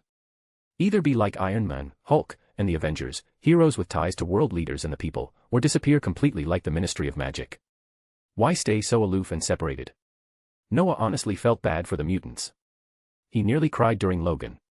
Looking back, it all seemed inevitable. He had to admit, Professor X was a top-tier mutant, a first-rate intellectual, but only a second-rate leader. Mutants. Who knows what they're thinking, Fury scoffed. They all hide in New York, some in schools, others stirring up trouble. Mysterious types, just like you people. Us. Please, Noah rolled his eyes. Without us, do you think the world would have survived this long? Magicians are secretive, yes, but we don't interfere in ordinary lives. Still, did you know that a high-level magician could sink an entire country on their own? Isn't that a bit dramatic? Fury asked skeptically. You remember the mirror dimension I showed you? For those with strong spatial magic, it's not hard to twist reality. I can reverse everything inside the mirror world. Now imagine someone who could do that to the real world, turn an entire continent upside down. Damn it. Why do you dangerous people even exist? Because without us, alien civilizations would have long since invaded. And who do you think made the rules to not interfere? The Ministry of Magic, Camartage, and various magical organizations all agreed, magicians must not meddle in ordinary lives. Then what are you doing now? Protecting Earth, obviously. And once everything's resolved, you'll forget this conversation. Fury shuddered. Did he have to say it so casually? He wanted answers, but not at the cost of his memory. That said, he was starting to believe Noah. Especially after recalling the aliens, and that terrifying mirror space Noah had demonstrated. Alien tech was scary, but if they really could enter Earth at will, Earth would have been doomed ages ago. And these magicians? Terrifying. But, at least they weren't reckless. Fury remembered Noah mentioning the Ministry of Magic, Camartage, and other organizations. It sounded like there were systems in place to manage these sorcerers. So, terrifying as they were still human. Maybe that meant humanity wasn't doomed after all. Suddenly, Fury narrowed his eyes. Your accent, you're British, right? Do you know a magician named Merlin? Took you long enough. Noah cracked his neck. Yeah, there was a Merlin. Ancient history, not surprising. Then do you have ties to the royal family? How should I know? All I know is, plenty of high-ranking people in your world know we exist. But due to spells or contracts, they can't speak about it. Nothing unusual. You're serious? There's really a connection. Idiot. Magicians are people too. Many of us live among regular folk. I used to live in Westminster. I have an official ID. What do you expect? Fury fell silent. The connections between magicians and the regular world ran deeper than he thought. He may not be a high-ranking official, but he had pull and shield. Maybe, just maybe, if disaster struck again, he could reach out to these magicians. Or at least, convince them not to erase his memory next time. More bonus chapters. Every 200 power stones equals bonus chapter. Give me more power stones. Chapter 197, Chapter 196, you are lucky. Find 30 plus advanced chapters. And for more fan fiction. Backhand index pointing down. Backhand index pointing down. Support link, patreon.com/RioRaRyu. Noah doesn't know about Fury's little thoughts. Even if Noah knew, he probably wouldn't care too much. Whether to keep Fury's memory is up to Noah. Although the Ministry of Magic is indeed unwilling to have anything to do with ordinary people, it is not completely cut off from this aspect. Otherwise, how could the Muggle relatives of the magician know something that they should not know? These are all maintained by spells and the like. Even in Merlin's time, magicians were involved with the royal family. To be honest, Noah doesn't believe that this tradition will be completely broken. At most, it will be made more secretive and less known. So what Noah did might not be in compliance with the regulations, but if Noah did it in a more secretive way, such as making some unbreakable oath on Fury, then Noah would not need to worry about this guy's crazy disclosure. Moreover, according to the normal progress, Fury will be the director of S.H.I.E.L.D. in the future. Even if S.H.I.E.L.D. is rotten to the core, who else knows it except Noah, not including the people of Hydra? With a certain relationship with the top leaders of the ordinary world, I am afraid that the Ministry of Magic may not pursue it too much. The chat afterwards was much easier. Fury told Noah about the mutants in detail, which immediately gave Noah some bottom line in his stomach. Noah had not heard of any aliens coming in 1990, and Wong, who had been in Camartage for a long time, had not heard of it either. Then it is certain that this timeline belongs to the line where Mystique killed Trask, which Fury confirmed. The relationship between mutants and ordinary people is so tense now because mutants assassinated a guy in 1973, and even the top US officials almost had a big problem. And in 1985, a military guy did it without permission, or more precisely, with the permission of some people. Then he used mutants for experiments and caused the government to lose hundreds of millions of dollars. This incident further intensified the conflict between ordinary people and mutants. Even if some presidents tried to coordinate and make peace, there would always be people in Congress who would disagree with him. Anyway, mutants are still the same. And they seem to have closed themselves off, and their leaders seem to be very weak, which has also led many people with ulterior motives to take some measures against mutants under the banner of protecting humans and purifying heretics. As for what measures they are, Fury doesn't have them, and Noah is not interested in listening.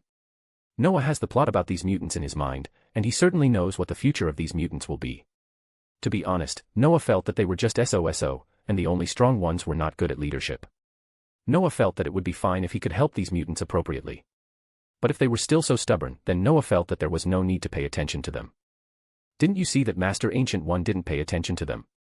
Whether they live or die depends on their own choice.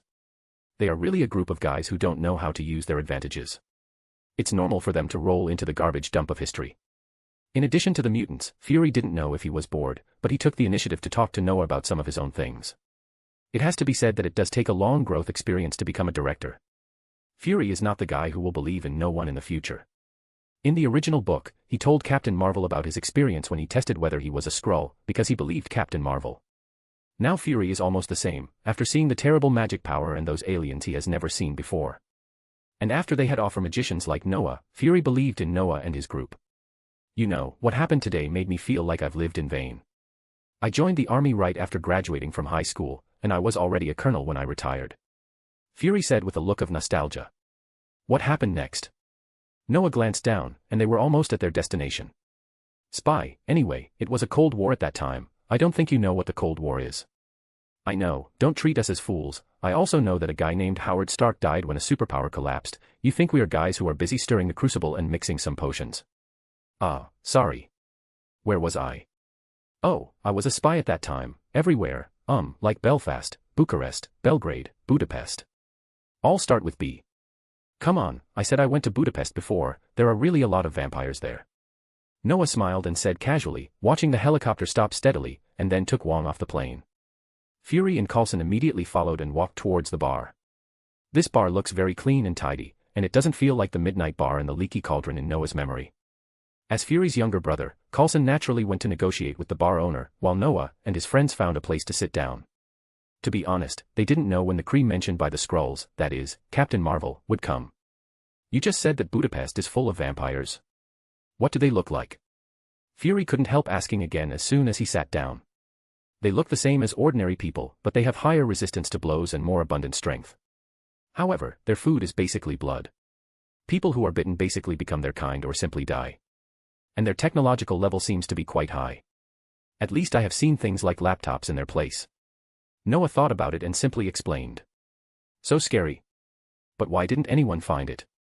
Fury couldn't believe it. He had been in Budapest for quite a long time, so why hadn't he seen it? Thanks to the Ministry of Magic there, God knows which minister had a brain spasm and actually felt pity for these monsters. And you are lucky, these vampires and werewolves will not dare to fight ordinary people, and the Ministry of Magic will also clean up their messes. What do you think you can find? Noah rolled his eyes. The pain of these things is really beyond the imagination of ordinary people, and Noah doesn't want to spend time explaining these things. And Fury is also very understanding. After noticing Noah's expression, he immediately shut up and stopped asking. Coulson spent some time to deal with the manager of this bar, and then sat down next to Fury honestly. He didn't know what these people had said before, of course Coulson didn't care, he felt that today was magical enough, and these things were much more terrifying than any mutants. They are all silent now, Fury is still thinking about other things, while Noah and Wong have closed their eyes to rest. To be honest, a night without sleep is not a big deal for them, but they have long been accustomed to a certain schedule, so there will always be a little discomfort. So they both closed their eyes to buffer the time. Of course, neither of them could fall asleep at this time. Although they are not worried about the two agents in front of them doing something tricky, because even if these two guys expose these things, I am afraid that Taros will quickly settle everything. But Noah knows that Captain Marvel will probably come soon. Although the current Captain Marvel has not fully released his abilities, Noah dare not be careless. Noah, who is at the 5th level, is considered a very powerful magician in the magic world, but there are many magicians in the magic world. Moreover, Noah, who has reached the 5th level, can already see the specific strength of some people through the system's talent. Of course, this thing can't see the strong who are higher than Noah's 3rd level. For example, all Noah, the Ancient One, saw was a bunch of question marks. It's like a rubbish online game, too much higher than your own level and still asking questions. Fortunately, the current Captain Marvel is not much higher than Noah. Noah has been paying attention to this Captain Marvel for a long time before, so Noah naturally knows her strength. But to be honest, this Captain Marvel who gained strength through mutation almost made Noah dumbfounded. Level 5, Level 7, the strength that can be exerted is about Level 5, but the actual strength is Level 7, and the most critical system also gives unlimited potential. This is a chosen person. Captain Marvel's strength is indeed a bit terrifying. Noah remembered that when she faced the Supreme Wisdom later, she said that she didn't exert half of her strength. This is because her strength is actually suppressed by the Kree's technology, and she doesn't control her own strength very well. Although Young Logue has been helping her adapt to her strength, Captain Marvel has never been able to do it well. Of course, this adaptation is also suppressing Captain Marvel's own ability, probably for the purpose of laying a good foundation. Basic training has always been the simplest but most important thing. Noah's foundation is very solid. Even if his strength seems to be the same as a big leap, he has spent too much time in the system space. After waiting for about an hour or two, at about 2 o'clock in the afternoon, Noah and others heard the sound of a motorcycle coming from outside. This immediately refreshed them. While they were waiting, Talos had called to tell them that the woman had robbed a motorcycle and was coming to this place. And now this voice is telling them that the woman has come. Noah opened his eyes instantly. He was not Fury, so he didn't have time to play hide-and-seek with Captain Marvel. He just sat here and watched a woman in cowboy clothes walk in. And this woman didn't notice Noah at all, or she was completely attracted by the familiar scenes in front of her. More bonus chapters. Every 200 power stones equals bonus chapter. Give me more power stones. Chapter 198, Chapter 197, Carol Danvers. Find 30 plus advanced chapters. And for more fan fiction. Backhand index pointing down. Backhand index pointing down. Support link, patreon.com/RioRaRyu. Carol Danvers stood in a trance. Everything in this bar felt strangely familiar, yet she couldn't recall where she'd seen any of it before. More unnervingly, she sensed fragments of her past lingering in these very scenes. Her gaze soon settled on a photograph of an airplane. The moment she laid eyes on it, a dull ache throbbed in her head. She knew this plane, this airport, and everything about the scene, but for some inexplicable reason, she couldn't remember why. "Ma'am, I think we should talk." Just as Carol was concentrating on digging through the recesses of her memory, a voice abruptly shattered her focus. Irritated, she turned toward the voice, only to see two familiar faces. Agent Fury. And Agent Coulson. "Why are you here?" Carol asked, her voice laced with confusion. She still remembered these two agents who had previously sought her out. "We got a report about a stolen motorcycle, and the suspect description matched you," Fury replied first, then pointed toward two figures seated nearby. "But we're not the ones looking for you." "They are." Carol turned to look and immediately frowned. She could sense that something was unusual about these two. She couldn't put her finger on it, but the feeling reminded her of her former mentor, captain, and friend, Jan Rog. A wave of caution swept over her. Her first instinct. Skrulls. But after a moment's thought, she doubted it. Skrulls rarely hid their intentions this well, and usually relied on firearms. These two didn't even carry visible weapons. Remaining guarded, Carol narrowed her eyes and finally asked, "Who are you?" "When you ask that," Noah said calmly, rubbing his chin, "shouldn't you introduce yourself first?" "Ver. Kree. Star Force operative," she replied flatly. Then, turning back to Noah, she asked, "What about you? You don't look like anyone from the C-53 system. You think we're aliens?" Noah tilted his head. "Let me guess. Skrulls." "Yes. Your energy feels strong, too strong. Before we talk, I need to confirm a few things." "No need. We're sorcerers from Kamartaj." "Kamartaj? What kind of civilization is that?" Noah and Wong exchanged glances, slightly stunned. Even Fury and Coulson looked baffled by the exchange, like spectators at a cosmic comedy show. "Why is this alien so different from the others?" Noah sighed. "You're Kree, right? Didn't your civilization ever mention Asgard or Kamartaj?" "Never. Or, maybe. My memory's unreliable," Carol admitted openly. "There's something wrong with it." This wasn't news to the Kree who knew her. Despite her memory issues, Carol was still an exceptional warrior.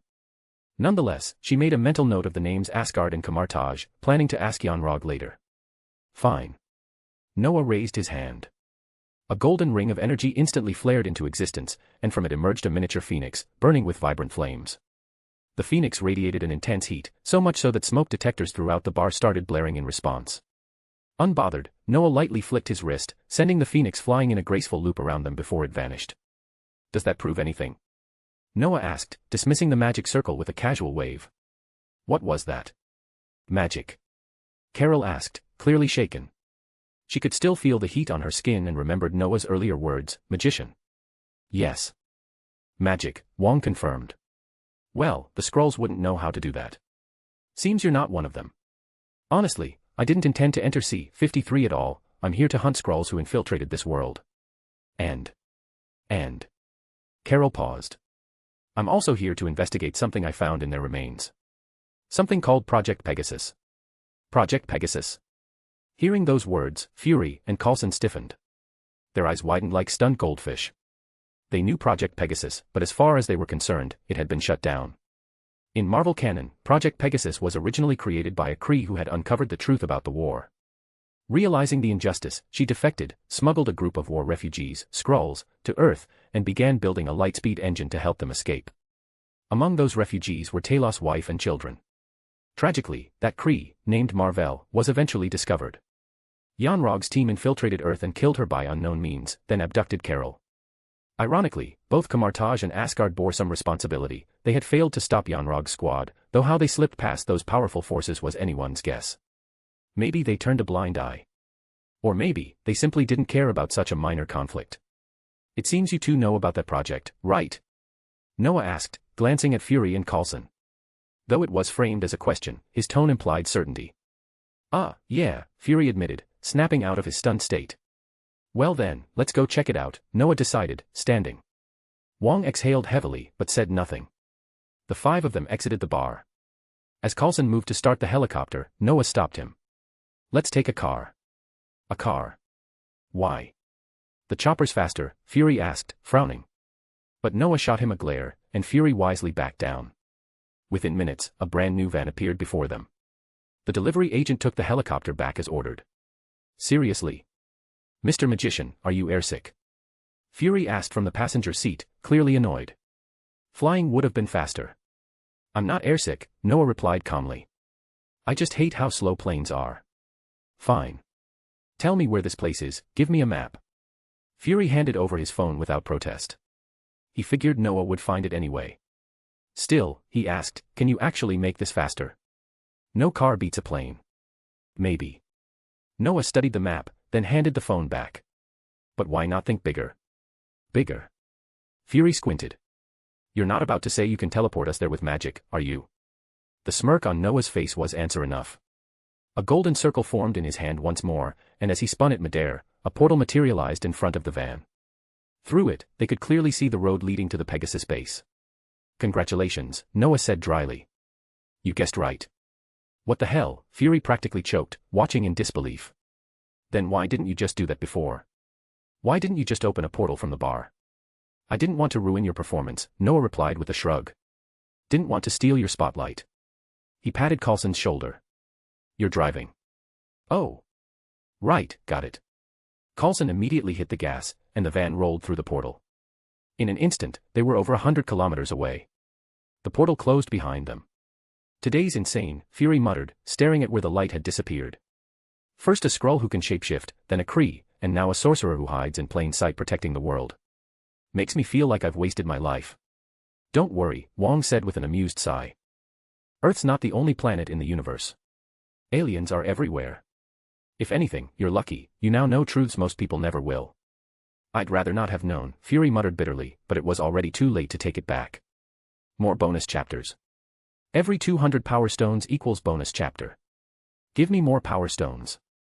Chapter 199, Chapter 198, Fury who loves petting cats. Find 30 plus advanced chapters. And for more fan fiction. Backhand index pointing down. Backhand index pointing down. Support link, patreon.com/RioRaRyu. Don't worry, I'll make you forget all of this. Noah interrupted firmly, nodding with a very serious expression. Fury's face darkened slightly. Don't mind what I said. Anyway, why do you keep asking me about mutants? Fury quickly changed the subject. He didn't want the magician dwelling on these thoughts. Still, Fury keenly noticed that the young magician before him was genuinely concerned about mutants. This confused him. Honestly, he couldn't see any necessary connection between mutants and magicians. Perhaps the only similarity was their possession of supernatural abilities. However, mutants were different from magicians.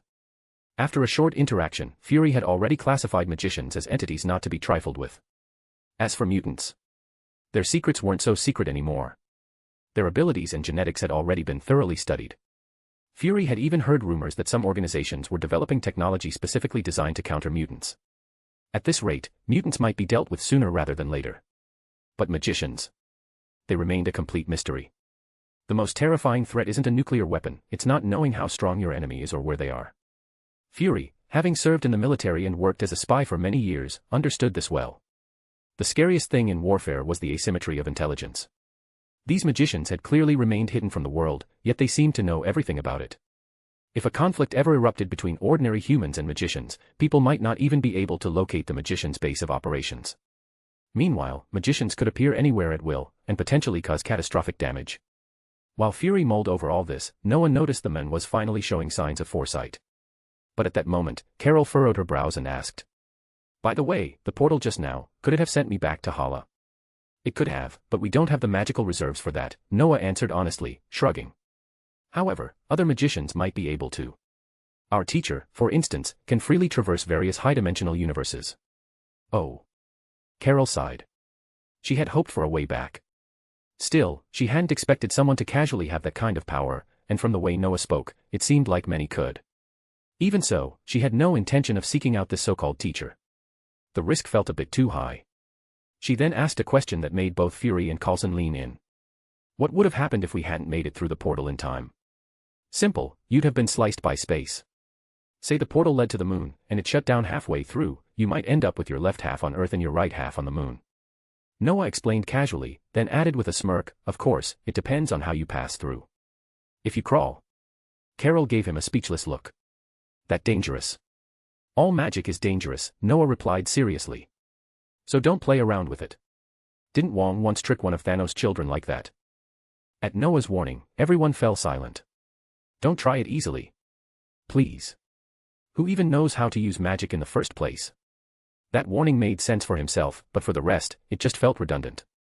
And more importantly, weren't these magicians themselves casually wielding such dangerous spells? The vehicle slowly arrived at a nearby base. The portal had placed Noah close to it, so it didn't take long. From there, S.H.I.E.L.D. agents Fury and Coulson took charge, particularly Fury, whose security clearance was top tier. After fingerprint verification, they entered the base with ease. But upon announcing their presence, the staff inside immediately turned hostile, just like in the original storyline, they were thrown straight into the holding room. Looks like your S.H.I.E.L.D. badge isn't that useful, Carol said sarcastically, spreading her hands. Right. I thought S.H.I.E.L.D. was supposed to be impressive, Noah added with a shrug. This egghead version of you is way more interesting than your future self. Although our clearance is high, this facility doesn't follow our usual protocols, Fury tried to explain. But halfway through, he realized, there was no point. Mr. Magician, Coulson said awkwardly, can you reopen that portal and let us out? Sure. Noah nodded, then casually fired a spell at the biometric door. The door split cleanly in half. But there's no need for that. Also, my name's Noah. Ignoring Fury and Coulson's stunned expressions, Noah and Wong walked out. Carol wasn't surprised. In fact, she thought it made sense, they clearly had the power to do that. She stepped forward and glanced at the two S.H.I.E.L.D. agents. What a pair of idiots. Fury and Coulson finally snapped out of it. Though Noah's power had been impressive all along, this was the first time they saw him use magic so crudely. They knew just how thick that door was. Normally, even explosives would struggle to dent it. But Noah had casually sliced it open without even a trace. If such a spell had been used on a human. The thought made them both shudder. They quickly shook their heads and hurried after the others. Now their task was clear. The archive room was on the 5th basement level, so they took the elevator directly down. Just as they entered, a cat suddenly jumped out and landed in front of them, looking up curiously. Noah, Wong, and Carol froze. Wong tugged Noah's sleeve and pointed at the cat in disbelief. Noah didn't see anything strange, until he noticed infinite power radiating from the feline. And it was just a juvenile. Flurkin. A young one. Yeah. No idea where it came from, but I think we should take it back. It's a bit too dangerous to leave here, and it always seems hungry. Carol rolled her eyes at Noah and Wong's whispering. If they wanted the cat, just say so. Why make excuses like, it's hungry? These magicians were so annoyingly roundabout, why not just take what you want? Meanwhile, Fury, who hadn't heard the conversation, was instantly enchanted. He went from tense agent to complete cat lover in seconds. He walked over gleefully and picked up the cat. Ah. Hey there, little guy. My God, look at you, aren't you the cutest? What's your name, sweetie? His tone became babyish and exaggerated. If Noah hadn't known better, he wouldn't believe this was the same guy who'd one day become the future director of S.H.I.E.L.D. He looked like a total cat-obsessed idiot. Noah wanted to smack the cat just to see what would happen, but didn't dare. Ignorance is bliss, Noah muttered. I get the feeling this guy's gonna pay for messing with that thing, Wong nodded, eyeing Fury nervously. Eventually, Carol couldn't take it anymore.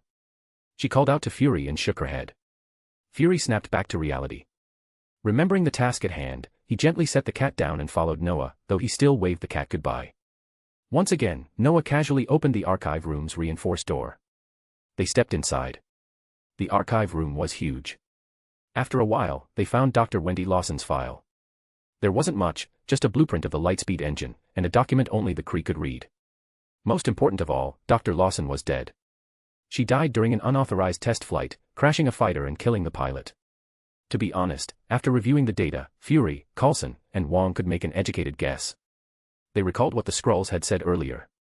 Piecing everything together, it seemed likely that Dr. Lawson was actually a Kree who had been helping the Skrulls. Why? They didn't know yet. But it was clear that Carol was involved in all of it. They even found a witness statement from Maria Rambeau, along with a photograph. The photo showed Maria, Dr. Lawson, and standing beside them was Ver, the Kree warrior currently known as Carol. At that moment, Carol felt disoriented. Scattered fragments of memory returned, but too scattered to piece together. It was frustrating. "All right, Fury. I think we've found what we needed," Noah said, noting Carol's dazed state. He turned to Fury. "Contact your boss and tell him to dig deeper. I don't believe over $1 billion in losses would be covered up without any evidence. There has to be more." "I understand. I'll handle it right away." More bonus chapters. Every 200 Power Stones equals bonus chapter. Give me more Power Stones. Chapter 200, Chapter 199, Can I Draw Some of Your Blood? Find 30 plus advanced chapters. And for more fan fiction. Backhand index pointing down. Backhand index pointing down. Support link, patreon.com/RioRaRyu. What's the most ridiculous thing in the world? At first, Carol felt there were far too many to even begin listing. But now, she was certain she had just encountered the most ridiculous thing imaginable. Sitting in the home of Maria Rambeau, her best friend, or rather, her best friend before she lost her memory, Carol stared at the Skrulls in front of her. As she listened to the recording Talos played, everything finally began to make sense. Maria had just told her all about their past together. And honestly, some of it did feel vaguely familiar. But no matter how hard she tried, the memories wouldn't come back clearly. Even after looking at old photos and personal relics she had left behind, Carol felt no meaningful progress. That is, until she heard the recording the Skrulls had obtained through special means. Strangely, the moment she heard it, a flood of fragmented memories surged forward. She remembered, she was human. Her name wasn't Ver. It was Carol Danvers. Dr. Wendy Lawson, who was suspected of being Kree, or more accurately, a person working under Mar-Vell, had accompanied her on that last mission. She remembered them getting shot down by a local fighter jet. And Mar-Vell. Mar-Vell had mentioned wanting to end a shameful war. As Carol's memory grew clearer, she suddenly recalled that Mar-Vell had given her coordinates. Most crucially, she remembered that both she and Mar-Vell were shot down by Yon-Rogg and his Star Force, the very team she now belonged to. Damn it. I used to be an Earthling. I gained my powers after destroying the energy core and being irradiated. And then the Kree manipulated me, made me think I was one of them. Carol finally pieced together the truth and wondered if she was going mad. But her instincts screamed, "No, you're not crazy." This was truly absurd. Probably the most absurd thing she had ever experienced. Or at least, in the top 10. As for her name. Her full name was Carol Danvers, confirmed by the dog tag she found, with only Carol Dan still legible. So it was obvious. This Ver identity wasn't a coincidence. Everything pointed to her true origin. Looks like this Ms. Danvers, who thought she was Kree, is actually an Earthling. Wong muttered as he sat to the side, watching Carol argue with Talos, and gave a helpless shrug. Yeah, seems that way, Noah nodded, with Fury and Coulson doing the same. But their minds were already racing. If Carol used to be in the Air Force, could they recruit her? Win her over? After all, she wasn't a mutant. If she still had ties to the military, this could change everything. Looks like you were right, Noah, Wong suddenly added. Ah. About what? Noah blinked, not following. You once said that when it comes to gaining power, poor people rely on mutation, while rich ones rely on technology. This Ms. Danvers isn't rich. So, mutant. Possibly. She survived massive radiation and came out stronger. That's textbook successful mutation. So what now? Erase Fury and Coulson's memories and head back. What about Ms. Danvers? Noah and Wong spoke freely, barely acknowledging Fury and Coulson nearby. Noah, of course, kept an eye on them. Wong couldn't care less. In his view, regular people shouldn't be involved in this kind of stuff yet.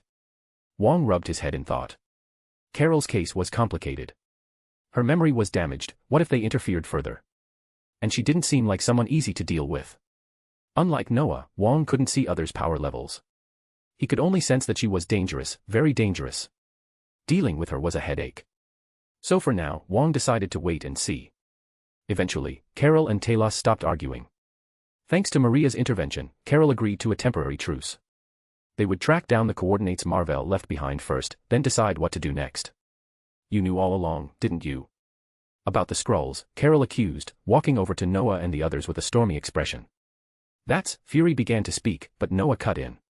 Yes. While you were chasing the other scroll, we intercepted one here. And when you arrived, we already noticed you. We didn't trust either side at first, but we never expected it to be this complicated. Noah spread his hands as if offering the best explanation he could. Satisfied now? Carol said coldly. Then do you know where the coordinates lead? Nope. Don't ask me. Noah shook his head. That's your job. Honestly, you should be thanking me. Thank you. For deceiving me this whole time.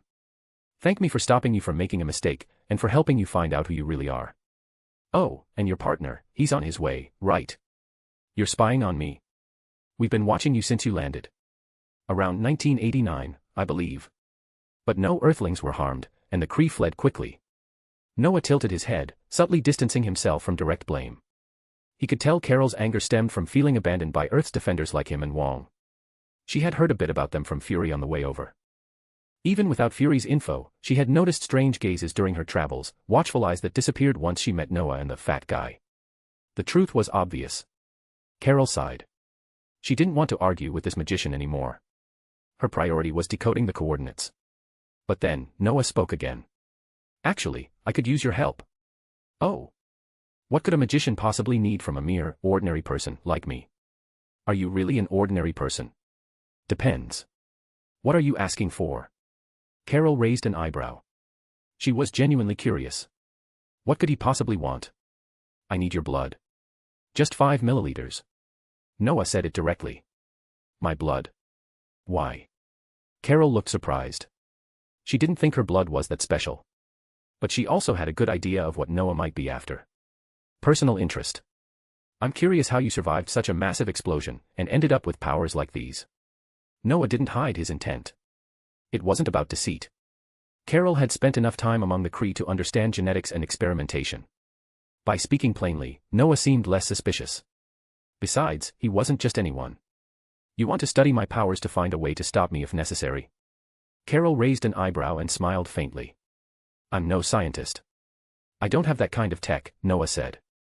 Besides, you're an Earthling. Even if you go back to the Kree, we won't intervene. But if you try to go rogue here, well, I won't bother negotiating. I'll just retrieve your blood after you're dead. His words were cold, brutally honest. Even Carol frowned slightly. Fury and Coulson exchanged glances. They had thought the same thing when Noah mentioned it, but they hadn't dared say it aloud. Now that Noah had said it, would Carol agree? Fury hoped not. True, Noah might not have the tech, but if he handed her to some actual scientist. No, Fury decided. Better not even think that. All right. I'll agree, Carol finally nodded after a long pause. But on one condition, don't let anyone else get my blood. Relax, ma'am. Noah rolled his eyes. I doubt any top Earth scientists would dare study your blood. It's too dangerous. I just want to understand how you're even alive. Honestly, to me, your blood is just an ideal magical reagent. And who knows, maybe it'll improve my own physical strength. More bonus chapters. Every 200 power stones equals bonus chapter. Give me more power stones. Chapter 201, Chapter 200, The Original Sin. Find 30 plus advanced chapters. And for more fan fiction. Backhand index pointing down. Backhand index pointing down. Support link, patreon.com/RioRaRyu. Since the topic had already been brought up, Carol didn't hesitate much. In fact, things were far simpler than Noah had imagined. To be honest, Noah initially thought he would need to spend a lot of time persuading her. Worst-case scenario, he feared he might even fall out with Carol. Of course, Noah never truly intended to go that far. He wasn't reckless. He knew when to stop. As for Carol's agreement, upon careful consideration, Noah realized it made perfect sense. First of all, Carol hadn't yet understood the true nature of her powers. She didn't know that the energy which transformed her had originated from the Space Stone, nor did she comprehend how absurd her potential truly was. Secondly, there was Earth's level of technological advancement. Carol had seen the highly advanced tech of the Kree Empire. After returning to Earth, what she observed further confirmed her suspicions. Earth's technology lagged far behind other interstellar civilizations. Lastly, Carol's impression of sorcerers played a role. In her mind, magicians were the type who dealt with unknown forces, often poking into mysterious domains just for the sake of research and discovery. Since Carol didn't fully understand her powers yet, she didn't take it too seriously. After a brief warning from Noah not to hand over her DNA to anyone else, she let him collect some of her blood, with considerable difficulty. The needle couldn't pierce her skin at all. The situation reminded Noah of someone who wore red briefs over blue tights. After some effort, Noah finally acquired what he desired most. As soon as Noah touched the blood in the vial, the system in his brain activated again. This time, he was mentally prepared. Special item detected: blood of an advanced life form undergoing evolution. Possesses unimaginable power and potential. Under continuous high-level energy assault, the organism gains adaptive evolution abilities. Potential rating: top tier. Research value: unlimited. Warning: improper use or analysis without precautions may cause catastrophic consequences. Listening to the system's notification, Noah couldn't help but sigh in admiration. Captain Marvel's potential is terrifying. Just think, within 20 years, she was nearly able to match Thanos wielding the full Infinity Gauntlet. She only lost when Thanos sucker-punched her with the Power Stone, launching her into orbit like a human meteor. And yet, she survived. Because, after all, that was Thanos with the Power Stone. 20 years to reach that level of strength, utterly monstrous. Not to mention, it only took her 6 years to reach Tier 7 in Noah's power classification system. That alone was enough to terrify anyone. To be honest, Noah even suspected that Carol might be this universe's true child of destiny. Even beings like the Ancient One had trained for centuries, often needing to sign contracts or receive blessings from entities of other planes. But Carol? She got to this level practically by accident, by sheer, dumb luck. That's what I call a cheat code, Noah thought. Sighing, Noah carefully stored the vial of blood inside his mirror dimension. He wasn't about to risk accidentally breaking it, a single mistake and boom. Once he secured the blood, Carol resumed working with the scrolls, analyzing the coordinate data. The shallow wound Noah had barely managed to create with a wind blade had long since healed. He even began to suspect she might be related to Logan, aka Wolverine. "Are you really planning to research that magically?" asked Wong, suddenly appearing beside Noah. "Just for fun. I don't expect to find anything groundbreaking." "It's just to kill time," Noah replied, glancing at the two S.H.I.E.L.D. agents subtly eavesdropping nearby. "Magic research, especially foundational work, isn't something you can do casually," Wong said, shaking his head. "It's difficult, frustrating, and takes a lot of time. You probably won't get any results." Wong wasn't wrong. The magical world had seen many researchers attempt great things. But over time, most gave up, shifting their focus to fundamental spell work instead. Foundational magic research was hard, tedious, and consumed years of effort. "Don't worry. I'm just curious. If I don't find anything, I'll drop it," Noah assured him. "Still, be cautious. You felt the energy in that blood. One wrong move, and things could go very wrong," Wong said gravely. "Of course. I don't want to blow up Kamartaj by accident. A single drop of her blood is comparable to a nuclear bomb." "A nuclear bomb?" Fury's eyes widened from the side. What the hell did that mean? For a moment, Fury thought they were exaggerating, but looking at their serious expressions, he doubted it. Besides, he realized he had no way of acquiring that blood himself. These people had no reason to lie to him. One careless mishap, and the city could go up in flames. Fury silently abandoned the idea of pursuing Carol's blood. Instead, a darker thought crept in: what if that blood detonated and revealed the entire magical world? Meanwhile, Carol and Talos had been analyzing the coordinates. With Maria Rambo's help, they quickly identified the target location. Talos was speechless. His tech officer had spent hours scanning the data with advanced tools and still failed, while a regular Earth civilian had solved it within minutes. Once they had a location, Talos used S.H.I.E.L.D. credentials to requisition one of Earth's most advanced aircraft. Noah had to admit, S.H.I.E.L.D.'s identity held real sway on Earth. But just as they were preparing to move, Carol suddenly frowned. "What's wrong?" Noah asked. "I thought you sorcerers were the guardians of Earth." "You really don't know what's going on?" she asked, narrowing her eyes at him. Noah paused, then understood. "You mean, your teammates are here, right?" "Exactly. So how do you plan to deal with them?" she asked, serious. "If they're coming, then let them come. You're planning to confront them anyway, aren't you?" Carol nodded. "I have too many questions. I need answers." Her 6 years with the Kree had made her feel more at home in space than on Earth. But now, she was starting to see too many contradictions. She needed clarity. Noah nodded. He didn't waste words. His mind was already on the spaceship parked in orbit. Because no one knew what was inside it, the space stone. He still wasn't sure how Marvell had managed to get the space stone out of S.H.I.E.L.D. and use it for research. But that didn't matter now. What Noah was really thinking about was whether he should seize this opportunity to absorb the space stone. There were clear benefits. With it, he could deepen his understanding of space magic, increase his power, and even accelerate his system's growth. Plus, if he didn't give the space stone back to Fury, like in the original MCU, perhaps it wouldn't draw Thanos' attention. That could mean no Battle of New York, and therefore, no Avengers. Because if Loki never came, the Mind Stone wouldn't be used by Hydra for experiments. In that case, would Scarlet Witch still be an artificial enhanced human, or would she revert to being Magneto's daughter? Noah's head throbbed. This broken universe was giving him a headache. Shaking it off, he stopped thinking about all that. He'd deal with it when the time came. Just as he was about to make the decision to absorb the space stone, something popped into his mind. Didn't Odin say that the Infinity Stones should never be brought together? That it would trigger catastrophic consequences? At the time, Noah didn't think much of that warning. But looking back, every time multiple stones were brought together, disaster followed. Take Thanos, for example. After collecting all 6, this galactic version of the Universal Family Planning Commission snapped half the universe out of existence. And before he could enjoy his retirement, Thor chopped his head off. Then came another Thanos from a parallel timeline, only to be vaporized by Tony Stark using the very stones he sought. Over and over again, those who tried to master the Infinity Stones ended up dead. And now, here was the Space Stone, already on Earth, hidden in Kamartaj. If Noah absorbed it now, would that trigger Thanos' attention even earlier? That could spell disaster. After agonizing over the decision, Noah sighed deeply. Why is it that every other protagonist just collects Infinity Stones like Pokemon? They don't hesitate. They just fight. What's Thanos to them, just a big purple potato? Beat him, roast him, and have him for dinner. Turns out, being weak really is the original sin. More bonus chapters. Every 200 Power Stones equals bonus chapter. Give me more Power Stones. Chapter 202, Chapter 201, Higher Power. Find 30 plus advanced chapters.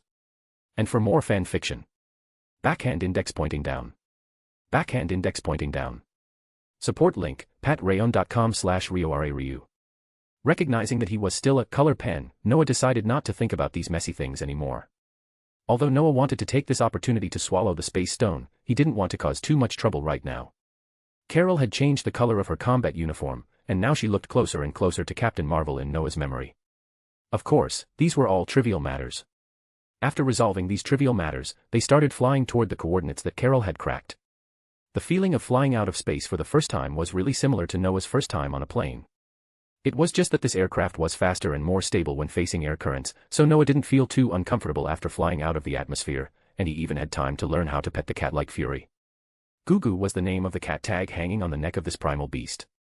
Noah didn't care whether it was called Gugu or Flecken, anyway, in Noah's opinion, it was just a cute little guy. Well, apart from the abnormal danger, there seemed to be nothing special. To be honest, Noah found that this little guy was actually quite clingy, and it didn't seem to mind being petted by Noah here. So Noah simply held it in his arms and played with it like a normal cat. Actually, I think you shouldn't bring it up, Talos said, looking at Noah petting the cat's head. The cat seemed to enjoy it, wearing a speechless expression. I know it's dangerous, but it hasn't caused any trouble in so many years on Earth, which shows that this little guy is quite kind, isn't it? Noah smiled. It was normal for Talos to be afraid of this cat, because he also knew what this cat was. The danger of the Devourer was truly frightening. It was said this thing could swallow a universe. To be honest, Noah really had a sense of déjà vu about swallowing the stars. However, if Noah's memory was not wrong, this little guy also helped Carol and Fury a lot. It swallowed the space stone, and then spat it out on Fury's desk at the last moment. It was hard to say whether this action inadvertently helped Fury, allowing him to gain the political achievement of retrieving the Cosmic Cube, and then promoted to Director of S.H.I.E.L.D. in the future. But I heard that this little guy is a female, and she's pregnant. But who is her mate? Noah thought to himself while rubbing the cat's head. It seemed this was why the little guy would disappear later. But Noah couldn't tell the details. Anyway, he didn't care. If she was really pregnant and laid eggs, maybe Noah could try to hold one and raise it from childhood. Just as Noah was thinking about this, he suddenly felt a little cold on his neck. He tilted his head and saw that it was Nagini. The snake seemed frightened by the cat. She was now looking at the cat with her head raised high, and she stuck out her tongue from time to time. I say, are you scared or what? Noah looked at her strangely. Hiss. Nagini shook her head, then directly wrapped her arms around Noah's neck and looked at the cat vigilantly. Okay, whatever you want. But don't wrap it too tight, I'm afraid you'll strangle me to death. Hiss. Fury and others stared at him. What's going on? Can you really chat with animals? Are wizards such terrible creatures? If they can control animals to do other terrible things, then this is simply too bad. It has to be said that these agents had all these terrible thoughts in their minds. Ah, is this your pet? Talos looked at the green little snake and was very interested for a moment. What's its name? What species? If you mean what she looks like now, then this thing is called a snake. Noah continued to rub the cat's head. Of course, if you are talking about her in person, then her name is Nagini. She. Is this a person? Fury widened his eyes again, and he really felt like he was going crazy now. Is this snake a person? Or a woman? Well, because of some special relationship, she chose to leave the school I was in before with me, and in order to avoid trouble, she simply became like this. Noah explained half-truthfully. Anyway, they didn't know what the blood curse orcs were. School. Wait, you wizards also have schools. Fury seemed to have discovered something. Yes, there are schools. There are schools all over the world. You have Ilvermorny School of Witchcraft and Wizardry in the United States. Is that strange? Noah rolled his eyes. The reason why Noah could remember this school so clearly was because J.K. Rowling herself played a sorting game, and she was sorted into Thunderbird House. Ilvermorny has 4 houses like Hogwarts, namely Horned Serpent, Wampus, Thunderbird, and Pukwudgie. Strictly speaking, this school is still related to Hogwarts, mainly because of some immigration systems in the United States. Isolde Sayer, the founder of Ilvermorny School, was an Irish immigrant to the United States. Her childhood was very unfortunate. Although her parents were pureblood wizards, they were all killed by her guardian and aunt, Gormlaith Gaunt. The reason was that her parents hoped to raise Isolde to be equal to Muggles. Gormlaith Gaunt was a fanatical purebloodist, and even had some relationship with Salazar Slytherin, which was not surprising at all. After Isolde came to the United States, after a long period of hard work, she finally opened a school with her Muggle husband, James. This school is Ilvermorny School of Witchcraft and Wizardry, and it is precisely because of Isolde's childhood experience and her husband's background as a Muggle that this school gained the reputation of the most democratic and impartial. It can be said that this academy laid the foundation for the fact that there would be no fanatical pureblood wizards in the U.S. Ministry of Magic. Then Fury wanted to ask something, but he was interrupted by Noah as soon as he opened his mouth. Didn't you notice that we are almost at our destination? If you don't want to suddenly turn into a mouse and be chased all over the ground by Gugu, I hope you will keep quiet, thank you. Turn into a mouse. Fury thought about this picture for a while, then immediately shook his head frantically and said he would never ask again. Turn into a mouse. What a joke. Fury was now even wondering if the snake was transformed by Noah. After Carol removed the cloaking device from Malvel's laboratory, a huge spaceship appeared before their eyes. It was very large. To be precise, it should be a cruiser of the Kree Empire. It could be seen that Mawel's status in the Kree Empire was quite high. Slowly flying into the cruiser, and under the leadership of Talos and Carol, they quickly found the main control room. And the cat Noah was holding ran to the space stone inserted in an instrument in the main control room. Is this the energy core? Fury widened his eyes. Although he was still a little numb, he was still attracted by these complicated things. That's right. Carol nodded, looking at the crystal-clear square block and said, in her notes, she called it the Cosmic Cube. Carol took the thing down directly, tossed it casually, and threw it directly at Noah. Noah reacted very quickly. When the cube was about to hit him, he used magic to freeze it. What? Sneak attack. Noah said unhappily. Sneak attacks aren't at this level. This is your stuff, if I remember correctly, so it's better to give it to you. Carol shrugged and said indifferently, then began to observe the situation around with the others. I have to say, their eyes were really sharp, and they soon discovered the unusualness of this place. Noah looked at the cosmic cube in front of him speechlessly, thought for a moment, and reached out to take it in his hand. But just as he got it, the voice of the system came to his mind again. Warning, high-level power detected. Analysis, high-level space power detected, extracting. Warning, extracting power, please maintain current state. Warning, extracting power. The warnings burst out directly in Noah's mind, making him almost unable to bear it. Especially when Noah found that the thing in his hand, which should still be called the cosmic cube, had begun to emit a blue glow. The terrifying power directly poured into Noah's body, and even his surroundings began to distort. This situation really made Noah sweat all over, and he didn't even dare to use space magic casually now. The space stone had already distorted Noah's surroundings. If Noah used a mirror dimension or something, God knows whether he could get out in the future. And what was this broken system doing? Was it trying to kill me or something? As soon as he touched this damn cosmic magic, the system began to extract energy from it. Noah even wanted to die. Are you okay, Noah? Wong looked at him worriedly. Damn it. It seems nothing is wrong for the time being. This thing turned like this when I touched it. What can I do?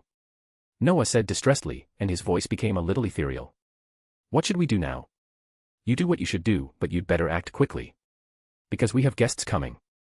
Noah frowned, because he really felt a spaceship had landed and people inside seemed to have logged in. Very quickly, Noah found that everything around him seemed to have no obstacles, and he could see everything clearly. Is this the power from the space stone? Isn't this too low? More bonus chapters. Every 200 power stones equals bonus chapter. Give me more power stones. Chapter 203, Chapter 202, Fighting the Trash. Find 30 plus advanced chapters. And for more fan fiction. Backhand index pointing down. Backhand index pointing down. Support link, patrayon.com/RioRaRyu. Let's not talk about LOL here. Noah had Northwest way to place the statue in this spot. To be honest, although the power extracted by the system had entered Noah's body, he seemed unable to sense where exactly those powers resided. All he could feel was that these powers treated his body as a bridge. Once they passed through, Noah had no control over them. The most frustrating part was that Noah couldn't even ask them for some tolls, and he himself couldn't move. After Noah gave the hint, Talos and the others clearly sped up their actions. After making a few shouts in a language no one understood, the Skrulls aboard the spacecraft slowly came into view. They were mostly young, with little combat power, and many were women and children. Talos' own wife and children were among them. To be honest, when these people saw Talos, they were a bit surprised. But when they saw Carol and Noah, who was glowing with blue light, they didn't dare approach. It's okay, they're all friends who helped us reunite, Talos explained. Fortunately, he clarified, or else there might have been misunderstandings. Carol seemed moved.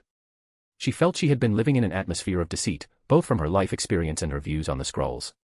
So quietly a seed was planted in her heart, she felt she should do something, within her power, to prevent this. Just like Marvel before. Especially when she heard Talos say countless Skrulls wandered the universe, her resolve seemed to strengthen. It was a pity that such a warm scene always took a lot of time. Although Noah reminded them to accelerate their plans to leave quickly, their actions were still a bit slow.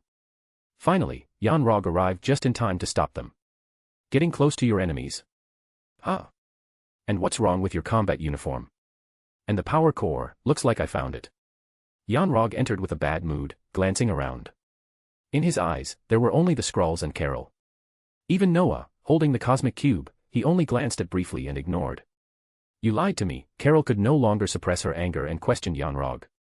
I made you the best version of yourself, Yanrog said discontentedly, especially noticing Carol trying to gather her strength. Your power was given by us, and naturally, we have ways to take it back.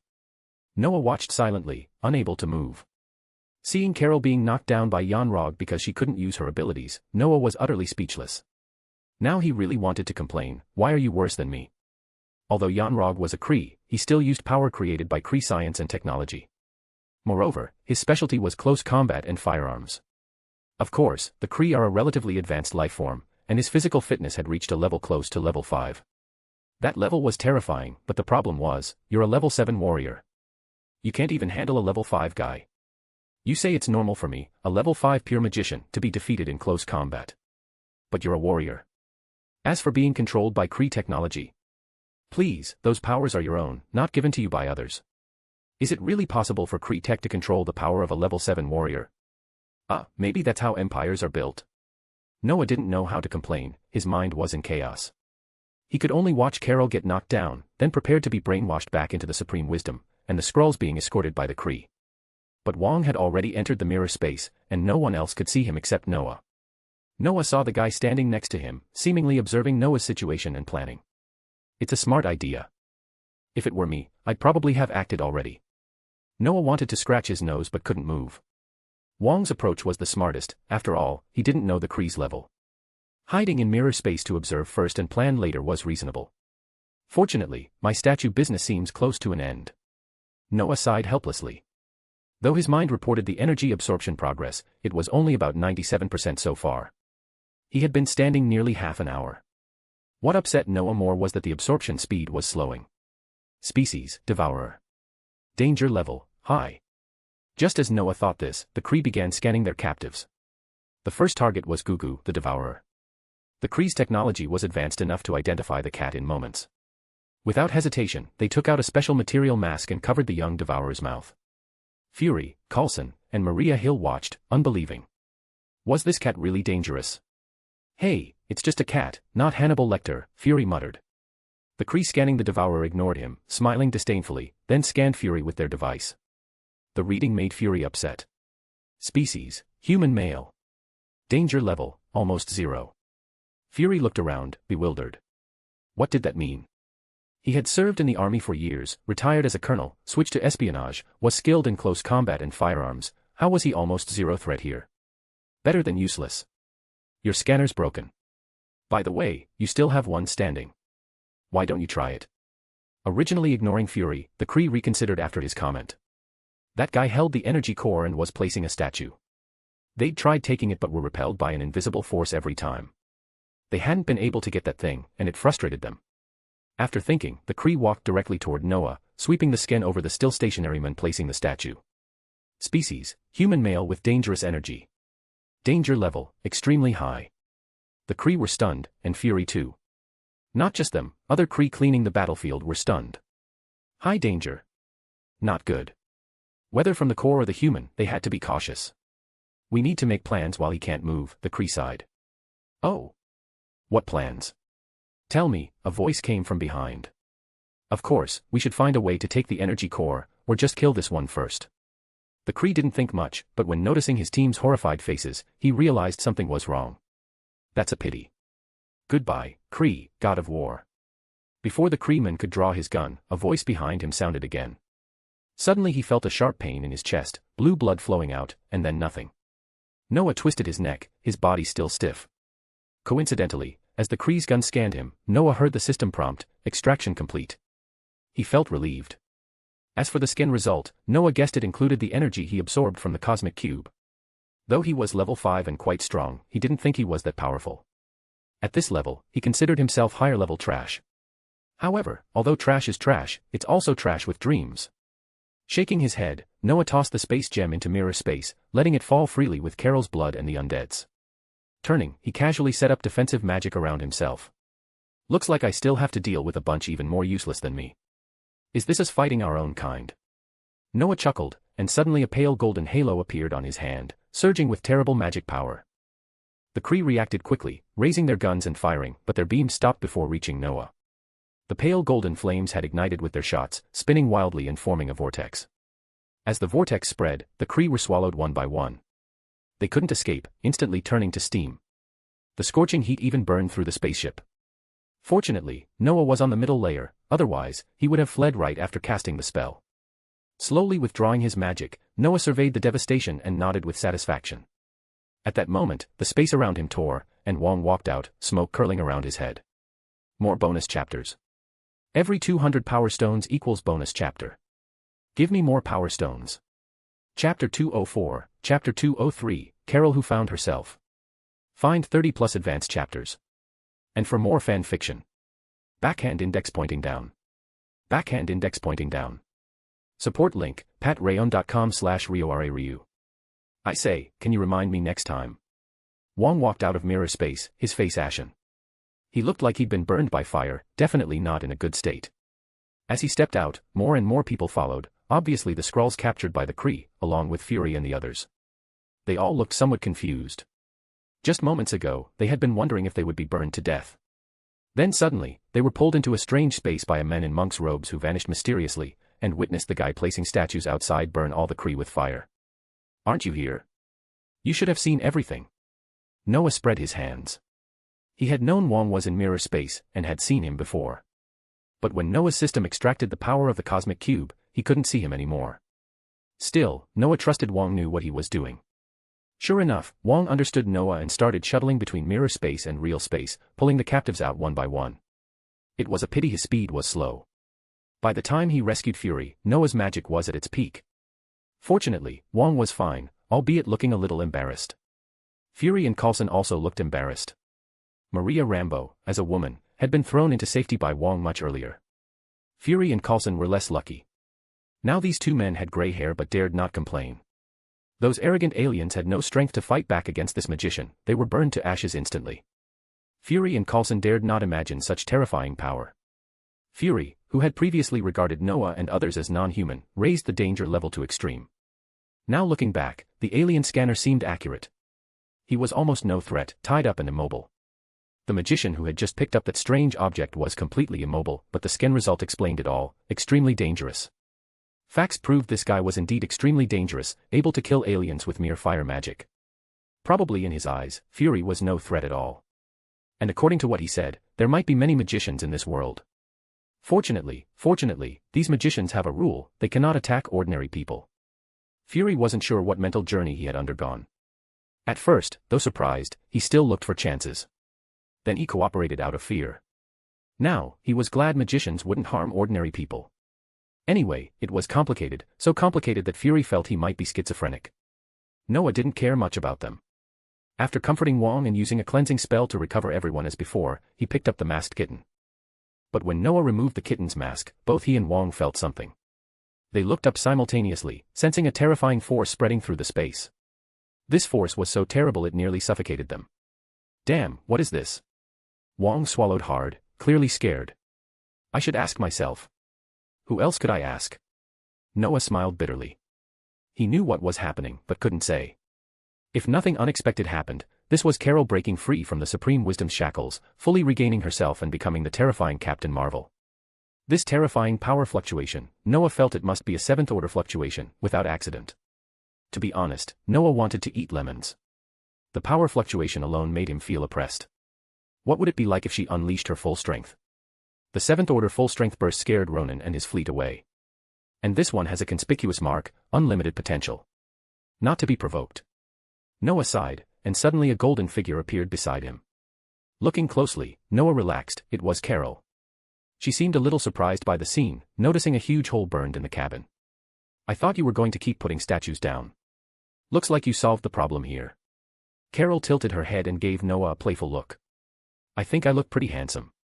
My statue pose should be pretty good, right? Noah smiled and spread his hands. It's okay, but too small. Carol shook her head. If it's fine, then take them away. Don't you want me to stay and help? After all, these are your old acquaintances. Noah asked casually. No. I need to handle this myself. Okay, then I'll take them away. Be careful. Noah said no more, speaking on instinct. He didn't expect to do anything else. Noah wasn't sure how to gauge Carol's current power level. Carol now showed as level 7. What did that mean? She was level 7, but her full strength burst was unpredictable. Don't do this. Although she was powerful, she played a supporting role in the final battle. Noah wondered, if Carol hadn't been blasted across the sky by Thanos with the Power Stone, could she have snapped her fingers? Well, that was just Noah's guess, he didn't know the details. But thinking carefully, it made sense. Though Hulk was strong and could withstand radiation, Carol had greater absolute strength. Forget it. Why think so much about future possibilities? Noah shook his head, raised a hand, and a golden halo appeared before him. He drew a circle, and a portal formed. As it stabilized, behind it they could clearly see Maria Rambeau's home. Let's go. We'll wait for them on Earth. Noah stepped into the light circle, and Wong followed without hesitation. The Skrulls looked confused. Maria Rambeau was nearly there too. What was this? Magic.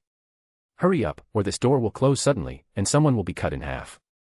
Noah's voice came from behind the portal, scaring them into moving quickly. These two magicians had saved them once today, they had no reason to doubt. One by one, they passed through, and suddenly found themselves on Earth. Especially Maria Rambeau, who realized it was indeed her home.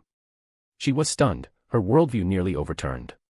Okay, now all we can do is wait. Noah glanced back through the portal. Carol nodded, then turned to leave, casually closing the portal. As for watching the battle and experiencing a 7th-level warrior's explosive power, Noah refused. He was thinking about becoming a magic machine gun. Though it seemed his wish might come true, Noah didn't expect to share any similarity with Carol, the violent heroine. Even if I draw her blood, I probably wouldn't follow her path. Noah was certain of this. The key point, if forced to fight in close combat, he wouldn't choose his fists as weapons. Succumbing to the pressure of Gandalf's dual-wielding frenzy, Noah reluctantly felt a sword might be better. Where would this sword come from? Simple, Noah could transform magic. Though not skilled, he could turn his magic wand into a sword, just like it had become a ring on his finger.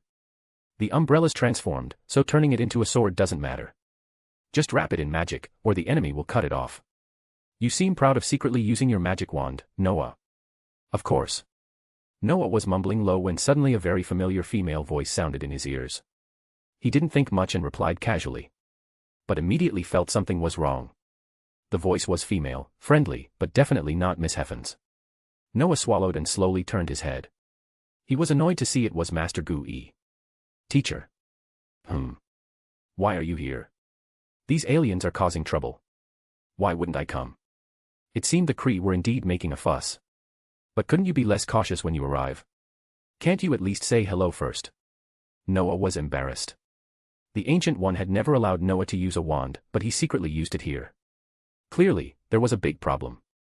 Teacher, Wong immediately ran over and bowed respectfully.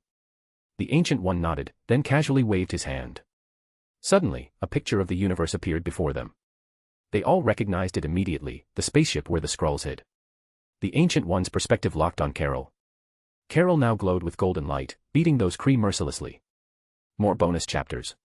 Every 200 power stones equals bonus chapter. Give me more power stones. Chapter 205, Chapter 204, Fury still didn't escape. Find 30 plus advanced chapters. And for more fan fiction. Backhand index pointing down.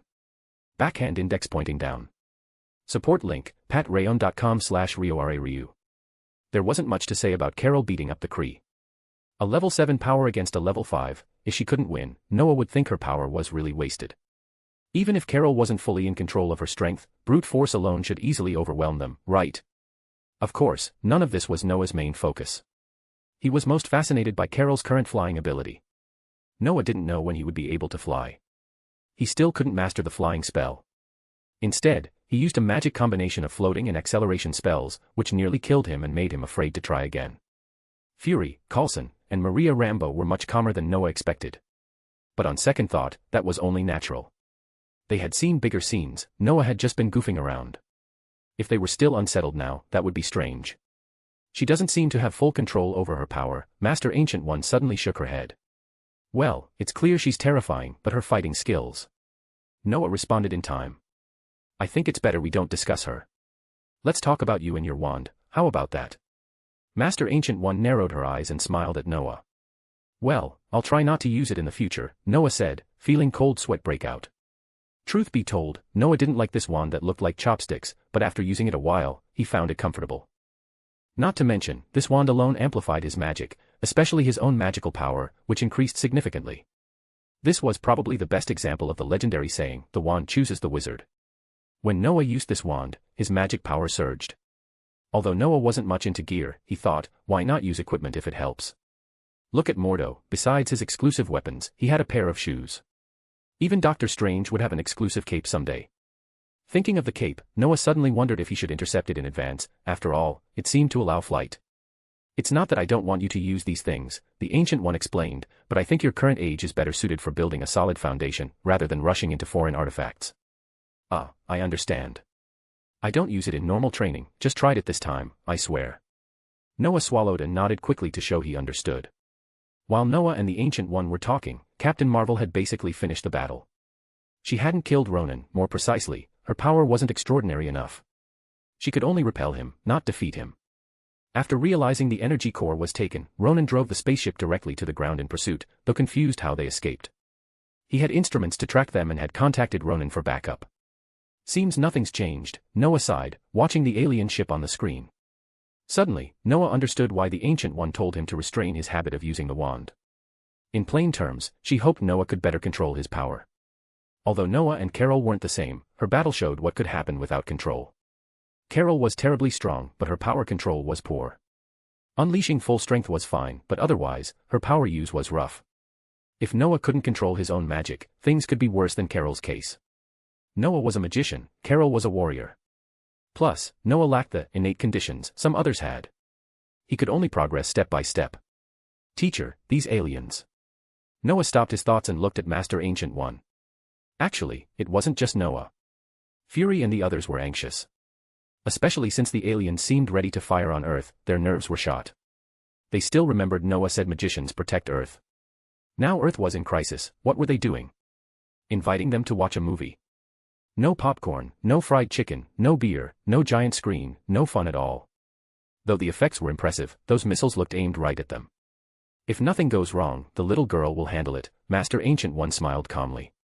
Well, it seems so. Noah rubbed his head, unsure what to say. You want to ask, as magicians protecting Earth, why let this happen?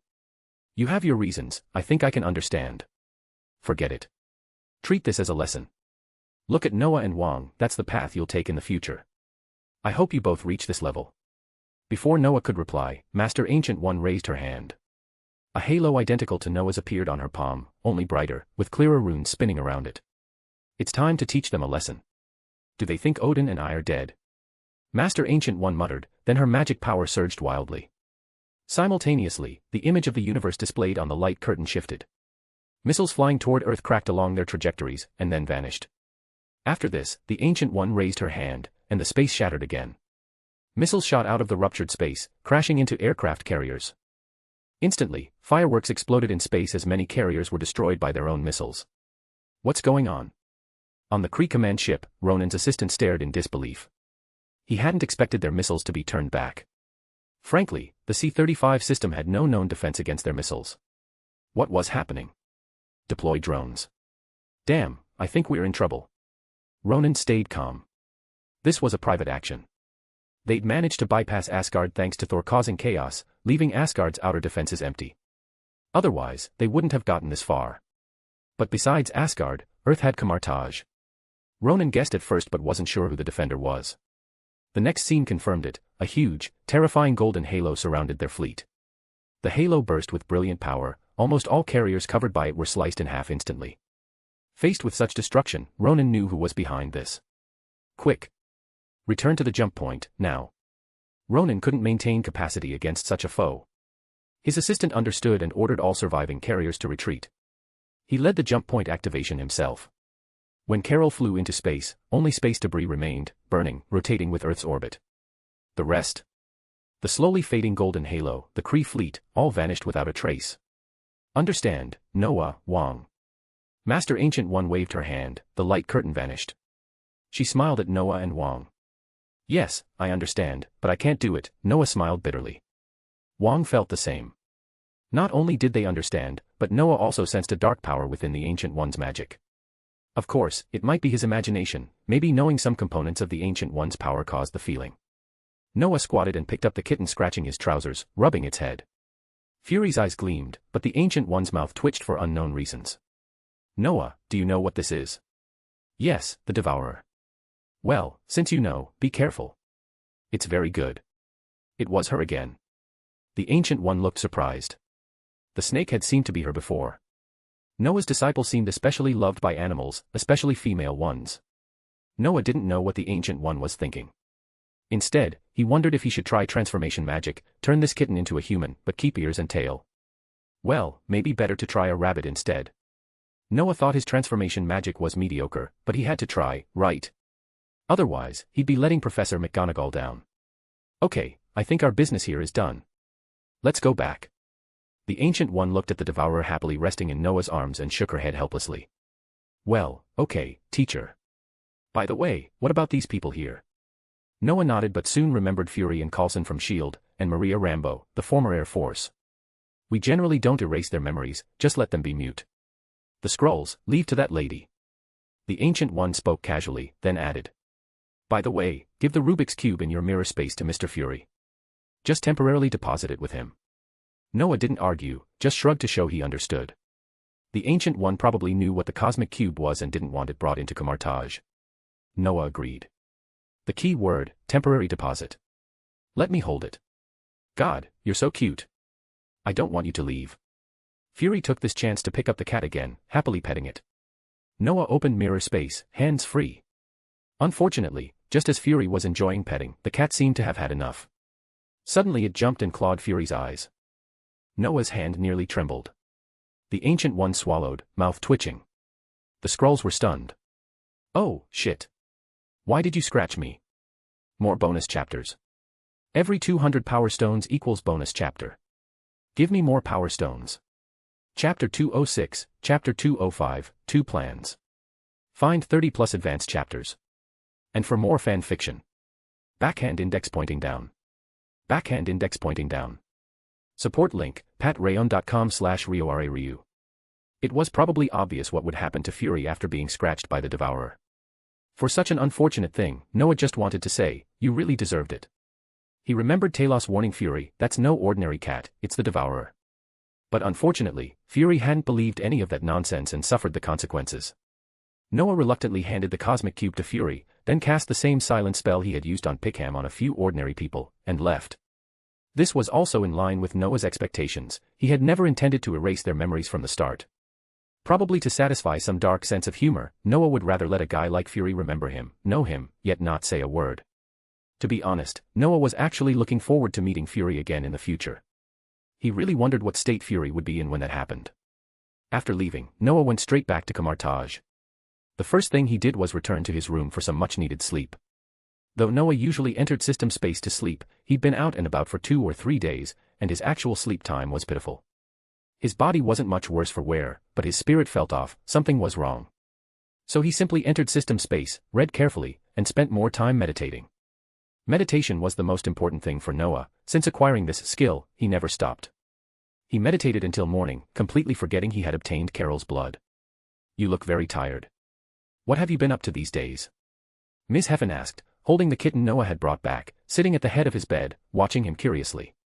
Didn't the teacher tell you? Noah looked at the lazy cat in Ms. Heffen's arms, reached out to rub its head, and replied sleepily.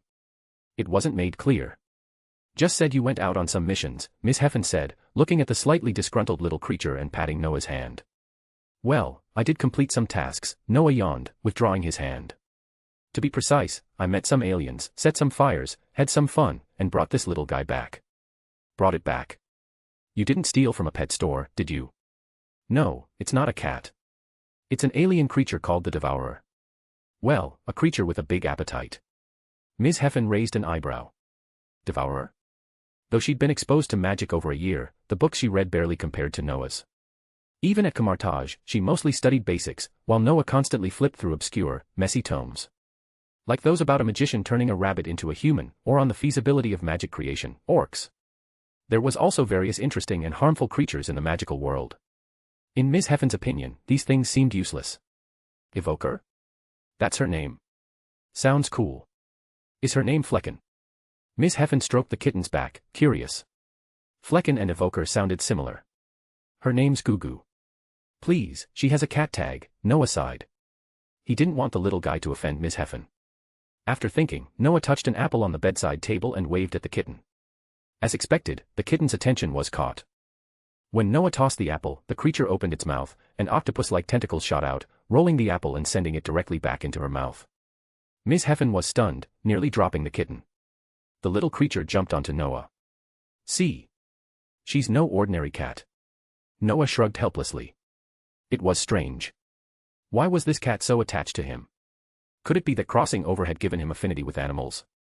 Even Hathaway's owl was close to him. Oh my God, she's dangerous, and you're keeping her. If you don't make her angry, no problem. The teacher agreed. Well, she hasn't hurt anyone else, right? Once, a salted egg had annoyed her, and she scratched him. Ms. Heffen breathed a sigh of relief. Just a scratch, not too serious. This little guy had a good temper, which made her more at ease. After reminding Noah to exercise and study, Ms. Heffen left. Noah stretched and sat up. After thinking a while, he decided to skip training today. He'd just returned last night, so a little rest was fine, right? Noah also planned to examine what he'd brought back and see its effects. The system assessed Carol's blood as that of a higher evolved life form. Previously, the undead blood could fuse some special powers. Noah didn't know what exactly his system could extract or fuse from this blood. So he planned to spend time communicating with the system. He didn't want to fuse anything half-baked. Though Noah didn't expect to be as powerful as Carol or Thor, he at least wanted to endure a beating. System, are you there? Noah closed his door. Though useless, it was habit. If you have something to say, just say it. Don't ask if I'm here, came the mechanical system voice, but Noah felt it sounded like arguing. I have Carol's blood. Can you check what power can be extracted and what use it has for me?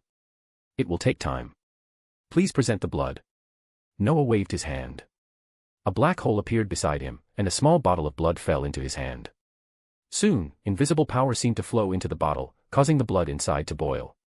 After a long while, the power dissipated, the blood stopped boiling and returned to static. Noah concentrated. Though unreliable, he was used to the system. At least it didn't interfere with his affairs or make him feel like a tool. Of course, the system had pulled tricks on Noah, like making him a statue before aliens for a long time. Without delay, the system gave its inspection report. Noah was speechless. Why so weak? Are you even a system? Or just a cheap imitation? The system gave two options. 1. Extract power once. After fusion, Noah's physical fitness improves many times over. It wouldn't instantly reach Carol's current level, but the upper limit seemed to be Carol's level, probably capped at level 9. Noah didn't want to speculate further, but this level would be enough to overpower enhanced people like Captain America. Even Wolverine or Iron Man with tech wouldn't be especially difficult to handle. 2. Extract the sustainable growth component of Carol's blood and integrate it into Noah's body. This wouldn't boost his body to a high level immediately, might be like not using it at all. But this gave Noah terrifying growth potential, effectively raising his ceiling. If continued, Noah might one day reach Carol or Thor's level. At least, he wouldn't face the dilemma of turning into a spirit when promoting to a higher life stage. Don't you have a way to make my body reach that level all at once? Noah asked, staring at the words in his mind, speechless. Okay, I extracted much power from the space gems if you want to try. The system's mechanical voice sounded again. Why didn't you tell me this earlier? Just use it. Noah exclaimed excitedly. As soon as he finished, faint blue light burst from his body. The blue power was terrifying. Noah felt like he was going to die. For a moment, he thought something was wrong and asked the system. What's the success rate? Less than 1%. You're not the chosen one, you're not invincible. Oh, it's okay, 1% something. Less than 1%. Stop. Stop. You want to kill me and find the next successor? Noah roared. The blue light vanished. He suddenly felt like he had survived a disaster. Though the system didn't see him as a tool, it was cruel to trick him like that. If he hadn't been careful, he might have had a funeral that afternoon. I'll take the second option, damn it. I don't want to become a spirit and lose even the basic ability to be human. After thinking it over, Noah sighed helplessly. Understood. Host chooses second option. Starting extraction and fusion. The system responded quickly. After Noah took out the undead blood, the blood in the two bottles was immediately extracted by the system. More bonus chapters. Every 200 power stones equals bonus chapter. Give me more power stones. Chapter 207, Chapter 206, Constitution. Find 30 plus advanced chapters. And for more fan fiction. Backhand index pointing down. Backhand index pointing down. Support link, patreon.com/RioRaRyu. As the power from the two blood samples was extracted, it entered Noah's body through a special column of light. For a moment, Noah felt his body undergo incredible changes, but then, it seemed like nothing had changed at all. By the way, system, why did you extract the power from the space gem earlier? Noah asked, a bit bored from waiting. Waiting was always the hardest part, especially when that column of light pierced his chest, making him feel like he'd been stabbed by a sword. Noah was also very curious. After being frozen as a statue for so long, there had to be an explanation. If you choose the second option, I can use that power to slightly improve your physical fitness, so you won't have to start from zero, the system replied quickly. Noah's eyes lit up. That's great, thank you. Don't start from zero. Did that mean Noah could begin with decent physical fitness? That was good news. To be honest, Noah had never cared much about it. Reaching the 10th level seemed like a distant dream. But he didn't want to be beaten all day by other melee magicians at Kamartaj. To avoid having to sacrifice his body later, he had tried hard to improve in this area. Although progress was slow, Noah at least wasn't slacking off, right? Sorry, I'm afraid that can't be done. The system's voice was indifferent, as if discussing something irrelevant. Why? Denying your own words isn't good.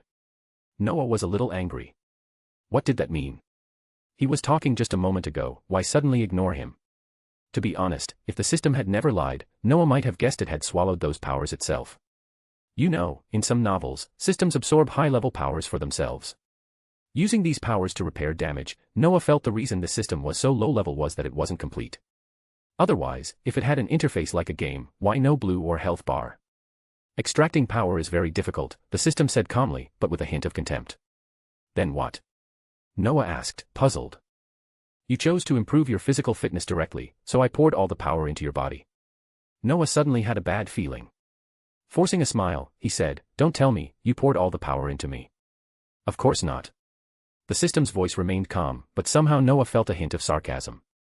What about the remaining power? The power of the space gem can only be dispelled by the power of the space gem. Otherwise, do you think you'd still have the strength to talk to me now? So, to satisfy your wish and save you, all the power was gone. Congratulations, you've lost your own power. Noah's face turned completely black. You're telling me this awful thing now?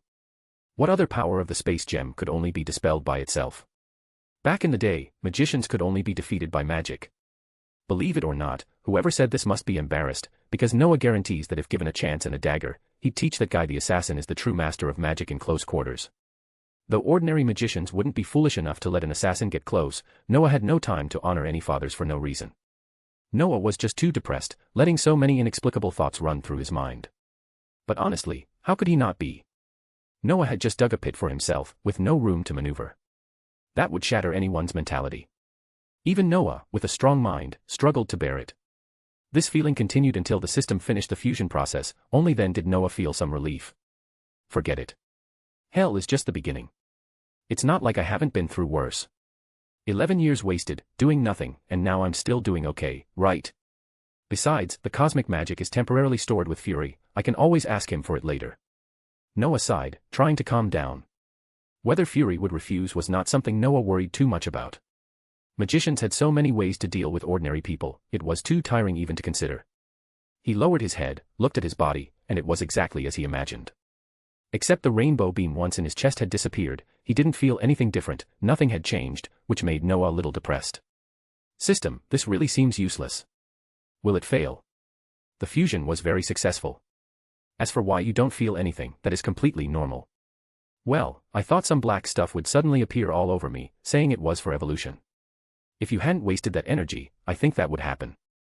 But now, it depends on your own effort. It was all about that energy, you used it all up. Noah was too tired to argue with the system.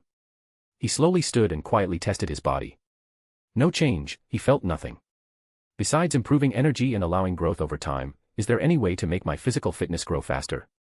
Complete Kamartage training. Although its method can't break human limits, it allows continuous improvement. So this is developing toward melee combat. Just wait. Waiting, Noah touched his chin, too lazy to think further. Anyway, he'd already made some small progress, right? Though implicit, Noah figured he had at least 10 years to wait, he could manage. Well, I wanted to rest today, but now it seems unnecessary. Noah sighed, rubbed the kitten watching him with a puzzled face, and stood up. Pushing open the door, he glanced at the sun hanging in the sky, then closed the door and headed to the training ground. I wouldn't have come if I'd known. Noah lay on the ground like a dead dog, staring at Wong and Mordo, who sat speechless beside him. The two also looked at Noah blankly, having seen this scene and heard Noah's complaints countless times. You're so weak, Noah. Get up. We're going to train more. Mordo shook his head, this guy really was weak. Train more. Don't you see I'm almost dead? Noah shouted in frustration. What else? Look at you. Honestly, you're not that tired, otherwise, you wouldn't have the energy to shout. Does shouting loudly mean you have strength? Noah rolled his eyes, too lazy to argue. No matter what he said, he probably couldn't shake Mordo, so he saved his energy. However, Noah noticed something interesting, his body's recovery seemed really good. He did feel exhausted after training, like usual. But after a short rest, his stamina recovered significantly, at least to about 50%, not full-blood resurrection, or full red and blue, but enough to handle extra training. That gave Noah hope. With endurance and recovery like this, even if his melee combat lagged, he might reach high level. Imagine an opponent beating you for a long time while you stay fine, but when they tire, you're still fresh. This was the hallmark of a protracted tug-of-war, something Noah had never dared to imagine before but now seemed possible. Do I have a chance to become a cockroach? Noah sighed and stood slowly. Though uninterested in extra training, he decided to try to find his body's limits. To know the limit, so I can plan my training volume. The training method once deleted by Master Gu for magic had now become purely physical training, and was exhausting. Anyway, magic relied on meditation, this separate training seemed more popular. An hour later, Noah sat panting on the ground, Mordo and Wong were barely better. But Noah's expression had changed significantly. This guy, was he really so strong physically, or was he just pretending before? You don't look tired yet, Mordo said, panting. Looks like we need to increase training. What do you think, Wang? I don't care, Wang replied vaguely, panting. Are you sure? You don't look well, Noah teased, wiping sweat. Mordo and Wang answered in unison, you're fine. What's wrong with us? They stood up again, and after another hour, both collapsed, unable to move. Noah was distressed to find his stamina had fully recovered. More bonus chapters. Every 200 power stones equals bonus chapter. Give me more power stones. Chapter 208, Chapter 208, The Current Situation of the British. Find 30 plus advanced chapters. And for more fan fiction. Backhand index pointing down. Backhand index pointing down. Support link, patreon.com/RioRaRyu. Ministry of Magic. Noah had to admit that he seemed to have made a mistake. He had initially thought he would receive the same treatment as the future college students. However, it became clear that Noah wouldn't receive such treatment. What bothered him the most was that Master Ancient One had adopted Noah's system, deeming it perfect for those college students. This made Noah feel as though his idea, which he had imagined for himself, had been turned into something beneficial for others. Helpless, Noah could only admit defeat. Initially, he had considered following those college students, but it now seemed unnecessary. The school's matters were resolved, and another issue was raised on the agenda. This matter had nothing to do with Noah, as he might not be able to participate. It was the Camartage Magic Award. Though the announcement had been made over a year ago, only one winner had been chosen, Noah himself. Because of this, Noah was so frustrated that he reported to Camartage ahead of time, effectively ruining his summer vacation. No other magician had won the award. Master Ancient One had discovered that they hadn't established a proper review system. With no other choice, Master Ancient One consulted with the senior magicians of Camartage. Together, they decided to cooperate with the Ministry of Magic from various countries, letting them handle registration and preliminary review. This approach not only eased the burden on Camartage but also allowed the Ministries of Magic worldwide to feel included, effectively killing two birds with one stone. Naturally, the Ministries of Magic from various countries were thrilled to participate. However, due to communication issues and power shifts within these ministries, the process had not been finalized. The most notable example of this was Noah's home country, the British magical community. In the spring of 1995, Professor Dumbledore defeated Fudge in the new election, becoming the new Minister of Magic. Noah had received this news early and sent a congratulatory letter to Hathaway. It should be noted, however, that Professor Dumbledore was now officially Minister Dumbledore, and he responded to Noah's letter, acknowledging it. As for the current state of the British magical world, it wasn't particularly stable. Minister Dumbledore's rise to power marked a departure from the past. Minister Dumbledore was a very skilled politician, and his rise to power had temporarily silenced many of the pureblood nobles who were dissatisfied with him. Minister Dumbledore was very aware of why he had come into this position. A major reform was underway in the British magical community. It feels like watching anime, Noah muttered as he touched his chin. Let me think, it feels like Naruto. Minister Dumbledore was similar to the second Hokage, though mutated by genetics, because what they both did was somewhat the same.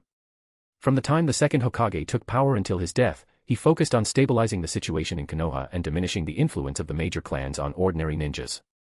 Likewise, Minister Dumbledore aimed to stabilize the British magical world while reducing the influence of pureblood nobles who wielded great power. This wasn't an easy task. The pureblood nobles had been entrenched in the magical world for thousands of years. Just like the royal family in the non-magical world, though they no longer held any real power, they still sat on their high thrones simply because people had become accustomed to their existence. Habit was a dangerous thing, and what Dumbledore had to do was gradually eliminate these outdated influences. His first step was to reduce the control these nobles held over the Ministry of Magic, which required significant effort. Other reforms would follow. Of course, Minister Dumbledore didn't expect to eradicate all of these influences during his tenure. Instead, he aimed to weaken the power of pureblood nobles as much as possible, ensuring that his successor could carry the torch. It resembled the transition from the second to the third Hokage. Those Uchiha with their red eyes were akin to these pureblood nobles. Of course, Minister Dumbledore wasn't foolish enough to create a route like in the Naruto universe. If he had, Noah might have wondered whether Dumbledore was also a pioneer in time travel. Anyway, Noah said with a grin, the magical world's version of Konoha's actions against major clans like the Uchiha feels so familiar. Noah rubbed his nose, aware that Minister Dumbledore was now at odds with the pureblood nobles. From Evan's reports, Noah knew that none of those fanatical purebloods had a good end. The fallout from the Voldemort incident alone had filled all of Azkaban. As a result, Minister Dumbledore was forced to expand Azkaban. Noah even heard that Dumbledore and his team were considering contacting the French Ministry of Magic and the German Ministry of Magic to ask if they could borrow their prisons. However, those actions never came to fruition. Though magic in the magical world was relatively primitive, space manipulation wasn't entirely impossible, and expanding space had worked without issues. In the end, the guards of Azkaban had been replaced by real people instead of Dementors. Perhaps Dumbledore had learned from Sirius Black's experience and no longer trusted the Dementors.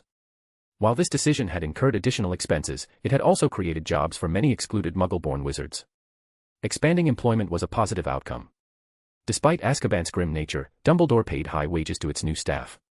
The British Ministry of Magic was now in a state of flux, and it was clear that Minister Dumbledore had neither the time nor the resources to handle the Camartage Magic Award selection. This situation wasn't unique to Minister Dumbledore. Many local magical ministries faced similar challenges.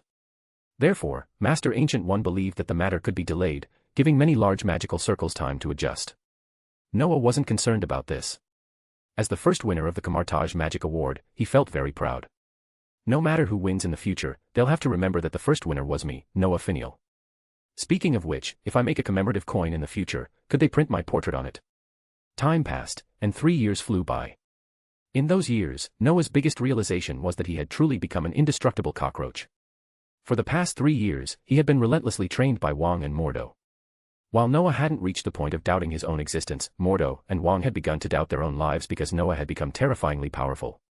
Daily physical exercises lasted for about 4 hours each morning. After each session, everyone felt exhausted, and only those with better physical conditioning chose to practice extra. Mordo and Wong, both of whom enjoyed extra practice, were horrified to discover that their once proud physical fitness was nothing compared to Noah's. They even wondered if Noah had developed some magic to restore his strength or, more simply, if he had been replaced with someone else. After verifying with Master Ancient One, they concluded that Noah's abilities were authentic. This left them speechless. How could someone's physical fitness be so remarkable? Though Noah's magical talent was impressive, his physical prowess was downright terrifying. However, one small consolation was that despite Noah's incredible physical fitness, his close combat abilities were absolutely terrible. Noah himself couldn't help but be speechless. It seemed he was just born bad at close combat. Without magic, he couldn't defeat anyone.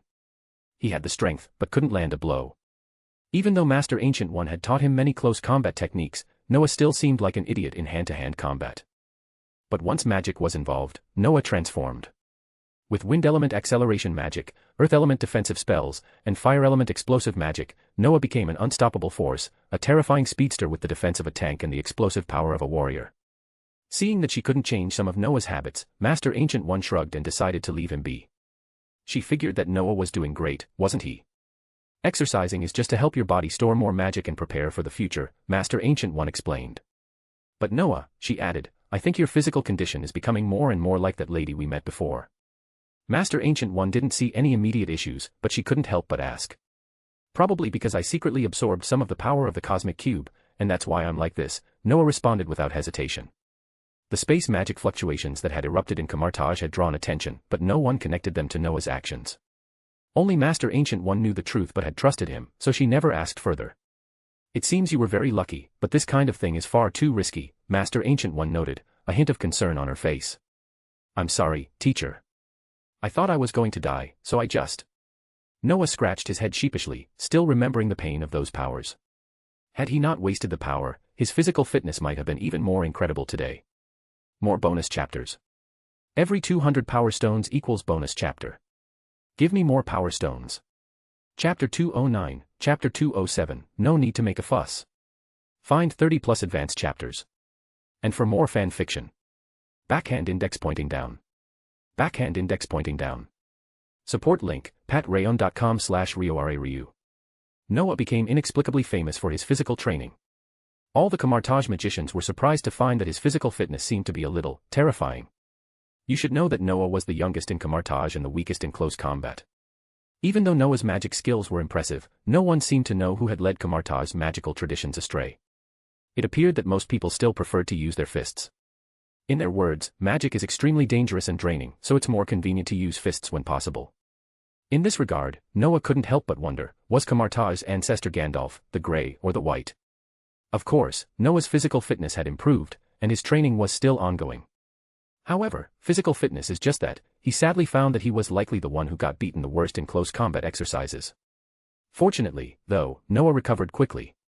He now realized that he had to strengthen his close combat skills. But what impressed Noah the most was why the promised magic machine gun had ended up on the path of dual-wielding berserker. It seems I have to teach you some skills to improve, Noah. After training one day, the Ancient One looked at Noah, stroking her chin. Let's talk about it later. For melee combat, I think I might as well run to the other side of Mount Everest. The melee skills there are great, Noah said casually, sitting next to the Ancient One and patting the shoe prints left by Wong on his clothes from the previous training. The other side of Mount Everest was his former home, and Noah didn't think there was anything that could compare to his homeland's level of close combat skills. The only trouble was that he didn't know who to find, but Noah was confident he'd find someone. I learned my close combat skills and methods there. Isn't it a great country? The Ancient One smiled and shook her head. Ah, is that so? Okay, but it is indeed a great country. Noah stretched his body after wiping the footprints off his chest. Honestly, why don't you like close combat? Magic is convenient, but sometimes it's not good to waste it casually. I can only say it's a personal habit. Maybe I've been at Hogwarts for too long, so I prefer to solve problems with magic. Noah replied, rubbing his chin. After spending so many years at Hogwarts, he had grown accustomed to using magic for everything. Sometimes Noah wondered if magic was specially made for lazy people, at least, he thought it was. Whether it was cleaning, washing clothes, or cooking, he used magic to do it all. In fact, even in the regular world, technology functions similarly. People use technology to make their lives easier, much like Noah using magic to make his life more comfortable. Even in terms of fighting, while ordinary people don't have magic, they rely on guns and other technology. Though many choose close combat, there are very few who use their fists when they have firearms. By the way, teacher, how's the establishment of the university going? Noah suddenly asked. University? It's almost established. But honestly, there's no need to build one. We've placed the classrooms in a mirror dimension, using the templates from Hogwarts and Ilvermorny, said the Ancient One, after a moment of thought. Noah's mouth twitched involuntarily. The classrooms were in a mirror dimension, and the templates were based on the two major magical schools from the United States and the UK. This was excessive, even for Noah. Noah even thought that, in the future, he might not need to buy a house, he could just live in the mirror dimension. You see, maintaining a mirror dimension requires a lot of magic. Though Noah didn't know whether the Ancient One relied on her own magic to maintain it or used some special method, the idea itself was enough to astonish him. The only trouble now is sorting out the textbooks and teachers. To be honest, I didn't expect setting up a school to be so troublesome, the Ancient One sighed, feeling helpless. It doesn't seem that troublesome, Noah said, touching his chin. Actually, Noah didn't think textbooks would be that difficult to manage. Wasn't it the same when he arrived at Camartage? The way Camartage operated was different from Hogwarts. Here, the emphasis was on self-study. Everyone practiced the same things every day, listening to the Ancient One or other magicians explaining their understanding of magic. Teachers, like the Ancient One, would also offer some special attention when possible, but mostly, it was up to you to head to the library and read the books. Noah had adapted to this lifestyle quickly since it felt very much like college life, minus dormitory managers and counselors, of course.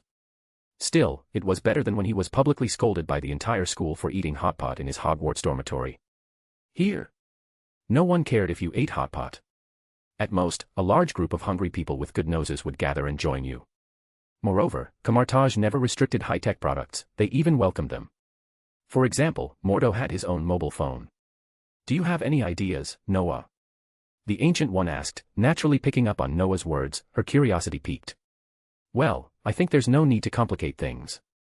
I believe it would be great if they could live like we do. Of course, if you think this is inappropriate, let the magicians here manage the students. It could be like recruiting apprentices, one magician manages 10 or even just 3 students, Noah suggested thoughtfully. Very interesting, continue, the Ancient One encouraged. The magician who leads them would teach them the rules here and guide them in their studies. This way, the new students will quickly adapt to the environment. If they have problems, they can go to the magician leading them, and if that magician doesn't know the answer, they can ask you, right? It seems that it's indeed a possibility, the Ancient One nodded thoughtfully. Having someone lead and manage the students would help them integrate into the environment more quickly. As for textbooks, it seemed there was no need for them. Just practice alongside other magicians. Of course, if any specific expertise was needed, students could always ask any magician at Camartage. Moreover, the Ancient One was confident the students coming here would be enthusiastic about learning. They'd also be learning meditation, so, indeed, there didn't seem to be a need for all these elaborate arrangements. The Ancient One suddenly had a headache. Why hadn't she asked Noah's opinion sooner? She had been fooled by the methods used in other magical schools. She remembered Noah saying that Camartage was like a university, and a university shouldn't be like ordinary magical schools. Was she supposed to manage them like the students at Hogwarts? Do you have any other ideas? The Ancient One rubbed her temples. While Noah had a lot of unconventional ideas, sometimes they were remarkably practical. Of course. Noah said, his thoughts running wild. For example, we can divide the subjects. Divide into subjects, the Ancient One asked, intrigued. Yes, something like liberal arts, magic and close combat. Teacher, you've already improved the training methods, so I think it should be separated. That way, the students can choose the type they want to focus on most, Noah explained. You just want to slack off, don't you? The Ancient One smiled knowingly, catching Noah in the act. Noah scratched his nose, unwilling to admit it, but he did have some ideas for making things easier for himself.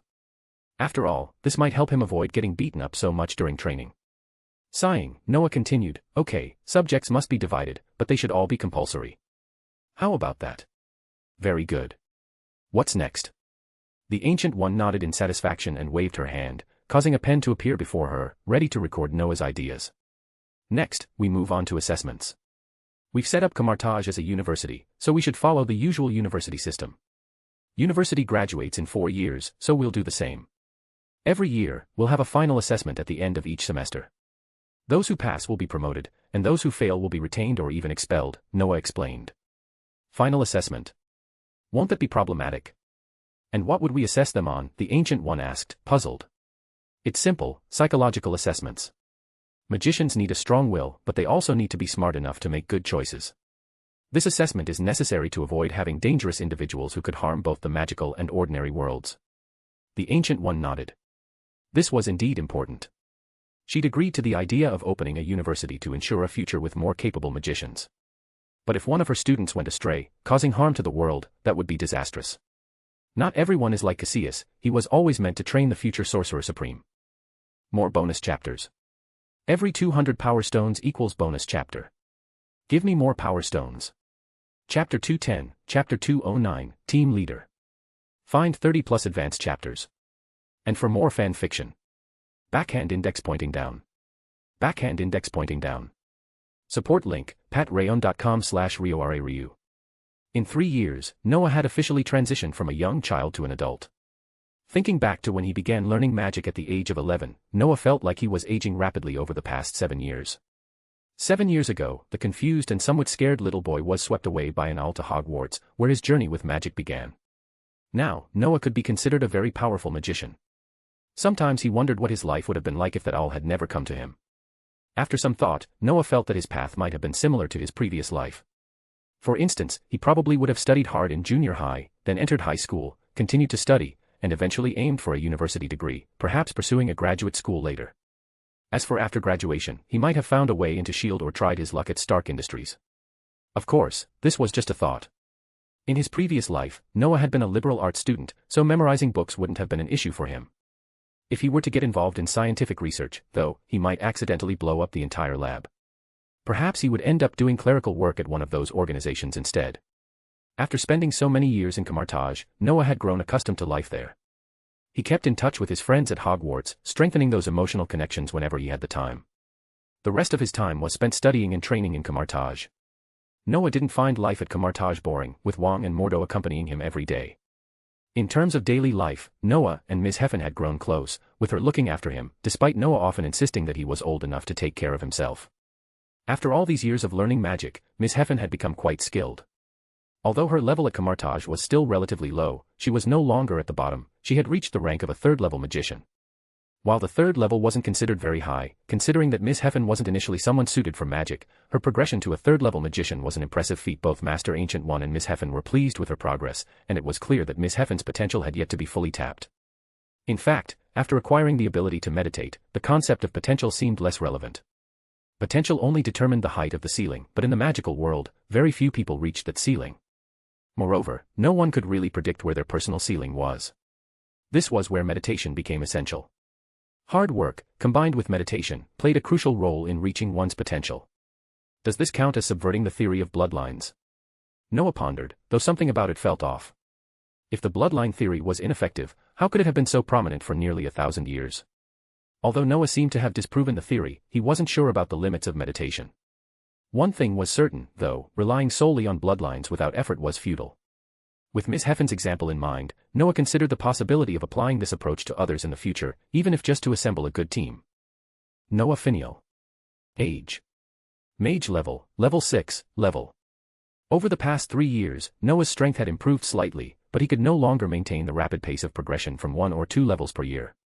Magic worked this way, progress slowed down the higher one went. At 18, Noah had already reached a promising level, with his 6th level marking the limit of an intermediate magician. Anything beyond this was considered advanced magic. Noah felt that reaching this level at such a young age was only natural. After all, in addition to his regular practice, Noah spent significant time in the system space. The system space allowed him 6 hours of practice for every 1 hour in the real world. With so much extra time, Noah could do much more than he would otherwise, whether it was reading or meditating.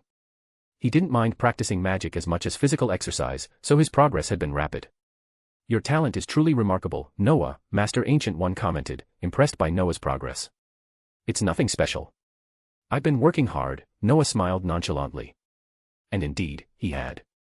"By the way, Noah, the exam is coming up. Do you have any thoughts on it?" she asked. "Thoughts? Not really. I'll just go with the flow," Noah replied casually. He wasn't concerned about this exam. After all, it wasn't for him. This exam was for the students from magic schools who were coming to study at the university in Kamartaj. Coincidentally, this was also the graduation year for Noah and his class. It might have been intentional on Master Ancient One's part, but Kamartaj had officially announced the completion of their university this year. The announcement created a huge stir in the magical world, especially among those students nearing graduation from various magic academies. In addition to the university's establishment, the Kamartaj Magic Award was also set to begin its assessments and awards this year. After several years of adjustments, the ministries of magic worldwide had stabilized, ensuring that the plan would not fail. Magicians with great ideas from all over the world had registered with their local ministries of magic for review.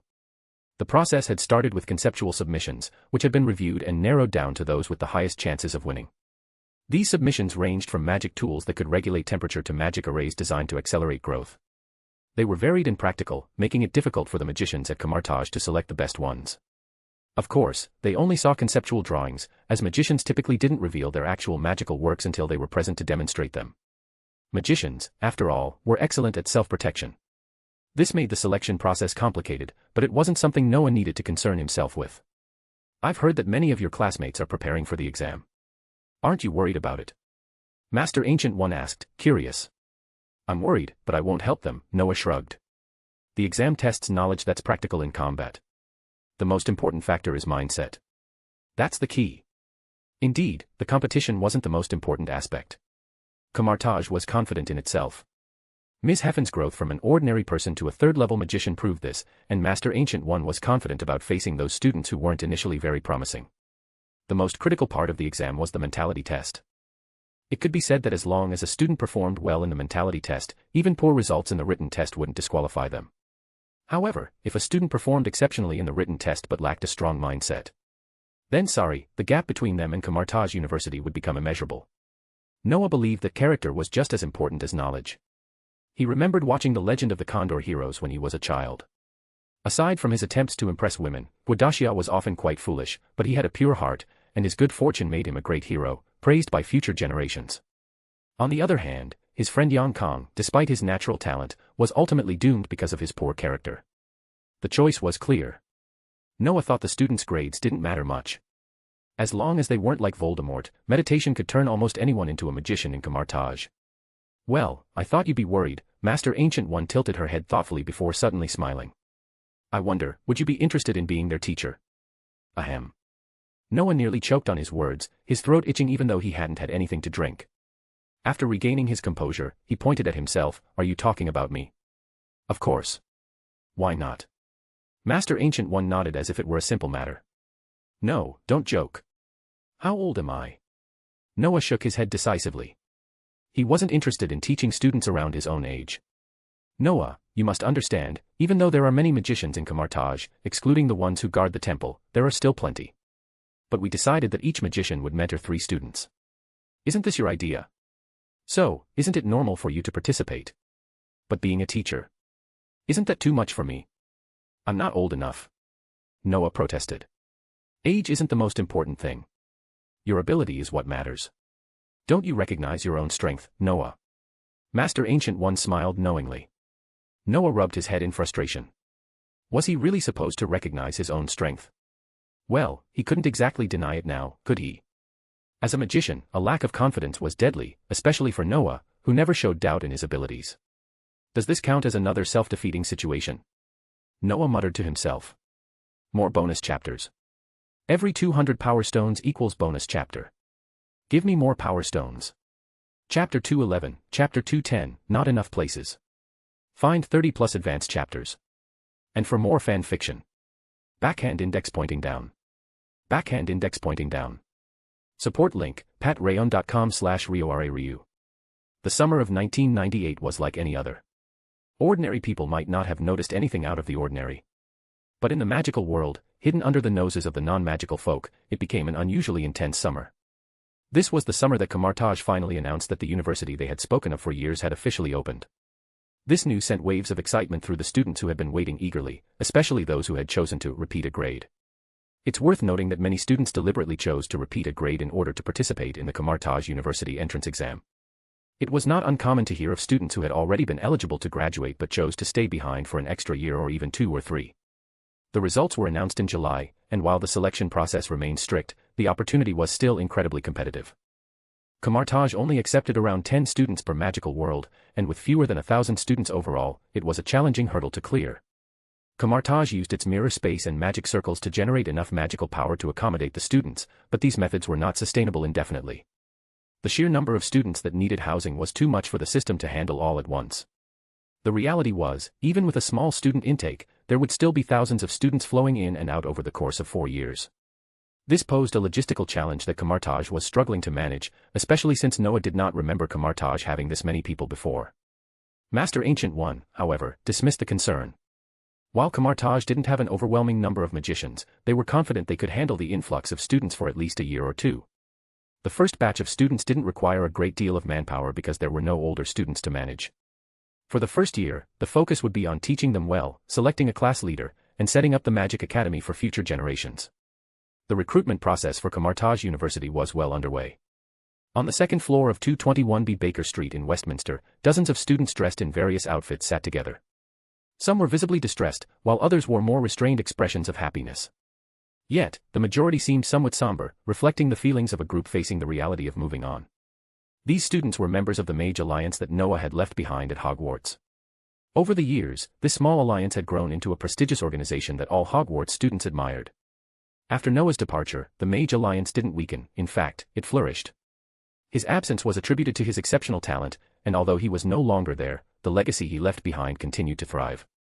Evan, Kate, and others had managed to continue Noah's work, ensuring that his glory lived on through their efforts. Now, as the organization grew, they had more students than ever before. Dozens had gathered in the attic, but the full membership had swelled to several hundred. There were graduates and current students, all sharing in the vision of the Mage Alliance. In general, the admissions have mostly gone our way, but... Evan began, turning to Kate who had raised a question. He nodded proudly at first but then sighed in exasperation. The competition was fierce. It's impressive that we were able to secure as many places as we did, he continued. And to be honest, everyone tried their best on the exams, but we won't know the results until they are officially announced. Kate was eager to know who among them had been accepted. Those who were admitted include me, Lance, Evan, Ernie, Hermione, Longbottom, Katniss, as well as Angelina and the Weasley twins, who chose to wait a year or 2 in the senior year. After some calculations, Kate realized who his future classmates would be. Honestly, he felt a little sad. After all, they had spent so many years together. He couldn't help but wonder what Noah had felt when he left. Lance, noticing the melancholy in the air, interrupted with a sigh. What's with all the long faces? We're just continuing our studies. Shouldn't we be celebrating? Kate shot him a look. It's normal to feel sad. We've been together for years. Saying goodbye is tough. But, Lance added, we should focus on the positives. We've had an amazing run at Hogwarts, right? Evan sighed. But not everyone passed. This place felt strange to them, as they had to pass through a space gate to reach it. At that moment, they realized, were they going to live here in the future? The real space of Kamartaj isn't enough, said the leader, his deep voice seemingly addressing their unspoken thoughts. Like Master Ancient One, his voice was low but carried clearly to every student. This caught all the freshmen's attention. After all, this was going to be their future home, so paying attention now would be wise. We've used some special methods to create this mirror space. It's a magic you'll definitely learn in the future, but I won't explain it in detail now. Your teacher will do that. This will be your dormitory from now on. For convenience, we borrowed some features from Hogwarts and Ilvermorny and combined them into a new college. This is just your dormitory area, you may or may not study here. The teacher in charge explained, and the freshmen nodded in understanding, though inwardly they were amazed. Camartage, indeed, wasn't vast. They had expected to see common space overlapping magic, but it seemed the magicians here didn't even consider using such methods. Instead, they had chosen the simplest and most straightforward approach, carving out a mirror space as their dormitory. This was truly the style of the magical Holy Land. Maintaining a mirror space doesn't consume much magic power for a short period, but if sustained for long, it becomes power-intensive. The teacher who led them had clarified that the mirror space was sustained by a special magic circle. Still, the concept was awe-inspiring, especially for students who had never encountered such magic before. Wow, this place looks no different from Hogwarts. When Evan and his friends found their assigned dormitories, they were surprised to see that it resembled the school they had spent the last 7 years at. Except for the unfamiliar faces of people and teachers, everything seemed quite comfortable. The dorms were still shared by 4 people per room. Evan, Kate, and Lance, the 3 Ravenclaw students, naturally chose to room together. That left Ernie with an empty spot. Katniss, Longbottom, and the Weasley brothers shared another room. The only ones who felt somewhat dissatisfied were Ernie and Angelina, who were placed in the girls' dormitory. The most uncomfortable part was that they didn't know any of their dorm mates. It was a bit disheartening, but fortunately, they were all social people, so it wasn't too concerning. After settling in and familiarizing themselves with the environment, they gathered and headed to the lobby. The teacher who had escorted them mentioned that their magic teacher would arrive soon to claim them. They had to arrive early, or else they'd be in trouble in Camartage. No one wanted to be the unlucky student who missed their teacher's arrival. If that happened, they might not get any answers to their future questions. Luckily, the design here is somewhat similar to Hogwarts, or we'd never be able to find it easily, Kate remarked as they entered the lobby. Once inside, they were relieved to see the room already filled with students. Many had skipped their dormitories and were waiting in the lobby. Looking around, they found seats. Although the space was large, it would have been uncomfortable if there hadn't been any available seating. Do you think there will be a room of requirement here, like at Hogwarts? George Weasley asked, breaking the silence. Who knows? I'm more curious about what kind of person our team leader will be, Kate said, resting her chin on her hand. Though the room of requirement would be useful, Kate's thoughts turned to whether the magic knowledge of Camartage would even be available there. After all, they had already tried something similar at Hogwarts without success. Actually, I wonder if Noah will be our team leader, Evan remarked, even though he was still young and thin. It had to be said that Evan was growing more handsome as time passed. I don't think so. Although he's strong, he's only 18, our age. Many people here are older than us, Hermione said, shaking her head. She didn't think it was likely. Don't forget, the magician who received us said that age isn't a problem, and Noah is a master here, Lance replied nonchalantly. Honestly, I think it's impossible. Noah is still a student here, and I don't think he'd want to be a teacher. We all know how much he loves learning, Ernie added. And besides, being a teacher is a lot of work. He'd probably refuse right away. Thinking it over, they all agreed that Ernie had a point. Noah had always been ahead of everyone else at Hogwarts, yet he seemed particularly fond of money. According to Constantine, the main reason Noah joined the American mission was that a woman named Angela had offered him $20,000. Angelina also mentioned that when Noah went to Budapest, he joined the operation because the Ministry of Magic had given him money. Damn, the tuition here is expensive. I bet this was Noah's idea, they suddenly realized. Indeed, the tuition at Camartage wasn't cheap. Camartage University wasn't a charity project, though it was a little unfriendly to students from poorer families. However, there were ways to resolve this. After some negotiations, the school where the students were enrolled would provide help. Even the local Ministry of Magic would offer assistance. The important caveat was that the students could not be made to do anything embarrassing after graduation due to this aid. Since the teacher hadn't arrived yet, no one was paying attention to the students. Most were chatting with others, both familiar and unfamiliar faces. The students from Hogwarts did the same but eventually stopped talking. When all the students had gathered, the staff entered, distributing number cards. Once the cards were handed out, teachers began calling the numbers one by one, with the students following their assigned groups of 3. An hour passed, and fewer people remained in the hall. Angelina and the Weasley brothers formed a team and were called out. Katniss, not particularly familiar with Noah but a Slytherin who joined the Mage Alliance early, ended up with a pair of Ilvermorny students and left. Gradually, the hall emptied, and only a few students remained seated in confusion. Coincidentally, they were all from Hogwarts. "Hey, have we been forgotten?" Kate said, her mouth twitching. The remaining students were the 3 Ravenclaws, Ernie, and 2 Gryffindors, Hermione and Longbottom. There were exactly 2 teams, yet no one had come to claim them, making them feel abandoned. "Maybe the teacher assigned to us is just busy," Hermione suggested uncertainly. The situation felt increasingly uncomfortable. "God knows. I just hope our teachers are reliable. My expectations are pretty low," Ernie said with a sigh. Everyone was starting to lose hope. Meanwhile, in a room outside the mirror space, Noah lay with his eyes closed as if asleep. Mordo, sitting next to him, was helpless, wanting to punch Noah awake. "Noah, is it almost time?" "It seems like we're the last 2 left," Mordo said, glancing at his phone before sighing in frustration. "Don't worry, buddy," Noah yawned, opening his eyes as if to prove he wasn't asleep. "Don't stress, look, we're the only ones left to embarrass the students. Wong and the others are already gone. This is to test the students' patience." "Believe me, only those with patience will excel," Noah replied, trying to ease his friend's concerns. "You're just making things harder for the students, aren't you? The teacher asked you to participate, but you don't even intend to stay." "Seriously, don't drag me into this," Mordo grumbled. "Don't worry, I'm just testing their patience. Trust me." More bonus chapters. Every 200 power stones equals bonus chapter. Give me more power stones. Chapter 213, Chapter 213, Teach students while reading. Find 30 plus advanced chapters. And for more fan fiction. Backhand index pointing down. Backhand index pointing down. Support link, patreon.com/RioRaRyu. It must be said that Mordo knew Noah very well.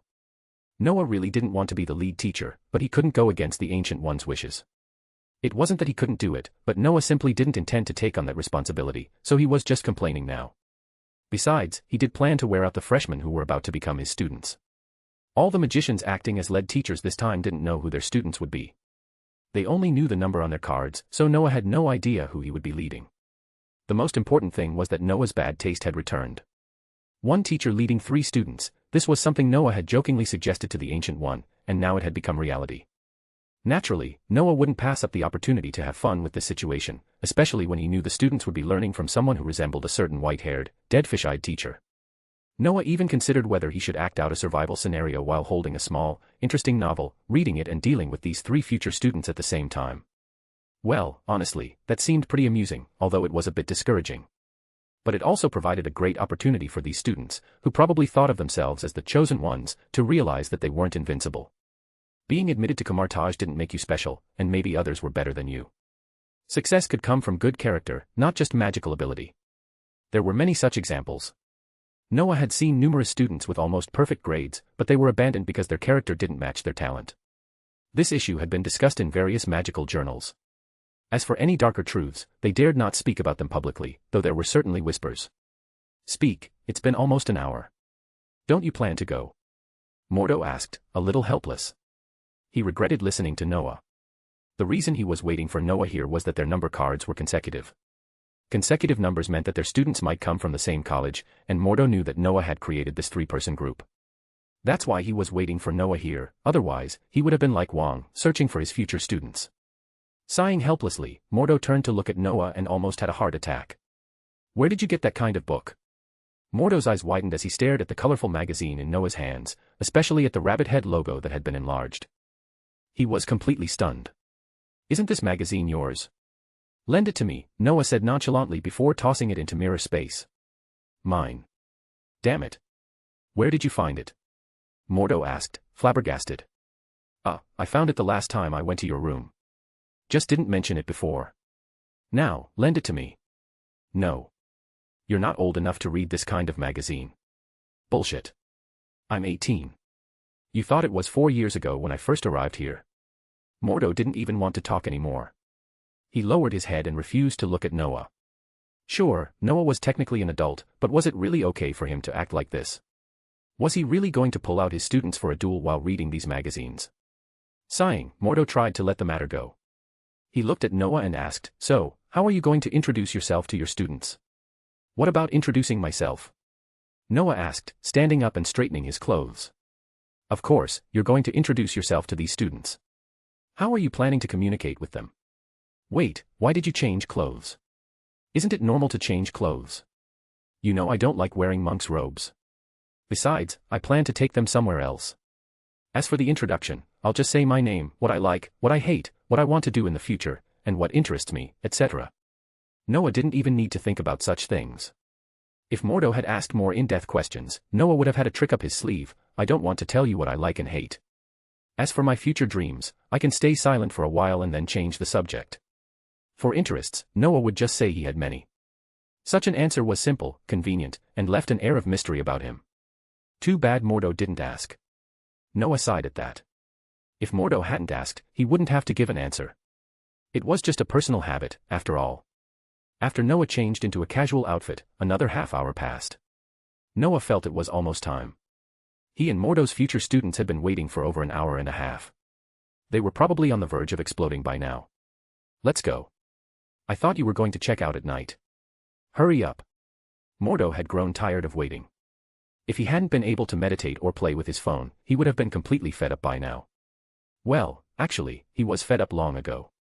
Seeing Noah so calm made him curious to see how patient the students would be. Standing up, Mordo's magic surged, and a golden halo suddenly appeared in front of him. Though it wasn't far to walk from here, he was too lazy to waste time, so Noah followed him without a care. I really feel like we've been abandoned. In the lobby, the 6 remaining Hogwarts students truly felt hopeless. Each of them was full of anger, but none dared to express it. After all, this was Camartage, not Hogwarts. If someone had treated them like this in Hogwarts, they would have stormed straight to Professor McGonagall's office. Of course, even if they hadn't, they could always choose to go home. Why were they being inexplicably bullied here? The first day at Camartage was unpleasant, but leaving wasn't an option.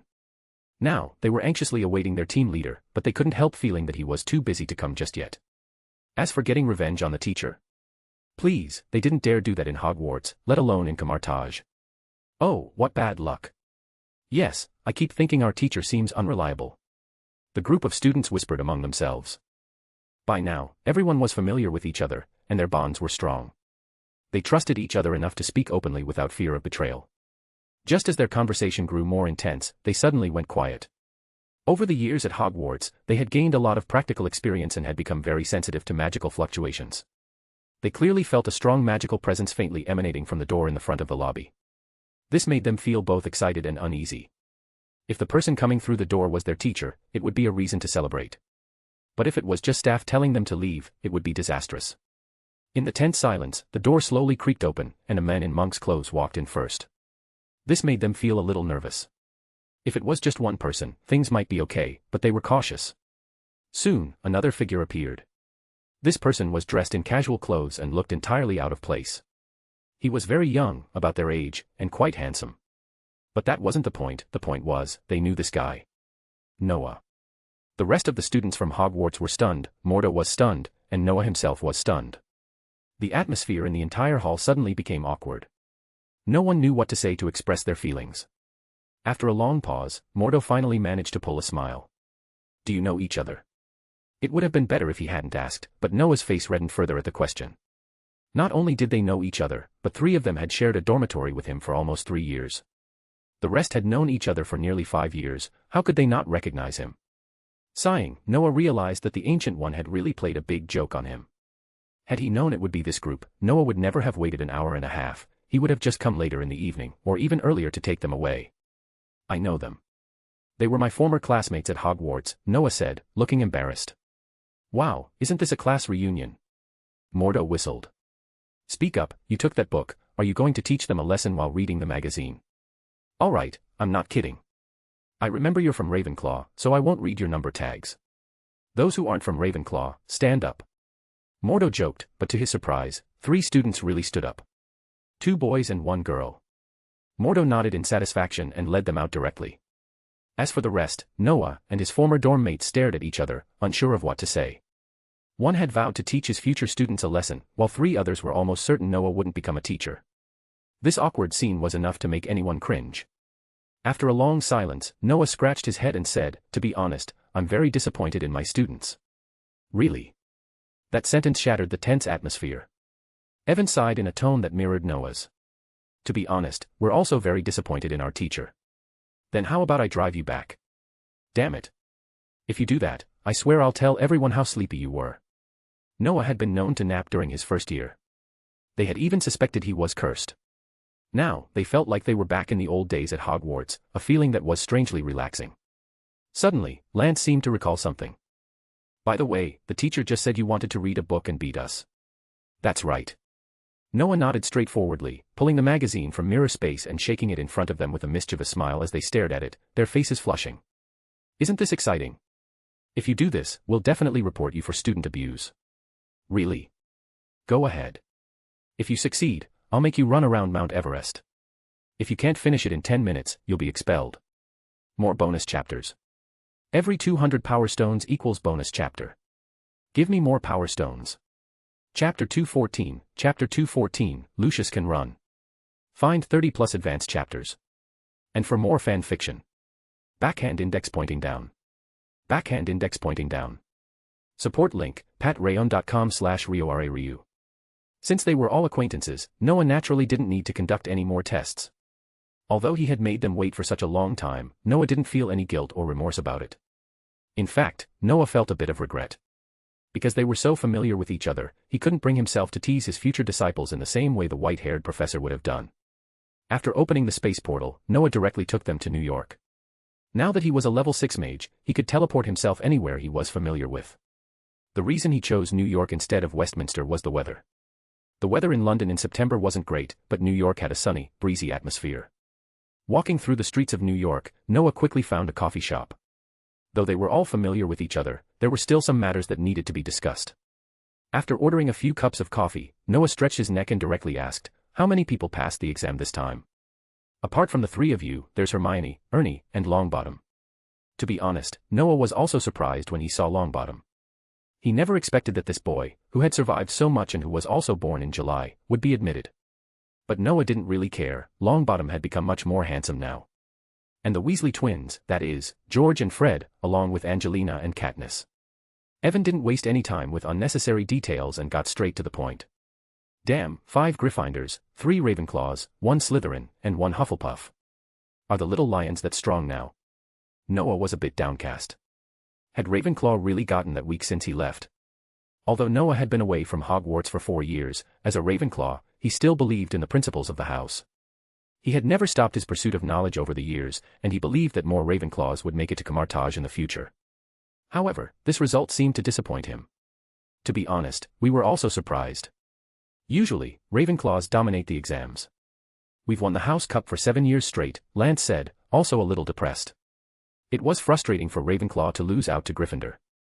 No one liked it, but they had kept it quiet for the sake of unity. Now that there were 4 Ravenclaws together, there was no need to hide their feelings. Forget it. The result is still decent. If all 3 of you had failed, that would have been the most embarrassing outcome. Noah sighed and suddenly remembered something. By the way, I heard that Professor Dumbledore has mostly stabilized things in recent years, right? Yeah, Kate nodded. She didn't want to talk about why Ravenclaw performed so poorly this year, so she quickly changed the subject. Things are much more stable now. My father told me there's another person who played a big role in this. Oh. Who is it? I'm afraid you won't guess, so I'll just tell you. It's Lucius Malfoy. Lucius Malfoy. Draco's father. Yeah, that's him. Noah looked at the 3 in front of him, puzzled. The 3 of them had the expression of "yes, that's him," which only made Noah more confused. He remembered that it was this traitor Mr. Malfoy who had provided valuable information early on. Had he done anything else? After Professor Dumbledore became Minister of Magic, Malfoy came forward to testify against many fanatical pureblood nobles, Evan explained when he saw Noah's puzzled expression. Oh. Now I understand. Noah nodded in realization. It wasn't a small matter to testify against the pureblood nobles. It was clear that Malfoy had a good grasp of the situation. Kate then elaborated, explaining that Lucius Malfoy was indeed skilled at running away. He had run when Voldemort first fell, and his family had also run during the final battle in the original story. It seemed that Lucius was not only lucky but also skilled at judging situations. From Kate's explanation, Noah learned that Lucius Malfoy had understood Dumbledore's plans well. When Dumbledore showed signs of a comeback, Malfoy began studying Muggle knowledge, including law. He also cut ties with the pureblood noble families he once knew. Though Voldemort had died, many believed he could return, and those fanatical pureblood families were still united, awaiting his resurrection. Lucius Malfoy, however, had learned a lot of Muggle knowledge, including legal loopholes. When he read about witness tampering, he saw an opportunity. After reading these articles, Malfoy went to Dumbledore and began educating Draco once again. He also reconnected with the pureblood nobles he had distanced himself from. Though these fanatical pureblood nobles doubted him at first, they assumed that Lucius was just laying low, waiting for Voldemort's return. However, when Dumbledore came to power, Lucius quickly transformed into a pioneer in fighting against the Dark Lord. His prior communications with these pureblood families became valuable evidence, and his actions caught them off guard. While his accusations didn't bring down many pureblood families, they did cause them significant damage. It could be said that these families were only surviving due to their long-standing wealth and influence. Even Dumbledore couldn't strike them down all at once. Although things were currently in a stalemate, Dumbledore had already gained the upper hand. "This guy really is impressive," Noah said, clearly moved. As for Draco, influenced by Noah before, he had stopped associating with Goyle and others after returning to school. He had clear goals and had even become close with Katniss Lopez. Now, because of his father's actions, Draco had passed the summer test assessments of Kate and the others during his fifth-year summer vacation. He also successfully joined the Mage Alliance after handling a vampire incident on his own. Noah was stunned. He didn't even know Draco had joined the Mage Alliance. "Is this kid all right?" Noah finally asked after holding it in for a while.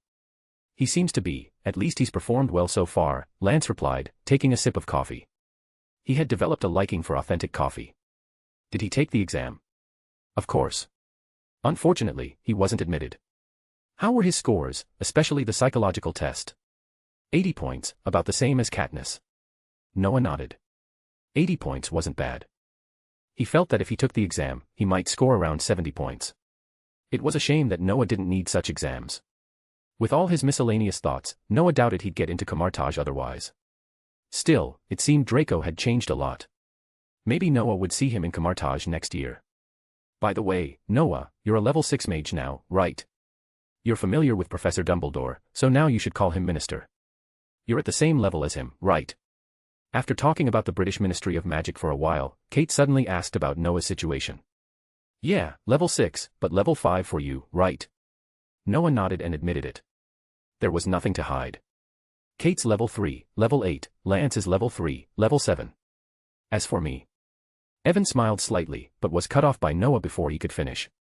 "Let me guess, you're level 3, level 6. No, I'm level 3, level 9 now. Why don't you play by the rules?" "Learning from you." "Bullshit, learning from me." Noah shook his head.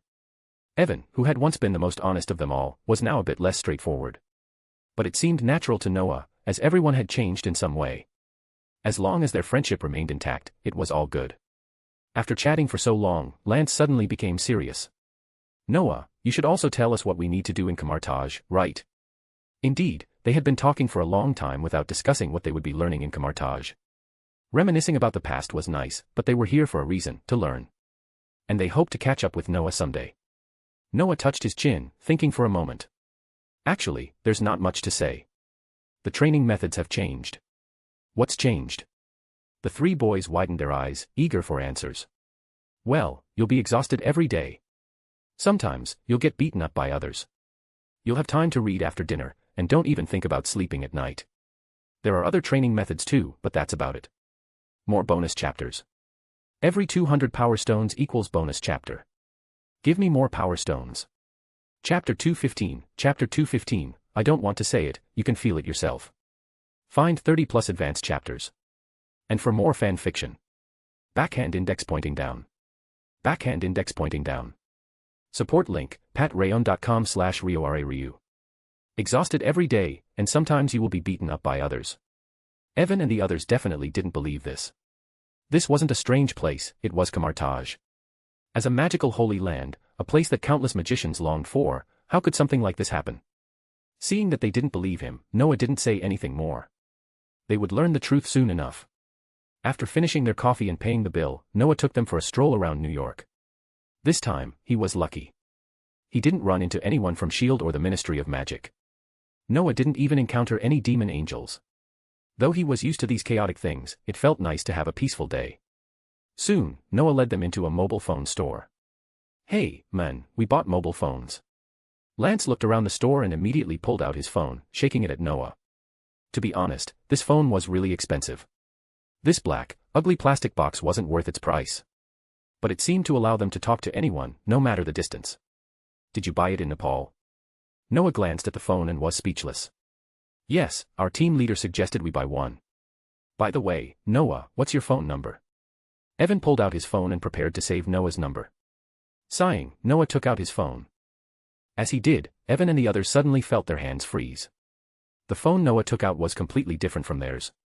Forget the silver shell and the sliding screen, why was his screen in color while theirs was black and white?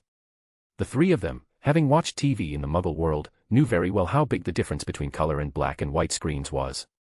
They were a little upset. Why is your cell phone like that? In simple terms, when the leader magician suggests buying a phone, it helps increase Kamartaj's peripheral income.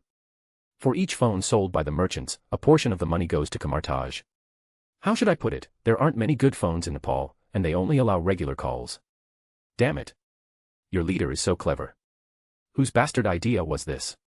Sorry, I don't know who your leader is, but he's not bad. And the bastard you're referring to is me. Noah shrugged with a calm expression, but in his heart, he recalled the three guys who had just scolded him.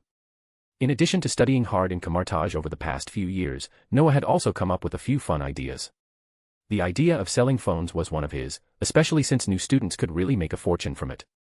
The magicians of Kamartaj wouldn't refuse such a suggestion, and the money would naturally benefit Kamartaj, which was a good thing for them. Though Kamartaj wasn't short on money, the magical industry was still expensive, and the Ancient One wouldn't concern herself with such things. Evan and the others, with dark faces, didn't understand what Noah was thinking. They walked into the store and bought 3 better-looking phones, spending almost the same amount they had earlier on their old phones. Afterward, they didn't do much else. After getting familiar with the latest phones, they casually walked around New York, grabbed a bite, and returned to Kamartaj. It must be said, these new phones were much better than the old black and white screened gadgets. When connected to the wireless network in Kamartaj, they could access a lot of news and other things.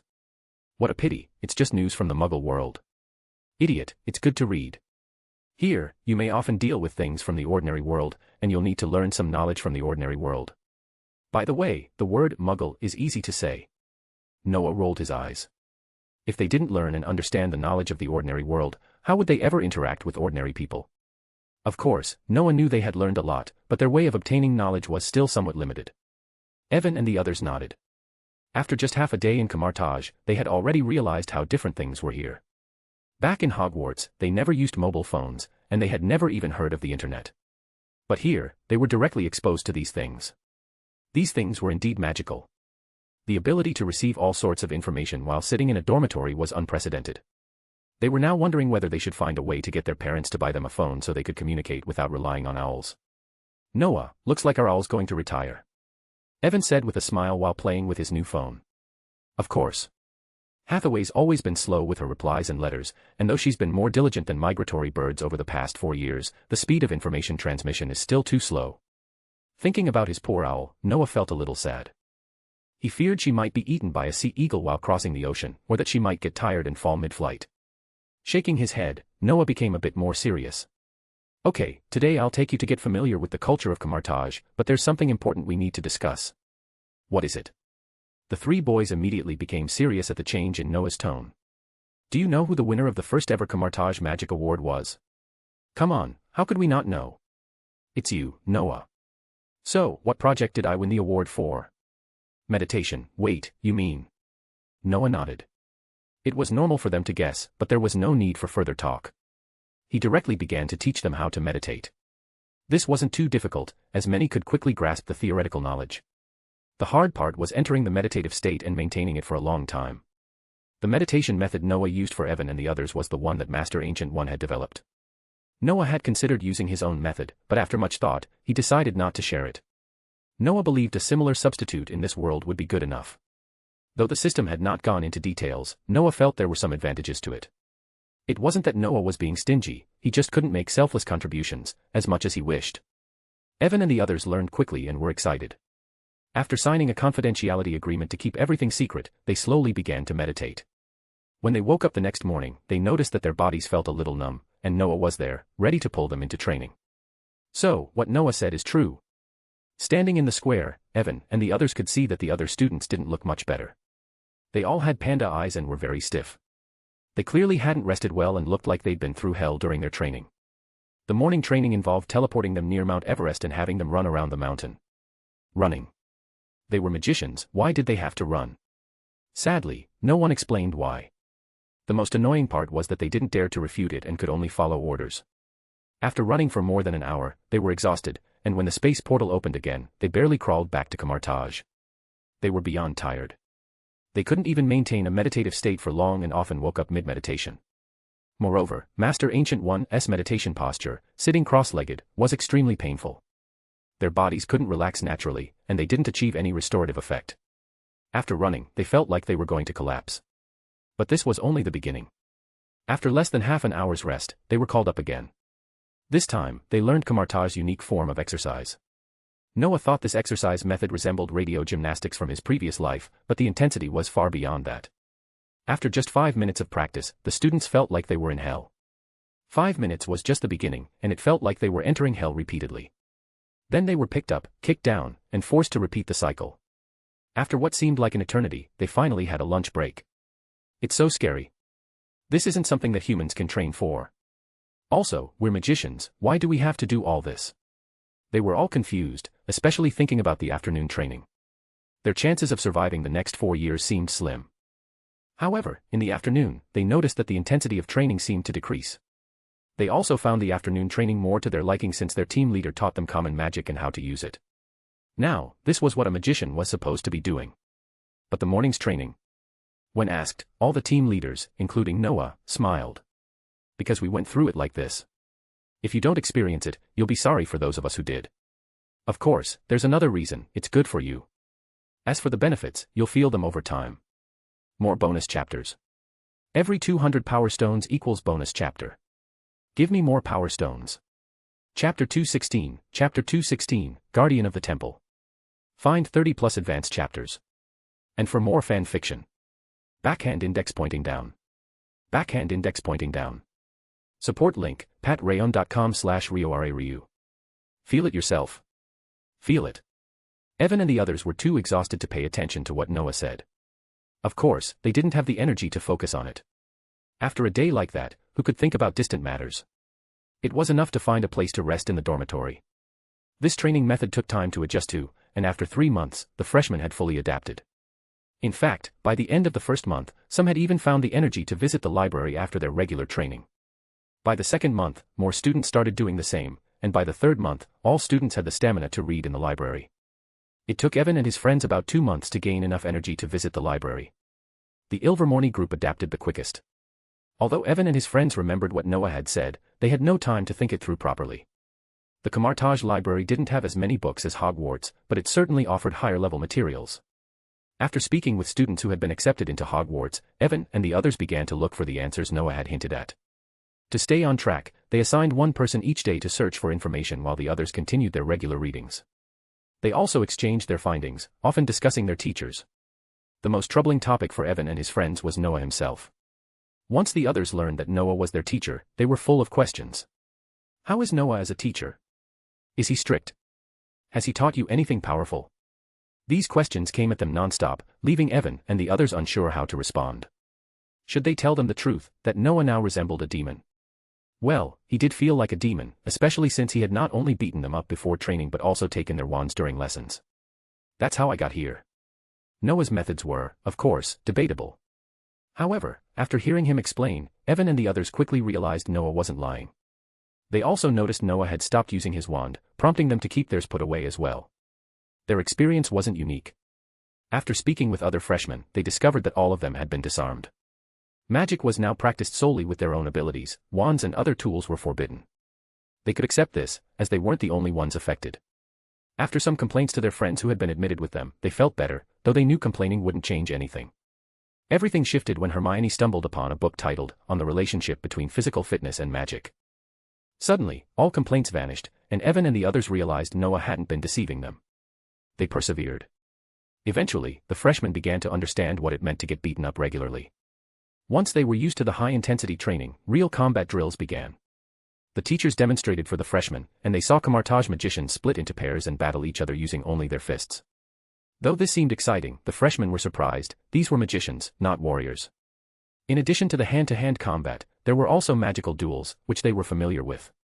But when they saw Noah, around their age, control fire and frost to defeat an opponent, they realized just how skilled the Camartage magicians were. Even the magician Noah defeated used space magic to reverse everything in the mirror space. But Noah, also skilled in space magic, was unaffected. He located the hidden opponent and swiftly defeated him. Too powerful. He's truly a Camartage magician. I think this Noah Finial is incredible.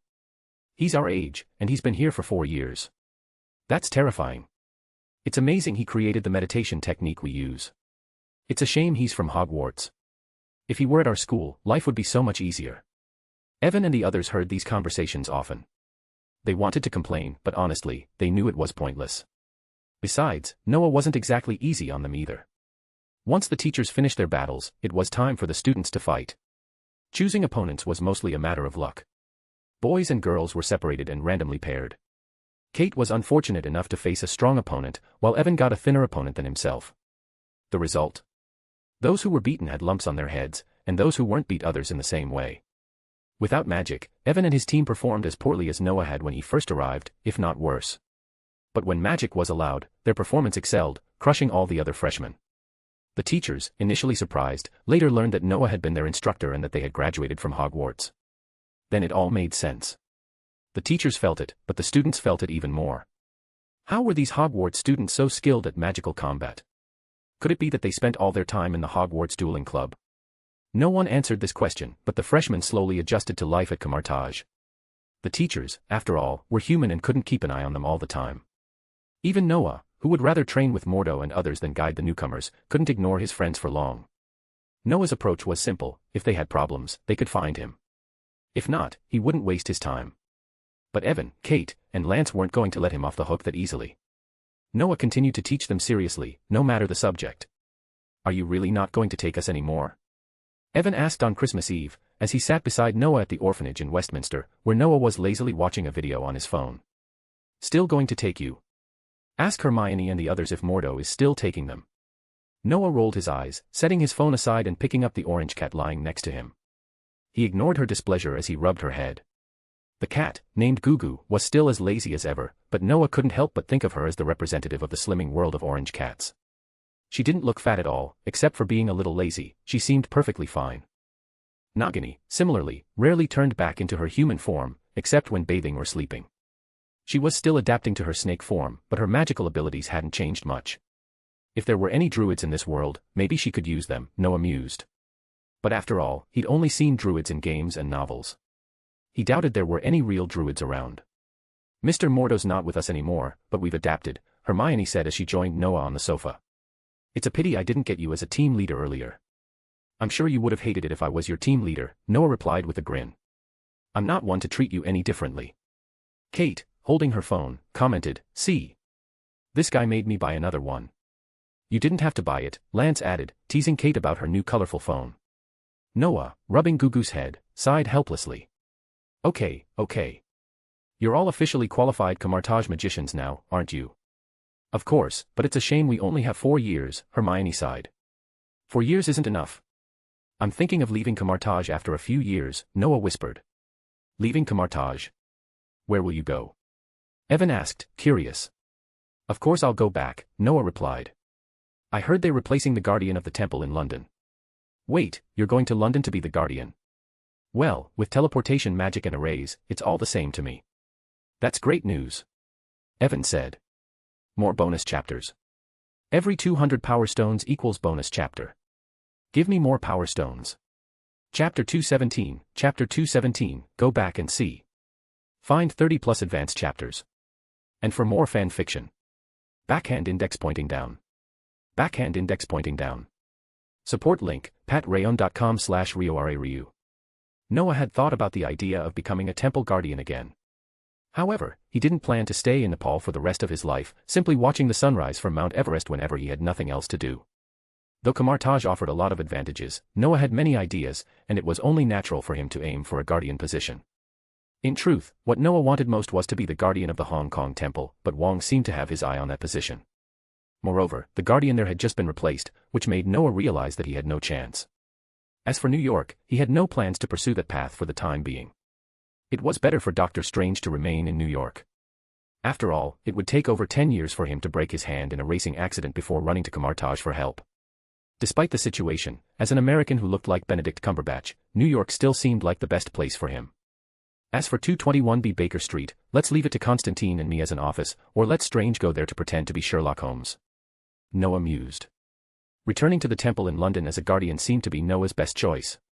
Not only had he been born there in this life, but he was also still a registered magician with the British Ministry of Magic. What mattered most, though, was that Noah had left too many things behind in the British magical world. If the Mage Union during the Hogwarts era was a newly laid egg, now it had become a newly hatched eagle. As time went by, this eagle would hopefully become the embodiment of Noah's ideals, though he needed to carefully tend to it. Of course, this care was somewhat redundant. With Dumbledore around, Noah knew that Dumbledore's guidance was far more valuable than his own. Noah's real purpose was to let the members of the Mage Union know that their boss was back. He knew it sounded childish, but he couldn't help pretending. And, if all went well, when he returned to Garrison, many of the Mage Union members from his class would have entered the Ministry of Magic. He was closest to the ones from his class. As for those who had joined later, Noah wasn't as familiar with them, although he had heard from Evan and others that they admired him. The Christmas Eve party passed quickly, and after a lavish dinner, everyone went home. Their vacation wasn't long, and the Christmas break had been specially arranged to accommodate the students. Otherwise, the real Camartage magicians wouldn't have celebrated Christmas. After Noah and Ms. Heffin cleaned up the remnants of the party, it was nearly 11 o'clock. For the first time that day, Ms. Heffin had taken off her yellow monk's robes and changed into normal home clothes.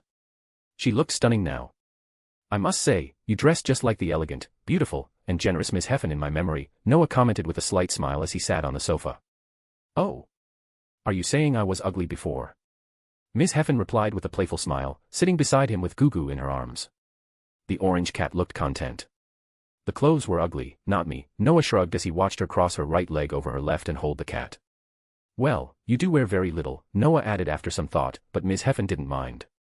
She then asked, what are your plans for Christmas? Heading back tomorrow.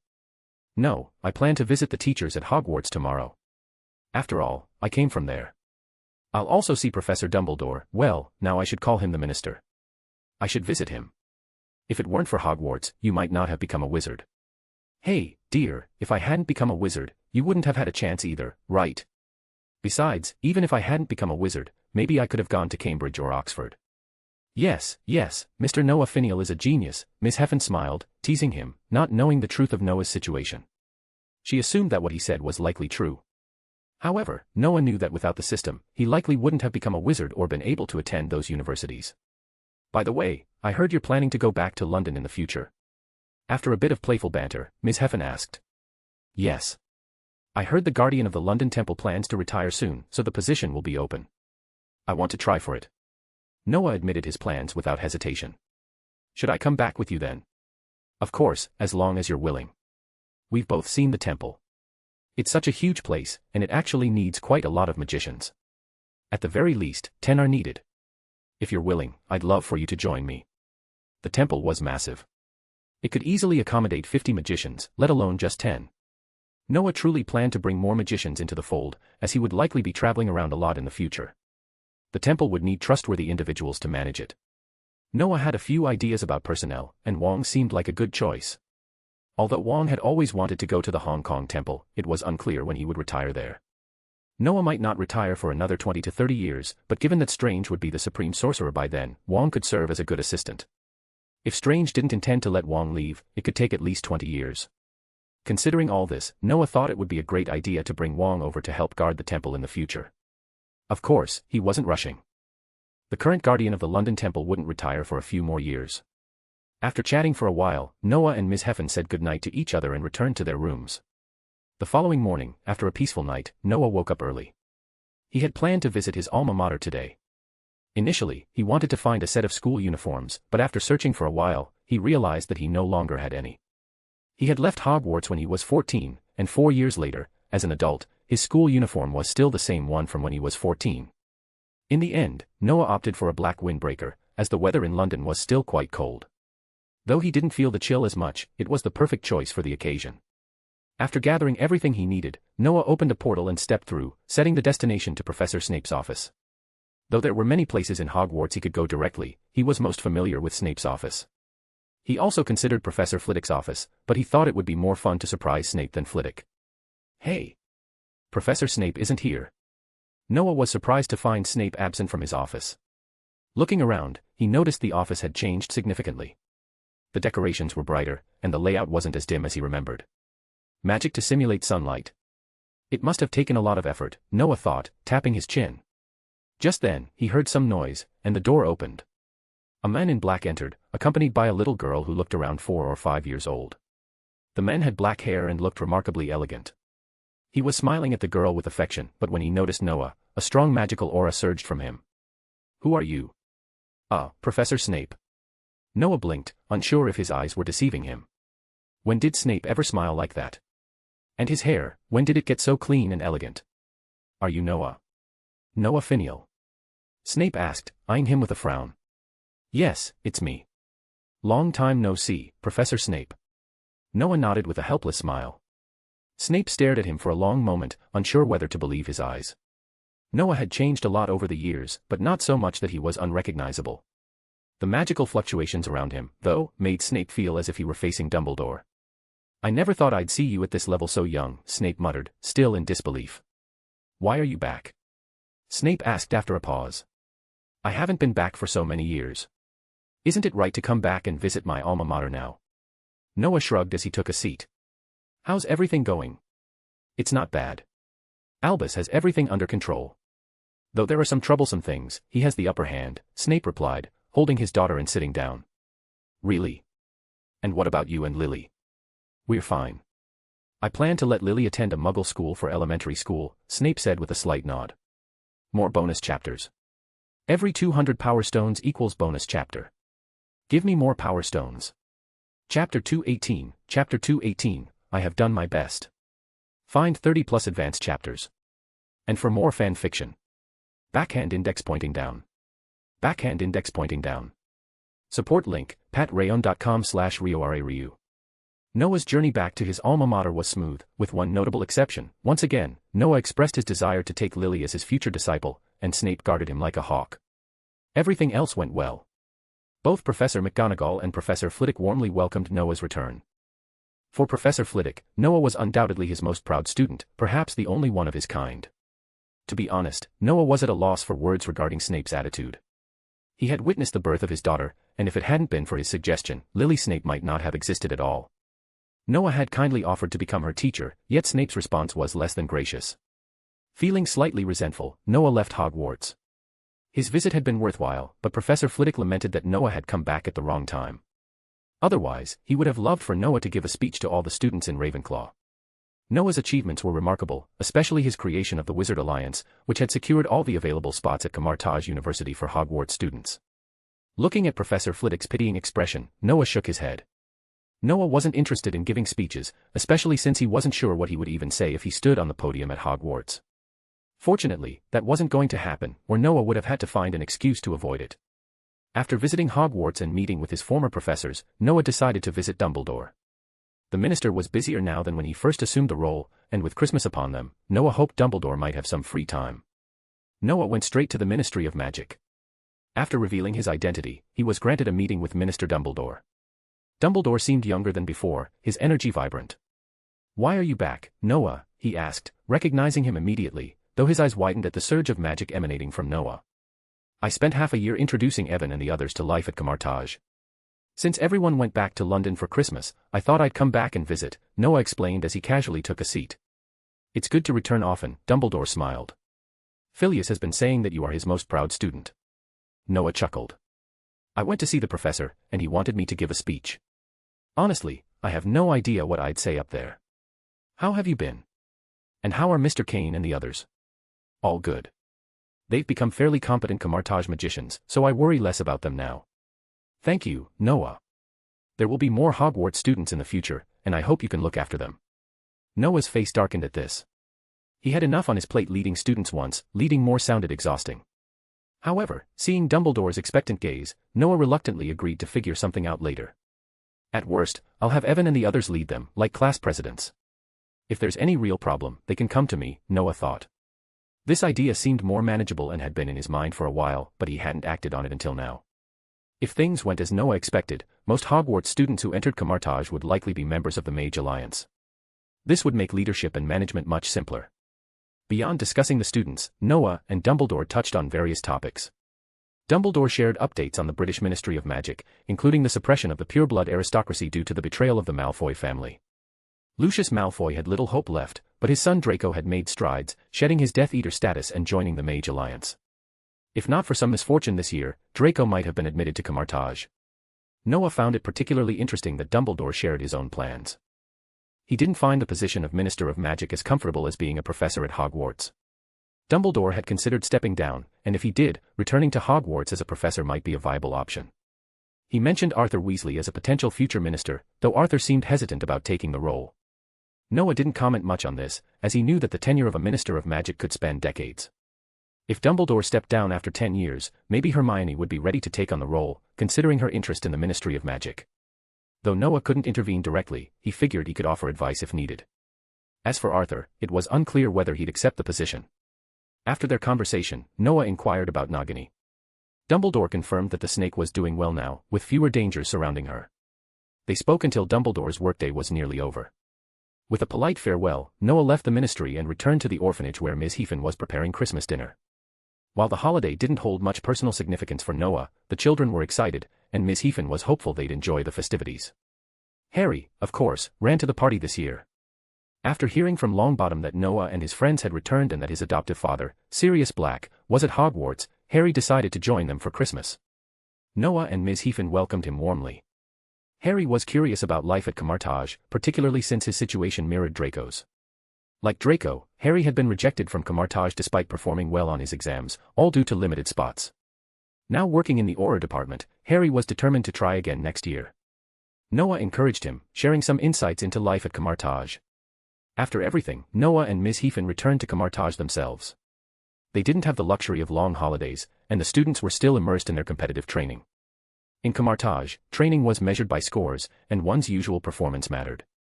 If a student kept facing someone they couldn't beat, they risked being in danger of not graduating, unless they achieved perfect scores.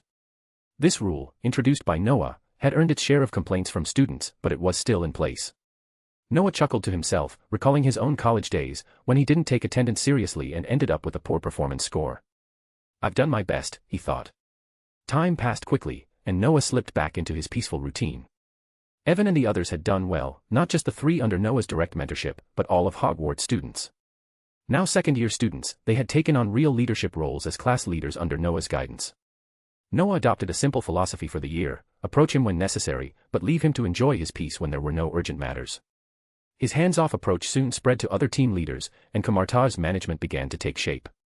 As time entered the new millennium, Noah approached his most challenging step toward becoming a senior magician, but just as this milestone approached, Master Ancient One suddenly sought him out. More bonus chapters. Every 200 Power Stones equals bonus chapter. Give me more Power Stones. Chapter 219, Chapter 219, damn, why is it you? Find 30 plus advanced chapters. And for more fan fiction. Backhand index pointing down. Backhand index pointing down. Support link, patrayon.com/RioRaRyu. Teacher, what's up? Looking at the space door that suddenly appeared in his room, Noah immediately guessed who was coming. When a magician uses magic, there are strong or weak magic fluctuations. However, the calm magic fluctuations, like the surface of a lake, are not something ordinary people can create. Noah once speculated that when a magician completely reaches the level of 10 or above, they wouldn't even perceive when using magic. Of course, there's no answer to that for now. Master Ancient One is in the process of divinity transformation, and the characteristics of her life are moving toward a higher stage. She hasn't completely attained eternal life, so Noah is unclear about these issues. Perhaps when Master Ancient One reaches a higher stage, Noah can ask her for advice. But Noah has doubts about whether she will remain on Earth once she reaches that stage. There are indeed some things you need to see. Master Ancient One stepped out of the portal with a gentle expression, touched Gugu lying on the sofa, and smiled. What's the matter? Is there another vampire? Or is there a guy with superpowers doing something wrong? Noah glanced at Gugu, who was contentedly lying down, and shrugged. I guess so. Do you know those mutants? Mutants. Of course, I know them, but I've never dealt with them. In my memory, they don't seem capable of handling their own problems. The Ministry of Magic is still debating what they really are. Indeed, Noah hadn't dealt with mutants for many years, mostly because he didn't want to engage with them for the time being. Another key reason was that the Ministry of Magic had been having ongoing discussions about mutants. To be honest, it is difficult to classify mutants. They are neither magical beings, since they don't use magic at all, relying solely on their innate talents, nor are they ordinary humans, as humans don't possess any special abilities. So mutants awkwardly found themselves in a gray area. Additionally, their leaders often made inexplicable decisions, making their situation seem to worsen over time. Currently, they remain unaware of the magical world, and their relationship with ordinary humans is becoming increasingly strained. Professor Charles's mental power is indeed very strong, and his old friend Eric helped him build a machine to extend his mental search ability, which made his powers even more formidable. But unfortunately, a purely mental life form without systematic training struggles to detect the existence of magicians. He still uses the X gene as the base for his investigations. Even with special powers to search, it is difficult to detect magicians. While magicians in the magical world may be weaker, the magic technology that has been developed over the years is no joke. Whether it involves space or time, magic practitioners are well versed in manipulating these, with space folding and time converters as prime examples. I won't go into too much detail about space folding technology, but time converters are quite intriguing. At one point, Noah also wanted to study them but felt he didn't have the necessary expertise. He understood the role of time converters and ultimately chose not to pursue it further. Upon joining Kamartaj, Noah asked Master Ancient One about them, and she responded, "The technology is indeed remarkable, but its maximum efficiency is only 1 day. During that day, you must ensure you don't encounter your past self, and any actions you take must be rectified later." The most crucial point is that those who study this technology often don't survive to advance in their research. The individual who didn't believe in evil ended up in the cemetery. Well, it's not actually him. He has disappeared, and only some of his belongings remain there. How could mutants, relying on mental power, discover the magical world? If that were the case, the magic world would have been exposed long ago, with no way to hide or protect it. Yes, they're still negotiating, Master Ancient One nodded. But I think we can go ahead. Go ahead. Noah scratched his head. Teacher, did you sense something bad? I think so. Mutants have great potential, but the way they learn to control their abilities is bad. Well, that's what you said, not me, Noah. Noah rolled his eyes. Professor Charles's methods were certainly questionable. All he taught were physical and chemical principles, with very little practical application. Noah couldn't understand why the learning ratio was like that. Was something off with their approach? So, you want me to interact with them? Yes, at least understand their mindset, and if possible, introduce them to the magical world. Are you sure the magic ministries won't cause trouble for me? Why not take them to the British Ministry of Magic? That was an interesting suggestion. Taking them to the British Ministry of Magic was an option. Under Dumbledore's leadership, the situation there had stabilized. He even returned to Hogwarts to attend classes when he had free time. If they could bring these mutants to the British Ministry of Magic to help them adapt, it could be a good solution. As for the future, once the magical ministries of various countries reached an agreement, they could send the mutants back. Mutants were a big deal, and if they agreed to the arrangement and the ministries worked together, the magic world would ensure they weren't taken advantage of. I understand. I'll go and check it out. After considering it, Noah nodded in agreement. Right now, mutants might not be too dangerous, but once targeted by humans, especially when facing sentinels, their powers would drastically increase. Mutants in that scenario were truly terrifying, but for now, take a few students along to broaden their horizons. Just as Noah was about to leave, Master Ancient One added, and don't forget your cat. Take students. Fine, I'll take the 3 I mentored in my first year. Yeah, it's your decision. Also, bring your cat. So, are we walking cats and snakes, or are we tracking those mutants with powerful abilities? As Noah strolled through Washington, Evan watched him with a small green snake wrapped around his neck and an orange cat at his feet. He had a look of helplessness. Not just Evan, but Kate and Lance felt similarly. Especially since they knew there was a black Scottish round-faced chicken flying above them. It didn't feel like a mission to find someone, it felt more like a casual outing. Of course, we're looking for mutants. This just shows they aren't using magic but rely on a special ability. Noah shrugged indifferently, then pointed to Gugu, who was walking beside them. The teacher asked me to bring her along. You're familiar with Nagini's situation. As for Hathaway, she and I share a special bond. I can see through her eyes. Indeed, this was a new magical ability Noah had worked on in his spare time. He couldn't forget how, as a straight man, he played the game God of War, Assassin, where a character named Alexios used a similar ability. Noah had only been able to experience it in-game, but now he could make it work in real life. He spent a good amount of time crafting a similar magic for himself. Unfortunately, Hathaway wasn't as human as Ikaros, so Noah didn't bother finding an eagle.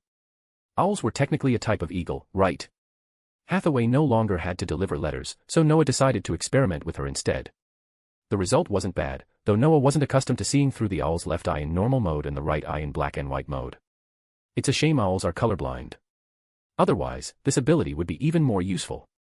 Indeed, owl eyes were like high-powered telescopes, and Noah couldn't help but feel Hathaway was unusually sensitive to light. But none of that mattered. Noah continued guiding the group toward their destination. Noah's target, the U.S. Capitol. Interestingly, you could enter the Capitol whether or not there was a meeting. Unlike the White House, the Capitol didn't require a ticket for entry, only a security check. To be honest, the security seemed pointless for them. For ordinary people, it was just about checking for dangerous items like bombs or guns. But for magicians, such things were not a concern.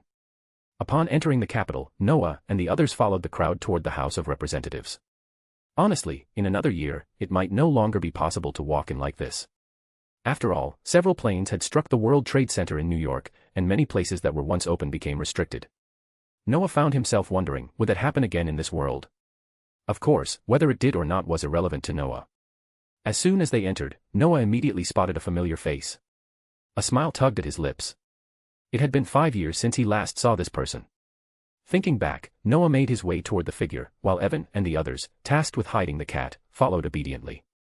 Soon, they arrived at the corner near the House of Representatives. Before them stood a black man leaning against a fence, watching a woman in red make a report below, her expression serious. He seemed lost in thought and didn't notice their approach until. "Hey, man, what are you doing?" Oh. Shit. Damn. How did you get here? More bonus chapters. Every 200 power stones equals bonus chapter. Give me more power stones. Chapter 220, you swear. Find 30 plus advanced chapters. And for more fan fiction. Backhand index pointing down. Backhand index pointing down. Support link, patreon.com/RioRaRyu. Fury was genuinely terrified now, especially when he saw the face that looked much more mature than 5 years ago. He suddenly felt a chill run down his spine. 5 years ago, the guy who had been threatened and assessed as extremely dangerous by the Kree, the guy who had taken forever to recover from injuries and nearly burned the entire aircraft carrier with a fire. And this guy's teacher? Well, he was truly something else. Standing on Earth, he fiddled with things for a few moments, and suddenly, an alien fleet set off fireworks in space. Is this even human? You're human. So what does that make us? Although this magician named Noah had followed his teacher and left with his friends, Fury, Coulson, and the pilot couldn't even speak about their current situation. Even the cosmic cube Noah had given them, which was glowing with an azure light, made Fury too nervous to even think about coveting it. Though he knew it originally belonged to S.H.I.E.L.D., he didn't know when it had been stolen. But now it seemed to belong to the magicians. Yes, Fury still remembered Noah saying the cube was just temporarily stored with him. So even though they constantly researched it and knew how dangerous it was, they dared not take any action. It was too dangerous. Fury didn't want to disappear mysteriously. In the past 5 years, Fury's position within S.H.I.E.L.D. had steadily risen, and now he was nearly sitting on the director's chair. But no matter how much his position had changed, he couldn't forget that there were people inside Earth who were far from ordinary. Today, Fury received a piece of intelligence, a mutant, whose identity was confirmed by S.H.I.E.L.D., would soon present at Congress. To be honest, this was not a big deal to Fury anymore. The mutant issue was troublesome. The real problem lay in the higher-ups' decisions. Some believed mutants were a threat to humanity's existence and needed to be controlled. Even more extreme factions had started capturing mutants for experiments. Another group disagreed and believed mutants were part of humanity, even the next stage of human evolution. However, they were divided into two factions. One side thought mutants should remain hidden and not publicly known, while the other side felt they should be fully integrated into society, with the same rights as ordinary people. Fury had a headache over these trivial matters, but those above him were preoccupied with them. As for a regular mutant speaking at Congress, he could go ahead and speak. What did it have to do with Fury? At most, he would just deploy more agents to ensure the speech went smoothly. But the intel he received wasn't only about the mutant issue. According to the reports, the leaders of the two major mutant factions, Charles Xavier and Eric Lencher, would also be present. This news made Fury uneasy.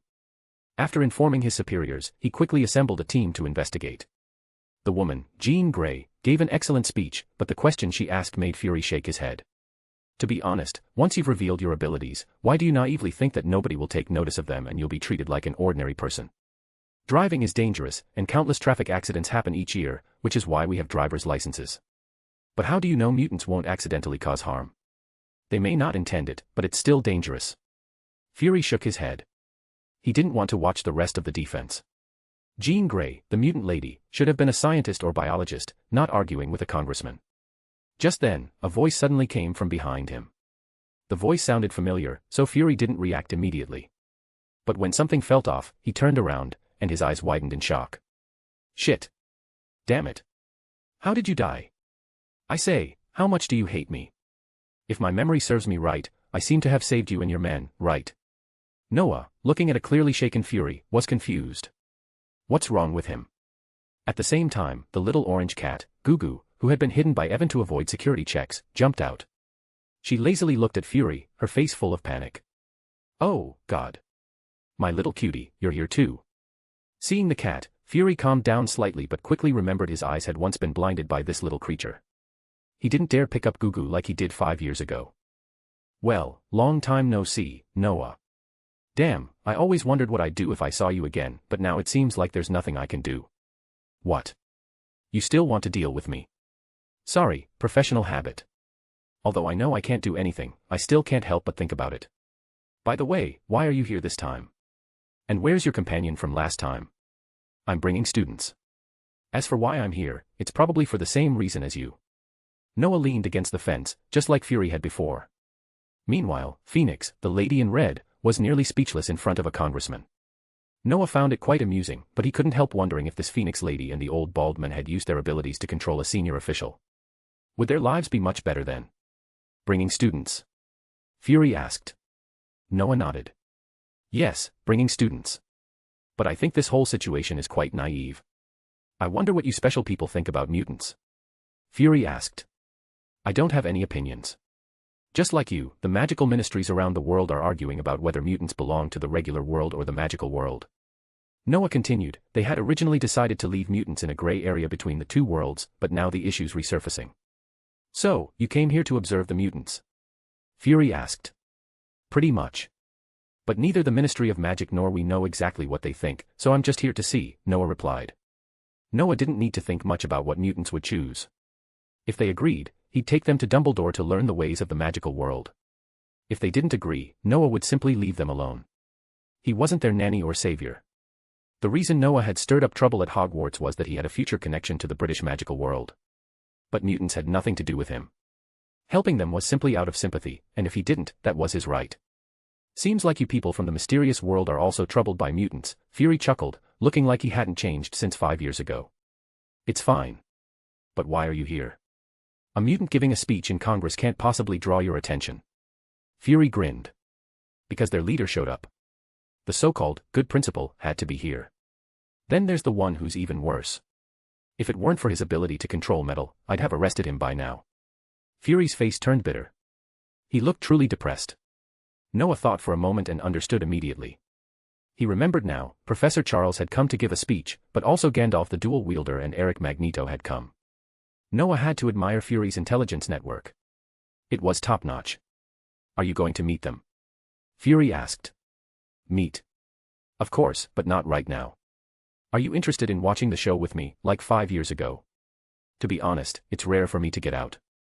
Noah thought for a while, then shook his head. It was true they had to meet eventually, but he wasn't in a rush. He was curious to see what tricks these mutants could play now. In the future, Noah thought it might be better to avoid them. But for now, he was willing to watch. When Fury heard Noah's words, he shuddered, clearly remembering something unpleasant. But soon, he recovered and hesitated before asking, are you sure this isn't about aliens again? Aliens. Noah blinked. What aliens? Why are you asking that? The last time you showed up, it was because of aliens. Tell me, you're not here because of aliens, are you? No, Noah laughed. Just mutants this time. Do you swear? Fury asked, looking skeptical. Okay, I swear. Damn, why are you so paranoid? More bonus chapters. Every 200 power stones equals bonus chapter. Give me more power stones. Chapter 221, Chapter 221, The Magician Pretending to be an Agent. Find 30 plus advanced chapters. And for more fan fiction. Backhand index pointing down. Backhand index pointing down. Support link, patreon.com/RioRaRyu. Fury wasn't exactly timid. After all, wasn't this the guy who didn't panic when facing Loki's surprise attack? Although, it was likely that he didn't fully realize who he was up against. Let's not get into what happened later. When Fury first met Noah 5 years ago, he didn't seem overly panicked, even when facing the Kree and Skrulls. It's just that the events from 5 years ago left him with a bad memory. After all, who wouldn't be shaken seeing alien fleets that still harbored ill intentions toward Earth? But this time, Fury's worry was in vain. In Noah's memory, even if aliens came to stir trouble, it would take at least another 11 years. At that time, a guy with a hammer, who had been stripped of his power, would fall to Earth, followed by his brother, who loved him like a first love, causing trouble. But that was all in the future. For now, they didn't need to worry about any aliens causing problems.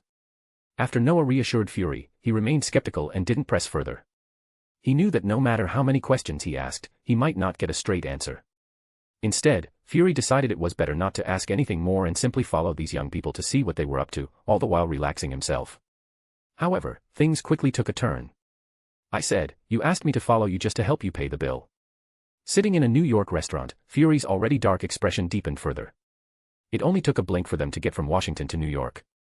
Fury, who had been through this once before, wasn't overly moved, but he sure wasn't pleased looking at the bill in his hand. No, you can think of it like we don't carry your usual currency.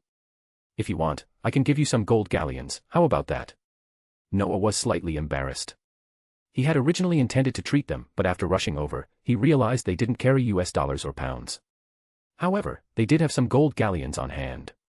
For magicians, ordinary currency wasn't something they typically dealt with, and they certainly didn't visit regular restaurants with everyday people. Okay, give me one for my collection. To be honest, I don't think I can use your money, at least not now. Fury took the gold coin Noah tossed at him and examined it carefully, only to be disappointed to find that it was just an ordinary gold coin.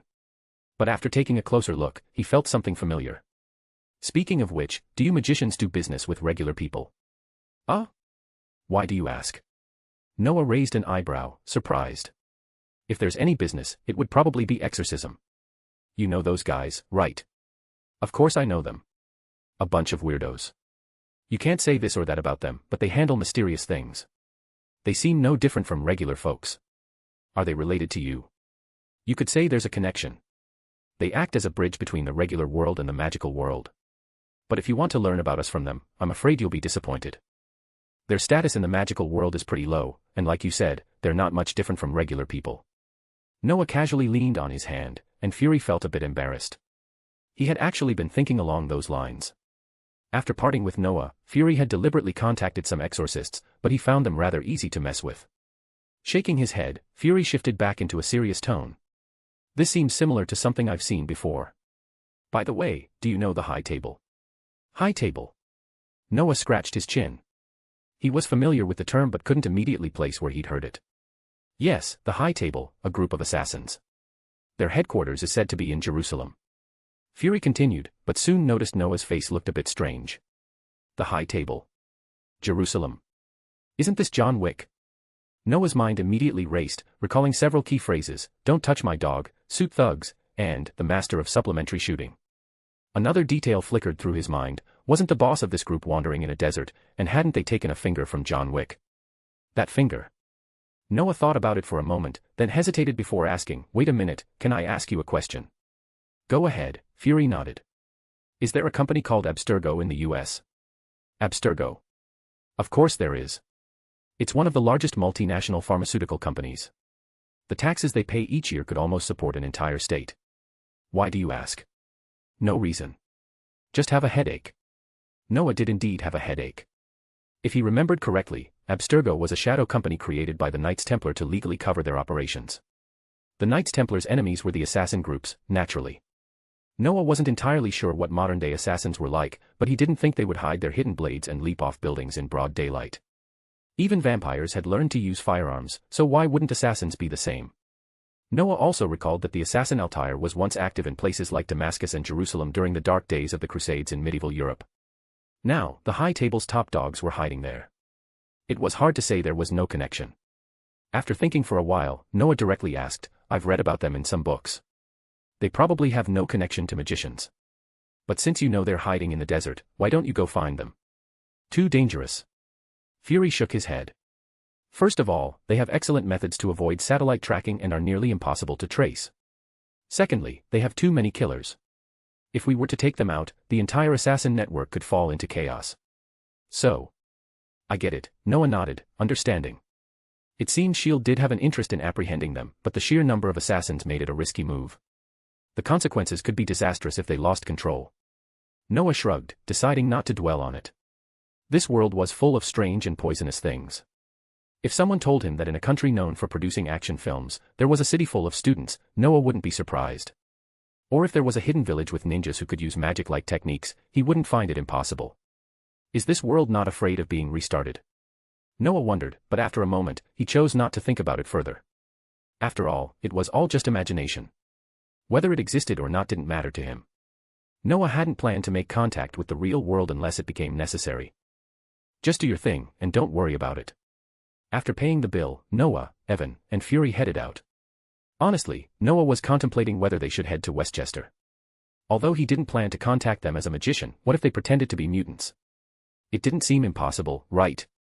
Or maybe they could just pose as Fury's agents. After all, it was rare to get out. Let's check out the mutant school, Noah said, making up his mind. Mutant school. Are you going to talk to Xavier? Didn't you just say an hour ago you didn't want to meet him? Fury asked, curious. No, we can pretend to be your agents or disguise ourselves as mutants. We don't need to be magicians for this. Is that so? What do you plan to do there? See their situation and make an assessment. Don't you want to know about their lives? I know them pretty well. Don't forget what we do. Fury rolled his eyes but didn't object. As one of S.H.I.E.L.D.'s key members, it was impossible for him not to know about mutants. But he hadn't seen their base up close, so this was an opportunity he wouldn't miss. After discussing it, Fury stepped away to make a phone call. As a man who adhered to principles, even though he might not need to report every move, Fury took no chances, especially with his promotion at stake. Noah, what's an agent? Kate suddenly asked, with Evan and Lance also looking confused. Agent? Think of it like a member of the Order of the Phoenix, like Professor Snape, Noah explained, choosing an example they could understand. Professor Snape had indeed been involved from the beginning. Even though he was never accused by Lucius, the purebloods that Lucius had accused would not let him go, despite him having killed Voldemort. Thankfully, Professor Dumbledore protected him. Although Snape had been investigated later, no one dared to persecute a Slytherin headmaster under Dumbledore's protection. Wow, that sounds cool. But what about the magic of those mutants? Evan asked, excitement clear on his face. That's not magic. It's an innate ability. They may develop it, but they can't learn other things, unlike us magicians, Noah shrugged. Are we going to pretend to be regular people? Lance asked eagerly. Well, I think we could also pretend to be mutants. For example, I'm good with fire, you're good with frost, Evan's good with wind, and Kate is good with mud. Playing with mud. That's earth element magic. Wait, are the 4 elements coming together? Can we summon a dragon? More bonus chapters. Every 200 power stones equals bonus chapter. Give me more power stones.